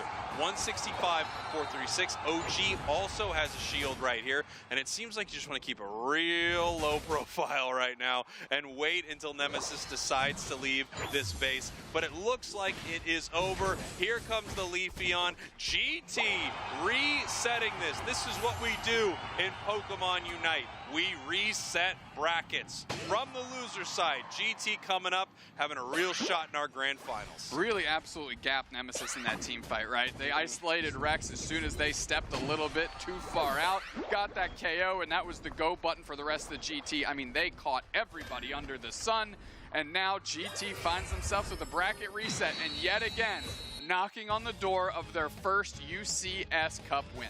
Here we go. What an incredible match between these two teams. We get to see some more here in just a moment. Doob Snacks, let's send it back on over to the boys at the desk. Zoink, Chef, take it away. Let's go. Another bracket reset. I got to admit, I know what's happening all the time. It's what we do here. I love it. I can't wait to see these teams face off more. And what a response from GT, and what a bounce back from this squad. Yeah, I mean, again, all of this is off of the Game 2 miracle comeback, and then now it just feels like the momentum is in their favor, and we did get a chance to see that graphic earlier that was Yeet Fan up against Stalkings, which felt perfect because they were both playing snipers this game, and they were both so impactful, and it's really cool to see them playing kind of some of their specialty characters. Yeah, it's so awesome to see that, and of course, one of those specialty Pokemon that is really showing up again is the Leafeon, but this time it's back in the hands of OG. I think before we threw to this game number 3, I was talking about iconic Pokemon that this player has used a ton of. Of course, Dodrio and Talonflame was sort of in the story of today, but of course their Leafeon is no slouch either. The Solar Blade looking incredible. But, Wonder Chef, I think we were remiss if we didn't talk about it. We had a lot of questions about Nemesis' draft phase, particularly they're picking Eldegoss, and they're using both of their bans to try to ban out the supports, Blissey and Clefable, who they were targeting down. Right, I've been a really big proponent of the double support ban and then trying to control your opponent's bans, but I'm a really big fan of doing that as the second team, because if you do something exactly like Nemesis did, taking away 2 supports and then letting the second team get their support first, because you're not going to be first picking it, it changes the entire kind of way that goes. But hey, you were just talking about OG, getting that Leafeon's going to be our player of the game. I think that is a fair award. They look fantastic, often earning themselves KO streaks of 2. And when you put that Unite move, that Emerald 2-step, in tandem with the Solar Blade, it feels like it was just written in the stars for moments like that. I cannot wait to see more of this Grand Finals. We are resetting to looking at a fresh best of 3 between these two squads. That's extremely exciting. It's been a long day of Unite, but if there's one way that I want to extend it, it's this. Win or lose for either of these teams, this has been a great tournament and a great grand final set. Same exact thing that I could say for Europe, but hey, you know, when I was joking earlier when I said we needed to run back Europe, you know, unfortunately I think they took me seriously, and so we're getting the exact same thing. The team that went all the way through the losers bracket, resetting it, and we got even more. Well, we are going to have all of that and more right after this break. When we return, it will be the reset of the Grand Finals.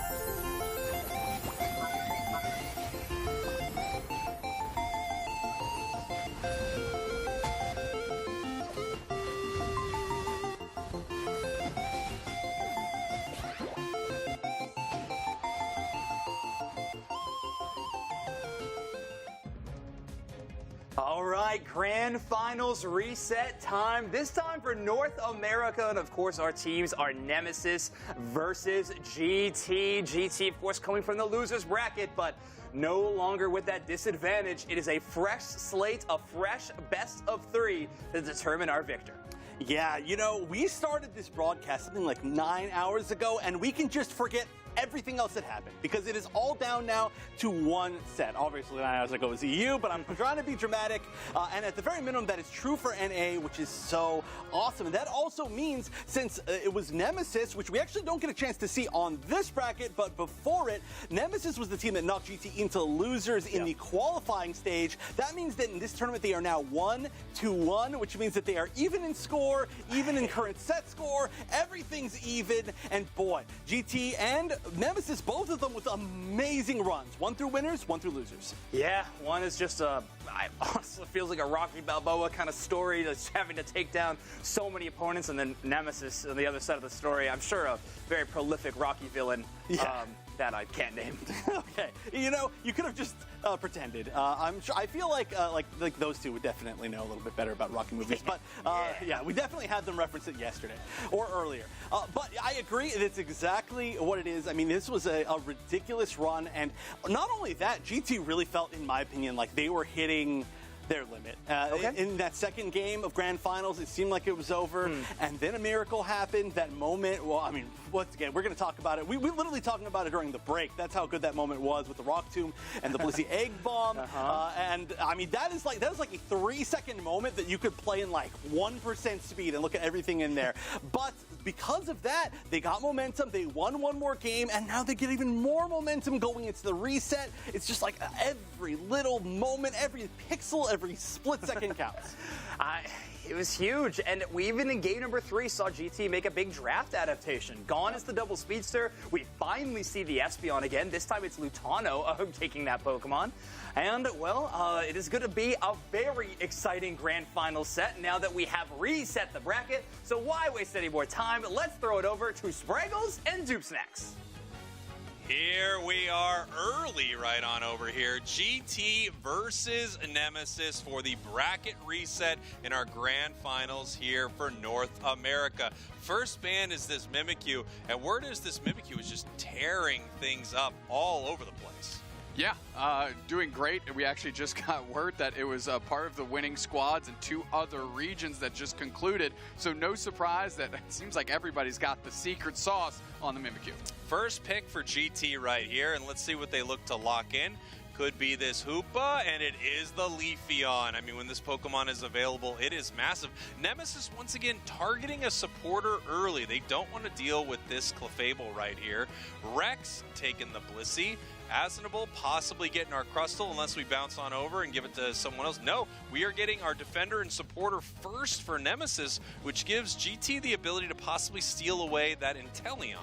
Yeah, but unsurprisingly, they're going to go for Hoopa, right? Because we have seen Hoopa Blissey comps. So, ooh, Glaceon, interesting switch up. I would be surprised if Espo. Wow, okay. So now Nemesis has like shades of UCS Season 1 Championship squad of going Hoopa and Blissey here. This is going to be really interesting. Fan locking in this Espeon. Relentless is still waiting for their choice right here. Come on.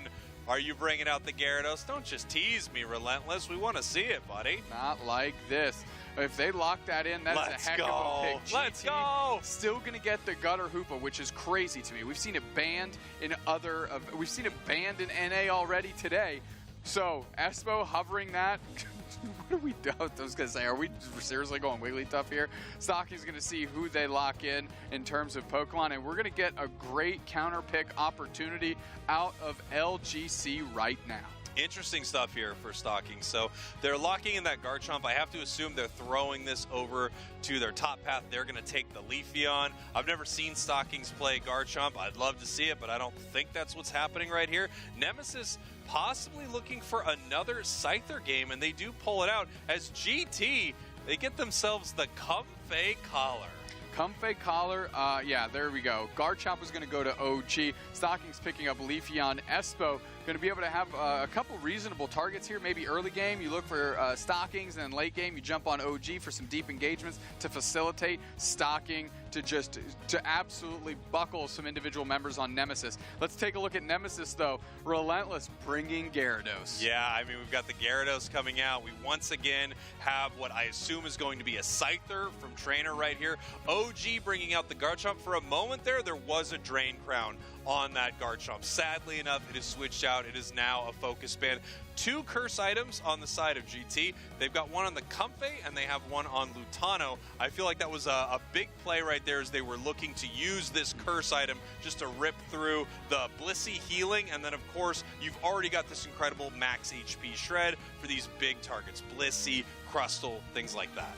Right. I mean, that is not where I would have guessed either of those drafts would have gone based on how they started. There's no shot anybody would have really predicted that. But that's what's nice about bracket resets in these cups is these teams start to figure each other out. These teams are developing new strategies on the fly that they want to dive into. Yeah, it's going to be really exciting to see. Here we are, game number 1 of our bracket reset. GT versus Nemesis. GT, I mean, they're looking to do what happened in EU as well. We just keep having bracket resets on our broadcast. Last broadcast, 2 bracket resets. This broadcast, 2 bracket resets. Next time, maybe 3. It seems impossible logistically, but who knows? Oh, wow. Nemesis has a 100% win rate when they have Blissey and Gyarados on the same team this season. That is a statistic I did not anticipate reading, but one that I'm even more excited about right now. The question is, how many games was that? I mean, they got 1, they got 2, I'm not sure, but I'm just happy to see this Magikarp here in the top path. And, you know, it's going to be interesting to see how they want to share some of this experience in the central area. Obviously, stocking already level 4 here in this bottom path. I believe we've seen them play the Solar Blade build, so a little more focused on sort of the more burst damage attack-based Leafeon, as we have the Scyther moving on in there, seeing if they can pick up a KO and having to get pushed out. Yeah, now they need to just get some of this experience. They're pretty successful going for an engagement quickly, getting some damage in. Meanwhile, Stocking's getting a quick KO on Asinable in the bottom path, which means Yeetfan just has to play on the goal pad here as they can't quite get that Altaria. It is really hard to out-secure a Leafeon right here, especially with a Mr. Mime right there. I mean, not only is Confusion a great secure, but also, you know, the boosted attack, knocking enemies up. It's really, really solid. Great displacement from the Mime, and great secure from both of them. Yeah, I mean, GT really dominating this bottom path in terms of just gained experience between their 2 members. LGC hanging out in the top path for quite amount of time to try and help Relentless evolve, and they are oh so very close. Yeah, Relentless very close, not able to pick up a KO or assist. That's obviously what you want, so you can get that Gyarados very, very early. We see multiple members of each team heading down right here. Trainer in some trouble with a big-time burst, but so is Stocking. Nice Icicle Spear, gets the KO, and we saw this was a huge counter last time to this Scyther right here. Fan moving forward. This is going to be very close. Lutano able to pick up another. That's a double KO for the Glaceon. Yeah, Icicle Spear just a little bit stronger than those stored power Spirit Wigglers. Whatever they're called. That's the technical name. Spirit Wigglers. You got it right, yeah. I'm glad I nailed it. I know you sent me a couple texts about what to call those, and I know we landed on Spirit Wigglers. Yeah, it's the right thing. That's what they are. That's how everyone would acknowledge that they are. There's nothing wrong with saying that. Yeah, I mean, it's a string of words that I elected to put together. Yeah. Here we go down to our bottom path right here. You're doing a great job, by the way. Here we go down to our bottom path right here. We see Garchomp up at our top path, just continuing to get some experience up there. Obviously needs that level 9 before it's a real threat. Lutano, on the other hand, just picking up KO after KO right now. His top path looking great for GT. They've been aggressive with these goal zone breaks. It looks like we're going to see it again. They are taking this top path. They are going for this Regieleki right now. I mean, what it looks like is Nemesis doesn't understand how Icicle Spear works. Like, they are moving in with 30% HP, and Lutano's like, okay, I guess I'll just press my button now, and getting absolutely removed from the map. However, LGC went across the way, getting all the central area out from under GT, but that's not stopping the train because it's leave the station. Stock is going to get plus 38 and 21 to follow suit as Trainer is trying to do what they can. Emerald two-step is out. Trainer has to use their own Unite move just to survive. They're picking up double berries, and now they have an opportunity to engage if Eggnoob can't cut them off, which they were pretty successful with just a cheeky little confusion blast into the wall. Yeah, really nice stuff there between those barriers of confusion. Here comes the Garchomp Unite move onto this top goal zone into an Earthquake. I did not notice that we had ourselves a Dragon Rush Earthquake Garchomp right here, which is pretty exciting to see. Reggie Alecki possibly going down. It's so close, but no, it doesn't. They're able to get the Quadra and score in the top path. The aggression from GT paying off early. I mean, come on, dude. OG Garchomp, let's go. What a push. Great comfy collar work. I was going to say by Espo, but I don't even think they pressed any of their buttons. They were just like, OG, you're doing great. And they did. They did great. OG did great. We've got the beautiful Santa hat right there. Christmas came early for GT. Santa brought it early to that top path. That goal zone almost gone right now, 207 to 18. GT has just been so aggressive with their scoring in these games. I absolutely love to see it. Reggie Steele, zoned out here. GT not able to even contest it. Yeah, no, not at all. Asnable, half HP. Icicle Spears are going to change that to just a sliver. Eggnoob follows up, wall, Confusion Blast, and bang. That is a shell that is smashed. Gyarados Unite is out there looking for a target. Let's see who they're going to pop up through. Relentless can't find a target, has to bounce the other way, and Stocking sorts out Espeon. And now the Icicle Spears are raining in on Relentless, and Rex is like, I don't know, dude, just eat an egg. I'm really confused as to what's going on. Yeah, OG heading up to this top path right here. Obviously, this Garchomp with a Comfey on it has just been a real force to deal with here for the side of GT. Comfey is incredibly dumb. This Pokemon is so ridiculously good. It's good all the time. I think people don't want to use it because it's not cool, which I really appreciate. Yeah, it is anti-cool. It's like a puka shell necklace. Like, yeah, it's around your neck, and it is technically jewelry, but I don't think you should be wearing that stuff. Well, I guess give it back then. The puka shell necklace I gave you as a gift, just give it back if you don't like it. This is a weird way to bring it up. Well, what I did is I cut it and I turned it into 2 anklets, so we have matching anklets now. Oh, puka shell anklet. Much cooler. It's just different. Here we have the top path. Reggie Alecki heading on over to Nemesis this time. The last 2 objectives going over to Nemesis. This game getting a little bit closer. You can see that Gyarados now level 12, Scyther level 13. Even though it feels like this has been the GT show, Nemesis is keeping pace this match. No, actually a great engagement by the Scyther on top of that goal zone to be able to push GT back, get some quality KOs, leverage the Gyarados, who's kind of like, oh wow, there's this goal zone. Emerald two-step and a great solar beam, tons of damage. Lutano's looking to close the door on some of them, but they can't. Relentless bounces and belly flops. He's the flooper flopper. What am I saying? I don't know. Are we going to replace him? I think he's done, everybody. I think we're replacing Doobstax. It was good knowing you, Doobstax, but we're going to shift somebody else in here. See the Flooper Flopper actually heading down to this bottom path right here for the Magic Spirit Wigglies, and they're going to be able to get this secure early on this bottom. Reggie, do you have a nickname for it that you'd like to share? Basement Reggie. That one's caught on, and I think we're all pretty confident in it, so I'll just let that one stay. Good, fair enough. As we see OG here in this top path, I don't know. I'm guessing this was not a misclick. I just never see Dragon Rush Earthquake. Earthquake is a cool move. The issue I have with it is it can get stopped, which I absolutely hate, and you don't get the really cool dragon combo where you're able to catch your opponents, but OG has a plan. It seems to be working so far. Yeah, they are level 13. They are big and mean, and wearing that puka shell necklace across the map, as we established, is not as cool as you might think. That's right. As we have Nemesis getting ready inside that central area, they're just positioning themselves all ready for this fight. We're not going to have another objective come up before it. We have a level 15 Scyther. If there's ever been a delete button as a Scyther, that is it right there. It's going to need to get its Unite move. I'm guessing it's very close. It has an energy amp, so it charges faster. It does more damage once it unites, and it does have that big-time Unite. Now we see GT moving as a unit, it looks like, here in this bottom path up through this bottom L bush. Yeah, they're literally going to try and suss out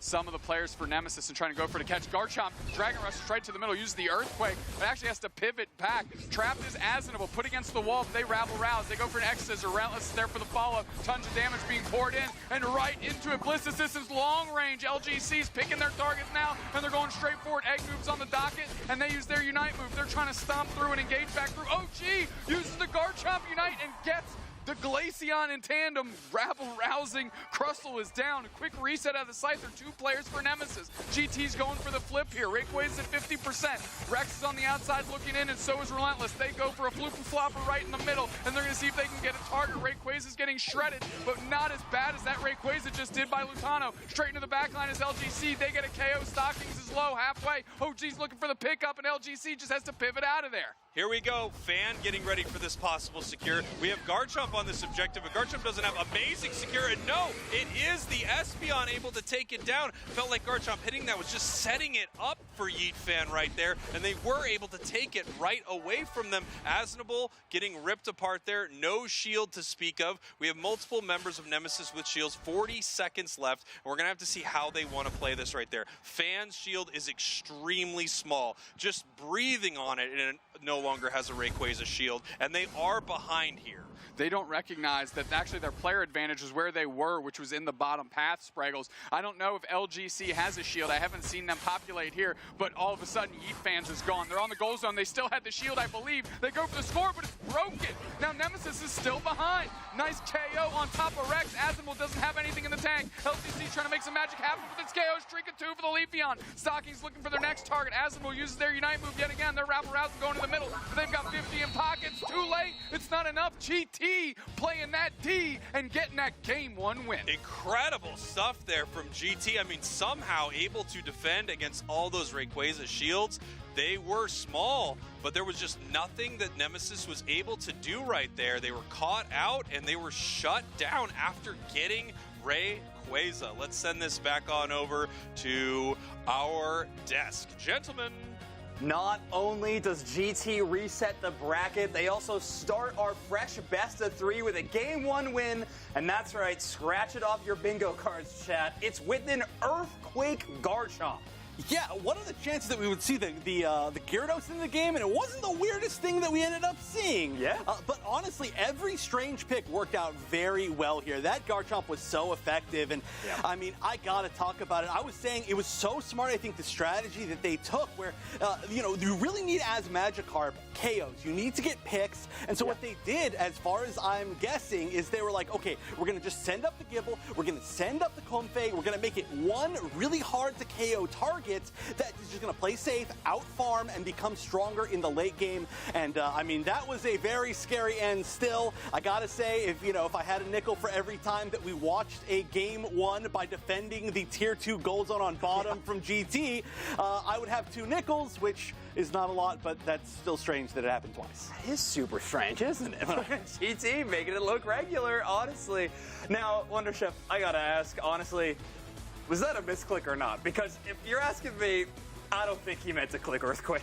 I'm gonna be honest. Yeah, I feel like you would go one set or the other and not a mix of the both. But honestly, it was like not looking that bad. I'm not gonna lie. Like having the mobility and then having the Earthquake did put in a lot of work. There were a lot of situations where they needed to kind of hit a lot of people. So I'm not gonna say it was the worst, but yeah, maybe. I mean, if they win, we can actually ask. That's true. But wow, yeah, it was unexpected and it worked. It did work. Now, Trainer almost saving this game in a few moments. Obviously, Yeet Fan, the one who effectively took out both the Mr. Mime and secures the Rayquaza.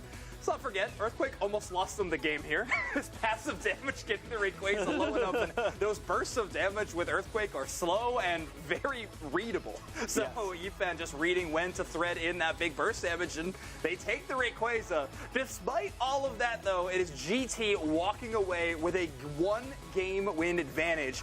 This is going to be huge for the rest of the set. And now, obviously, Nemesis will be on the back foot. I have to imagine they're going to pick first pick in our next draft, which has been so important this set. But Stocking earning themselves the player of the game in that last one on the Leafeon. Attacker Leafeon. We've now seen Leafeon in so many different spots, in whether they're starting off moments of the pathing in the game, Leafeon can show up central, top, or bottom path, and, well, I refuse to be surprised.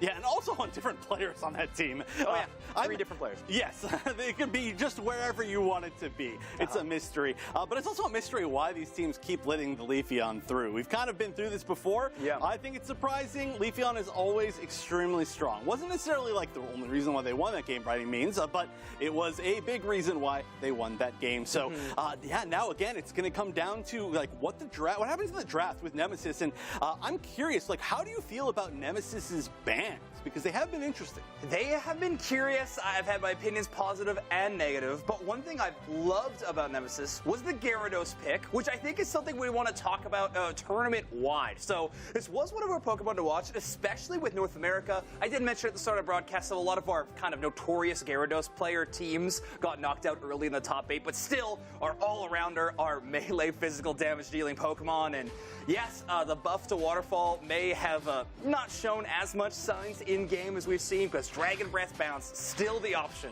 for this Pokemon. Yeah, it's, I mean, people are still definitely trying to figure out some different things, and I do have to say, despite the fact that it was kind of iced out early on, it still ended up becoming a gigantic threat, and it did catch up later in the game, which is really cool to see, that even if you don't get that super early pop from the, the Magikarp into the Blastoise, you can still eventually become a late game scale. Yeah, and as much as I have missed the Umbreon in these drafts, I do think the Crustle and Gyarados matchup was quite solid. You trap one member with that Rock Tomb, you just got to know that a bouncing Gyarados is going to be flying from a tall grass or something like that around a wall and just really shutting down that target. That amount of basic attack speed you get from Dragon Breath essentially means any trapped Pokemon is doomed. that Gyarados is going to take you down. So exciting to see such a cool Pokemon. Honestly, a fan favorite, both in Pokemon Unite and across the franchise. Gyarados is very, very cool, and exciting to see at the top level. I don't know if we will see it for the rest of the series. I mean, when players take one game loss on it, there is a little bit of superstition that starts to creep in, so that might have been the last Gyarados we see from Relent this match. Yeah, and once again, I do feel like it was such a good counter, because even though eventually the Gyarados got strong, it did mean that there was a top path that was a lot less pressure on the Garchomp, which is something that Garchomp, tends to struggle with, where it's like if there's a lot of pressure at the Garchomp, it's like, I just want a late game scale, please. Just let me have some experience. It's all I need. And they were just like, yeah, well, we just got a Comfey on it. The Magikarp's not hurting us, so yeah, we're just going to farm. We're cool. It's honestly a bit of a surprise to me that it's taken us this long to see the Garchomp from OG, because it feels like the playstyle of GT so far this tournament really benefits a Pokemon that, well, honestly doesn't care about the first spot Reggie fight. If you would rather just play for Regieleki, it seems to be really strong. So I'd love to see that. Well, maybe we'll see it more. I mean, now the thing, too, is that, so GT's tried a lot of things, and a lot of those things have worked. And we've had Nemesis try a lot of things, and they've not worked, but they lost, right, in those games. There's no way to sugarcoat it. So it's going to be about the fact that GT has so many of these options that they're probably feeling really good about. And Nemesis, do they try something new? Do they go back to what they were doing? Because every game's been close. Yes, so exceptionally close. I mean, North America, it feels like that top 4 teams that we had all seemed so close in strength. But if you want to make sure that you don't miss a second of the action, because I have to imagine that's the sentiment you're feeling, it's what I'm feeling, you got to make sure to follow the channel, whether it's on YouTube or Twitch, or even follow us on Twitter. Unite Esports basically everywhere, Pokemon Unite on YouTube. Make sure you are following so that you can see these exciting tournaments. The next one we have coming up is actually an in-person event in London. It is going to be the AOS Cup live and in person at EUIC, which I have to imagine we're going to see a few of these teams. I do believe both of them are signed up for the open bracket in the Swiss rounds. So it's going to be awesome to see them competing there. Yeah, I mean, as we're getting ready for the second game of post-reset grand finals, I just got to say, the storylines going into AOS are ridiculous, right? We've had so many different teams win in month 2 that didn't win in month 1. It is a basically 100% complete flip from what we had. This is going to be our next big event. It's going to be the first in-person event of the season. It's going to be the first ever in-person official open bracket that Unite has ever had. So realistically, this is the one you want to see coming up next, right? I mean, it's coming up very soon, less than a month away. So yeah, definitely be sure to follow. It's awesome. Well, let's see where these teams are going to end up, because we are in the middle of our grand finals. Spraggles, Juice next. Take us in a draft. Here we are, game number 2 of our bracket reset with GT coming from our losers bracket up one game on Nemesis right now. Our first ban heads right on over to Mimikyu. Nemesis banning out this Clefable. They really don't want to deal with it. They've been first banning it a lot. Yeah, and I think it's literally because Clefable does a lot of positive things for GT to limit LGC's impact. And of course, Mimikyu feels very targeted as well. But now we're taking a shot at Yeetfan, eliminating the Inteleon, even though Stockings has a 100% win rate, 11-0 on that Pokemon. I think they just know it's going to be really hard to take this, especially with their priority to take this Leafeon as a first pick. Nemesis, on the other hand, recognizes how powerful this Crustal's been. Looks like they might be grabbing this as a first pick along with Blissey. Yeah, that's the direction they went here in Game 1. Maybe felt that they weren't that far off from being successful and want to try and rekindle some of that magic. Now the question is, what else are we going to bring out here for Team GT? It's going to be interesting to see. We've got Egnum once again on the Mime. I feel like that Mr. Mime has been incredible in some of these games. Stalking, possibly looking for a Pokemon for Lutano right now with the Glaceon. We've seen Lutano on Glaceon a lot today. Yeah, and it's looked very good. I mean, it was literally point and click in that game, right? I mean, it was 4 straight minutes of Lutano bumping into Nemesis players with 30% HP and just eviscerating them. Meanwhile, we're going across the way, and there's no way we're hovering Cramorant this early in the draft, eh? Relentless, pulling up the tree, something we've seen them play before. Yeah, it looks like we could have Yeetfin once again on the Cram, and they are locking it in right here. 2 Cramorants in our grand finals. GT with their final picks right here. Once again, possibly getting Hoopa as a last pick. I mean, Espo's just got to be rubbing their hands together. Even if that's not the direction they elect to go, the fact that you give Espo the opportunity to get Hoopa this late in the draft is always amazing, and they are ecstatic to be playing this Pokemon right now. Let's see what Trainer wants to do with this final pick. Obviously, they could play a lot of incredibly complex Pokemon. We've seen them on Scyther. We, of course, have seen Trainer play something like Zoroark before. So this is going to be really interesting to see. Zoroark, as we talked about a little earlier on the broadcast, may have been an EU, is actually a pretty solid Pokemon into Glaceon, into Mew. I'm not so sure about it into Leafeon, but it really can set up some insane combos, and it can chase an extreme distance. Yeah, the thing about Zoroark specifically is its mobility, right? It can chase very well. It can typically retreat very well. However, between Electro Ball and Icicle Spear, it's going to have a hard time getting out of dodge if they make an engagement that isn't successful. Yeah, we're going to have to see how they want to play this. They've got Relentless, by the way, that Trevenant on that Curse Bangle. So not only might they be running Curse, they may be running Curse with a little Curse on top of it, lowering the healing of their enemy team. Curse. Just layers and layers of Curse. So is really how you make a curse lasagna. I was going to say tiramisu of Curse. Sure, it's an Italian dish. Yeah,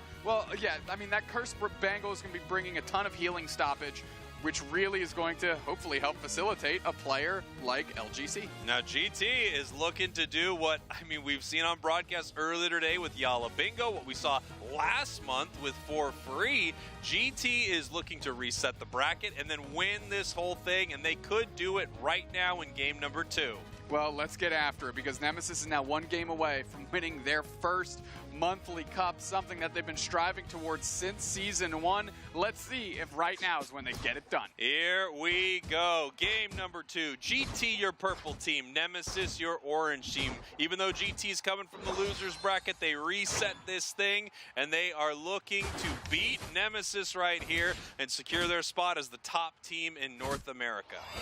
Thought for a moment we might have had a DC, but it was just Espo hanging out to give us that little fright, as now Aznable and Yeetfan are putting a lot of pressure on Egnoob, and they are still securing despite that. Yeah, incredible stuff there. We could see that it looks like they were able to take a decent amount from them here. Cram already level 4, getting that move.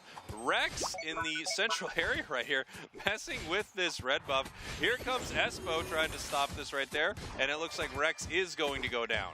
I am curious as to what's happening right now. Zoroark does evolve, and now LGC can hit a path, but without the Chansey or Blissey support is what they're actually looking for. It might be a little bit of trouble to find value. Yeah, that was an interesting moment right there. We didn't get to see exactly how that transpired. I don't know if it was chased away after trying to stack in that top path or something like that. Trainer right now just ripping through some of this right here. Easy secure, it looks like, for the side of Nemesis. Yeah, Espo actually sending everybody downtown, seeing that they have an opportunity to overpressurize the bottom path, and they're going to do just that. Espo is just hanging out, babysitting this top goal zone, ready to bring everybody back through when possible, and that is right now. Aznable, still unable to evolve, has has had a lot of trouble in these early stages. Yeah, and it looks like that was a huge push from GT, but they didn't KO either member of Nemesis right there, even though they had 4 players pushing on that goal zone. Once again, Rex just in this central area for GT, almost walking around a little aimlessly, it felt like. Yeah, I'm just taking a look to see at their character what they're doing, and maybe because they have the experience share and just buying time is so invaluable because these EVs do spike early, they're saying this is our opportunity. This is how we balance that nice KO on Espo out of LGC. Yeah, we're going to have to see how it works here for the side of Nemesis. Obviously, they have just been running face first into the side of GT. Here we have Rex pushing forward right here, looking for the KO, and they are able to get it. Lutano coming down to try to punish them right there, and that's going to be a nice double KO for Lutano. Yeah, two for Lutano, but you have to give credit to LGC picking up 3 KOs and actually using their feint attacks to dodge abilities while simultaneously cashing in the bodies, zipping them up, and sending to the well, I was gonna say the morgue, but yeah, Pokemon don't die, we know that, they get knocked out. So you send them to the Pokemon Center, nailed it. Well, you said it anyway. And here we are in the bottom path right now. We got a Saltaria going down. Nice big Electro Ball thrown towards Asdable. Yeet, level 7 right now. However, we got the level 9 on the Glaceon, level 9 on the Zoroark. I mean, we got kind of 2 different flavors of Central Area Pokemon right here. One extremely high skill, big time combo, picking up a double right there. The other is going to be Glaceon, the more point and click, the easier one to use, the easier one to find value out of. But Trainer with an absolute tear down here in the bottom path, picking up 4 straight KOs, great combo right into their Unite move, just sealing up every single member of GT that stepped to them in that moment. Now this Regice is going to reset, but also get subsequently eviscerated by LGC and Yeet. What a great start here for Nemesis. And, you know, this is what we talked about with the Zoroark. Not only is it a great counter to some of these Pokemon, it also now has a level advantage as a crazy good speedster. This is going to be exciting to watch. Now you're seeing the value that Rex just drawing attention has found. It let essentially LGC outpace in levels everything else on the map, and now it can take a little bit of damage from the lower level Pokemon as it goes for the engagements. Relentless, on the other hand, going to eat a couple eggs. Not sure how the tree's doing that, but they're trying to facilitate LGC as they went for a cheeky score. Rex, half HP, taking a lot of damage this game, but we have the Cramorant Unite out to try and insulate this goal zone so they can go for a score. Lutano uses theirs, and they're going to start Icicle Spearing Relentless. Relentless taking a ton of damage, Pain Split, but straight into the Zoroark Unite, and unfortunately, it's just the tree that goes down when they really wanted LGC. Yeah, absolutely. I mean, Trainer right now, again, level 11, highest level on the match right there. We have the Unite move here from Hoopa. Everyone coming through from the side of GT. We're going to see if Trainer wanted that or not as they jump in towards this enemy team right there. Big time Unite move from the Leafeon. Trainer in some trouble right here. Bouncing around looking for their combo, not able to make it happen. Now we have Yeet Fan push back here. His health is high, but there are multiple members of GT. He's looking to secure an OG, able to take that objective here in the top path. Crustle Unite move, possibly a little too late here as OG does go down. OG does go down. Great work by GT to weather the storm that was that Zoroark with the Bliss Assistance on it. We thought the Emerald 2-step would have been enough, but because the Bliss Assistance was there, they couldn't quite get the knockout. However, able to, again, weather the storm and turn and flip that script around, get themselves an objective.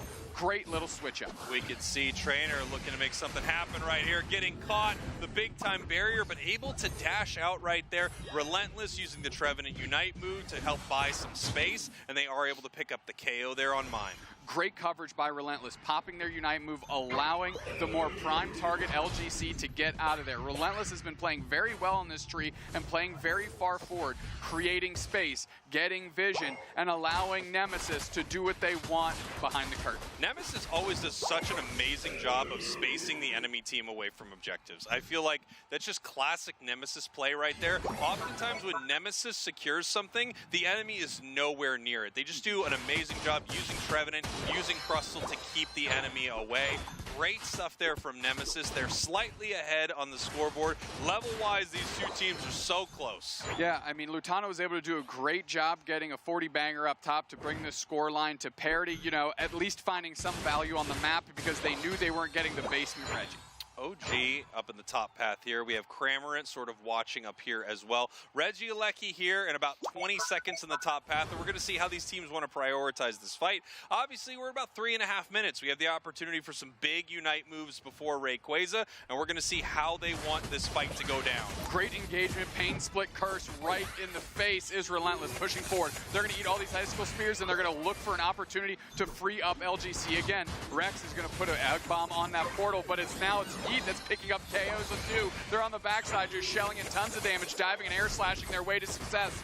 Nice little boosted auto stalkings at long range. Relentless curse pain splitting, trying to cover the distance here. Asinble finally stepping up in front of their Zoroark, and now it's Lutano, and they're putting everything in the kitchen sink into Asinble, getting that KO, but there's that spacing you're talking about again. This Regieleki is going to go to Nemesis for free. Yeah, I mean, Nemesis just does such an incredible job. They know when to turn on these objectives and take them. Really great stuff right there. Here we have Trainer moving forward, not able to take down the Glaceon Lutano. Just so incredibly close, but not able to pick up that KO. 30 seconds until Rayquaza. GT wants this to be the last Rayquaza that they see today. They want to win this whole thing right now, and they can do it. This match is so incredibly close. Almost identical on the scoreboard, almost identical on the levels. This game comes down to which team wants it more, and which team probably catches the other team with a big combo. Yeah, I mean, Asinble and Rex have been caught out twice in this set already at different points, and they need to make sure they're minding their P's and Q's here because they are crucial to get LGC into the back line. Look at that here. We got that Cramorant level 14 right now. Zoroark level 14. Big time level advantage on the side of Nemesis right there, those big 14s here. We're going to see how GT wants to play this. It's so close. I mean, this could come down to someone just sneaking around and getting a sneaky score. We're seeing GT move as a unit once again around this bottom path. We've seen them do this before. They just did this last match, I want to say, through this bottom L bush as a group. And here they come looking to catch someone with the barrier confusion right there. And they are walking up towards this fight. Wow, Rex, I mean, immediately chunked with a Solar Blade and a confusion push into a wall. OG's pivoting around. Relentless is looking for a target, but LGC needs to engage here. Egg Cube is at half. Pain Split is there. Asinble's in the back line. They rabble rouse. Cramorant Unite is out. Spear Fingers as well. Mr. Mime goes is trying to get somebody down, but the Leafeon is pivoting to the middle as Nemesis. GT needs the space. They need to get in there. They need to close this space, but they're not near the objective. Coming around the top of Zespo, they're looking for a move. We're going for a shred, but it's way too late. They take this thing off the map before GT knew what was happening. Nemesis pulled the rug out from under him. And here we go. 2 shields down. However, points are already raining in for the side of Nemesis. There is 100 in the bottom path. They're looking for another 100 in the center. We'll see if they're able to get it from the Zoroark. Actually, doesn't look like they are. Zoroark does go down. This match is not over. We have 30, almost 40 seconds left. Rex looking to score in the top path. Can anyone stop them? Hoopa is going to be flying on in, and they do get the stop right here. We're going to see if there's anything GT can do. They need to run, and they need to make a big play right here. They're running out of time. They have to score more than 100 points, which is tricky to do, but it can be done on some of these tier 2 goal zones depending on what their point composition is for their team. Only 15 seconds left. It doesn't look like they're pushing at all, and it doesn't look like they're going to be able to do anything. I think we're heading to a game number 3. This was definitely a gap that GT could have closed, and they decided, you know what, we're just going to take a deep breath. We're going to use this time as a little bit of additional strategy time because we have taken this thing to the limit. We have played as many games as this final grand finals can, and we are going into our last one. Here we go, evening it up. Nemesis GT, 1 each. We're going to send it back to the desk right now. Zoinks Wonder Chef, take it away, gentlemen. Isn't this what we all expected? I mean, these 2 teams are so good. We have to see the full distance. And this match in particular was the trainer show. A Zoroark with no real clear counter on the other side is just going to walk all over that team. Incredible stuff from the Zoroark. Right, not only no clear counter, but so many delicious targets. It was eating good. It was eating really good. It was, I mean, there was a reason why it was ahead for so long. It built so much space for them to be ahead in different reasons. Every single part of that was really good. But now, One more game remains, and now we're in a great situation. GT's shown options that we've not seen Nemesis answer. Nemesis shown options that GT hasn't yet answered, and it all comes down to one draft. But the big thing is that GT gets to decide whether they are first pick or second pick. Which is crazy, by the way, because last time was a very interesting decision that I did not expect. But let's take a look at the highlights from that game number 2. But when I was talking about a draft there, Nemesis had lost game number 1 and actually elected for second choice in the draft. This is a very unpopular decision. We don't see it too often, and I think is why GT felt sort of locked into that Inteleon ban in that side. They understand the power of Leafeon as a first pick. They want to grab that Pokemon, but they know they just can't give that Inteleon to the other side. Obviously, the draft got a little more interesting and dynamic as we got down to the latter half of it, but really, interesting choice by Nemesis to choose that second position, and now GT is an interesting choice because they lost. They could choose for that pick 1 if they want, but that's also what Nemesis just won with. So now where do you go here? Yeah, that's a tough one. And also, not only did they win with it, I believe Zoroark was the very final pick, right? Yeah. So you literally get your uncontested pick that specifically plays against them, and it just works out. Now, hey, I got to be happy here. We've got a Cramorant player of the game with the highest score. But I mean, hey, Ethan is a pro at the birds. Absolutely. Yeah, bird comp really will not be denied in today's tournament. Cramorant also making quite a few appearances, running the double glasses and the spoon as the loadout for that Pokemon. A ton of special attack damage, and then of course that spoon being so powerful for special attack Pokemon because it ignores the special defense of enemy Pokemon. Ever since the spoon's been introduced to the game, it has been a very, very popular item choice for these players. Yes, special attackers the stocks on special attackers have just gone through the roof. It is just all special attackers, but we've actually seen quite a bit of physical attackers today as well. Yeah, I mean, Leafeon being one of the most popular in North America, nobody wants to ban this thing. We're just playing with it in every single game. We're seeing a lot of varieties of it, but specifically with these two teams, maybe because Trainer is in this match and really prefers that Leaf, I believe it's Razor Leaf and Aerial Ace is those two. I'm probably mixing up the Leaf move, but still seeing a brand new variety, whereas normally we're seeing the Solar Blade, but if GT is picking that Pokemon, it's always Solar Blade.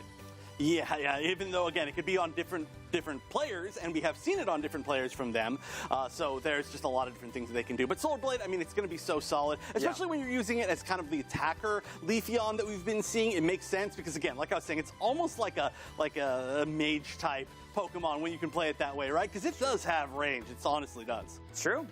Now, earlier this week, chat, we called, you answered. We wanted to see some trainer cards from the community. We put out some of our own. I don't know, I thought mine was kind of okay. It's got a Garchomp on it. I like it. But I've definitely seen a lot more creativity, as I say it. Draco Master, bringing in, of course, the Garchomp background. Best background, S tier for sure. But also bringing in the Dragonite onto the screen, too. I like this one a lot. Yeah, for somebody named Draco Master, I feel like this is a very appropriate card. And, you know, they live up to the hype. I appreciate that. Also, we're seeing some new ones this time. I'm very excited. That's true. Ooh, Buzzer good one. Bob. Good one. This is the homie. Buzzer Bob and I, very good friends, but I love seeing their trainer card, styling, showcasing, and of course, the best starter from the new game, Scarlet and Violet, Sprigatito being showcased. I do agree. Hey, this is actually really similar to the previous one. I like this style. It's kind of like you're like petting the Pokemon. Yeah, it's true. Showing, of course, your affection for the Pokemon, your partner Pokemon in-game, and Slowbro being one of those choices. So thank you, everyone, so much for participating with this shout-out. It was really cool to see the creativity from the community and, of course, just your love for Pokemon and Pokemon Unite.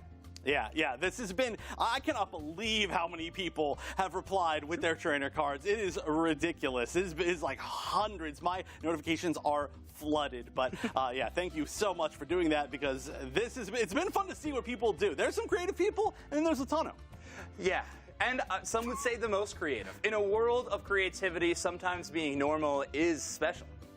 I don't know if that's true. I think that maybe I disagree. Well, 67% of statistics are just made up. So, and yeah, honestly, there's a lot of choices to be made. That's what we really have to bring down to in these grand finals. But we have one more game for you. We have already reset the bracket. We're past that point. We are now tied 1-1 between Nemesis and GT, and the grand finals is on the other side of this one.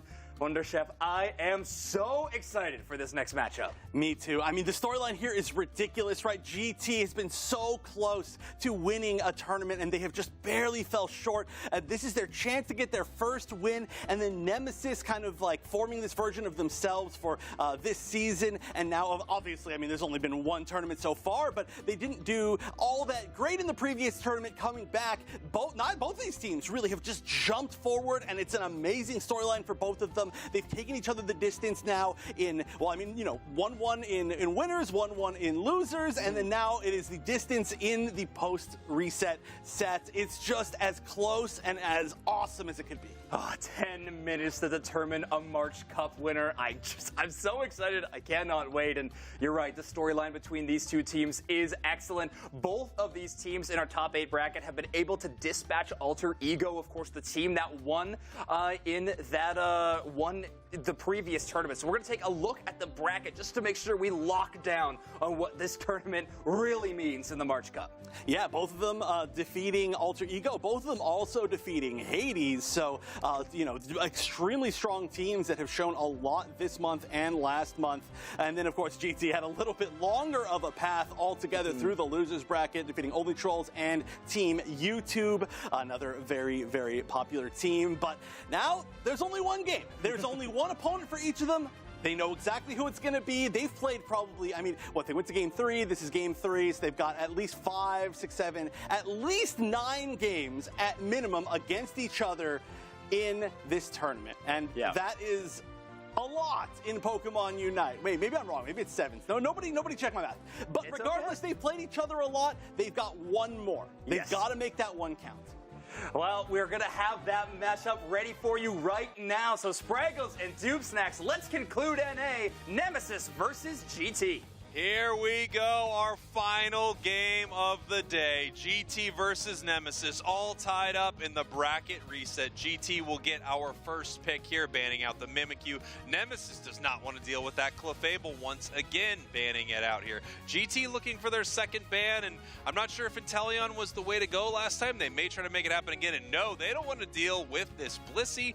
Nemesis with their final ban right here. You've got to assume heads over to Buzzwole, but maybe they're feeling risky and want to play something else. Nope, it's the big-time muscly bug.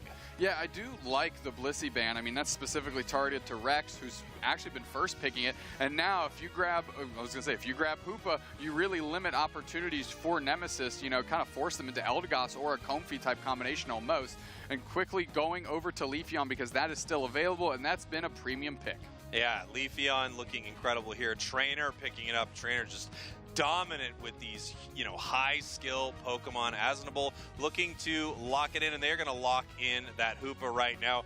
OG Hover and the Mewtwo, man, I'm sure you want to bring one of these EX Pokemon out at a time like this, but they are not street legal, just like the Prius. There's the Talonflame locking in for GT.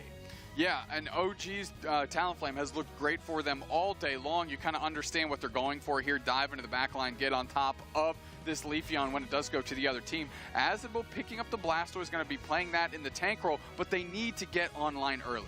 Yeah, and here we see GT, Stockings on the Mew, Lutano locking in that Espeon, and it's like everyone forgot about Inteleon. I guess it doesn't really matter right now. Let's see what Relentless wants to bring out here into this top path. They could be taking this Blastoise pick, or they could be taking Trevenant into the top path, which we've seen a ton today.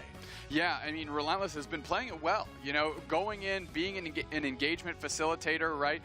Pain Split, Curse has been their bread and butter, and really letting LGC follow them up and pop off. But Stockings on Mew is something special, and Lutano on this Espeon has been securing objective after objective after objective. Yeah, Lutano's Espeon has looked amazing, and let's face it, you know, on the side of GT, Lutano looks like just the shot in the arm that they needed to get themselves to this place. The question is, can they take down Nemesis, a team that is looking better than ever right now, and a team that picks Cramorant, and a team that picks Cram automatically has an edge. It does. It does. You have to tip the cap of the adventures that they're bringing us on with this Cramorant and just diving, air slashing, and looking good all over the map. Again, it almost like their engagement order is Relentless, LGC, Yeet, clean up, and then see where you can go from there. And it's been working. They're in the finals. They're one game away from crowning themselves March Cup teams. And here we go, GT versus Nemesis. I don't know why I feel nervous, but I do feel nervous in this one. Like, I can feel it.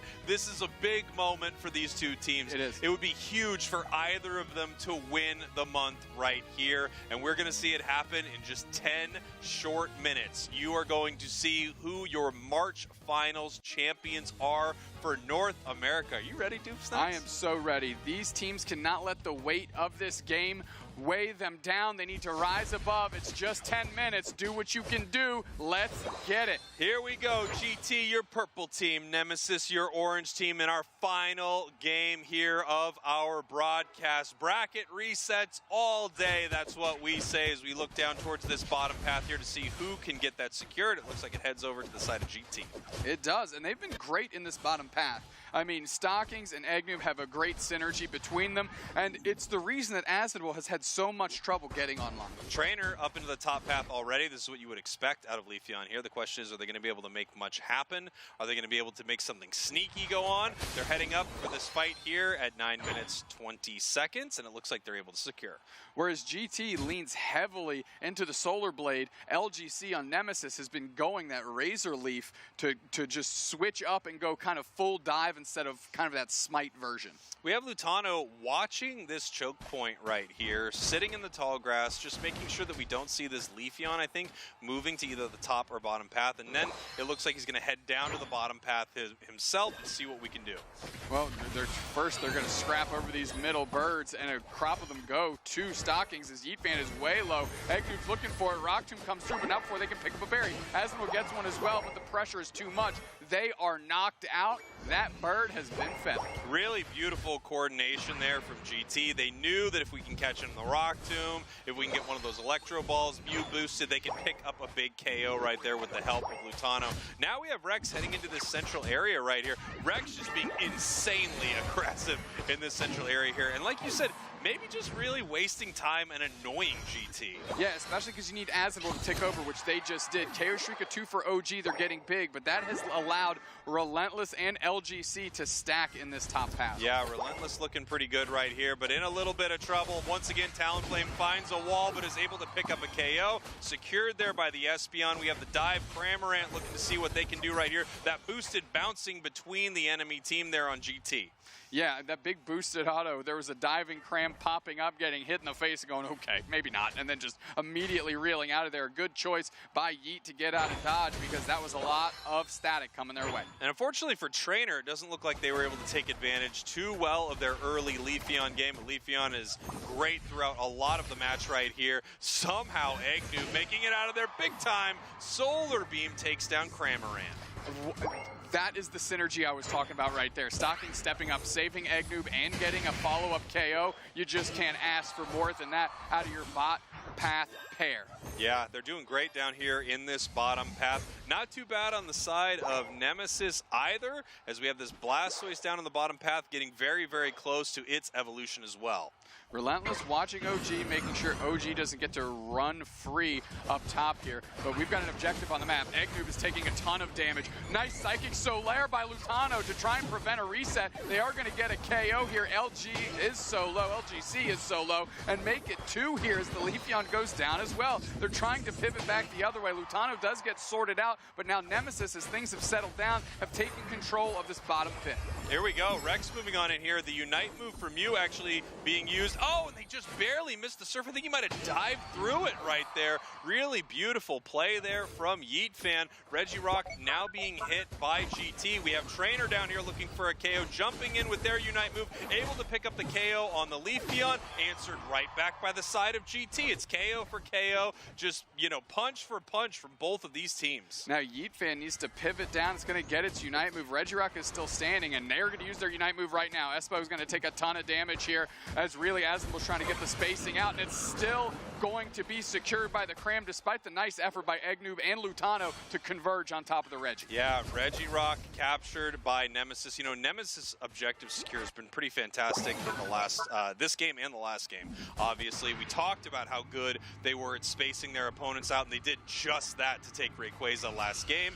Being chased down here by the Cramorant, using the Unite move to try to get away from this bad situation and pick up some wild Pokemon while they're at it. Yeah, a decent exchange on Unite moves, right? Relentless just wanting to make sure that OG can't break that goal zone. It's so important because Nemesis does have Hoopa. So you use your Unite move, the communication is there, Hoopa rotates up a Yeet fan, and they're able to cut that off and take the objective. Yeah, when you have Hoopa, goal zones are even more important. Obviously, scoring is the name of the game. It's how you're going to win these matches here. But just having the ability to move around the map with Hoopa is so incredibly valuable right here. Asnable's still not their level 9. They don't yet have a Unite move, but they're extremely close. They're going to get it in any second now, and they do tick right over into it. Another engagement facilitated by Relentless. However, OG going up, getting Razor Leaf down, just absolutely eviscerated, and now that forces out Rex using the Rings Unbound. They want to crash this goal zone. They're trying to get the stun on Espo. They do. It walks in. The Cram Unite goes off, but they actually cancel it early so they can try to get their points in. They dive and dive back through. They're still standing. Put in 3 more points. Crash landing is OG. A solar beam from space, because that's where the sun is,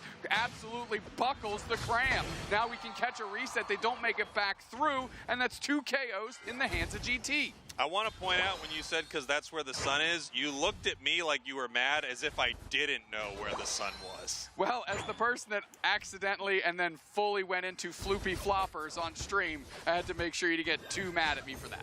Here first, everybody. Doomstacks knows where the sun is, and I don't. Yes, facts. Lock it in. We did it. That's 4 players from Nemesis. They're taking a look at Eggnoob here, but there's a basement Reggie to contend with. Yeetfan going to get X-scissored, and we're trying to put a portal right on top of them. They actually move and dive out of it, which allows them to get KO'd. Rutano is there. Espo just throws a Pollen Puff right on top of LGC as soon as they pour through. Whoa! Finally, a flame sweep that doesn't hit the broadside of a barn and gets a KO for that accuracy. Crash landing on top of another player, and it's 2 players down for Nemesis. And now, all of a sudden, GT has an opportunity on this Regice, but Rex is going to make it a little bit more difficult than they can. We're going to Cotton Spore them up, pop them up, but here comes Relentless. Trevenant Unite right on top of it. Stocking still gets it. Cram Unite is going to fire off and look for a KO, and it does. It gets the Eldegoss, forcing out the Unite from Rex, and they want to push this goal zone. They're trying to get some points, and Psychic Solaire picks up 3. Now let's see if they can leverage it. Still on the backside, Rex is low. They're trying to go with a nice push from the Horn Leech from Relentless, and it clears Eggnoob out of the way. Yeetfan is there. OG's looking for an opportunity, but it's LGC that's getting the Dubskis here with those KOs. This is just both of these teams going all out in this final match, fighting back and forth the entire time. KO for KO, punch for punch, score for score. That's a 4 KO there for Trainer, level 13 on that Leafeon. Hoopa now going down. Nemesis way up on the scoreboard, however. Even though GT is keeping up very, very well with a lot of these fights, they did not have the scoring opportunities that Nemesis has had. Nemesis being this far up on the scoreboard is really, really bad for GT, because it means GT most likely needs Rayquaza and needs to secure some big scores after they get it. Yeah, we're going to see how they find their composure here. This might be the best game we've seen out of Asnable on stream today. Those Surfs hitting multiple targets over and over again, allowing the score lead to mount for Nemesis has been perfect. Honestly, this might be the best game we've seen on stream all day. This is so unbelievably exciting. These 2 teams are really going at it right here. Nemesis right now, the question is, are they going to let their foot off the gas for a minute so they can let GT make a big mistake here, or are they going to continue to be aggressive and take GT down? We see Yeetfan hiding in this tall grass right here. They're able to see the Crustle moving forward. A play that GT's been making a lot is the full team kind of moving with each other down here in this bottom path. We're going to see how they want to play this fight, knowing that they're way behind on the scoreboard.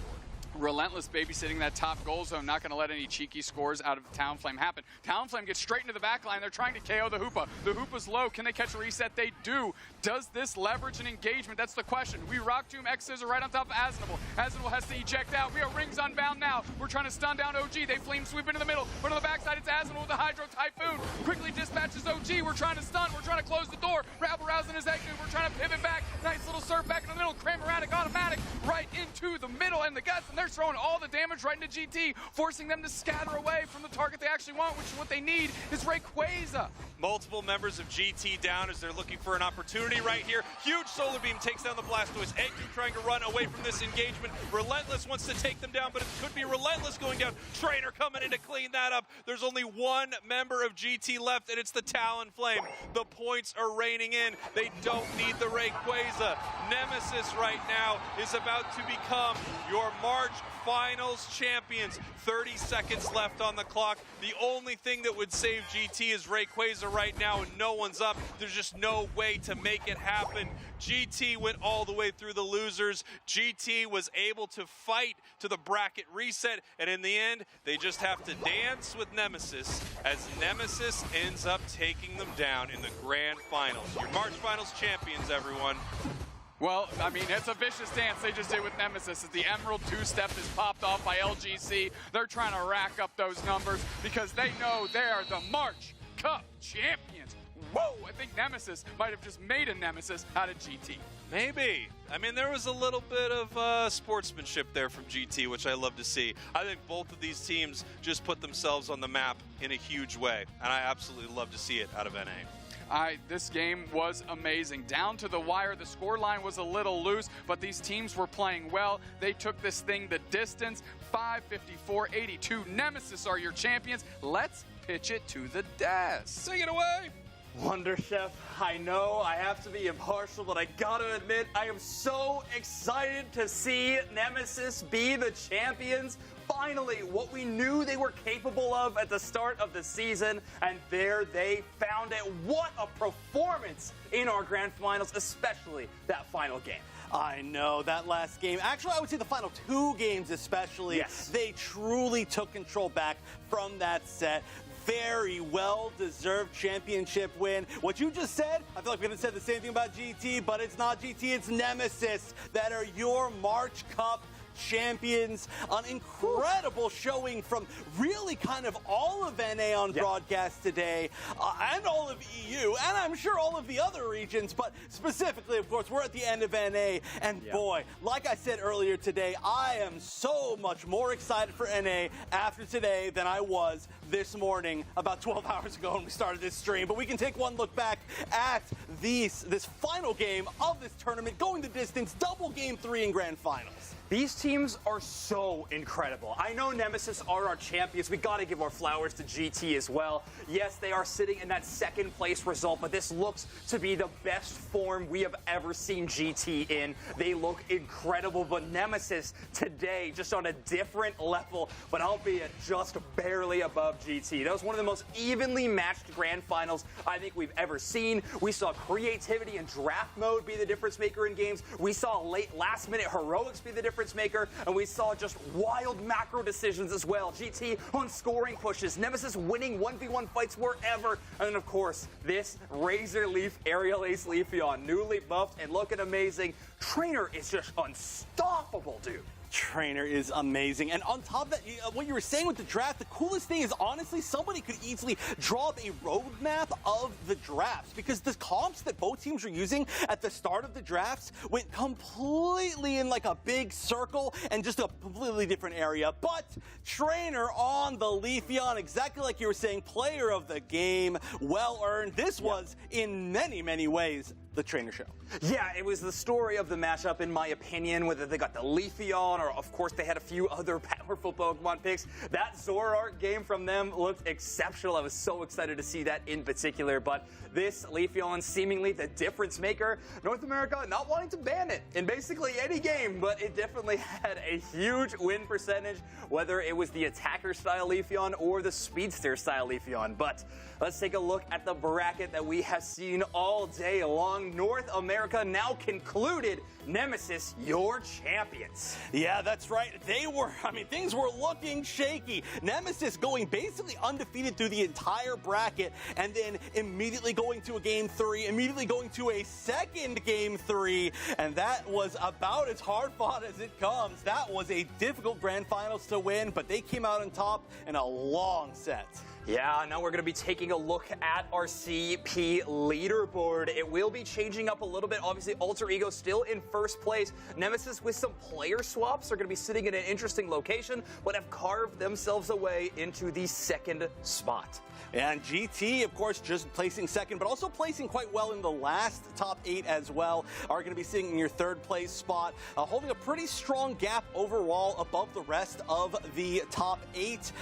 Just sitting around that 2,000 1,000 mark, within 300 points from first to third. That seems to be the really competitive spot, but we're still early, of course. That's true. Early on in the season, as the broadcast is going to be continuing, our season is going to be continuing. The next tournament that is up is going to be the AOS Cup, live and in person at EUIC the weekend of April 5th and 6th. Of course, April finals, regional finals, and of course, the NA regional finals and World Championships even after that at a date yet to be announced. So many incredible Unite tournaments to be looking forward to.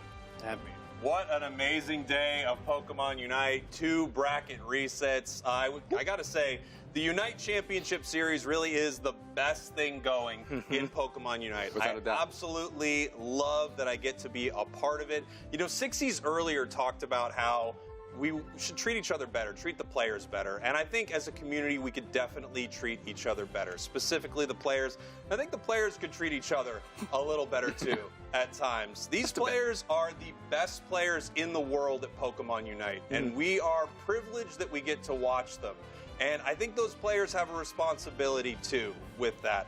They need to play at a high level. They need to treat each other with respect, and they need to play with integrity. When we have that, we have the best that Pokemon Unite has to offer. I love you all. Dupe Snacks, final thoughts. Final thoughts. We have 3 questions that I asked at the top of the show. We have 3 answers. EU team sitting on top in March. Yala bingo. That's number 1. Number 2, is there any NA teams worth rooting for? We got 2 right now. GT, of course, and our winners, Nemesis. And last, why do I look like a used car salesman? Because I am. Oh, he really is selling cars. Zoink's final thoughts. I told y'all about Nemesis. I really did. They are so good. I can't wait to see them play in person at the AOS Cup at EUIC. It's going to be sweet, but obviously GT have proved that they are also ready to play. They're stepping up to the plate. What a showing from NA there at the final half of that bracket. And Wonder Chef. I feel like I can't give a final thought because we are about to enter one of the most stacked and packed moments of Pokemon Unite history over the next month. So this realistically to me is just the start. So my final thoughts, ask me again in a month when I'm probably dead from exhaustion. Incredible stuff. AOS Cup is coming up. These have been the March finals, and they've been absolutely crazy. Thank you all for watching. Thank you all for listening. This does not exist without all of you right now. Huge, huge thank you to everyone at home. These are the March finals. We did it, everybody. Goodbye. A final yeehaw to you and yours, and a final run to the stairs. Let's go! Let's go! Let's go! Let's go!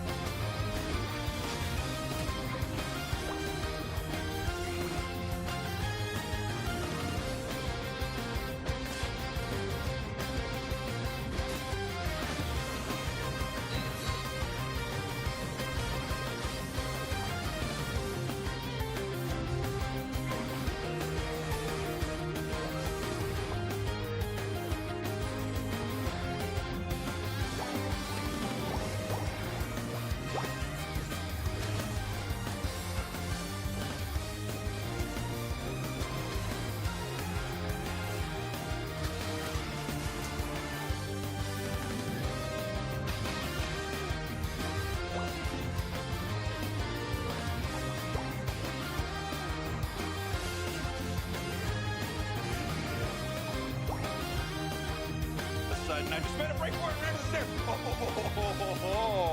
You're pretty good. You're not bad. I don't know if yesterday we were filming when I bolted to the stairs and fell, but if we were and we show that. Camera swing. Look at it. Camera swing, and let's go. It's grand final in the lead there, but something that you'll notice if you're really paying attention is how close these two numbers are. 51 and 49 or so. Hey, thank you guys. Welcome to Over Here.